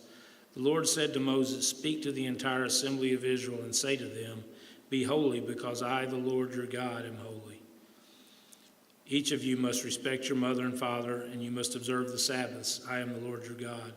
Do not turn to idols or make metal gods for yourselves. I am the Lord your God. When you sacrifice a fellowship offering to the Lord, sacrifice it in such a way that it will be accepted on your behalf. It shall be eaten on the day you sacrifice it or the next day. Anything left over until the third day must be burned up. If any of it is eaten on the third day, it is impure and will not be accepted. Whoever eats will be held responsible because they have desecrated what is holy to the Lord. They must be cut off from their people. When you reap the harvest of your land, do not reap to the very edges of your field or gather the gleanings of your harvest. Do not go over your vineyard a second time or pick up the grapes that have fallen. Leave them for the poor and the foreigner. I am the Lord your God. Do not steal. Do not lie. Do not deceive one another. Do not swear falsely by my name and so profane the name of your God. I am the Lord. Do not defraud or rob your neighbor. Do not hold back the wages of a hired worker overnight. Do not curse the deaf or put a stumbling block in front of the blind. But fear your God. I am the Lord. Do not pervert justice. Do not show partiality to the poor or favoritism to the great, but judge your neighbor fairly. Do not go about spreading slander among your people. Do not do anything that endangers your neighbor's life. I am the Lord.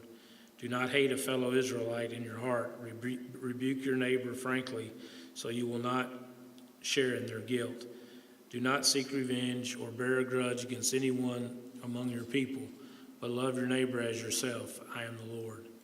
Keep my decrees. Do not make different kinds of animals. Do not plant your field with two kinds of seeds. Do not wear clothing woven of two kinds of material. If a man sleeps with a female slave who is promised to another man but who has not been ransomed or given her freedom, there must be due punishment. Yet they are not to be put to death because she had not been freed. The man, however, must bring a ram to the entrance to the tent of meeting for a guilt offering to the Lord. With the ram of the guilt offering, the priest is to make atonement for him before the Lord for the sin he has committed, and his sin will be forgiven. When you enter the land and plant any kind of fruit tree, regard its fruit as forbidden. For 3 years you are to consider it forbidden. It must not be eaten. In the 4th year, all of its fruits will be holy, an offering of praise to the Lord. But in the 5th year, you may eat its fruit. In this way, your harvest will be increased. I am the Lord your God. Do not eat any meat with blood still in it. Do not practice divination or seek omens. Do not cut the hair of the sides of your head or clip off the edges of your beard. Do not cut your bodies for the dead or put tattoo marks on yourselves. I am the Lord. Do not degrade your daughter by making her a prostitute or the land will turn to prostitution and be filled with wickedness. Observe my Sabbaths and have reverence for my sanctuary. I am the Lord. Do not turn to mediums or seek out spiritualists, for I will be defiled by them. For you will be defiled by them. I am the Lord your God. Stand up in the presence of the aged, show respect for the elderly, and revere your God. I am the Lord. When a foreigner resides among you in your land, do not mistreat them. The foreigner residing among you must be treated as your native born. Love them as yourself, for you were foreigners in Egypt. I am the Lord your God. Do not be dishonest. Do not use dishonest standards when measuring length, weight, or quantity. Use honest scales and honest weights and an honest ephah and an honest hin. I am the Lord your God who brought you out of Egypt. Keep my decrees and all my laws and follow them. I am the Lord. Chapter 20, Punishments for Sin. The Lord said to Moses, say to the Israelites, any Israelite or foreigner residing in Israel who sacrifices any of his children to Molech is to be put to death. The members of the community are to stone him. I myself will set my face against him and will cut him off from his people. For by sacrificing his children to Molech, he has defiled my sanctuary and profaned my holy name. If the members of the community close their eyes when that man sacrifices one of his children to Molech, and if they fail to put him to death, I myself will set my face against them and his family, and will cut them off from their people, together with all who follow him in prostituting themselves to Molech. I will set my face against anyone who turns to mediums and spiritualists to prostitute themselves by following them, and I will cut them off from their people. Consecrate yourselves and be holy, because I am the Lord your God. Keep my decrees and follow them. I am the Lord who makes you holy. Anyone who curses their father or mother is to be put to death. Because they have cursed their father or mother, their blood will be on their own head. If a man commits adultery with another man's wife, with the wife of his neighbor, both the adulterer and adulteress are to be put to death. If a man has sexual relations with his father's wife, he has dishonored his father. Both the man and the woman are to be put to death. Their blood will be on their own heads. If a man has sexual relations with his daughter-in-law, both of them are to be put to death. What they have done is perversion.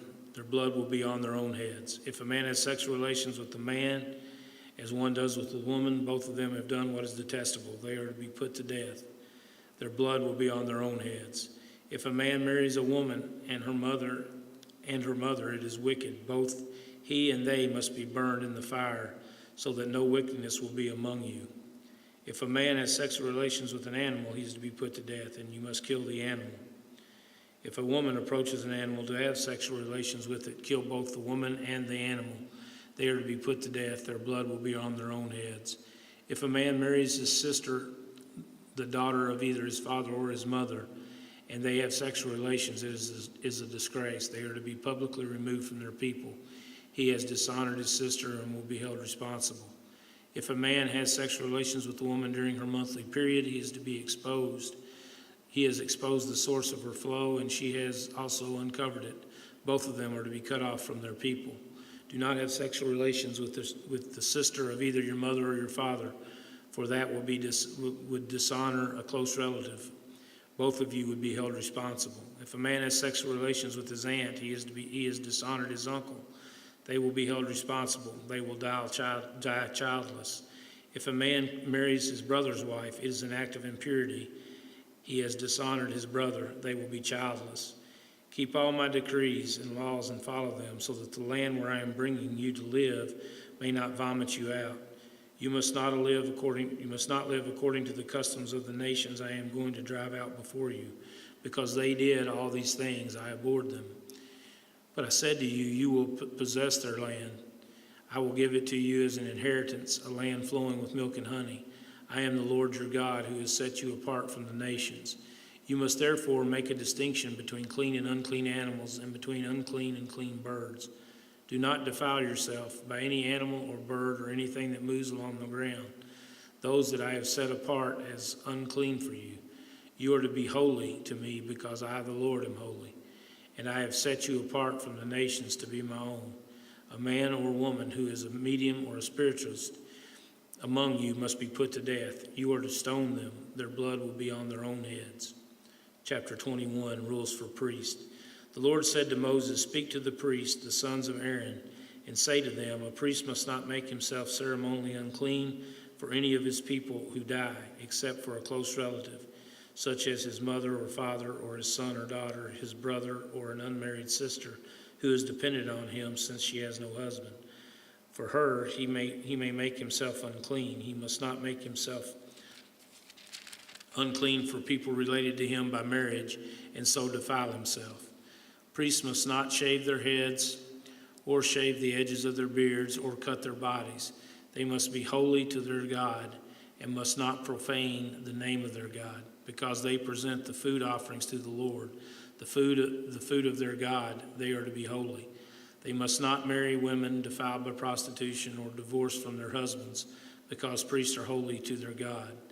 Regard them as holy, because they offer up the food of your God. Consider them holy, because I, the Lord, am holy, I who make you holy. If a priest's daughter defiles herself by becoming a prostitute, she disgraces her father. She must be burned in the fire.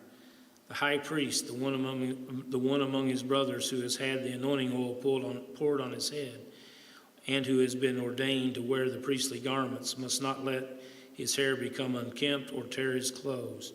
He must not enter a place where there is a dead body. He must not make himself unclean, even for his father or mother, nor leave the sanctuary of his God or desecrate it, because he has been dedicated by the anointing oil of his God. I am the Lord. The woman he marries must be a virgin. He must not marry a widow, a divorced woman, or a woman defiled by prostitution, but only a virgin from his own people, so that he will not defile his offspring among his people. I am the Lord who makes him holy. The Lord said to Moses, Say to Aaron, For the generations to come, none of your descendants who has any defect may come near to offer the food of his God. No man who has any defect may come near. No man who is blind, lame, disfigured, or disformed. No man with a crippled foot or hand, or who is hunchback, or a dwarf, or who has any eye defect, or has festering or running sores, damaged testicles, or no descendant of Aaron, the priest, has any defect, is to come near to present the food offering to the Lord. He has a defect. He must not come near to offer the food of his God. He may eat the most holy food of his God as well as the holy food. Yet because of his defect, he must not go near the curtain or approach the altar, and so desecrate my sanctuary. I am the Lord who makes them holy. So Moses told this to Aaron and his sons, to all the Israelites. The Lord said to Moses, Tell Aaron and his sons to treat with respect the sacred offerings the Israelites consecrate to me, so they will not profane my holy name. I am the Lord. Say to them, for the generations to come, if any of your descendants is ceremonially unclean and yet comes near the sacred offerings that the Israelites consecrate to the Lord, that person must be cut off from my presence. I am the Lord. If a descendant of Aaron has a defiling skin disease or a bodily discharge, he may not eat the sacred offerings until he is cleansed. He will also be unclean if he touches something defiled by a corpse or anyone who has emission of semen, or if he touches any crawling thing that makes him unclean, or any person who makes him unclean, whatever the uncleanliness may be. The one who touches any such thing will be unclean till evening. He must not eat any of the sacred offerings unless he has bathed himself with water. When the sun goes down, he will be clean, and after that he may eat the sacred offerings, for they are his food. He must not eat anything found dead or torn by wild animals, and so become unclean through it. I am the Lord. If the priests are to perform my service in such a way that they do not become guilty or die for treating it with contempt, I am the Lord who makes them holy. No one outside the priest's family may eat sacred offering, or may the guest of a priest or his hired worker eat it. But if a priest buys a slave with money, or slaves are born in his household, they may eat his food. If a priest's daughter marries anyone other than a priest, she may not eat any of the sacred contributions. But if a priest's daughter becomes a widow or is divorced, yet has no children, and she returns to live in her father's household, as in her youth, she may eat her father's food. No unauthorized person, however, may eat it. Anyone who eats a sacred offering by mistake must make restitution to the priest for the offering and add a fifth of the value to it. The priest must not desecrate the sacred offerings the Israelites present to the Lord by allowing them to eat sacred offerings and so bring upon them guilt requiring payment. I am the Lord who makes them holy. The Lord said to Moses, "Speak to Aaron and his sons and to all the Israelites and say to them, if any of you, whether an Israelite or a foreigner residing in Israel, presents a gift for a burnt offering to the Lord, either to fulfill a vow or as a freewill offering, you must present a male without defect from the cattle, sheep, or goats in order that they may be accepted on your behalf. Do not bring anything with a defect because it will not be accepted on your behalf. When anyone brings from the herd or flock a fellowship offering to the Lord to fulfill a special vow or as a freewill offering, it must be without defect or blemish to be acceptable. Do not offer to the Lord the blind, the injured, or the maimed, or anything with warts, festering, or running sores. Do not place any of these on the altar as a food offering presented to the Lord. You may, however, present a freewill offering, an ox or a sheep that is deformed or stunted, but it will not be accepted in fulfillment of a vow.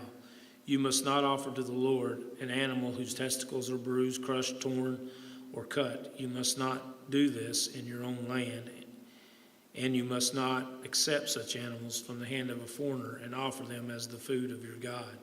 They will not be accepted on your behalf because they are deformed and have defects. The Lord said to Moses, when a calf, a lamb, or a goat is born, it is to remain with its mother for 7 days.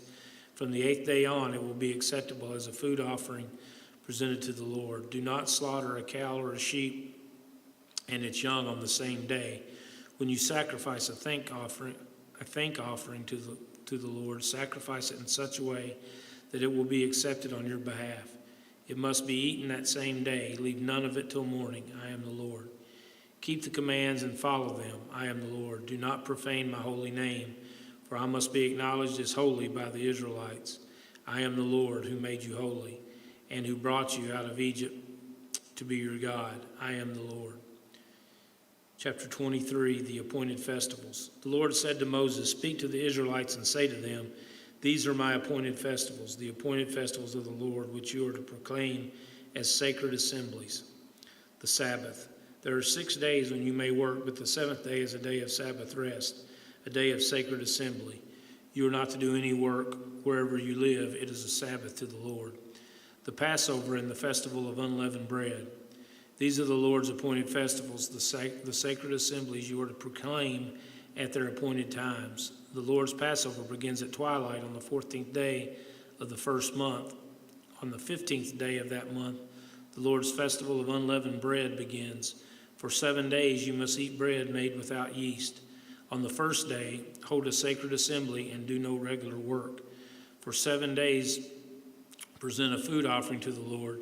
And on the 7th day, hold a sacred assembly and do no regular work. Offering the first fruits. The Lord said to Moses, speak to the Israelites and say to them, when you enter the land I'm going to give you and reap its harvest, bring to the priest the sheaf of the first grain you harvest. He is to wave the sheaf before the Lord, so it will be accepted on your behalf. The priest is to wave it on the day after the Sabbath.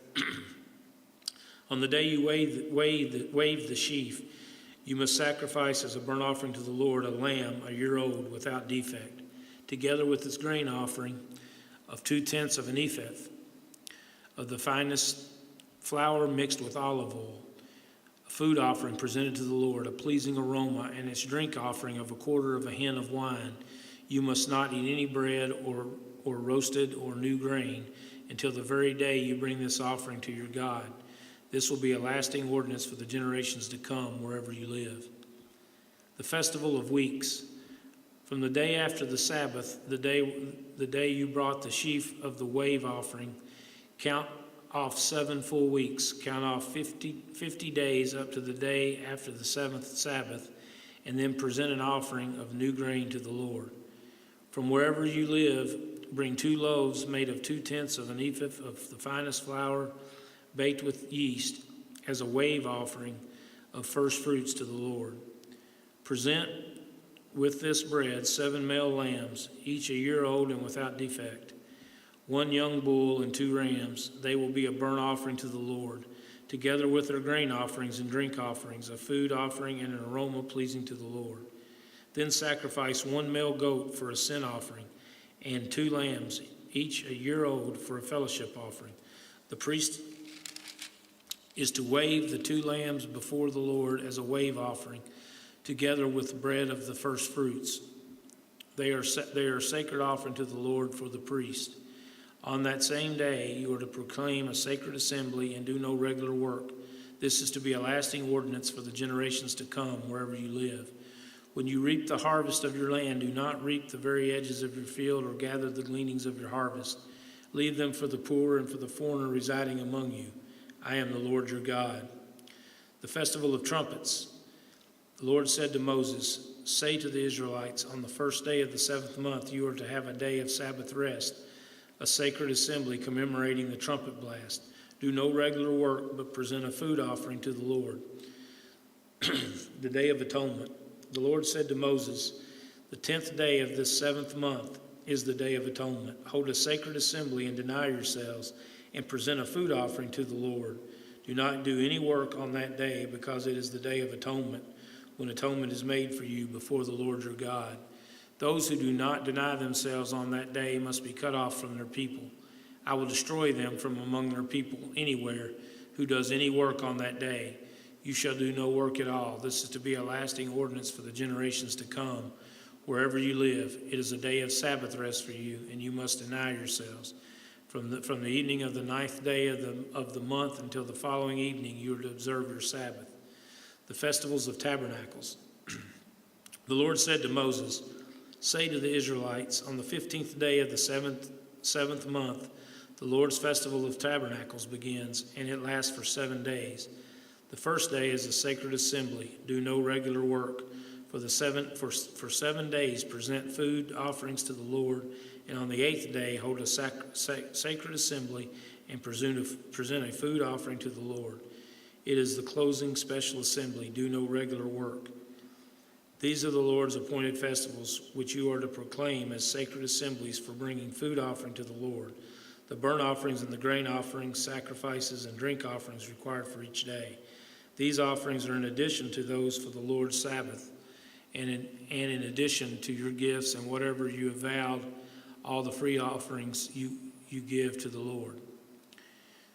So beginning with the 15th day of the 7th month, after you have gathered the crops of the land, celebrate the festival to the Lord for 7 days. The first day is the day of rest, and the 8th day is also a day of Sabbath rest. On the first day, you are to take the branches from the luxuriant trees, from palms, willows, and other leafy trees, and rejoice before the Lord your God for 7 days. Celebrate this as a festival to the Lord for 7 days each year. This is to be a lasting ordinance for the generations to come. Celebrate it in the 7th month. Live in temporary shelters for 7 days. All the native-born Israelites are to live in such shelters, so your descendants will know that I had the Israelites live in temporary shelters when I brought them out of Egypt. I am the Lord your God. So Moses announced to the Israelites the appointed festivals of the Lord.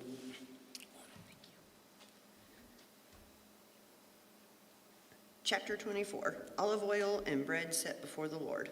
The Lord said to Moses, command the Israelites to bring you clear oil of pressed olives for the light, so that the lamps may be kept burning continually.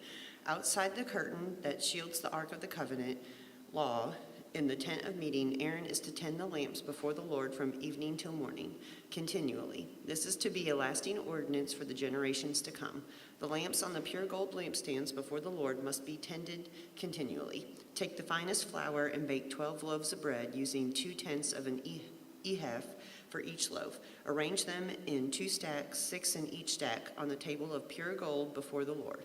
By each stack put some pure incense as a memorial portion to represent the bread and to be a food offering presented to the Lord. This bread is to be set out before the Lord regularly, Sabbath after Sabbath, on behalf of the Israelites as a lasting covenant. It belongs to Aaron and his sons, who are to eat it in the sanctuary area, because it is a most holy part of their perpetual share of the food. offering presented to the Lord. A blasphemer put to death. Now the son of an Israelite mother and an Egyptian father went out among the Israelites, and a fight broke out in the camp between him and an Israelite, the son of the Israelite woman blasphemed the name with a curse. So they brought him to Moses. His mother's name was Shelomith, the daughter of Dibri the Danite. They put him in custody until the will of the Lord should be made clear to them. Then the Lord said to Moses, "Take the blasphemer outside the camp. All those who heard him are to lay their hands on his head, and the entire assembly is to stone him. Say to the Israelites, anyone who curses their God will be held responsible. Anyone who blasphemes the name of the Lord is to be put to death. The entire assembly must stone them, whether foreigner or native born. When they blaspheme the name, they are to be put to death. Anyone who takes the life of a human being is to be put to death. Anyone who takes the life of someone's animal must make restitution, life for life. Anyone who injures their neighbor is to be injured in the same manner. Fracture for fracture, eye for eye, tooth for tooth. The one who has inflicted the injury must suffer the same injury. Whoever kills an animal must make restitution, but whoever kills a human being is to be put to death. You are to have the same law for the foreigner and the native born. I am the Lord your God." Then Moses spoke to the Israelites, and they took the blasphemer outside the camp and stoned him. The Israelites did as the Lord commanded Moses. The Sabbath year, chapter 25. The Lord said to Moses at Mount Sinai, "Speak to the Israelites and say to them, when you enter the land I am going to give you, the land itself must observe a Sabbath to the Lord. For 6 years sow your fields, and for 6 years prune your vineyards and gather their crops. But in the 7th year the land is to have a year of Sabbath rest, a Sabbath to the Lord. Do not sow your fields or prune your vineyards. Do not reap what grows of itself or harvest the grapes of your unintended vines. The land is to have a year of rest. Whatever the land yields during the Sabbath year will be the food for you, for yourself, your male and female servants, and the hired worker and the temporary resident who live among you, as well as for your livestock and the wild animals in your land. Whatever the land produces may be eaten. The year of Jubilee. Count off seven Sabbath years, 7 times 7 years, so that the 7 Sabbath years amount to a period of 49 years. Then have the trumpet sounded everywhere on the 10th day of the Sabbath month, on the 7th month. On the Day of Atonement, sound the trumpet throughout your land, consecrate the 50th year, and proclaim liberty throughout the land to all its inhabitants. It shall be a jubilee for you. Each of you is to return to your family property and to your own clan. The 50th year shall be a jubilee for you. Do not sow and do not reap what grows of itself or harvest the unintended vines, for it is a jubilee and is to be holy for you. Eat only what is taken directly from the fields. In this year of Jubilee, everyone is to return to their own property. If you sell land to any of your own people or buy land from them, do not take advantage of each other. You are to buy from your own people on the basis of the number of years since the Jubilee, and they are to sell to you on the basis of the number of years left for harvesting crops. When the years are many, you are to increase the price. And when the years are few, you are to decrease the price, because what is really being sold to you is the number of crops. Do not take advantage of each other, but fear your God. I am the Lord your God. Follow my decrees and be careful to obey my laws, and you will live safely in the land. Then the land will yield its fruit, and you will eat your fill and live there in safety. You may ask, what will we eat in the 7th year if we do not plant or harvest our crops? I will send you such a blessing in the 6th year that the land will yield enough for 3 years. While you plant during the 8th year, you will eat from the old crop and will continue to eat from it until the harvest of the 9th year comes in. The land must not be sold permanently, because the land is mine, and you reside in my land as foreigners and strangers. Throughout the land that you hold as a possession, you must provide for the redemption of the land. If one of your fellow Israelites becomes poor and sells some of their property, their nearest relative is to come and redeem what they have sold. If, however, there is no one to redeem it for them, but later on they prosper and acquire sufficient means to redeem it themselves, they are to determine the value for the year since they sold it and refund the balance to the one whom they sold it. They can go back to their own property. But if they do not acquire the means to repay what was sold, will remain in the possession of the buyer until the year of Jubilee. It will be returned in the Jubilee, and they can then go back to their property. Anyone who sells a house in a walled city retains the right of redemption a full year after its sale. During that time, the seller may redeem it. If it is not redeemed before a full year has passed, the house in the walled city shall belong permanently to the buyer and the buyer's descendants. It is not to be returned in the Jubilee. But houses in villages without walls around them are to be considered as belonging to the open country. They can be redeemed, and they are to be returned in the Jubilee. The Levites always have the right to redeem their houses in the Levitical towns which they possess. So the property of the Levites is redeemable. That is, a house sold in any town they hold and is to be returned in the Jubilee. Because the houses in the towns of the Levites are their property among the Israelites, but the pasture land belonging to their towns must not be sold. It is their permanent possession. If any of your fellow Israelites becomes poor and are unable to support themselves among you, help them as you would a foreigner and a stranger, so they can continue to live among you.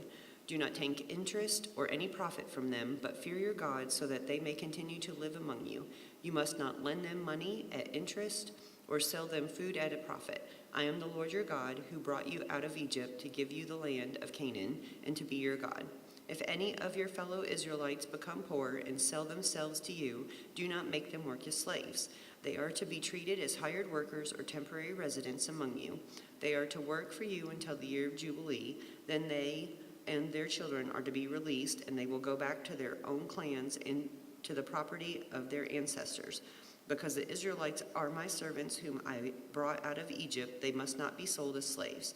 Do not rule over them ruthlessly, but fear your God. Your male and female slaves are to come from the nations around you. From them you may buy slaves. You may also buy some of the temporary residents living among you and members of their clans born in your country, and they will become your property. You can bequeath them to your children as inherited property and can make them slaves for life, but you must not rule over your fellow Israelites ruthlessly. If a foreigner residing among you becomes rich and any of your fellow Israelites become poor and sell themselves to the foreigner or to a member of the foreigner's clan, they retain the right of redemption after they have sold themselves. One of their relatives may redeem them. An uncle or a cousin or any blood relative in their clan may redeem them, or if they prosper, they may redeem themselves. They and their buyer are to count the time from the year they sold themselves up to the year of Jubilee. The price for their release is to be based on the rate paid to a hired worker for that number of years. If many years remain, they must pay for their redemption a larger share of the price paid for them. If only a few years remain until the year of Jubilee, they are to compute and pay for their redemption accordingly. They are to be treated as workers hired from year to year. You must see to it that those whom they owe service do not rule over them ruthlessly. Even if someone is not redeemed in any of these ways, they and their children are to be released in the year of Jubilee. For the Israelites belong to me as servants. They are my servants whom I brought out of Egypt. I am the Lord your God. Chapter 26. Do not make idols or set up an image or a sacred stone for yourselves, and do not place a carved stone in your land to bow down before it. I am the Lord your God. Observe my Sabbaths and have reverence for my sanctuary. I am the Lord. If you follow my decrees and are careful to obey my commands, I will send you rain in its season, and the ground will yield its crops and trees their fruit. Your threshing will continue until grape harvest, and the grape harvest will continue until planting, and you will eat all the food you want and live in safety in your land. I will grant peace in the land, and you will lie down, and no one will make you afraid. I will remove wild beasts from the land, and the sword will not pass through your country. You will pursue your enemies, and they will fall by the sword before you. 5 of you will chase 100, and 100 of you will chase 10,000, and your enemies will fall by the sword before you. I will look on you with favor and make you fruitful and increase your numbers, and I will keep my covenant with you. You will still be eating last year's harvest when you will have to move it out to make room for the new. I will put my dwelling place among you, and I will not arbor you. I will walk among you and be your God, and you will be my people. I am the Lord your God who brought you out of Egypt so that you would no longer be slaves to the Egyptians. I broke the bars of your yoke and enabled you to walk with heads held high. Punishment for disobedience. But if you will not listen to me and carry out all these commands, and if you reject my decrees and arbor my laws and fail to carry out all my commands, and so violate my covenant, then I will do this to you. I will bring on you sudden terror, wasting diseases and fever that will destroy your sight and sap your strength. You will plant seed in vain because your enemies will eat it. I will set my face against you so that you will be defeated by your enemies. Those who hate you will rule over you, and you will flee even when no one is pursuing you. If after all this you will not listen to me, I will punish you for your sins 7 times over. I will break down your stubborn pride and make the sky above you like iron, and the ground beneath you like bronze. Your strength will be spent in vain, because your soil will not yield its crops, nor will the trees of your land yield their fruit. If you remain hostile toward me and refuse to listen to me, I will multiply your afflictions 7 times over, as your sins deserve. I will send wild animals against you, and they will rob you of your children, destroy your cattle, and make you so few in number that your roads will be deserted. If in spite of these things you do not accept my correction, but continue to be hostile toward me, I myself will be hostile toward you, and will afflict you for your sins 7 times over. And I will bring the sword on you to avenge the breaking of the covenant.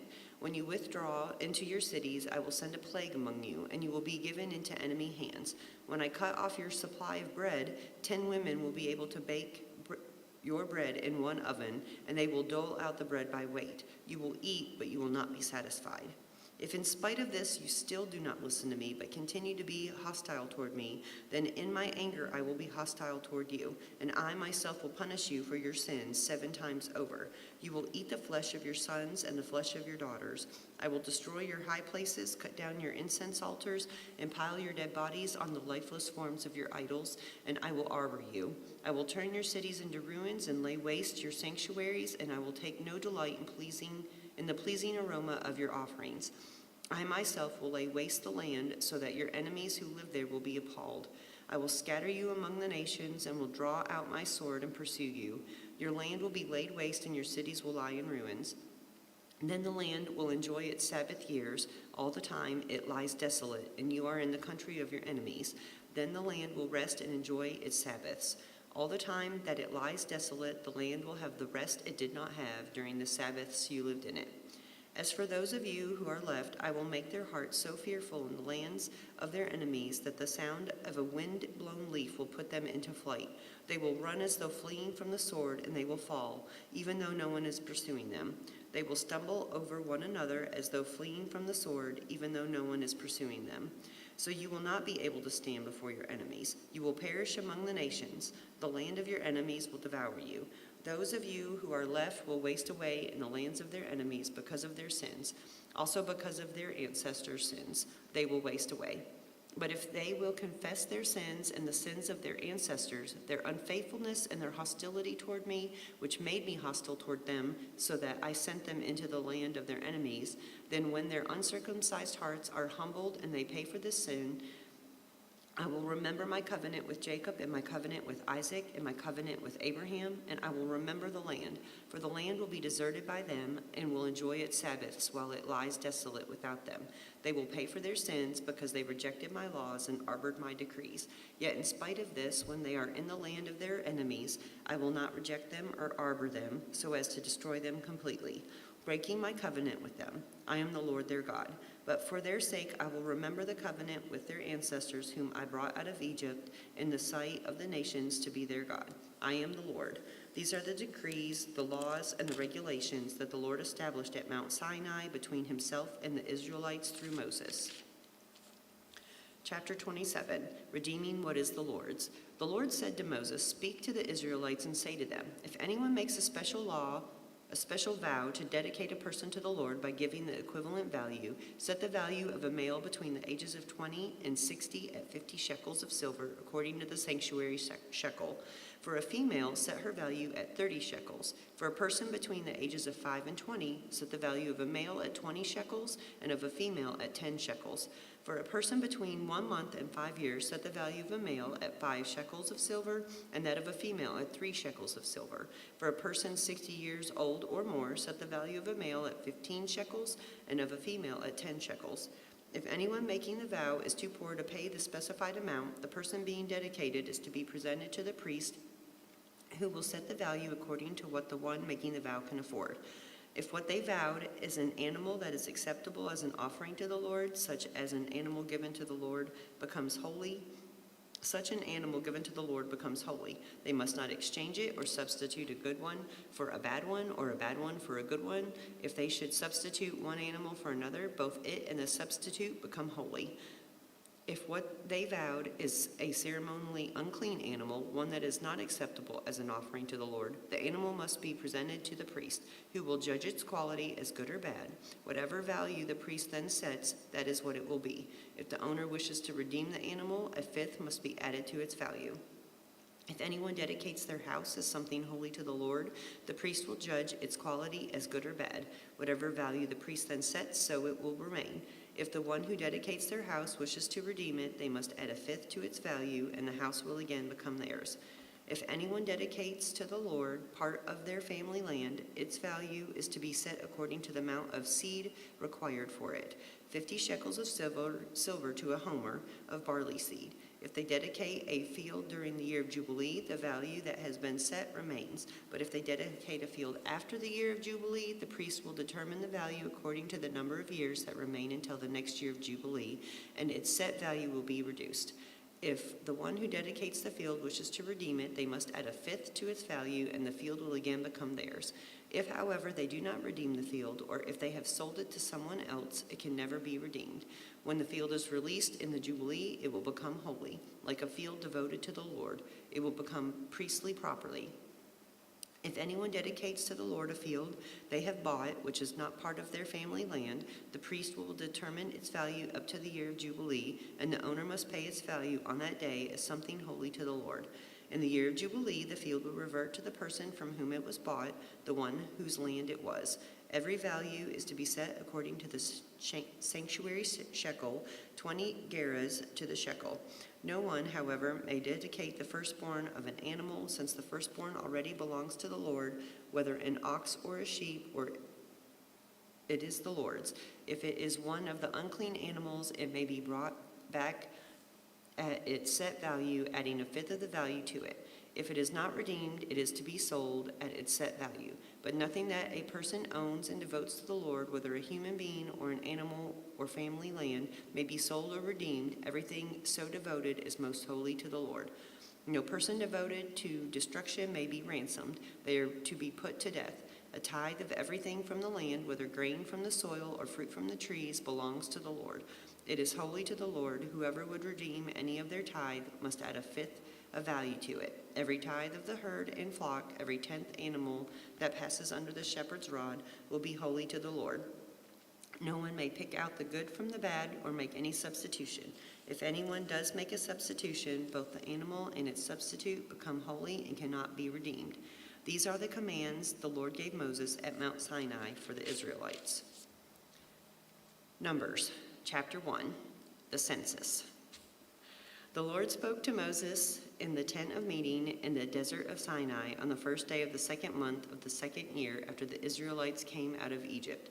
He said, "Take a census of the whole Israelite community by their clans and families, listing every man by name. One by one, you and Aaron are to count according to their divisions all the men in Israel who are 20 years old or more and able to serve in the army. One man from each tribe, each of them the head of his family, is to help you. These are the names of the men who are to assist you. From Reuben, Elzur, son of Shadur. From Simeon, Shemuel, son of Zerah-Shadi. From Judah, Nashon, son of Amminadab. From Issachar, Nathaniel, son of Zur. From Zebulun, Elab, son of Helon. From the sons of Joseph. From Ephraim, Elshama, son of Ammihud. From Manasseh, Gamaliel. From son of Pedazar. From Benjamin, Abidan, from Gideon, son of Gideon. From Dan, Ahazar, son of Amishahadi. From Asher, Pagel, son of Okran. From Gad, Elisaph, son of Duel. From Naphtali, Era, son of Enan. These were the men appointed from the community, the leaders of their ancestral tribes. They were the heads of the clans of Israel. Moses and Aaron took these men whose names had been specified, and they called the whole community together on the first day of the second month. The people registered their ancestry by their clans and families, and the men 20 years old or more were listed by name, one by one, as the Lord commanded Moses, and so he counted them in the desert of Sinai. From the descendants of Reuben, the firstborn son of Israel, all the men 20 years old or more who were able to serve in the army were listed by name one by one according to the records of their clans and families. The number from the tribe of Reuben was 46,500. From the descendants of Simeon, all the men 20 years old or more who were able to serve in the army were counted and listed by name one by one according to the records of their clans and families. The number of the tribe of Simeon was 59,300. From the descendants of Gad, all the men 20 years old or more who were able to serve in the army were listed by name according to the records of their clans and families. The number from the tribe of Gad was 45,650. From the descendants of Judah, all the men 20 years old or more who were able to serve in the army were listed by name according to the records of their clans and families, and the number from the tribe of Judah was 74,600. From the descendants of Issachar, all the men 20 years old or more who were able to serve in the army were listed by name according to the records of their clans and families. The number from the tribe of Issachar was 54,400. From the descendants of Zebulun, all the men 20 years old or more who were able to serve in the army were listed by name according to the records of their clans and families. The number from the tribe of Zebulun was 57,400.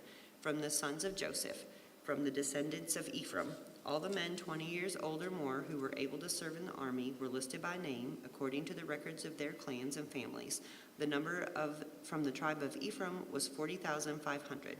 From the descendants of Manasseh, all the men 20 years old or more who were able to serve in the army were listed by name according to the records of their clans and families. The number from the tribe of Manasseh was 32,200. From the descendants of Benjamin, all the men 20 years old or more who were able to serve in the army were listed by name according to the records of their clans and families. The number from the tribe of Benjamin was 35,400. From the descendants of Dan, all the men 20 years old or more who were able to serve in the army were listed by name according to the records of their clans and families. The number from the tribe of Dan was 62,700. From the descendants of Asher, all the men 20 years old or more who were able to serve in the army were listed by name according to the records of their clans and families. The number from the tribe of Asher was 41,500. From the descendants of Naphtali, all the men 20 years old or more who were able to serve in the army were listed by name according to the records of their clans and families. The number from the tribe of Naphtali was 53,400. These were the men counted by Moses and Aaron and the 12 leaders of Israel, each one representing his family. All the Israelites 20 years old or more who were able to serve in Israel's army were counted according to their families. The total number was 603,550. The ancestral tribe of the Levites, however, was not counted along with the others. The Lord had said to Moses, "You must not count the tribe of Levi or include them in the census of the other Israelites. Instead, appoint the Levites to be in charge of the tabernacle of the covenant law, over all its furnishings and everything belonging to it. They are to carry the tabernacle and all its furnishings. They are to take care of it and encamp around it. Whenever the tabernacle is to move, the Levites are to take it down, and whenever the tabernacle is set up, the Levites shall do it. Anyone else who approaches it is to be put to death. The Israelites are to set up their tents by divisions, each of them in their own camp under their standard. The Levites, however, are to set up their tents around the tabernacle of the covenant law, so that my wrath will not fall on the Israelite community. The Levites are to be responsible for the care of the tabernacle of the covenant law. The Israelites did all this just as the Lord commanded Moses. Chapter 2, the arrangement of the tribal camps. The Lord said to Moses and Aaron, "The Israelites are to camp around the tent of meeting some distance from it, each of them under their standard and holding the banners of their family. On the east toward the sunrise, the divisions of the camp of Judah are to encamp under their standard. The leader of the people of Judah is Nahshon, son of Amminadab. His division numbers 74,600. The tribe of Issachar will camp next to them. The leader of the people of Issachar is Nathaniel, son of Zur. His division numbers 54,400. The tribe of Zebulun will be next. The leader of the people of Zebulun is Elab, son of Helon. His division numbers 57,400. All the men assigned to the camp of Judah, according to their division numbers, are number 186,400. They will set out first. On the south will be the divisions of the camp of Reuben. Under their standard, the leader of the people of Reuben is Elzur, son of Shadur. His division numbers 46,500.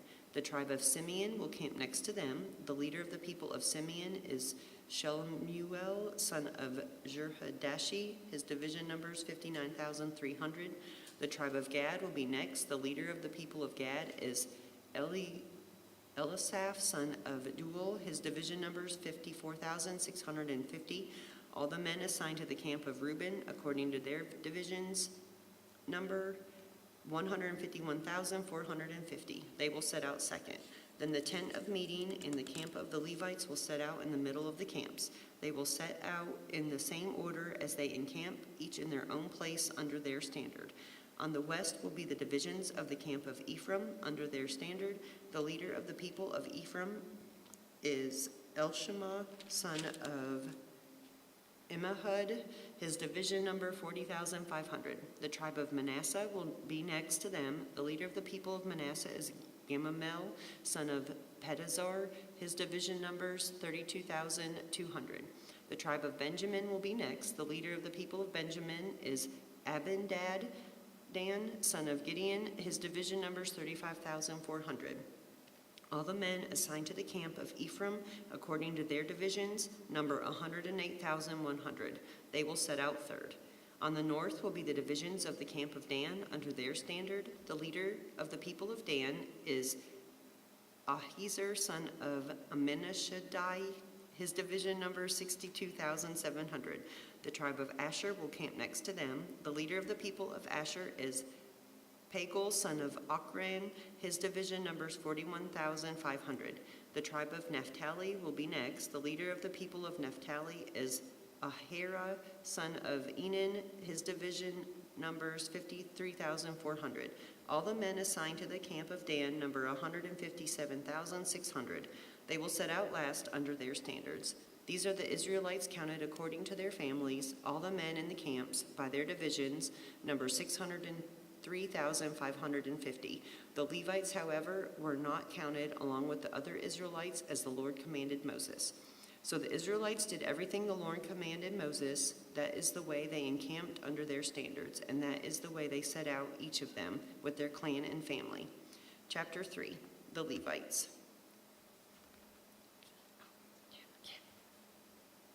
That's a good spot to stop.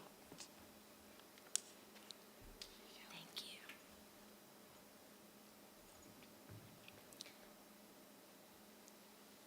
Chapter 3 of Numbers, the Levites.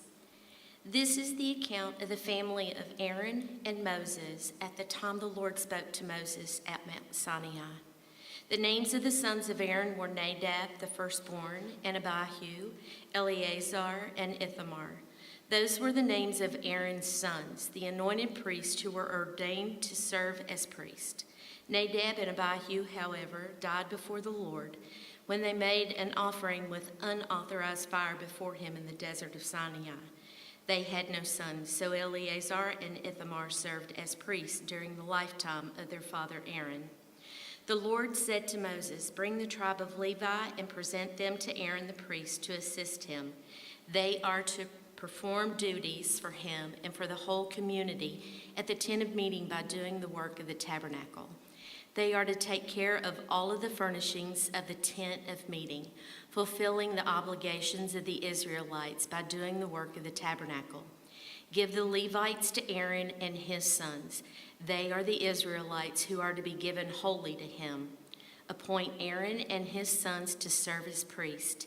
Anyone else who approaches the sanctuary is to be put to death." The Lord also said to Moses, "I have taken the Levites from among the Israelites in place of the first male offspring of every Israelite woman. The Levites are mine. for all the firstborn are mine.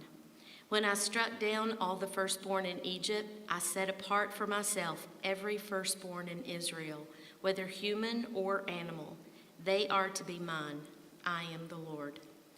The Lord said to Moses in the desert of Sinai, "Count the Levites by their families and clans. Count every male a month old or more." So Moses counted them as he was commanded by the word of the Lord. These were the names of the sons of Levi: Gershon, Kohath, and Merari. These were the names of the Gershonite clans: Libni and Shimei. The Kohathite clans: Amram, Izhar, Hebron, and Uzziel. The Merarite clans: Mali and Mushi. These were the Levite clans according to their families. To Gershon belonged the clans of the Libnites and Shimeites. These were the Gershonite clans.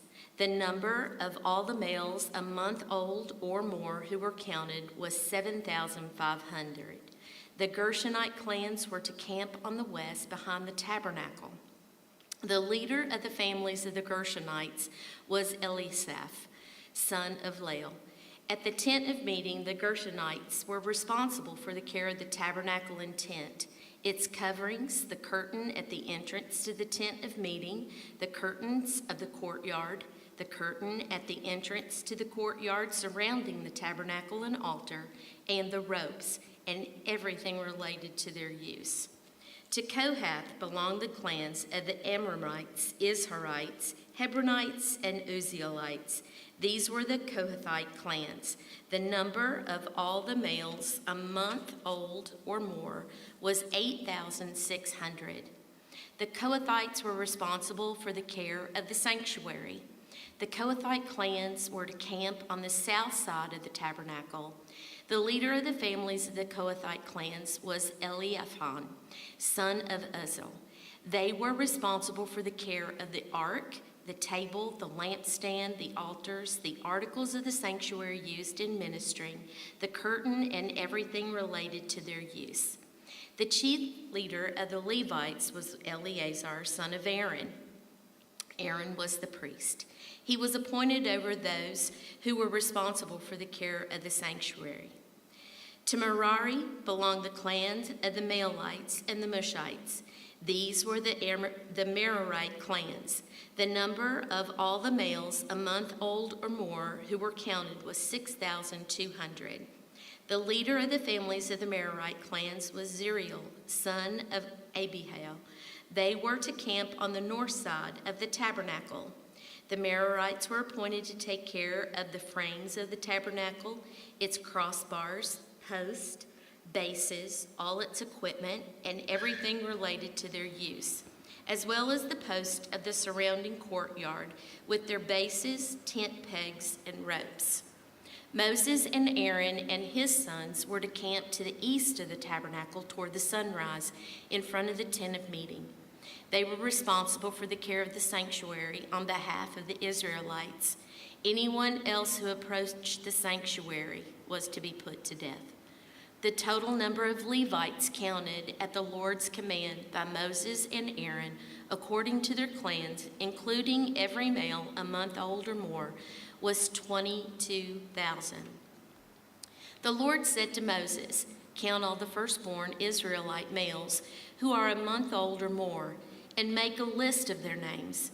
Take the Levites for me in place of all the firstborn of the Israelites, and the livestock of the Levites in place of all the firstborn of the livestock of the Israelites. I am the Lord." So Moses counted all the firstborn of the Israelites as the Lord commanded him. And the total number of firstborn males a month old or more listed by name was 22,273. The Lord also said to Moses, "Take the Levites in place of all the firstborn of Israel, and the livestock of the Levites in place of their livestock. The Levites are to be mine. I am the Lord. To redeem the 273 firstborn Israelites who exceed the number of the Levites, collect 5 shekels for each one, according to the sanctuary shekel, which weighs 20 gerahs. Give the money for the redemption of the additional Israelites to Aaron and his sons." So Moses collected the redemption money from those who exceeded the number redeemed by the Levites. From the firstborn of the Israelites, he collected silver weighing 1,365 shekels, according to the sanctuary shekel. Moses gave the redemption money to Aaron and his sons, as he was commanded by the word of the Lord. The Kohathites, chapter 4. The Lord said to Moses and Aaron, "Take a census of the Kohathite branch of the Levites by their clans and family.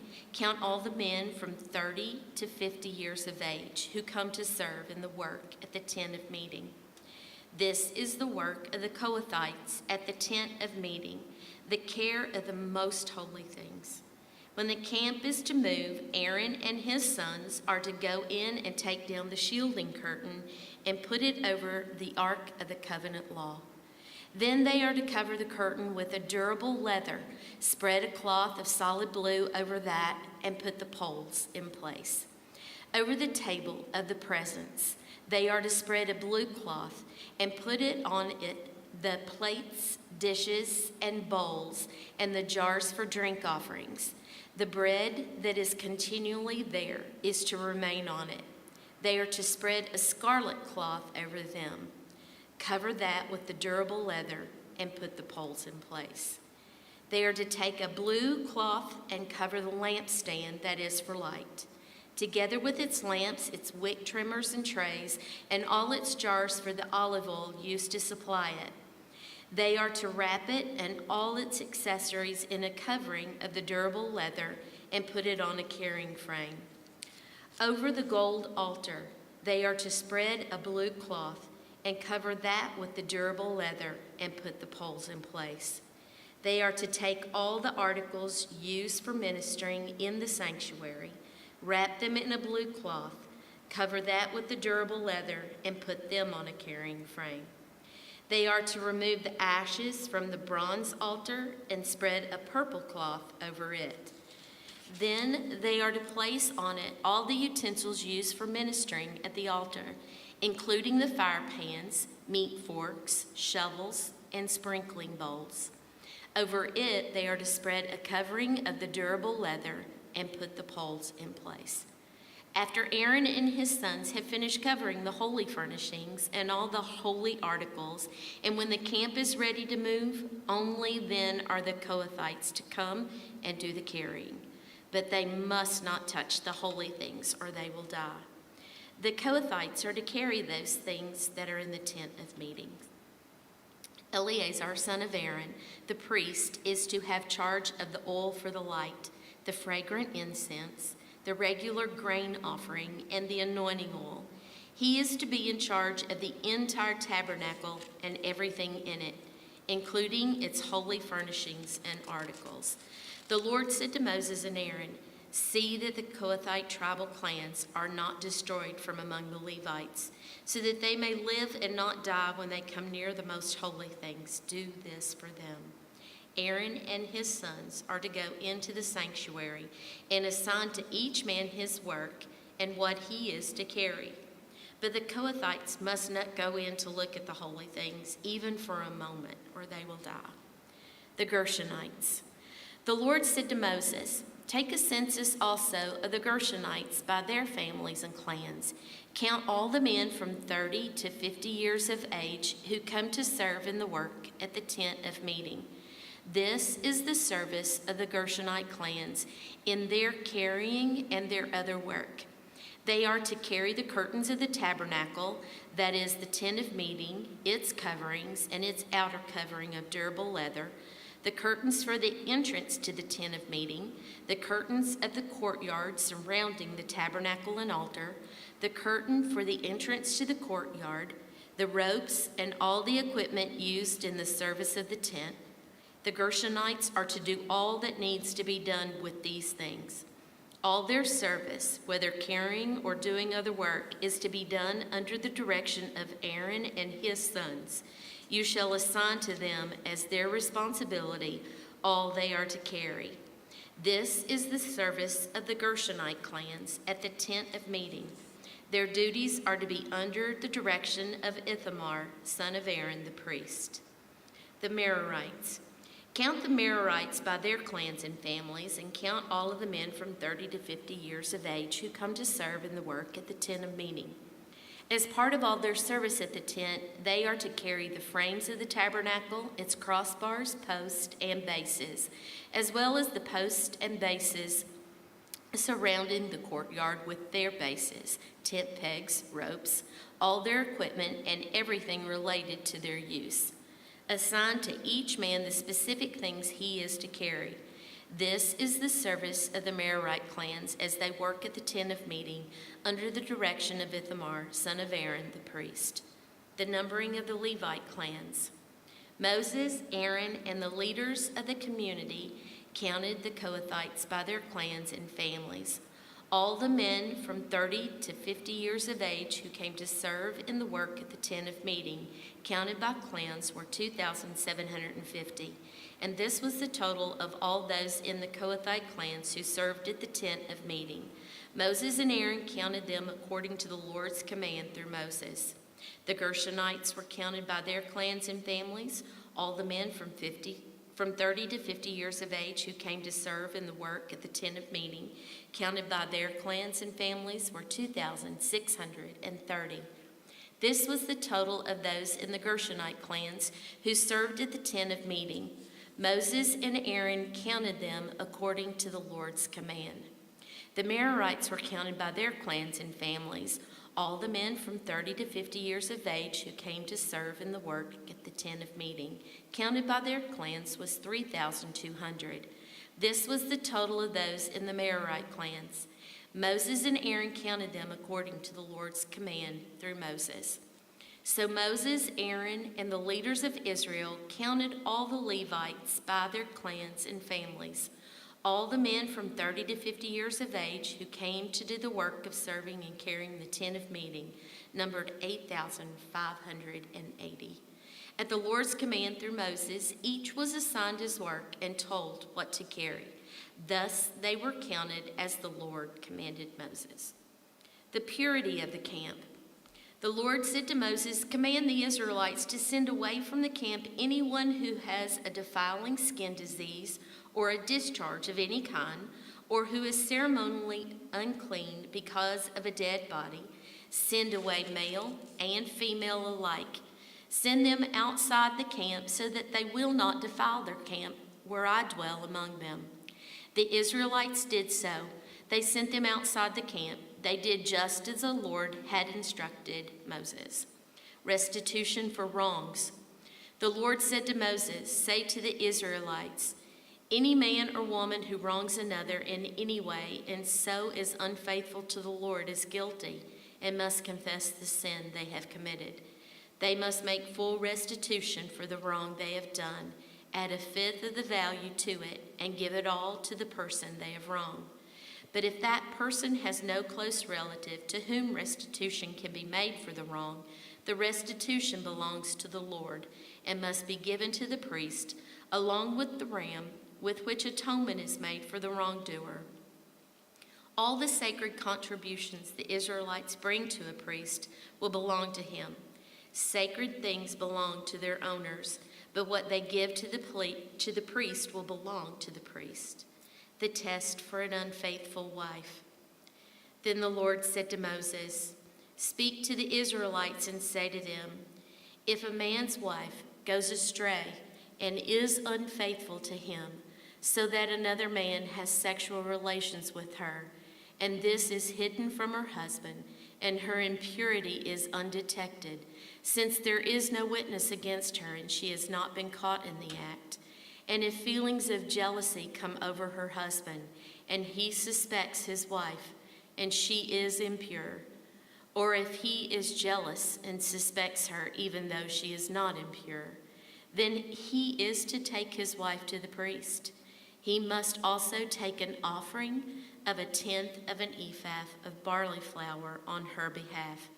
He must not pour olive oil on it or put incense on it, because it is a grain offering for jealousy, a reminder offering to draw attention to wrongdoing.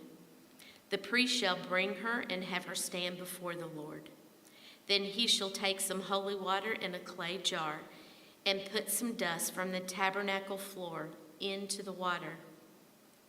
After the priest has had the woman stand before the Lord, he shall loosen her hair and place in her hands the reminder offering, the grain offering for jealousy, while he himself holds the bitter water that brings a curse.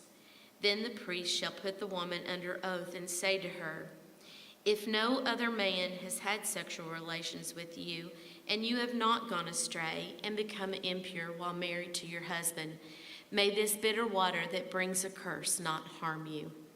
But if you have gone astray while married to your husband, and you have made yourself impure by having sexual relations with a man other than your husband, here the priest is to put the woman under this curse. May the Lord cause you to become a curse among your people, when he makes your womb miscarry and your abdomen swell. May this water that brings a curse enter your body, so that your abdomen swells, so your womb miscarries. Then the woman is to say, Amen, so be it. The priest is to write these curses on a scroll and then wash them off into the bitter water. He shall make the woman drink the bitter water that brings a curse, and this water that brings a curse and causes bitter suffering will enter her. The priest is to take from her hands the grain offering for jealousy, wave it before the Lord, and bring it to the altar. The priest is then to take a handful of the grain offering as a memorial offering and burn it on the altar. After that, he is to have the woman drink the water. If she has made herself impure and been unfaithful to her husband, this will be the result. When she is made to drink the water that brings a curse and causes bitter suffering, it will enter her, her abdomen will swell, and her womb will miscarry, and she will become a curse. If, however, the woman has not made herself impure, but is clean, she will be cleared of guilt and will be able to have children. Then this is the law of jealousy, when a woman goes astray and makes herself impure while married to her husband, or when feelings of jealousy come over a man because he suspects his wife. The priest is to have her stand before the Lord and is to apply this entire law to her. The husband will be innocent of any wrongdoing, but the woman will bear the consequences of her sin. The Nazarite. The Lord said to Moses, speak to the Israelites and say to them, if a man or woman wants to make a special vow, a vow of dedication to the Lord as a Nazarite, they must abstain from wine and other fermented drink, and must not drink vinegar made from wine or other fermented drink. They must not drink grapefruit, grape juice, or eat grapes or raisins. As long as they remain under their Nazarite vow, they must not eat anything that comes from the grapevine, not even the seeds or skins. During the entire period of the Nazarite vow, no razor may be used on their head. They must be holy until the period of their dedication to the Lord is over. They must let their hair grow. Throughout the period of their dedication to the Lord, the Nazarite must not go near a dead body, even if their own father or mother or brother or sister dies. They must not make themselves ceremonially unclean or on account of them, because the symbol of their dedication to God is on their head. Throughout the period of their dedication, they are consecrated to the Lord. If someone dies suddenly in the Nazarite's presence, thus defiling the hair that symbolizes their dedication, they must shave their head on the 7th day, the day of their cleansing. Then on the 8th day, they must bring 2 doves or 2 young pigeons to the priest at the entrance to the tent of meeting. The priest is to offer one as a sin offering and the other as a burnt offering to make atonement for the Nazarite, because they sinned by being in the presence of the dead body. That same day, they are to consecrate their head again. They must rededicate themselves to the Lord for the same period of dedication and must bring a year-old male lamb as a guilt offering. The previous days do not count.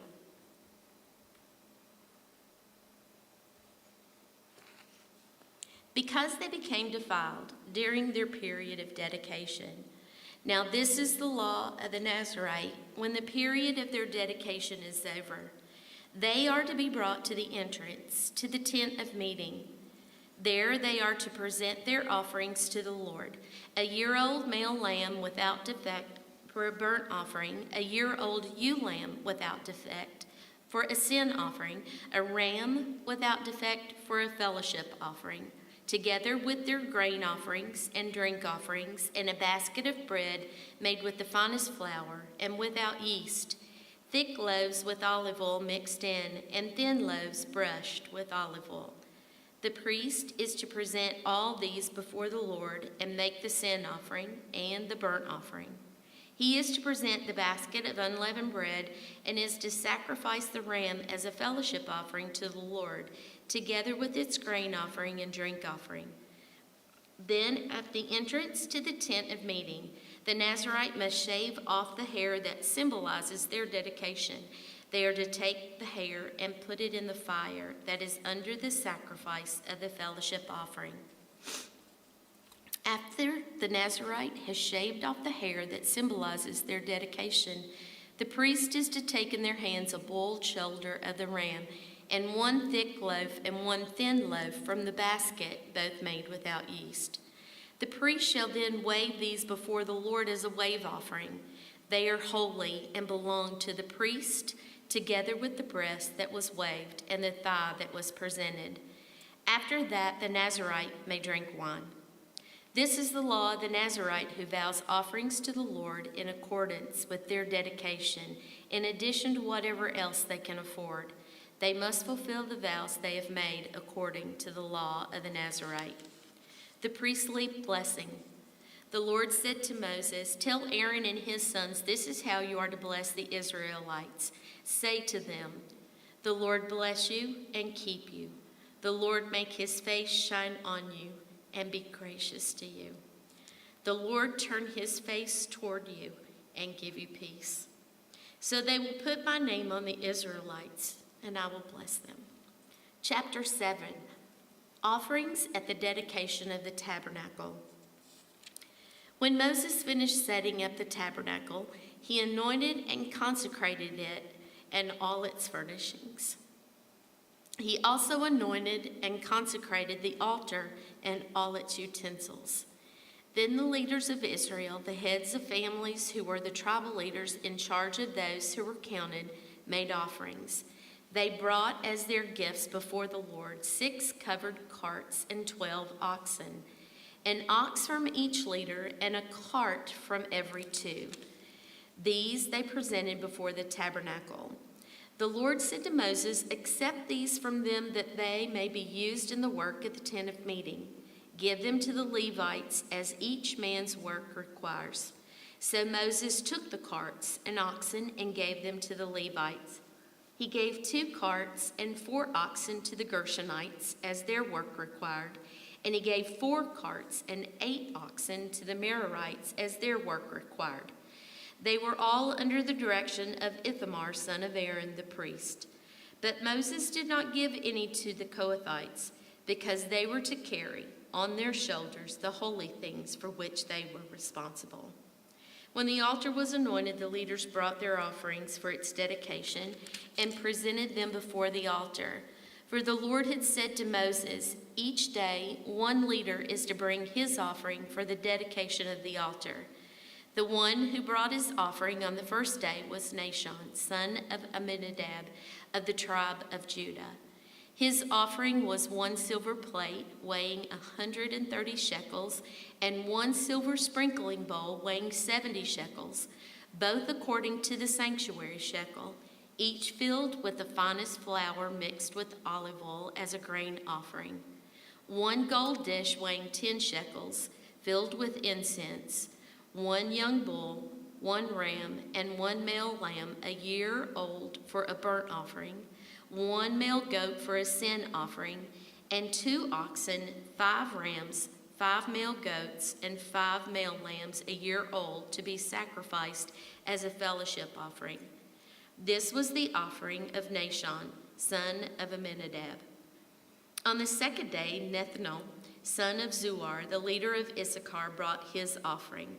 The offering he brought was 1 silver plate weighing 130 shekels, and 1 silver sprinkling bowl weighing 70 shekels, both according to the sanctuary shekel, each filled with the finest flour mixed with olive oil as a grain offering, 1 gold dish weighing 10 shekels filled with incense, 1 young bull, 1 ram, and 1 male lamb a year old for a burnt offering, 1 male goat for a sin offering, and 2 oxen, 5 rams, 5 male goats, and 5 male lambs a year old to be sacrificed as a fellowship offering. This was the offering of Nethanel, son of Zuar. On the 3rd day, Eliab, son of Helon, the leader of the people of Zebulun, brought his offering. His offering was 1 silver plate weighing 130 shekels and 1 silver sprinkling bowl weighing 70 shekels, both according to the sanctuary shekel, each filled with the finest flour mixed with olive oil as a grain offering, 1 gold dish weighing 10 shekels filled with incense, 1 young bull, 1 ram, and 1 male lamb a year old for a burnt offering, 1 male goat for a sin offering, and 2 oxen, 5 rams, 5 male goats, and 5 male lambs a year old to be sacrificed as a fellowship offering. This was the offering of Eliab, son of Helon. On the 4th day, Eleazar, son of Shedeur, the leader of the people of Reuben, brought his offering. And his offering was 1 silver plate weighing 130 shekels and 1 silver sprinkling bowl weighing 70 shekels, both according to the sanctuary shekel, each filled with the finest flour mixed with olive oil as a grain offering, 1 gold dish weighing 10 shekels filled with incense, 1 young bull, 1 ram, and 1 male lamb a year old for a burnt offering, 1 male goat for a sin offering, and 2 oxen, 5 rams, 5 male goats, and 5 male lambs a year old to be sacrificed as a fellowship offering. This was the offering of Eleazar, son of Shedeur. On the 5th day, Shelumiel, son of Zurishaddai, the leader of the people of Simeon, brought his offering. And his offering was 1 silver plate weighing 130 shekels and 1 silver sprinkling bowl weighing 70 shekels, both according to the sanctuary shekel, each filled with the finest flour mixed with olive oil as a grain offering, 1 gold dish weighing 10 shekels filled with incense, 1 young bull, 1 ram, and 1 male lamb a year old for a burnt offering, 1 male goat for a sin offering, and 2 oxen, 5 rams, 5 male goats, and 5 male lambs a year old to be sacrificed as a fellowship offering. This was the offering of Shelumiel, son of Zurishaddai. On the 6th day, Eliasaph, son of Duel, the leader of the people of Gad, brought his offering. And his offering was 1 silver plate weighing 130 shekels and 1 silver sprinkling bowl weighing 70 shekels, both according to the sanctuary shekel, each filled with the finest flour with olive oil, mixed with olive oil as a grain offering, 1 gold dish weighing 10 shekels filled with incense, 1 young bull, 1 ram, and 1 male lamb a year old for a burnt offering, 1 male goat for a sin offering, and 2 oxen, 5 rams, 5 male goats, and 5 male lambs a year old to be sacrificed as a fellowship offering. And this was the offering of Eliasaph, son of Duel. On the 7th day, Elishama, son of Ammihud, the leader of the people of Ephraim, brought his offering.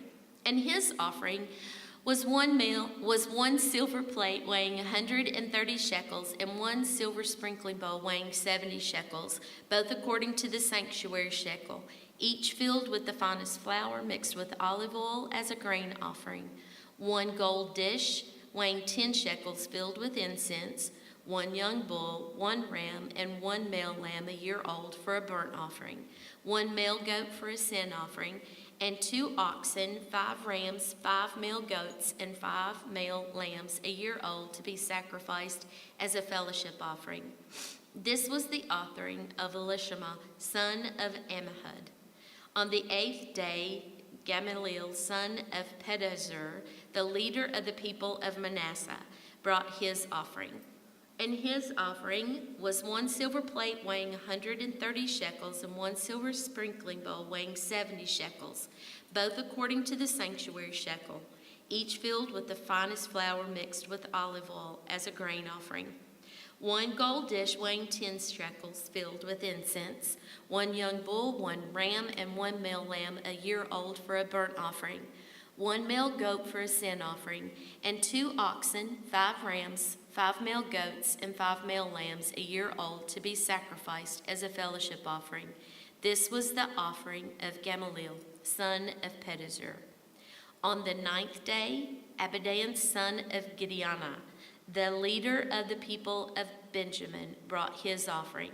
And his offering was 1 silver plate weighing 130 shekels and 1 silver sprinkling bowl weighing 70 shekels, both according to the sanctuary shekel, each filled with the finest flour mixed with olive oil as a grain offering. 1 gold dish weighing 10 shekels filled with incense, 1 young bull, 1 ram, and 1 male lamb a year old for a burnt offering, 1 male goat for a sin offering, and 2 oxen, 5 rams, 5 male goats, and 5 male lambs a year old to be sacrificed as a fellowship offering. This was the offering of Abidan, son of Gideoni. On the 10th day, Ahiezer, son of Ammishaddai, the leader of the people of Dan, brought his offering. His offering was 1 silver plate weighing 130 shekels and 1 silver sprinkling bowl weighing 70 shekels, both according to the sanctuary shekel, each filled with the finest flour mixed with olive oil as a grain offering. 1 gold dish weighing 10 shekels filled with incense, 1 young bull, 1 ram, and 1 male lamb a year old for a burnt offering, 1 male goat for a sin offering, and 2 oxen, 5 rams, 5 male goats, and 5 male lambs a year old to be sacrificed as a fellowship offering. This was the offering of Ahiezer, son of Ammishaddai. On the 11th day, Pagiel, son of Ochran, the leader of the people of Asher, brought his offering. And his offering was 1 silver plate weighing 130 shekels and 1 silver sprinkling bowl weighing 70 shekels, both according to the sanctuary shekel, each filled with the finest flour mixed with olive oil as a grain offering, 1 gold dish weighing 10 shekels filled with incense, 1 young bull, 1 ram, and 1 male lamb a year old for a burnt offering, 1 male goat for a sin offering, and 2 oxen, 5 rams, 5 male goats, and 5 male lambs a year old to be sacrificed as a fellowship offering. This was the offering of Pagiel, son of Ochran. On the 12th day, Ahira, son of Enan, the leader of the people of Naphtali, brought his offering. His offering was 1 silver plate weighing 130 shekels and 1 silver sprinkling bowl weighing 70 shekels, both according to the sanctuary shekel, each filled with the finest flour mixed with olive oil as a grain offering, 1 gold dish weighing 10 shekels filled with incense, 1 young bull, 1 ram, and 1 male lamb a year old for a burnt offering, 1 male goat for a sin offering, and 2 oxen, 5 rams, 5 male goats, and 5 male lambs a year old to be sacrificed as a fellowship offering. This was the offering of Ahira, son of Enan. These were the offerings of the Israelite leaders for the dedication of the altar when it was anointed: 12 silver plates, 12 silver sprinkling bowls, and 12 gold dishes, each silver plate weighing 130 shekels, and each sprinkling bowl 70 shekels. Altogether, the silver dishes weighed 2,400 shekels, according to the sanctuary shekel. The 12 gold dishes filled with incense weighed 10 shekels each, according to the sanctuary shekel. Altogether, the gold dishes weighed 120 shekels. The total number of animals for the burnt offering came to 12 young bulls, 12 rams, and 12 male lambs a year old, together with their grain offering. 12 male goats were used for the sin offering. The total number of animals for the sacrifice of the fellowship offering came to 24 oxen, 60 rams, 60 male goats, and 60 male lambs a year old. These were the offerings for the dedication of the altar after it was anointed. When Moses entered the tent of meeting to speak with the Lord, he heard the voice speaking to him from between the two cherubim above the atonement cover on the ark of the covenant law. In this way, the Lord spoke to him. Setting up the lamps, chapter 8 of Numbers. The Lord said to Moses, "Speak to Aaron and say to him, when you set up the lamps, see that all 7 light up the area in front of the lampstand." Aaron did so. He set up the lamps so that they faced forward on the lampstand, just as the Lord commanded Moses. And this is how the lampstand was made.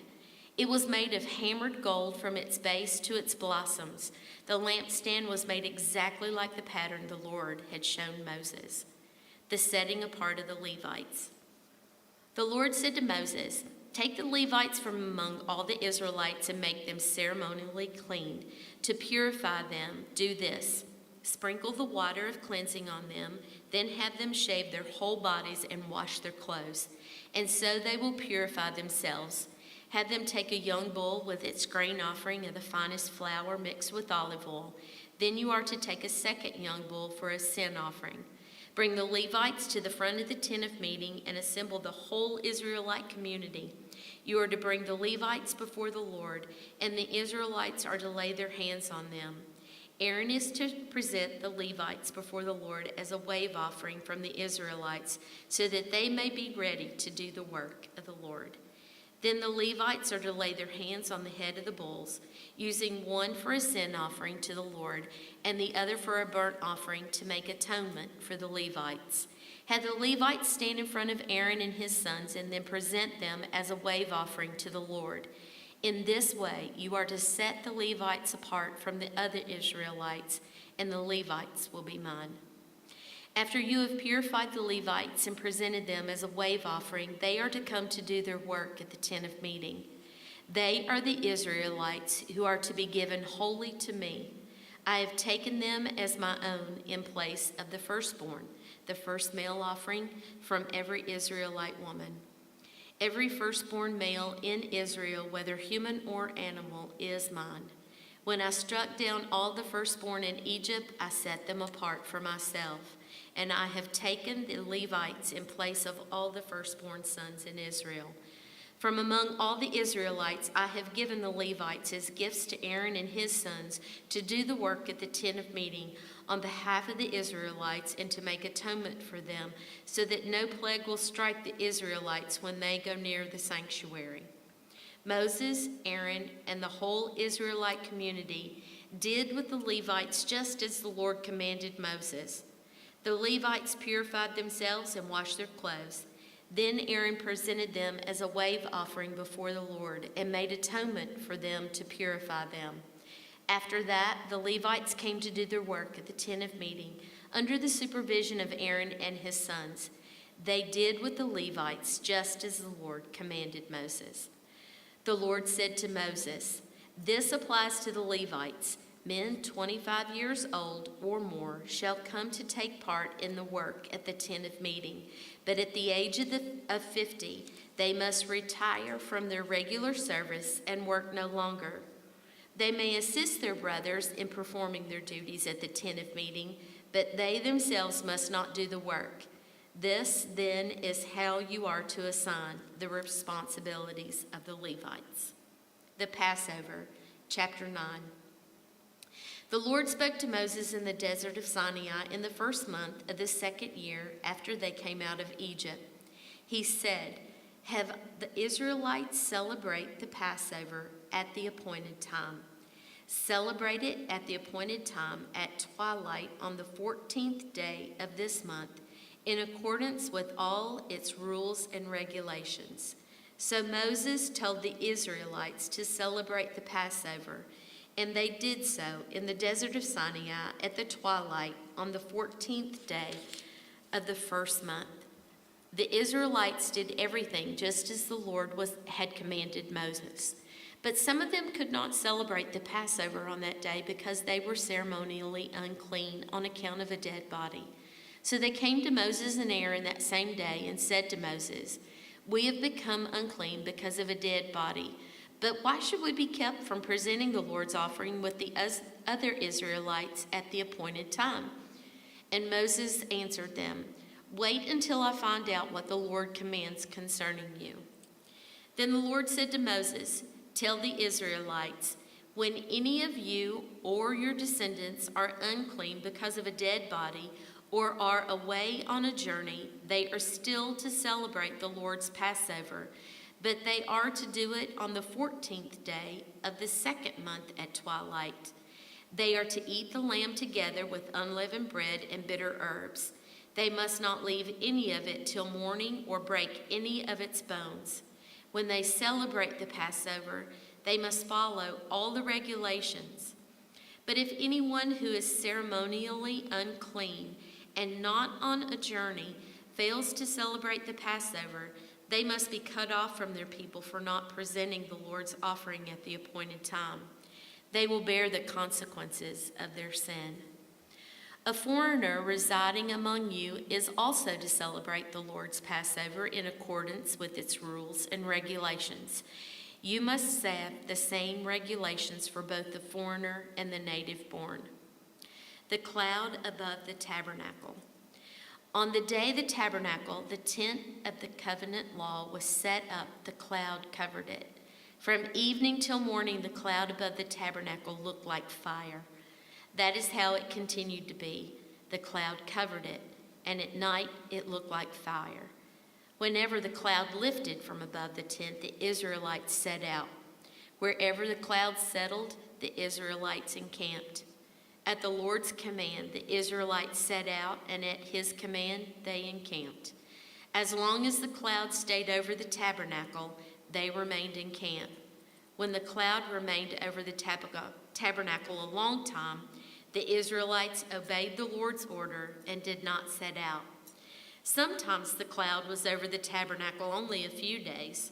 At the Lord's command, they would encamp, and then at his command, they would set out. Sometimes the cloud stayed only from evening till morning, and when it lifted in the morning, they set out. Whether by day or by night, whenever the cloud lifted, they set out. Whether the cloud stayed over the tabernacle for 2 days or a month or a year, the Israelites would remain in camp and not set out. But when it lifted, they would set out. At the Lord's command they encamped, and at the Lord's command they set out. They obeyed the Lord's order in accordance with his command through Moses. Chapter 10 of Numbers, the silver trumpets. The Lord said to Moses, "Make 2 trumpets of hammered silver and use them for calling the community together and for having the camp set out. When both are sounded, the whole community is to assemble before you at the entrance to the tent of meeting. If only one is sounded, the leaders, the heads of the clans of Israel, are to assemble before you. When a trumpet blast is sounded, the tribes camping on the east are to set out.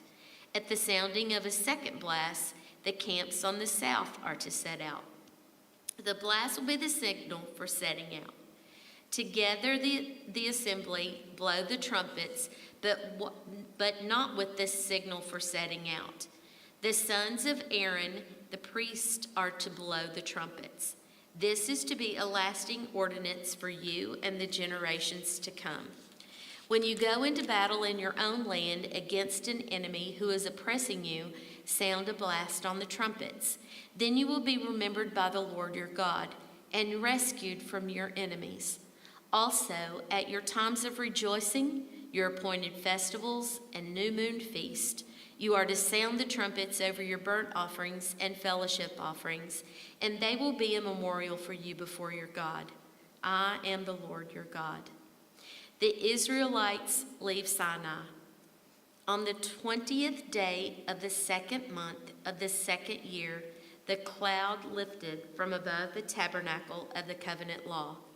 Then the Israelites set out from the desert of Sinai and traveled from place to place until the cloud came to rest in the desert of Paran. They set out this first time at the Lord's command through Moses.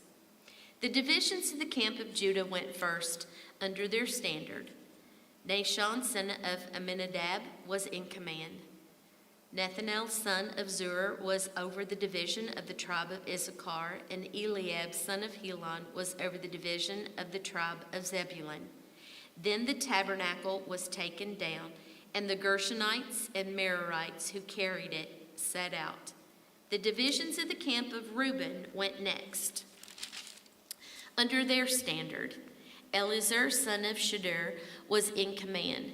Shemuel, son of Zurishaddai, was over the division of the tribe of Simeon, and Eliasaph, son of Deuel, was over the division of the tribe of Gad. Then the Kohathites set out, carrying the holy things. The tabernacle was to be set up before they arrived. The divisions of the camp of Ephraim went next, under their standard. Elishama, son of Ammihud, was in command. Gamaliel, son of Pedahzur, was over the division of the tribe of Manasseh, and Abidan, son of Gideonite, was over the division of the tribe of Benjamin. Finally, as the rear guard for all the units, the divisions of the camp of Dan set out under their standard. Ahiezer, son of Amminadab, was in command. Pagiel, son of Okran, was over the division of the tribe of Asher, and Ahira, son of Enon, was over the division of the tribe of Naphtali. This was the order of march for the Israelites' division as they set out. Now Moses said to Hobab, son of Reuel, the Midianite, Moses' father-in-law, "We are setting out for the place about which the Lord said, 'I will give it to you.' Come with us, and we will treat you well, for the Lord has promised good things to Israel." He answered, "No, I will not go. I'm going back to my own land and my own people." But Moses said, "Please do not leave us. You know where we should camp in the wilderness, and you can be our eyes. If you come with us, we will share with you whatever good things the Lord gives us." So they set out from the mountain of the Lord and traveled for 3 days. The ark of the covenant of the Lord went before them during those 3 days to find them a place to rest. The cloud of the Lord was over them by day when they set out from the camp. Whenever the ark set out, Moses said, "Rise up, Lord. May your enemies be scattered, and may your foes flee before you." Whenever it came to rest, he said, "Return, Lord, to the countless thousands of Israel." Numbers chapter 11, fire from the Lord. Now the people complained about their hardships in the hearing of the Lord, and when he heard them, his anger was aroused. Then fire came from the Lord, burned among them, and consumed some of the outskirts of the camp. When the people cried out to Moses, he prayed to the Lord, and the fire died down. So that place was called Taberah, because fire from the Lord had burned among them. Quail from the Lord. The rabble with them began to crave other food, and again the Israelites started wailing and said, "If only we had meat to eat. We remember the fish we ate in Egypt at no cost. Also the cucumbers, melons, leeks, onions, and garlic. But now we have lost our appetite. We never see anything but this manna." The manna was like coriander seed and looked like resin. The people went around gathering it and then ground it in a hand mill or crushed it in a mortar. They cooked it in a pot or made it into loaves, and it tasted like something made with olive oil. When the dew settled on the camp at night, the manna also came down. Moses heard the people of every family wailing at the entrance to their tents. The Lord became exceedingly angry, and Moses was troubled. He asked the Lord, "Why have you brought this trouble on your servant? What have I done to displease you that you put the burden of all these people on me? Did I conceive all these people? Did I give them birth? Why do you tell me to carry them in my arms as a nurse carries an infant to the land you promised on oath to their ancestors? Where can I get meat for all these people? They keep wailing to me, 'Give us meat to eat.' I cannot carry all these people by myself. The burden is too heavy for me. If this is how you're going to treat me, please go ahead and kill me. If I have found favor in your eyes, and do not let me face my own ruin." The Lord said to Moses, "Bring me 70 of Israel's elders who are known to you as leaders and officials among the people. Have them come to the tent of meeting that they may stand there with you. I will come down and speak with you there, and I will take some of the power of the Spirit that is on you and put it on them. They will share the burden of the people with you, so that you will not have to carry it alone. Tell the people, consecrate yourselves in preparation for tomorrow, when you will eat meat. The Lord heard you when you wailed. If only we had meat to eat. We were better off in Egypt. Now the Lord will give you meat, and you will eat it. You will not eat it for just 1 day, or 2 days, or 5, 10, or 20 days, but for a whole month, until it comes out of your nostrils and you loathe it, because you have rejected the Lord who is among you and have wailed before him, saying, 'Why did we ever leave Egypt?'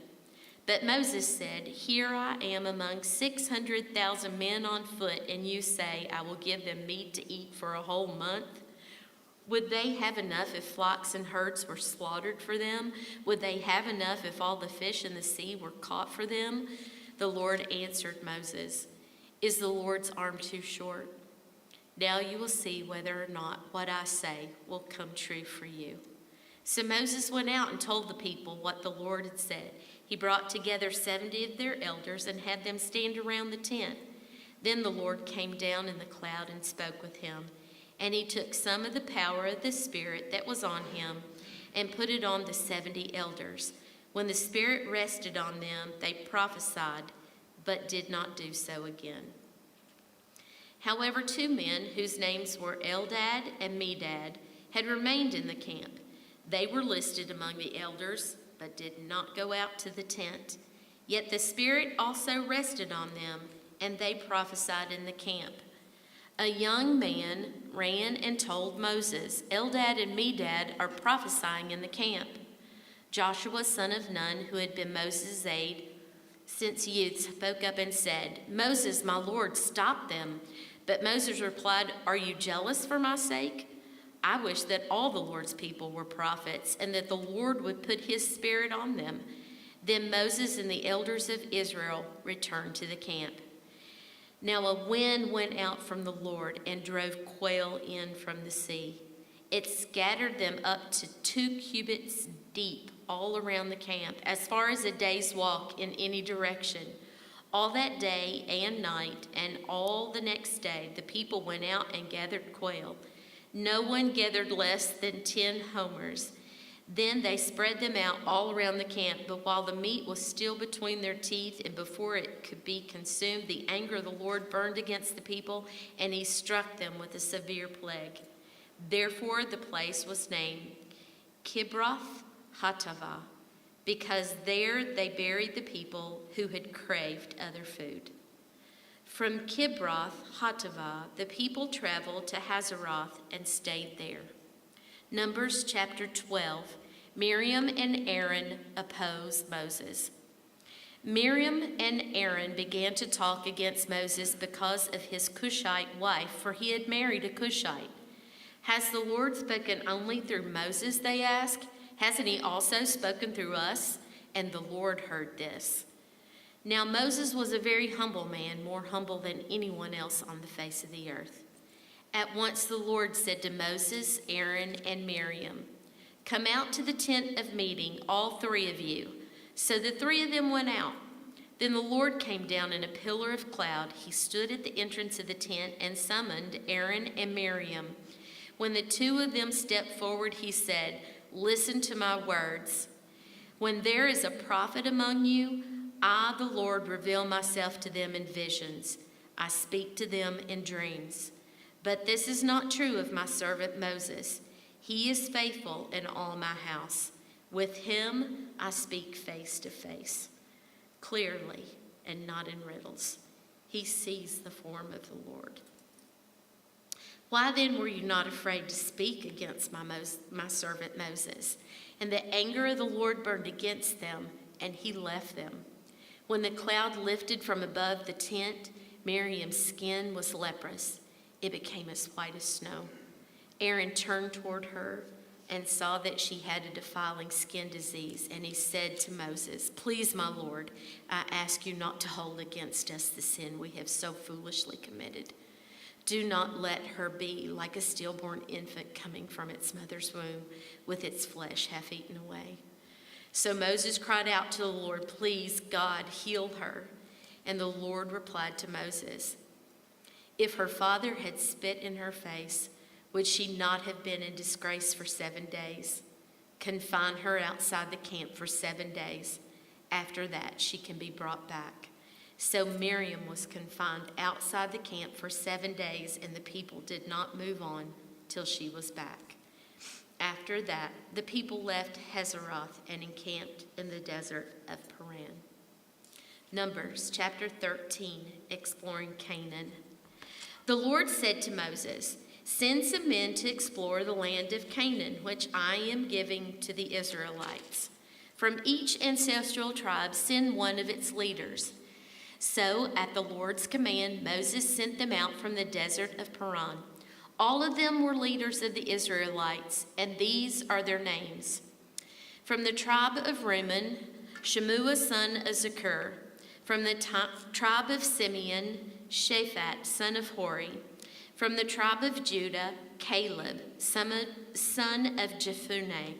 From the tribe of Issachar, Igal, son of Joseph. From the tribe of Ephraim, Hoshea, son of Nun. From the tribe of Benjamin, Palti, son of Raphu. From the tribe of Zebulun, Gadiel, son of Sodi. From the tribe of Manasseh, a tribe of Joseph, Gadi, son of Sushi. From the tribe of Dan, Amiel, son of Gimiel. From the tribe of Asher, Sether, son of Michael. From the tribe of Naphtali, Nabi, son of Voshi. From the tribe of Gad, Gul, son of Micah. These are the names of the men Moses sent to explore the land. Moses gave Hoshi, son of Nun, the name Joshua. When Moses sent them to explore Canaan, he said, "Go up to the Negev and on into the hill country. See what the land is like and whether the people who live there are strong or weak, few or many. What kind of land do they live in? Is it good or bad? What kind of towns do they live in? Are they unwalled or fortified? How is the soil? Is it fertile or poor? Are there trees in it or not? Do your best to bring back some of the fruit of the land." It was the season for the first ripe grapes.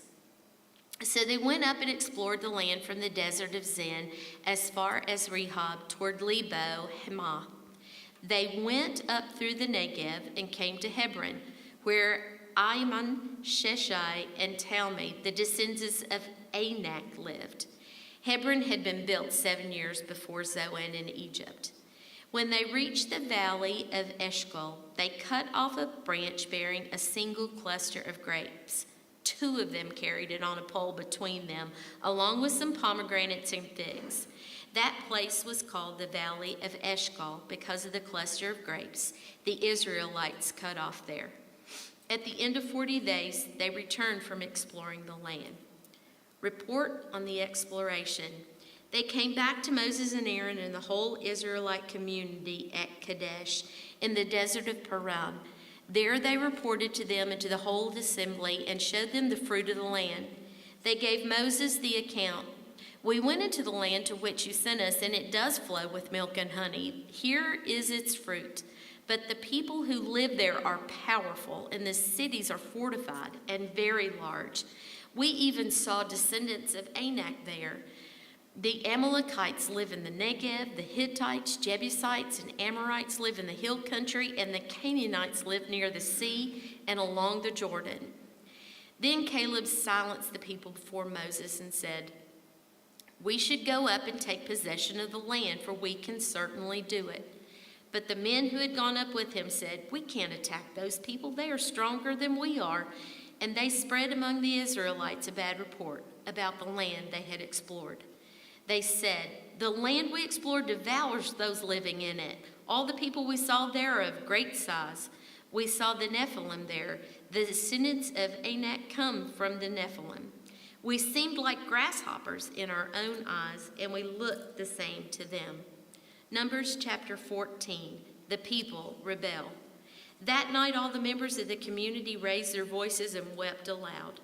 All the Israelites grumbled against Moses and Aaron, and the whole assembly said to them, "If only we had died in Egypt or in this wilderness. Why is the Lord bringing us to this land only to let us fall by the sword?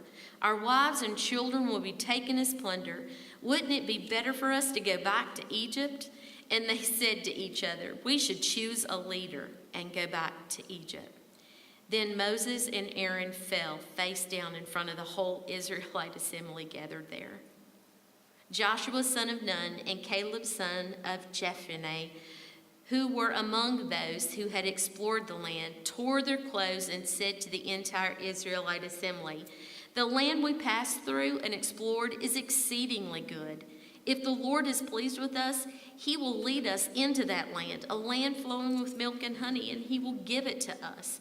Only do not rebel against the Lord, and do not be afraid of the people of the land, because we will devour them.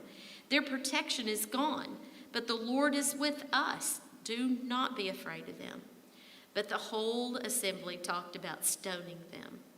Then the glory of the Lord appeared at the tent of meeting to all of the Israelites, and the Lord said to Moses, "How long will these people treat me with contempt?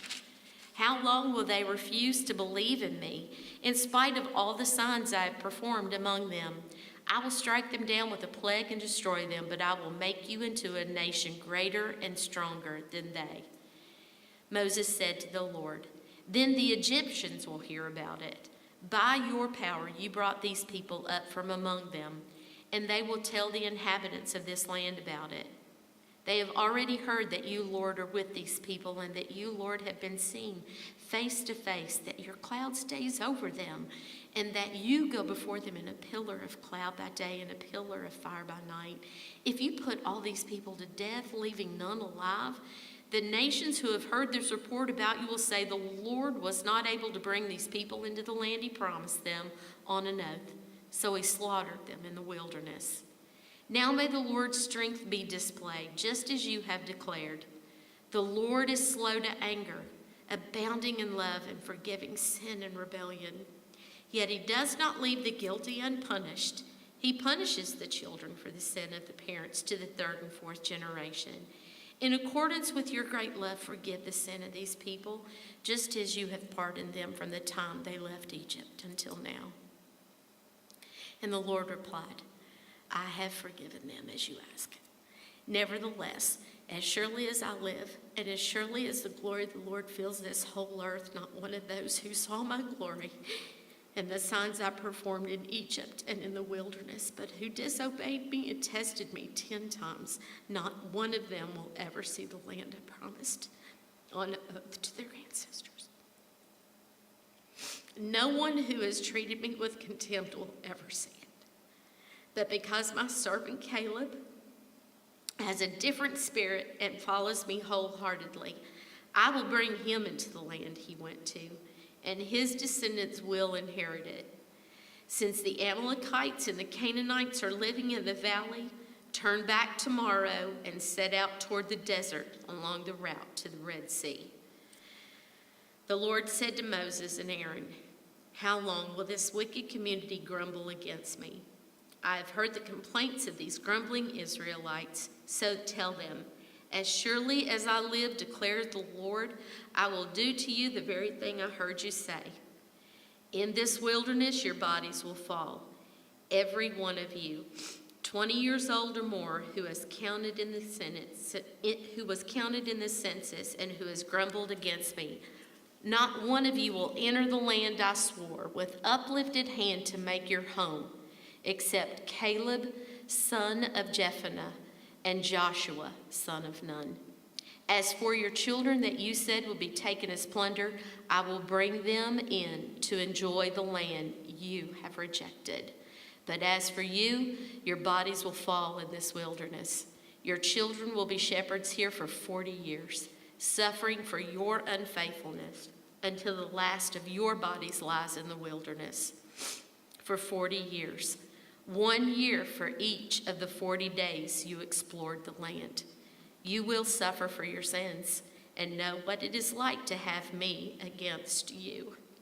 I, the Lord, have spoken, and I will surely do these things to this whole wicked community which is banded together against me. They will meet their end in this wilderness. Here they will die. So the men Moses had sent to explore the land, who returned and made the whole community grumble against him by spreading a bad report about it, these men who were responsible for spreading the bad report about the land were struck down and died of a plague before the Lord. Of the men who went to explore the land, only Joshua son of Nun and Caleb son of Jephunneh survived. When Moses reported this to all the Israelites, they mourned bitterly. Early the next morning, they set out for the highest point in the hill country, saying, "Now we're ready to go up to the land the Lord promised. Surely we have sinned." But Moses said, "Why are you disobeying the Lord's command? This will not succeed. Do not go up, because the Lord is not with you. You will be defeated by your enemies, for the Amalekites and the Canaanites will face you there. Because you have turned away from the Lord, he will not be with you, and you will fall by the sword." Nevertheless, in their presumption, they went up toward the highest point in the hill country, though neither Moses nor the ark of the Lord's covenant moved from the camp. Then the Amalekites and the Canaanites who lived in that hill country came down and attacked them and beat them down all the way to Hormah. Chapter 15 of Numbers, Supplementary Offerings. The Lord said to Moses, "Speak to the Israelites and say to them, after you enter the land I am giving you as a home, and you present to the Lord food offerings from the herd or the flock as an aroma pleasing to the Lord, whether burnt offerings or sacrifices for special vows or free will offerings or festival offerings. Then the person who brings an offering shall present to the Lord a grain offering of 1/10 of an ephah of the finest flour, mixed with 1/4 of a hin of olive oil. With each lamb for the burnt offering or the sacrifice, prepare 1/4 of a hin of wine as a drink offering. With a ram, prepare a grain offering of 2/10 of an ephah of the finest flour, mixed with 1/3 of a hin of olive oil, and 1/3 of a hin of wine as a drink offering. Offer it as an aroma pleasing to the Lord. When you prepare a young bull as a burnt offering, or a sacrifice for a special vow or a fellowship offering to the Lord, bring with the bull a grain offering of 3/10 of an ephah of the finest flour mixed with 1/2 hin of olive oil, and also bring 1/2 hin of wine as a drink offering. This will be a food offering, an aroma pleasing to the Lord. Each bull or ram, each lamb or young goat is to be prepared in this manner. Do this for each one, for as many as you prepare. Everyone who is native born must do these things in this way when they present a food offering as an aroma pleasing to the Lord. For the generations to come, whenever a foreigner or anyone else living among you presents a food offering as an aroma pleasing to the Lord, they must do exactly as you do. The community is to have the same rules for you and for the foreigner residing among you. This is a lasting ordinance for the generations to come. You and the foreigner shall be the same before the Lord. The same laws and regulations will apply both to you and to the foreigner residing among you. The Lord said to Moses, "Speak to the Israelites and say to them, when you enter the land to which I am taking you, and you eat the food of the land, present a portion as an offering to the Lord. Present a loaf from the first of your ground meal, and present it as an offering from the threshing floor. Throughout the generations to come, you are to give this offering to the Lord from the first of your ground meal. offerings for unintentional sins. Now, if you as a community unintentionally fail to keep any of these commands the Lord gave Moses, any of the Lord's commands to you through him from the day the Lord gave them and continuing through the generations to come, and if this is done unintentionally without the community being aware of it, then the whole community is to offer a young bull for a burnt offering as an aroma pleasing to the Lord, along with its prescribed grain offering and drink offering, and a male goat for a sin offering. The priest is to make atonement for the whole Israelite community, and they will be forgiven. For it was not intentional, and they have presented to the Lord for their wrong a food offering and a sin offering. The whole Israelite community and the foreigners residing among them will be forgiven, because all the people were involved in the unintentional wrong. But if just one person sins unintentionally, that person must bring a year-old female goat for a sin offering. The priest is to make atonement before the Lord for the one who erred by sinning unintentionally, and when atonement has been made, that person will be forgiven. One and the same law applies to everyone who sins unintentionally, whether a native-born Israelite or a foreigner residing among you. But anyone who sins defiantly, whether native-born or foreign, blasphemes the Lord and must be cut off from the people of Israel. Because they have despised the Lord's word and broken his commands, they must surely be cut off. Their guilt remains on them. The Sabbath breaker put to death. While the Israelites were in the wilderness, a man was found gathering wood on the Sabbath day. And those who found him gathering wood brought him to Moses and Aaron and the whole assembly, and they kept him in custody because it was not clear what should be done to him. Then the Lord said to Moses, "The man must die. The whole assembly must stone him outside the camp." So the assembly took him outside the camp and stoned him to death as the Lord commanded Moses. Tassels on garments. The Lord said to Moses, "Speak to the Israelites and say to them, throughout the generations to come, you are to make tassels on the corners of your garments with a blue cord on each tassel.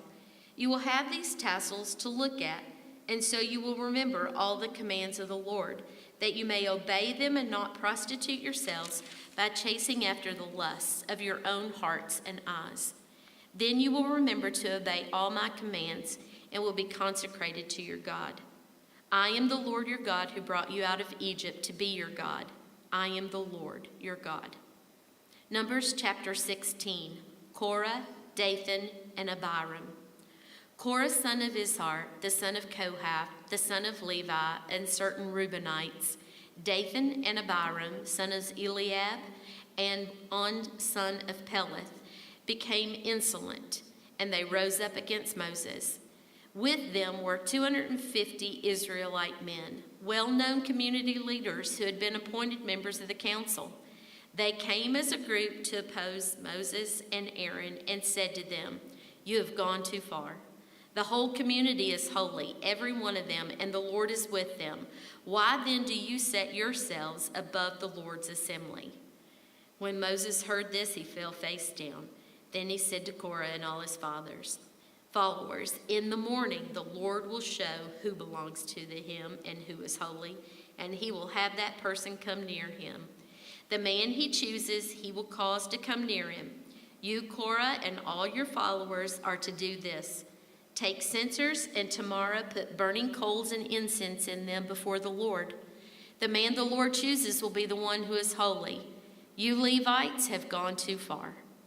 Moses also said to Korah, "Now listen, you Levites, isn't it enough for you that the God of Israel has separated you from the rest of the Israelite community and brought you near himself to do the work of the Lord's tabernacle and to stand before the community and minister to them? He has brought you and all your fellow Levites near himself, but now you're trying to get the priesthood too? Is it against the Lord? It is against the Lord that you and all your followers have banded together. Who is Aaron that you should grumble against him?" Then Moses summoned Dathan and Abiram, the sons of Eliab. But they said, "We will not come. Isn't it enough that you have brought us up out of a land flowing with milk and honey to kill us in the wilderness? And now you also want to lord it over us? Moreover, you haven't brought us into a land flowing with milk and honey or given us an inheritance of fields or vineyards. Do you want to treat these men like slaves? Nope, we will not come." Then Moses became very angry and said to the Lord, "Do not accept their offering. I have not taken so much as a donkey from them, nor have I wronged any of them." And Moses said to Korah, "You and all your followers are to appear before the Lord tomorrow. You and they and Aaron. Each man is to take his censer and put incense in it, 250 censers in all, and present it before the Lord. You and Aaron are to present your censers also." So each of them took his censer, put burning coals and incense in it, and stood with Moses and Aaron at the entrance to the tent of meeting. When Korah had gathered all his followers in opposition to them at the entrance to the tent of meeting, the glory of the Lord appeared to the entire assembly. And the Lord said to Moses and Aaron, "Separate yourselves from this assembly, so I can put an end to them at once." But Moses and Aaron fell face down and cried, "O God, the God who gives breath to all living things, will you be angry with the entire assembly when only one man sins?" Then the Lord said to Moses, "Say to the assembly, move away from the tents of Korah, Dathan, and Abiram." And Moses got up and went to Dathan and Abiram, and the elders of Israel followed him. He warned the assembly, "Move back from the tents of these wicked men and do not touch anything belonging to them, or you will be swept away because of all of their sins." So they moved away from the tents of Korah, Dathan, and Abiram. Dathan and Abiram had come out and were standing with their wives, children, and little ones at the entrances to their tents. Then Moses said, "This is how you will know that the Lord has sent me to do all these things, and that it was not my idea. If these men die a natural death and suffer the fate of all mankind, then the Lord has not sent me. But if the Lord brings about something totally new, and the earth opens its mouth and swallows them with everything that belongs to them, and they go down alive into the realm of the dead, then you will know that these men have treated the Lord with contempt." And as soon as he finished saying all this, the ground under them split apart, and the earth opened its mouth and swallowed them and their household and all those associated with Korah, together with their possessions. They went down alive into the realm of the dead with everything they owned. The earth closed over them, and they perished and were gone from the community. At their cries, all the Israelites around them fled, shouting, "The earth is going to swallow us too." And the fire came out from the Lord and consumed the 250 men who were offering the incense. And the Lord said to Moses, "Tell Eleazar, son of Aaron the priest, to remove the censers from the charred remains and scatter the coals some distance away, for the censers are holy, the censers of the men who sinned at the cost of their lives. Hammer the censers into sheets to overlay the altar, for they were presented before the Lord have become holy, and let them be assigned to the Israelites." So Eleazar the priest collected the bronze censers brought by those who had been burned to death, and he had them hammered out to overlay the altar, as the Lord directed him through Moses. This was to remind the Israelites that no one except a descendant of Aaron should come to burn incense before the Lord, or he would become like Korah and his followers. The next day, the whole Israelite community grumbled against Moses and Aaron. "You have killed the Lord's people," they said.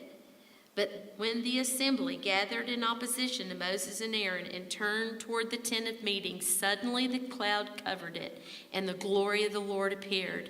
Then Moses and Aaron went to the front of the tent of meeting, and the Lord said to Moses, "Get away from this assembly so I can put an end to them at once."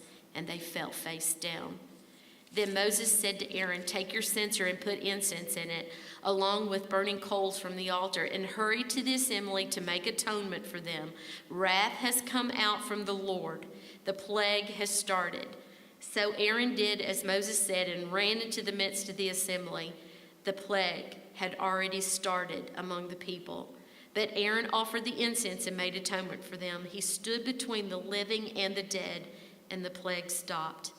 But 14,700 people died from the plague, in addition to those who had died because of Korah. Then Aaron returned to Moses at the entrance to the tent of meeting, for the plague had stopped. Numbers chapter 17, the budding of Aaron's staff. The Lord said to Moses, "Speak to the Israelites and get 12 staffs from them, one from the leader of each of their ancestral tribes. Write the name of each man on his staff. On the staff of Levi, write Aaron's name, for there must be one staff for the head of each ancestral tribe. Place them in the tent of meeting in front of the ark of the covenant law, where I meet with you. The staff belonging to the man I choose will sprout, and I will rid myself of this constant grumbling against you by the Israelites." So Moses spoke to the Israelites, and their leaders gave him 12 staffs, one for the leader of each of their ancestral tribes, and Aaron's staff was among them. Moses placed the staffs before the Lord in the tent of the covenant law. The next day, Moses entered the tent and saw that Aaron's staff, which represented the tribe of Levi, had not only sprouted, but had budded, blossomed, and produced almonds. Then Moses brought out all the staffs from the Lord's presence to all the Israelites. They looked at them, and each of the leaders took his own staff. The Lord said to Moses, "Put back Aaron's staff in front of the ark of the covenant law to be kept as a sign to the rebellious. This will put an end to their grumbling against me, so that they will not die." And Moses did just as the Lord commanded him. The Israelites said to Moses, "We will die. We are lost. We are all lost. Anyone who even comes near the tabernacle of the Lord will die. Are we all going to die?" Numbers chapter 18, duties of priests and Levites. The Lord said to Aaron, "You, your sons, and your family are to bear the responsibility for offenses connected with the sanctuary, and you and your sons alone are to bear the responsibility for offenses connected with the priesthood. Bring your fellow Levites from your ancestral tribe to join you and assist you when you and your sons minister before the tent of the covenant law. They are to be responsible to you and are to perform all the duties of the tent, but they must not go near the furnishings of the sanctuary or the altar. Otherwise, both they and you will die. They are to join you and be responsible for the care of the tent of meeting, all the work at the tent, and no one else may come near where you are. You are to be responsible for the care of the sanctuary and the altar, so that my wrath will not fall on the Israelites again. I myself have selected your fellow Levites from among the Israelites as a gift to you, dedicated to the Lord to do the work of the tent of meeting. But only you and your sons may serve as priests in connection with everything at the altar and inside the curtain. I am giving you the service of the priesthood as a gift. Anyone else who comes near the sanctuary is to be put to death." Offerings for priests and Levites. Then the Lord said to Aaron, "I myself have put you in charge of the offerings presented to me. All the holy offerings the Israelites give me, I give to you and your sons as your portion, your perpetual share. You are to have the part of the most holy offerings that is kept from the fire. From all the gifts they bring me as most holy offerings, whether grain or sin or guilt offerings, that part belongs to you and your sons. Eat it as something most holy. Every male shall eat it. You must regard it as holy. This also is yours. Whatever is set aside from the gifts of all the wave offerings of the Israelites, I give this to you and your sons and daughters as your perpetual share. Everyone in your household who is ceremonially clean may eat it. I give you all the finest olive oil and all the finest new wine and grain that they give the Lord as the firstfruits of their harvest. All the land's firstfruits that they bring to the Lord will be yours. Everyone in your household who is ceremonially clean may eat it. Everything in Israel that is devoted to the Lord is yours, The first offspring of every womb, both human and animal, that is offered to the Lord is yours. But you must redeem every firstborn son and every firstborn male of unclean animals. When they are a month old, you must redeem them at the redemption price set at 5 shekels of silver, according to the sanctuary shekel, which weighs 20 gerahs. But you must not redeem the firstborn of a cow, a sheep, or a goat. They are holy. Splash their blood against the altar and burn their fat as a food offering, an aroma pleasing to the Lord. Their meat is to be yours, just as the breast of the wave offering and the right thigh are yours. Whatever is set aside from the holy offerings the Israelites present to the Lord, I give to you and your sons and daughters as your perpetual share. It is an everlasting covenant of salt before the Lord for both you and your offspring. The Lord said to Aaron, you will have no inheritance in their land, nor will you have any share among them. I am your share and your inheritance among the Israelites. I give to the Levites all the tithes in Israel as their inheritance, in return for the work they do while serving at the tent of meeting. From now on, the Israelites must not go near the tent of meeting, or they will bear the consequences of their sin and will die. It is the Levites who are to do the work at the tent of meeting and bear the responsibility for any offenses that they commit against it. This is a lasting ordinance for the generations to come. They will receive no inheritance among the Israelites. Instead, I give to the Levites as their inheritance the tithes that the Israelites present as an offering to the Lord. That is why I said concerning them, they will have no inheritance among the Israelites. And the Lord said to Moses, speak to the Levites and say to them, when you receive from the Israelites the tithe I give you as your inheritance, you must present a tenth of that tithe as the Lord's offering. Your offering will be reckoned to you as grain from the threshing floor, or juice from the winepress. In this way, you also will present an offering to the Lord from all the tithes you receive from the Israelites. From these tithes you must give the Lord's portion to Aaron the priest. You must present as the Lord's portion the best and holiest part of everything given to you. Say to the Levites, when you present the best part, it will be reckoned to you as the product of the threshing floor or the winepress. You and your households may eat the rest of it anywhere, for it is your wages for your work at the tent of meeting. By presenting the best part of it, you will not be guilty in this matter. Then you will not defile the holy offerings of the Israelites, and you will not die. Numbers chapter 19, the water of cleansing. The Lord said to Moses and Aaron, this is a requirement of the law that the Lord has commanded. Tell the Israelites to bring you a red heifer without defect or blemish, and that has never been under a yoke. Give it to Eleazar the priest.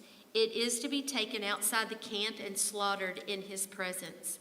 Then Eleazar the priest is to take some of its blood on his finger and sprinkle it 7 times toward the front of the tent of meeting. While he watches, the heifer is to be burned. Its hide, flesh, blood, and intestines. The priest is to take some cedar wood, hyssop, and scarlet wool, and throw them onto the burning heifer. After that, the priest must wash his clothes and bathe himself with water. He may then come into the camp, but he will be ceremonially unclean till evening. The man who burns it must also wash his clothes and bathe with water, and he too will be unclean till evening. A man who is clean shall gather up the ashes of the heifer and put them in a ceremonial clean place outside the camp. They are to be kept by the Israelite community for the use in the water of cleaning, for it is the purification from sin. The man who gathers up the ashes of the heifer must also wash his clothes, and he too will be unclean till evening. This will be a lasting ordinance both for the Israelites and for the foreigners residing among them. Whoever touches a human corpse will be unclean for 7 days. They must purify themselves with the water on the 3rd day And on the seventh day, then they will be clean. But if they do not purify themselves on the third and the seventh days, that they will not be clean. If they fail to purify themselves after touching a human corpse, they defile the Lord's tabernacle. They must be cut off from Israel. Because the water of cleansing has not been sprinkled on them, they are unclean. Their uncleanness remains on them. This is the law that applies when a person dies in a tent. Anyone who enters the tent and anyone who is in it will be unclean for 7 days, and every open container without a lid fastening on it will be unclean. Anyone out in the open who touches someone who has been killed with a sword, or someone who has died a natural death, or anyone who touches a human bone or a grave will be unclean for 7 days. For the unclean person must put ashes from the burnt purification offering into a jar and pour fresh water over them. Then a man who is ceremonial clean is to take some hyssop, dip it in the water, and sprinkle the tent and all the furnishings of the people who were there. He must also sprinkle anyone who has touched a human bone or a grave, or anyone who has been killed, or anyone who has died a natural death. The man who is clean is to sprinkle those who are unclean on the third and seventh days, and the seventh day he is to purify them. Those who are being cleaned must wash their clothes and bathe with water, and that evening they will be clean. But if those who are unclean do not purify themselves, they must be cut off from the community, because they have defiled the sanctuary of the Lord. The water of cleansing has not been sprinkled on them, and they are unclean. This is the lasting ordinance for them. The man who sprinkles the water of cleansing must also wash his clothes, and anyone who touches the water of cleansing will be unclean till evening. Anything that is unclean person touches becomes unclean, and anyone who touches it becomes unclean till evening. Water from the rock. Chapter 20. In the first month of the whole Israelite community arrived at the desert of Zin, and they stayed at Kadesh. There Miriam died and was buried. Now there was no water for the community, and the people gathered in opposition to Moses and Aaron. They quarreled with Moses and said, "If only we had died with our brothers, fell dead before the Lord. Why did you bring the Lord's community into this wilderness, that we and our livestock should die here? Why did you bring us up out of Egypt to this terrible place? It has no grain of figs, grapevines, pomegranates, and there is no water to drink." Moses and Aaron went from the assembly to the entrance of the tent of meeting and fell face down, and the glory of the Lord appeared to them. The Lord said to Moses, "Take the staff, and you and your brother Aaron gather up the assembly together. Speak to the rock before their eyes, and it will pour out its water. You will bring water out of the rock for the community, so that they and their livestock can drink." So Moses took the staff from the Lord's presence, just as he commanded him. He and Aaron gathered the assembly together in front of the rock and Moses, and said to them, "Listen, you rebels, we must bring your water out of this rock." Then Moses raised his arm and struck the rock twice with his staff. Water gushed out of it, and the community and their livestock drank. But the Lord said to Moses and to Aaron, "Because you did not trust in me enough to honor me as holy in the sight of the Israelites, you will not bring this community into the land I give them." These were the waters of Meribah, and the Israelites quarreled with the Lord, and they were proved holy among them.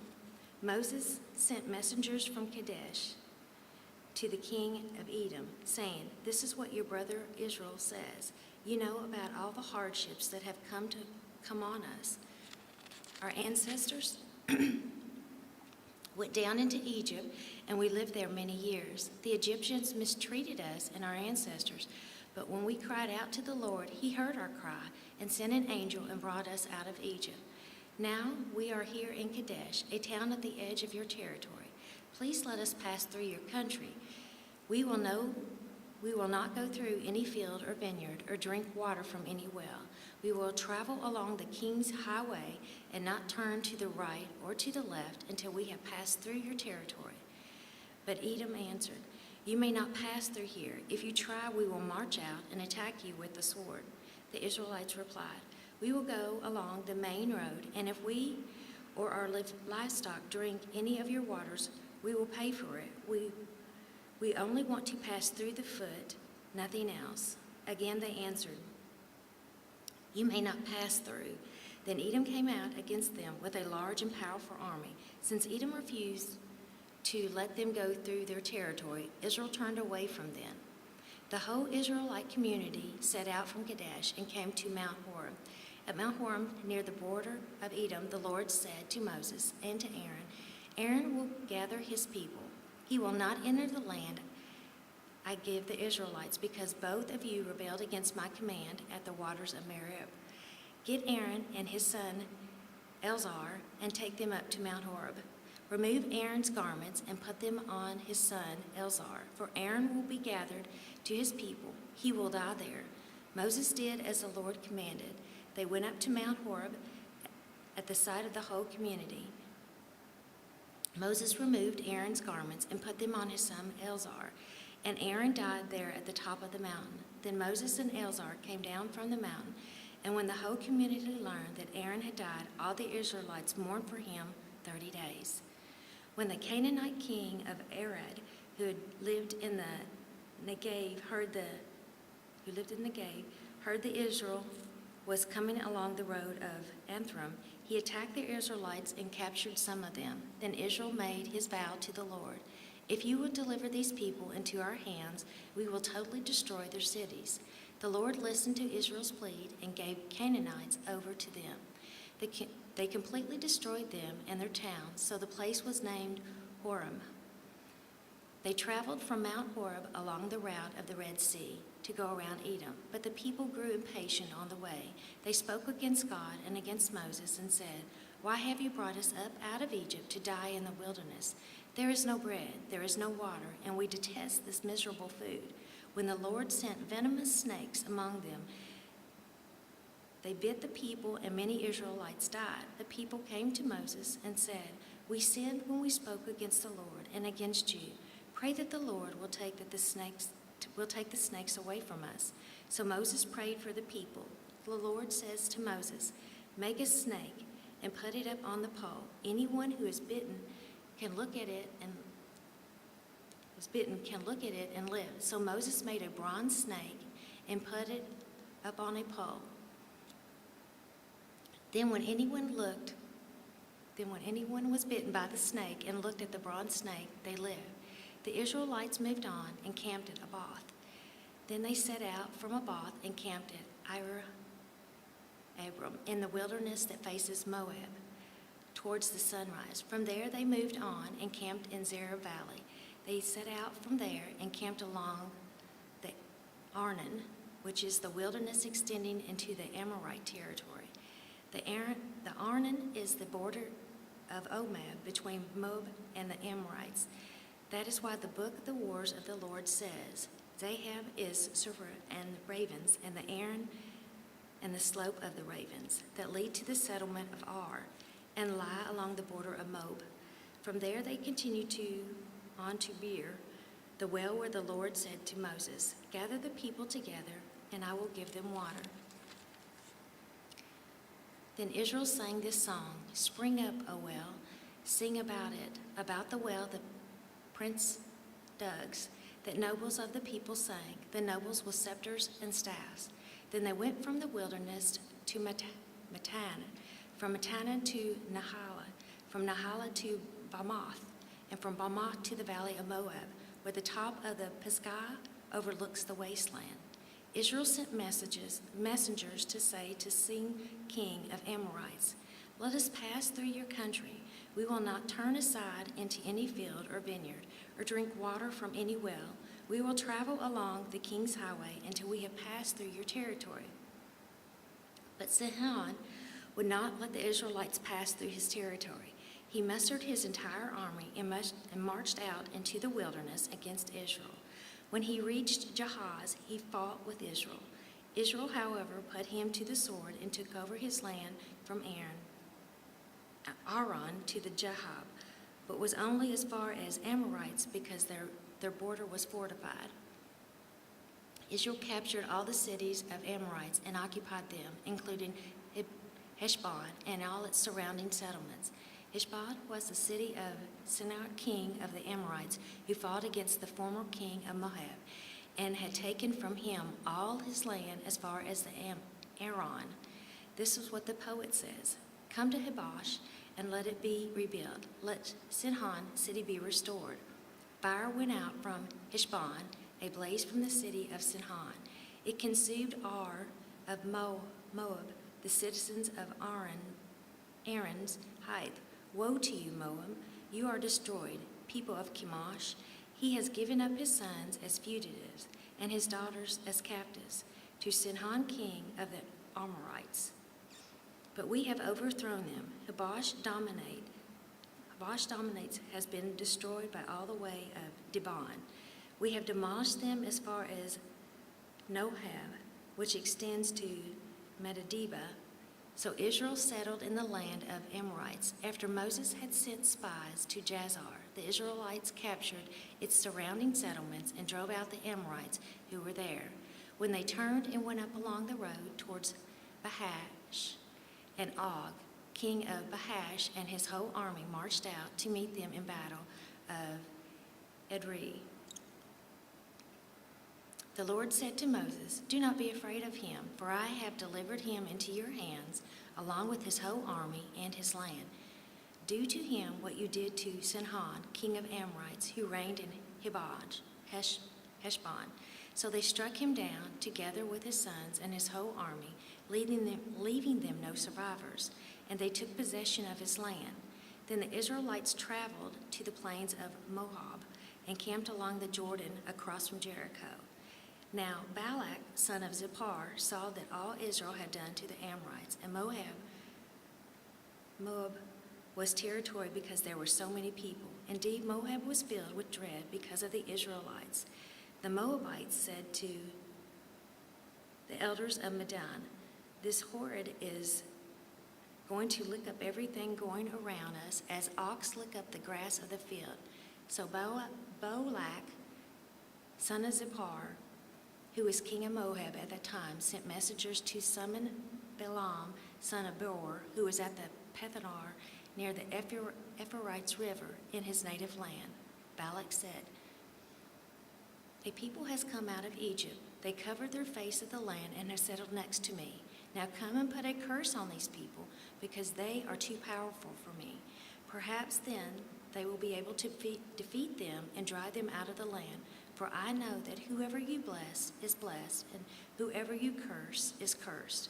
The elders of Moab and Meldon left, taking with them the flee for deviation. When they came back to Balaam, they took him what Balak had said. Spend the night here, Balaam said to them, "and I will report back to you with the answer that the Lord gives me."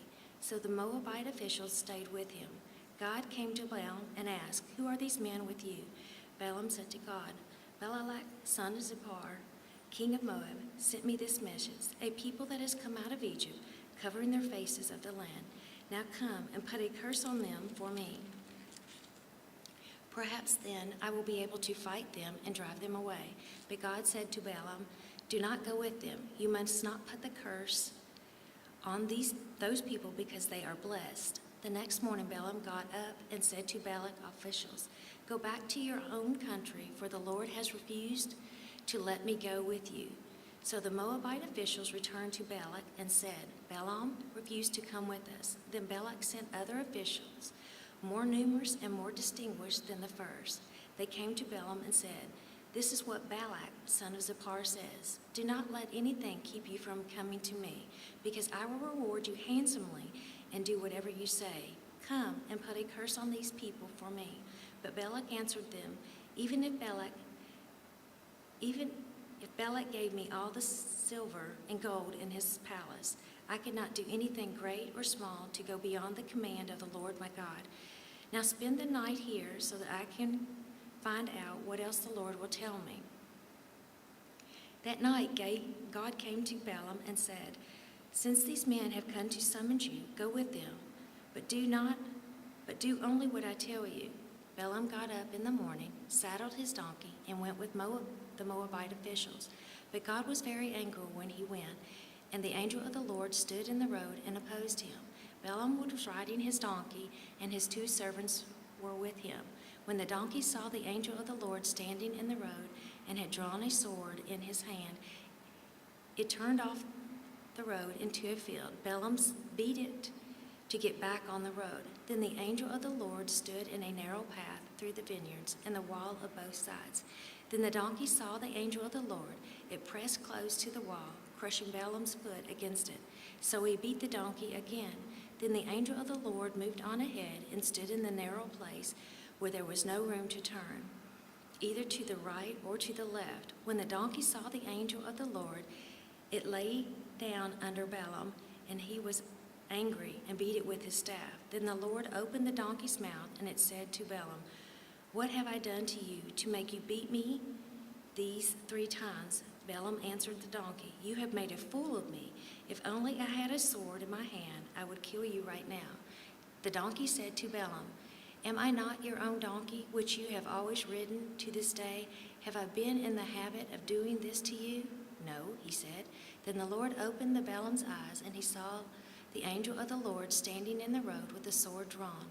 So he bowed low and face down. The angel of the Lord asked him, "Why have you beaten your donkey these 3 times?" "I have come here to oppose you because your path is a reckless one before me. The donkey saw me and turned away from me these 3 times. If it had not turned away, I would certainly have killed you by now, but I would not have spared it." Balaam said to the angel of the Lord, "I have sinned. I did not realize you were standing in the road to oppose me. Now, if you are displeased, I will go back." The angel of the Lord said to Balaam, "Go with the men, but speak only what I tell you." So Balaam went with Balak's officials. When Balak heard that Balaam was coming, he went out to meet him at the Moabite town on the Aram border, at the edge of his territory. Balak said to Balaam, "Did I not send you an urgent summons? Why didn't you come to me? Am I really not able to reward you?" "Well, I have come to you now," Balaam replied, "but I can't say whatever I please. I must speak only what God puts in my mouth." Then Balaam went with Balak to Kereth Huzdoth. Balak sacrificed cattle and sheep and gave some to Balaam and the officials who were there with him. The next morning, Balak took some Balaam to Baal-moth Baal, and from there he could see the outskirts of the Israel's camp. Balaam said, "Build me 7 altars here and prepare 7 bulls and 7 rams for me." Balak did as Balaam had said, and the 2 of them offered a bull and a ram on each altar. Then Balaam said to Balak, "Stay here beside your offering while I go aside. Perhaps the Lord will come to meet with me. Whatever he reveals to me, I will tell you." Then he went off to a barren height. God met with him and Balaam and said, "I have prepared 7 altars, and on each altar I have offered a bull and a ram." The Lord put a word in Balaam's mouth and said, "Go back to Balak and give him this word." So he went back to him and found him standing beside his offering with all the Moabite officials. Then Balaam spoke his message. "Balak brought me from Aram, the king of Moab, from the eastern mountains. Come," he said, "curse Jacob for me. Come, denounce Israel. How can I curse those whom God has not cursed? How can I denounce those who the Lord has not denounced? From the rocky peaks I see them, from the heights I view them. I see a people who live apart and do not consider themselves one of the nations. Who can count the dust of Jacob, or number even a fourth of the Israel? Let me die the death of the righteous, and may my final end be like theirs." Balak said to Balaam, "What have you done to me? I brought you to curse my enemies, but you have done nothing but bless them." He answered, "Must I not speak what the Lord puts in my mouth?" Then Balak said to him, "Come here Come with me to another place where you can see them. You will not see them, but only the outskirts of their camp, and from there curse them for me. So he took them to the fields of Ziphon on the top of Pisgah, and there he built 7 altars and offered a bull and a ram on each altar. Balaam said to Balak, "Stay here beside your offering while I meet with him over there." The Lord met with Balaam and put a word in his mouth and said, "Go back to Balak and give him this word." So he went to him and found him standing beside his offering with the Moabite officials. Balak asked him, what did the Lord say? Then he spoke his message. "Arise, Balak, and listen. Hear me, son of Zippor. God is not human, and that he should lie. Not a human being, that he should change his mind. Does he speak and then not act? Does he promise and not fulfill?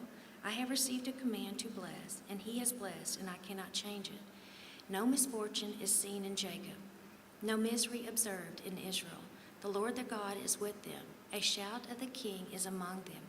God brought them out of Egypt and have their strength of the wild ox. There is no deviation against Jacob, no enemies among almonds against Israel. It will now be said of Jacob and of Israel, see what God has done. The people rise like a lioness. They rouse themselves like a lion that does not rest until it devours its prey and drinks the blood of its victims. Then Balak said to Balaam, neither curse them nor all of them at all, nor bless them all. Balaam answered, did I not tell you I must do whatever the Lord says? Then Balak said to Balaam, come, let me take you another place. Perhaps it will please God to let you curse them from me from there. And Balak took Balaam to the top of Peor, overlooking the wasteland. Balaam said, build me 7 altars here and prepare 7 bulls and 7 rams for me. Balak did as Balaam had said and offered a bull and a ram on each altar. Now when Balaam saw that it pleased the Lord to bless Israel, he did not restore it to deviation as at other times, but he turned his face towards the wilderness. When Balaam looked out and saw Israel encamped tribe by tribe, the Spirit of the God came on him, and he spoke his message. The prophecy of Balaam, son of Beor, the prophecy of one whose eyes sees clearly, the prophecy of one who hears the word of God, who sees a vision from the Almighty, who falls prostrate and whose eyes are open. How beautiful are your tents, Jacob, your dwelling places, Israel, like valleys that spread out, like a garden beside a river, like a lost plant by the Lord, like cedar beside the water. Water will flow from their buckets. Their seed will have abundant water. Their king will be greater than Agag. Their kingdom will be exalted. God brought them out of Egypt. They have the strength of the wild ox. They devour hostile nations and break their bones in pieces.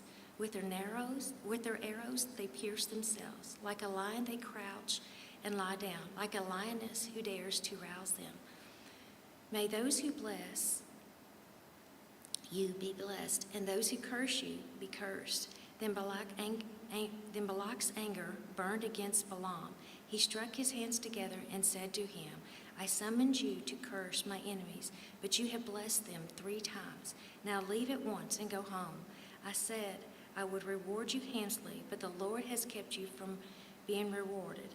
Balaam answered Balak, did I not tell the messengers you sent me? Even if Balak gave me all the silver and the gold in the palace, I could not do anything of my own accord, good or bad, to go beyond the command of the Lord, and I must say only what the Lord says. Now I am going back to my people, but come, let me warn you of what the people will do to your people in the days to come. Then he spoke his message, the prophecy of Balaam, son of Beor, the prophecy of the one whose eyes see clearly, the prophecy of the one who hears the words of God, who has known from the Most High, who sees a vision from the Almighty, who fall prostrate and whose eyes are open. I see him, but not now. I behold him, but not near. A star will come out of Jacob. A scepter will rise out of Israel. He will crush the foreheads of Moab, the skulls of all the people of Shed. Edom will be conquered. Seir, his enemy, will be conquered, but Israel will grow strong. A ruler will come out of Jacob and destroy the survivors of the city. Then Balaam saw Amalek and spoke his message. Amalek was first among the nations, but their end will be utter destruction. Then he saw the Canaanites and he spoke his message. Your dwelling place is secure. Your nest is set in a rock. Yet you Kenites will be destroyed when Asshur takes you captive. Then he spoke his message. Alas, who can live when God does this? Ships will come from the shores of Cyprus. They will subdue Asshur and Ebor, but they too will come to ruin. Then Balaam got up and returned home, and Balak went his own way. Chapter 25. When Israel was staying in Shittim, the men began to indulge in sexual immorality with the Moabite women, who inverted them into the sacrifices to their gods. The people ate their sacrifice meals and bowed down before these gods. So Israel yoked themselves to the Baal of Peor, and the Lord's anger burns against them. The Lord said to Moses, take all the leaders of these people, kill them, and expose them in the broad daylight before the Lord, so that the Lord's fierce anger must turn away from Israel.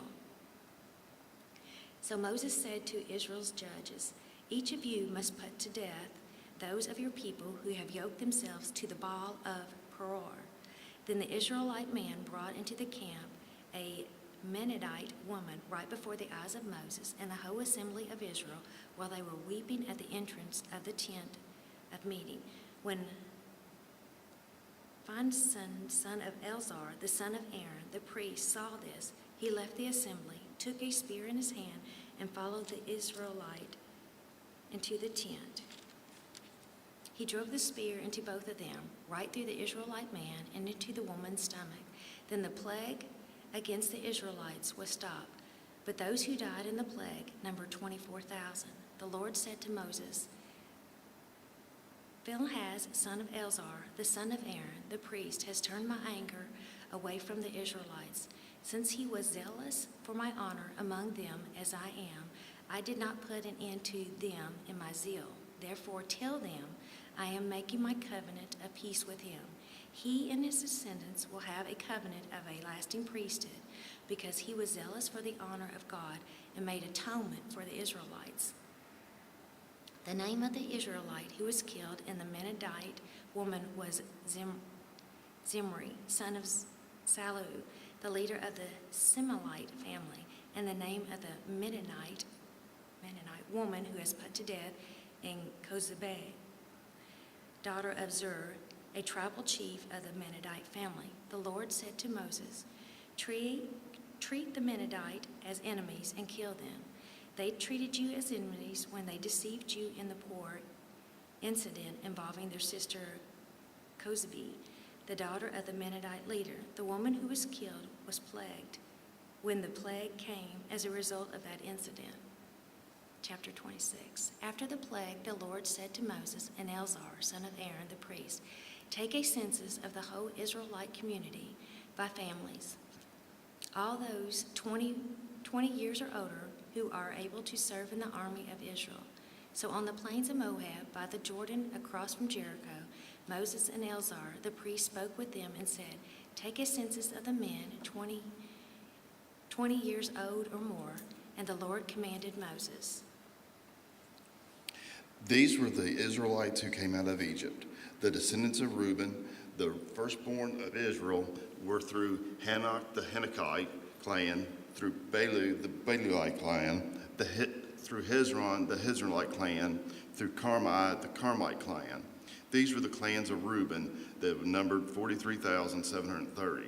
The son of Belu was Eliab, and the sons of Eliab were Nemu, Dathan, and Abram. The same Dathan and Abiram, who are the community officials who rebelled against Moses and Aaron and were among Korah's followers when they rebelled against the Lord.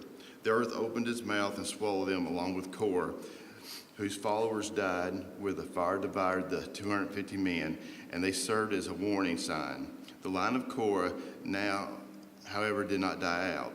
The descendants of Simeon by their clans were through Nemiel, the Nemielite clan, through Jamin, the Jaminite clan, through Jachin, the Jachinite clan, through Zerah, the Zerahite clan, through Shaul, the Shaulite clan. These were the clans of Simeon, whose numbers were 22,200. The descendants of Gad by their clans were through Zephon, the Zephonite clan, through Haggai, the Haggite clan, through Shunai, the Shunite clan, through Ozni, the Oznite clan, through Eri, the Erite clan, through Arodi, the Arodite clan, through Eri, the Erilite clan. These were the clans of Gad. They numbered 40,500. And Onan were sons of Judah, but they died in Canaan. The descendants of Judah by their clans were through Shelah, the Shelonite clan, through Perez, the Perezite clan, through Zerah, the Zerahite clan. The descendants of Perez were through Hezron, the Hezronite clan, through Hamel, the Hamilite clan. These were the clans of Judah. They were numbered 76,500. The descendants of Issachar by their clans were through Tola, the Tolite clan, through Paul, the Poite clan, through Jashub, the Jashubite clan, through Shimron, the Shimrite clan. These were the clans of the Issachar, and their numbers were 64,300. The descendants by Zebulun by their clans were through Sered, the Seredite clan, through Elion, the Elionite clan, through Jali, the Jalielite clan. These were the clans of Zulun, and they numbered 60,500. The descendants by Joseph by their clans through Manasseh and Ephraim were the descendants of Manasseh through Machir, the Machirite clan. Machir was the father of Gilead. Through Gilead, the Gileadite clan. These were the descendants of Gilead. Through Azir, the Azarite clan. Through Helik, the Helikite clan. Through Azriel, Azraelite clan. Through Shechem, the Shechemite clan. Through Shemadah, the Shemadiite clan. Through Hefer, the Heferite clan. Now Zelophehad, son of Hefer, had no sons. He had only daughters, whose names was Mahlah, Noah, Hoglah, Bilkah, and Zuzar. These were the clans of Manasseh, whose numbers were 52,700. These were the descendants of Ephraim by their clans, through Shetelah, the Shetelahite clan, through Becher, the Becherite clan, through Tihan, the Tahanite clan. These were the descendants of Shethathalah, through Iran and the Iranite clan. These were the clans of the Ephraim, whose numbers were 32,500. These were the descendants of Joseph by their clans. The descendants of Benjamin by their clans were through Bela, the Belaite clan, through Ashbel, the Ashbelite clan, through Ahiriam, the Ahiriamite clan, through Shepham, the Shephamite clan, through Hapham, the Haphamite clan.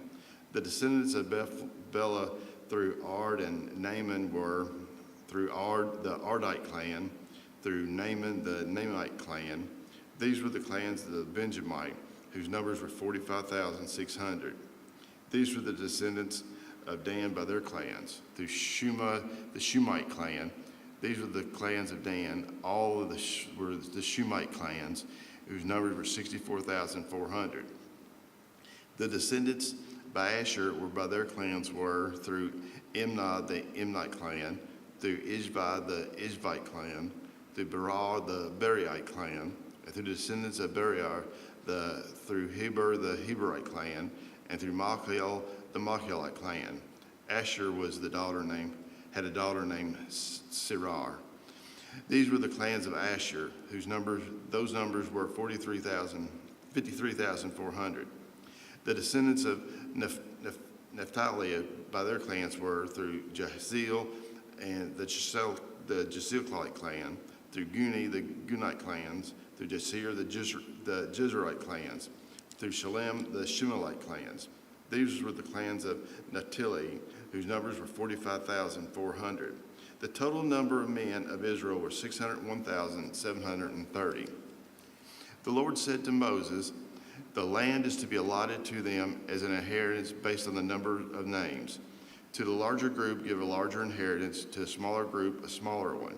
Each is to receive the inheritance according to the number of those listed.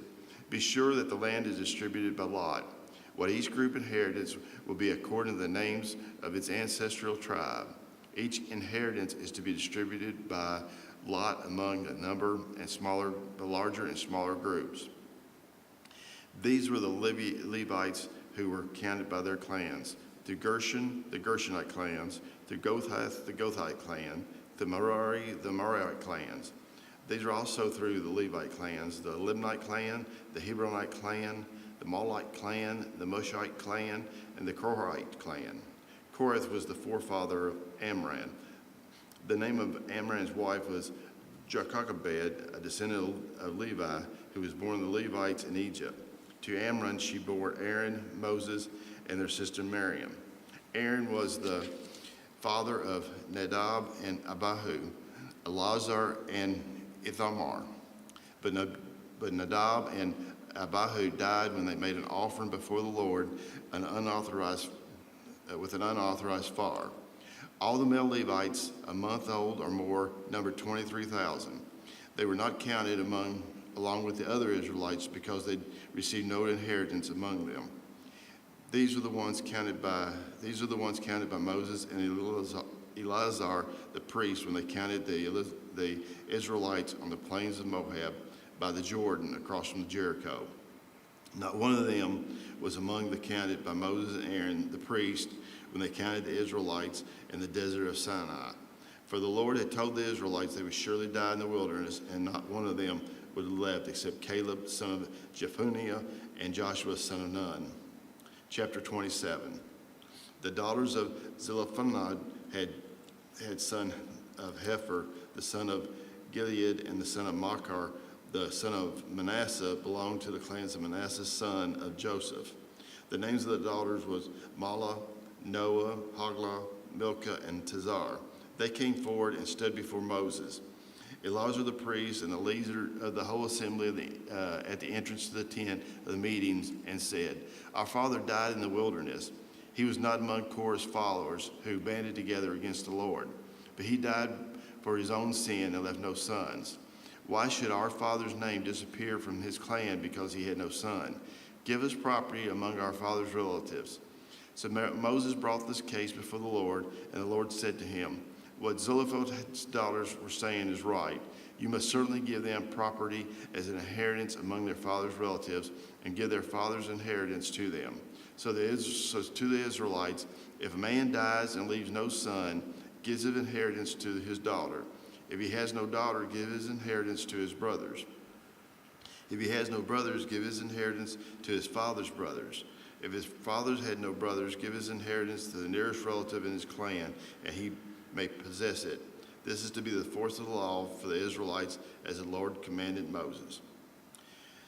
Joshua to succeed Moses. Then the Lord said to Moses, "Go up to the mountain and Abram range, see the land I have given the Israelites. After you have seen it, you too will be gathered to your people as your brother Aaron was. And when the community rebelled at the waters of the desert of Zin, both of you disobeyed my command to honor me as a holy before their eyes. These were the waters of Meribah, Kadesh, and the desert of Zin." Moses said to the Lord, "May the Lord, the God who gives breath to all living things, appoint someone over this community to go out and come in before them, one who will lead them out and bring them in, so the Lord's people will not be like sheep without a shepherd." So the Lord said to Moses, "Take Joshua, son of Nun, a man in whom is the spirit of leadership, and lay your hands on him. Have him stand before Eleazar the priest and the entire assembly, and commission him in their presence. Give him some of your authority, so the whole Israelite community will obey him. He is to stand before Eleazar the priest, who will obtain decisions for him by inquiring of the Urim before the Lord. At his command, he and the entire community of Israelites would go out, and at his command they would come in. Moses did as the Lord commanded. He took Joshua and had him stand before Eleazar the priest and the whole assembly, and then he laid hands on him and commissioned him as the Lord instructed through Moses. Chapter 28. The Lord said to Moses, "Give the command to the Israelites and say to them, make sure that you present me at the appointed time my food offering as an aroma pleasing to me. Say to them, this is the food offering you are to present to the Lord. 2 lambs a year old without defect, a regular burnt offering each day.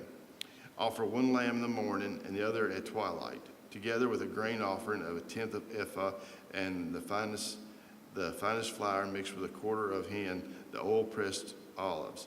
This is a regular burnt offering instituted at Mount Sinai as a pleasing aroma, a food offering presented to the Lord. The accompanying drink offering is to be 1/4 of a hin of fermented drink from each lamb. Pour out the drink offering to the Lord at the sanctuary. Offer the second lamb at twilight, along with the same kind of grain offering and drink offering, a drink that you offer in the morning. This is the food offering, an aroma pleasing to the Lord. On the Sabbath day, make an offering of 2 lambs, a year old without defect, together with its drink offering, a grain offering of 2/10 of an ephah, and the finest flour mixed with olive oil. This is the burnt offering for every Sabbath, in addition to the regular burnt offering of its drink. On the first of every month, present to the Lord a burnt offering of 2 young bulls, a ram, and 7 male lambs a year old, all without defect. With each bull there is to be a grain offering of 3/10 of the ephah and the finest flour mixed with oil.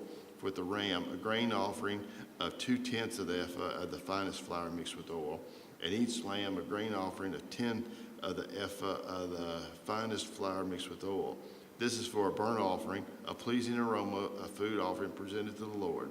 With each bull there is to be a drink offering of 1/2 hin of wine, with the ram 1/3 of the hin, and with each lamb 1/4 of hin. This is a monthly offering to be made at each new moon during the year. Besides the regular burnt offering, with its drink offering, 1 male goat is presented to the Lord as a sin offering. The Passover. On the 14th day of the first month, the Lord's Passover is to be held. On the 15th day of the month, there is to be a festival. For 7 days, eat bread made without yeast. On the first day, hold a sacred assembly and do no regular work. Present to the Lord a food offering consisting of a burnt offering of 2 young bulls, 1 ram, and 7 male lambs a year old, all without defect. With each bull, offer a grain offering and 3/10 of an ephah of the finest flour mixed with oil. With the ram, 2/10, and with each of the 7 lambs, 1/10, including 1 male goat as a sin offering to make atonement for you. Offer these in addition to the regular morning burnt offering. In this way, present the food offering every day for 7 days as an aroma pleasing to the Lord. It is to be offered in addition to the regular burnt offering and its drink offering. On the 7th day, hold a sacred assembly and do no regular work. Festival of the Weeks. On the day of the first fruits, when you present to the Lord an offering of the new grain during the Festival of Weeks, hold a sacred assembly and do no regular work. Present a burnt offering of 2 young bulls, 1 ram, and 7 male lambs a year old as an aroma pleasing to the Lord. With each bull there is to be a grain offering of 3/10 of the ephah of the finest flour mixed with oil. With the ram, 2/10, and for each of the 7 lambs, 1/10, including 1 male goat to make atonement for you. Offer these together in addition to the regular burnt offerings and its grain offerings. Be sure the animals are without defect. Chapter 29, the Festival of the Trumpets. On the first day of the 7th month, hold a sacred assembly and do no regular work. It is the day that you are to sound the trumpets as an aroma pleasing to the Lord. Offer a burnt offering of 1 young bull, 1 ram, 7 large lambs a year old, all without defect. With the bull offering, a grain offering of 3/10 of the ephah of the finest flour mixed with olive oil, and with the ram, 2/10, and with each of the 7 lambs, 1/10, including 1 male goat as a sin offering, to make atonement for you. These are in addition to the monthly and daily offerings with their grain offerings and drink offerings as specified. They are food offerings presented to the Lord, a pleasing aroma. The Day of Atonement. On the 10th day of the 7th month, hold a sacred assembly. You must deny yourself and do no work. Present as an aroma pleasing to the Lord a burnt offering of 1 young bull, 1 ram, 7 male lambs, a year old, all without defect, with each bull offering 3/10 of the ephah of finest flour mixed with oil, and with the ram 2/10, each of the 7 lambs 1/10. Include 1 male goat as a sin offering in addition to the sin offering for atonement and the regular burnt offering for its grain offering and the drink offering. The Festival of Tabernacles. On the 15th day of the 7th month, hold a sacred assembly and do no work. Celebrate a festival to the Lord for 7 days. Present as an aroma pleasing to the Lord a food offering consisting of a burnt offering of 13 young bulls, 2 rams, and 14 male lambs, a year old, all without defect. With each of the 13 bulls, offer a grain offering of 3/10 of the ephah of the finest flour mixed with oil, with each of the 2 rams 2/10, and with each of the 14 lambs 1/10. Include 1 male goat as a sin offering in addition to the regular burnt offerings and with its grain offering and drink offering. On the 2nd day, offer 12 young bulls, 2 rams, 14 male lambs, a year old, all without defect. With the bull rams and lambs, offer their grain offerings and drink offerings according to the number specified. Include 1 male goat as a sin offering in addition to the regular burnt offerings and its grain offerings and the drink offerings. On the 3rd day, offer 11 bulls, 2 rams, and 14 male lambs, a year old, all without defect. With the bulls, rams, and lambs, offer the grain offerings and drink offerings according to the number specified, including 1 male goat as a sin offering, in addition to the regular burnt offering with its grain offering and drink offering. On the 4th day, offer 10 bulls, 2 rams, and 14 male lambs, a year old, all without defect. With the bulls, rams, and lambs, offer their grain offerings and drink offerings according to the number specified. Include 1 male goat as a sin offering, in addition to the regular burnt offering with its grain offering and drink offering. On the 5th day, offer 9 bulls, 2 rams, and 14 male lambs, a year old, all without defect. With the bulls, rams, and lambs, offer their grain offerings and drink offerings according to the number specified. Include 1 male goat as a sin offering, in addition to the regular burnt offering with its grain offering and drink offering. On the 6th day, offer 8 bulls, 2 rams, and 14 male lambs as a year old, all without defect. With the bulls, rams, and lambs, offer the grain offerings and drink offerings according to the number specified, including 1 male goat as a sin offering, in addition to the regular burnt offerings with its grain offerings and drink offering. On the 7th day, offer 7 bulls, 2 rams, 14 male lambs, and a year old, all without defect. With the bulls, rams, and lambs, offer their grain offerings and drink offerings according to the number specified, including 1 male goat as a sin offering, in addition to the regular burnt offerings with its grain offerings and drink offering. On the 8th day, hold a closing special assembly and do no regular work. Present as an aroma pleasing to the Lord a food offering consisted of a burnt offering of 1 bull, 1 ram, and 7 male lambs, a year old, all without defect. With the bull, the ram, and the lambs, offer the grain offerings and drink offerings according to the number specified. Include 1 male goat as a sin offering, in addition to the regular burnt offerings with its grain offerings and drink offerings. In addition to what you vow with your free will offerings, offer these to the Lord at the appointed festivals, your burnt offerings, grain offerings, drink offerings, and fellowship offerings. Moses told the Israelites all that the Lord commanded him. Chapter 30. Moses said to the heads of the tribes of Israel, "This is what the Lord commands. When a man makes a vow to the Lord and takes an oath to obligate himself by a pledge, he must not break his word, but must do everything he said. When a young woman still living in her father's household makes a vow to the Lord or obligates herself by a pledge, and her father hears about her vow or pledge but says nothing to her, then all her vows and every pledge which she obligated herself will stand. But if the father forbids her when he hears about it, none of her vows or pledges by which she obligated herself will stand. The Lord will release her because her father has forbidden her." If she marries after she makes a vow, or after her lips utter a rash promise by which she obligates herself, and her husband hears about it, but says nothing to her, then her vows or her pledges by which she obligates herself will stand. But if her husband forbids her when he hears about it, he nullifies the vow that obligates her, or the rash promise by which she obligates herself, and the Lord will release her. Any vow or obligation taken by a widow or divorced woman will be binding on her. If a woman living with her husband makes a vow or obligates herself by a pledge under the oath, and her husband hears about it, but says nothing to her or does not forbid it, then all her vows and the pledges by which she obligated herself will stand. But if the husband nullifies it, then when he hears about it, then none of the vows or pledges that came from her lips will stand.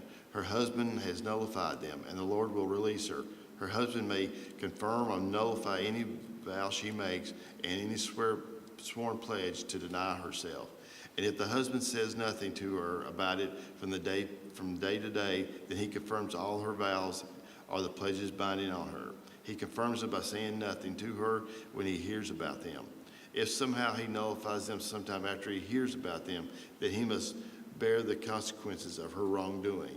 These are the regulations that the Lord gave Moses concerning relationship between a man and his wife, and between a father and his young daughter still living at home. Chapter 31. The Lord said to Moses, "Take vengeance on the Midianites for the Israelites. After that you will be gathered to your people." So Moses said to the people, "Arm some of your men to go to war against the Midianites, so they may carry out the Lord's vengeance on them. Send into battle 1,000 men from each of the tribes of Israel." So 12,000 men armed for battle, 1,000 from each tribe, were supplied from the clans of Israel. Moses sent them to battle, 1,000 from each tribe, along with Phinehas, son of Eleazar, the priest, who took with him the articles from the sanctuary and the trumpets for signaling. They fought against Midian as the Lord commanded to Moses, and killed every man. Among their victims was Evi, Rechem, Zur, Hur, and Reba, the 5 kings of the Midian. They also killed Balaam, son of Beor, with a sword. And the Israelites captured the Midianite women and children and took all the Midianite herd, flocks, and goods as plunder. They burned all the towns where the Midianites had settled, as well as their camps. They took all the plunder and spoils, including the people and animals, and brought them to the captive spoils and plunder to Moses and Eleazar the priest and the Israelites' assembly at the camp on the plain of Moab by Jordan across from Jericho. Moses, Eleazar the priest, and all the leaders of the community went to meet with them outside the camp. Moses was angry with the officers of the army and commanders of the thousands and commanders of the hundreds who returned from the battle. "Have you allowed all the women to live?" he asked them. They were the ones who followed Balaam's advice and enticed the Israelites to be unfaithful to the Lord in the Peor incidents, so that a plague struck the Lord's people. Now kill all the boys and kill every woman who has slept with a man, but save for yourself every girl who has never slept with a man. Anyone who has killed someone or touched someone who is killed must stay outside the camp 7 days. On the 3rd and 7th day, they must purify themselves and their captives. Purify every garment as well as everything made of leather, goat, hair, or wood.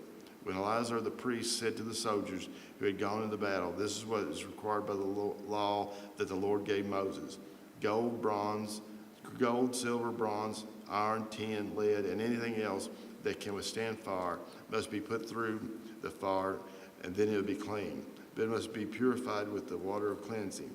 And then whatever cannot withstand fire must be put through the water. On the 7th day, wash your clothes, and you'll be clean. Then you may come into camp." The Lord said to Moses, "You and Eleazar, the priest, and the family heads of the community are to count all the people and animals that are captive. Divide the spoils equally between the soldiers that took part in the battle and the rest of the community. From the soldiers who fought in the battle, set apart tribute to the Lord of 1 out of every 500 with people, cattle, donkey, and sheep. Take this tribute from their half share and give it to Eleazar the priest as the Lord's part. From the Israelites' half, select 1 out of every 50, whether people, cattle, donkeys, sheep, or other animals. Give them to the Levites who are responsible for the care of the Lord's tabernacle. So Moses and Eleazar the priest did as the Lord commanded Moses. The plunder remaining from the spoils that the soldiers took are 675,000 sheep, 72,000 cattle, 61,000 donkeys, and 32,000 women who had never slept with a man. The half share of those were fought in the battles were 337,500 sheep, of which the tribute of the Lord was 675, 36,000 cattle, which the tribute for the Lord was 72, 30,500 donkeys, which the tribute for the Lord was 61, 16,000 people from whom the tribute of the Lord was 32. Moses gave the tribute to Eleazar the priest as the Lord's part, as the Lord commanded Moses.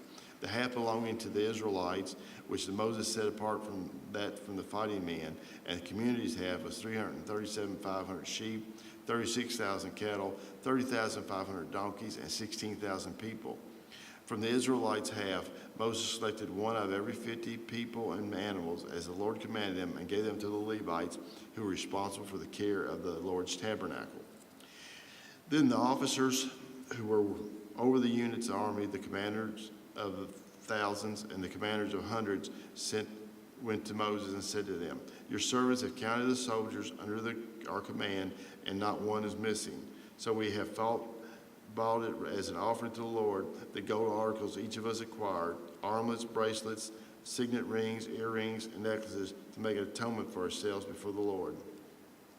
Moses and Eleazar the priest accepted from them the gold, all the crafted articles, all the gold for the commanders of the thousands, the commanders of hundreds, that Moses and Eleazar presented as a gift to the Lord, weighed 16,750 shekels.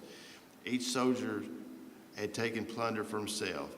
Moses and Eleazar the priest accepted the gold from the commanders of thousands, commanders of hundreds, and brought it into the tent of meeting as a memorial for the Israelites before the Lord. Chapter 32. The Reubenites and Gadites, who had very large herds and flocks, saw that the land of Jazer and Gilead were suitable for livestock. So they came to Moses and Eleazar the priest and to the leaders of the community and said, Ataroth, Dibon, Jazer, Nimrah, Heshbon, Elilah, Sebam, Nebo, and Beon. The land the Lord subdued before the people of Israel are suitable for livestock, and your servants have livestock. If we have found favor in your eyes, they said, let this land be given to our servants as possession. Do not make us cross the Jordan. Jordan said to the Gadites and Reubenites, should your fellow Israelites go to war while you sit here? Why you discourage the Israelites from crossing over to the land the Lord has given them? This is what your fathers did when I sent them from Kadesh Barnea to look over the land. And they went up to the valley of Eshcol and viewed the land, and they discouraged the Israelites from entering the land the Lord had given them. The Lord's anger was aroused that day, and he swore an oath. Because they have not followed me wholeheartedly, not one of those who are 20 years old or more when they came up out of Egypt will see the land I promised on oath to Abraham, Isaac, and Jacob. Not one except Caleb, the son of Jephunneh, and the Kenizzite, and Joshua, son of Nun. For they follow the Lord wholeheartedly. The Lord's anger burned against Israel, and he made them wander in the wilderness 40 years, until the whole generation of them who had done evil in his sight were gone. And here you are, a brood of sinners, standing in the place of your father and making the Lord even more angry with Israel. If you turn away from following him, he will again leave all this people to the wilderness, and they will be the cause of their destruction. Then they came up to him and said, we would like to build pens here for our livestock and cities for our women and children, but we will arm ourselves for battle and go ahead of the Israelites until we have brought them to their place. Meanwhile, our women, children will live in fortified cities and protection for the inhabitants of the land. All right. We will not return to our homes until each of the Israelites has received their inheritance. We will not receive any inheritance with them on the other side of the Jordan, because our inheritance has come to us on the east side of the Jordan. Then Moses said to them, if you will do this, if you will arm yourselves before the Lord for battle, and if all of you who are armed cross over the Jordan before the Lord until he has driven his enemies out before him, then when the land is subdued before the Lord, you may return and be free from your obligation to the Lord and to Israel. And this land will be your possession before the Lord. But if you fail to do this, you will be sinning against the Lord, and you may be sure that your sin will find you out. Build cities for your women, your children, and pens for your flocks, but do what you have promised. The Gadites, Reubenites said to Moses, we, your servants, will do as our Lord commands.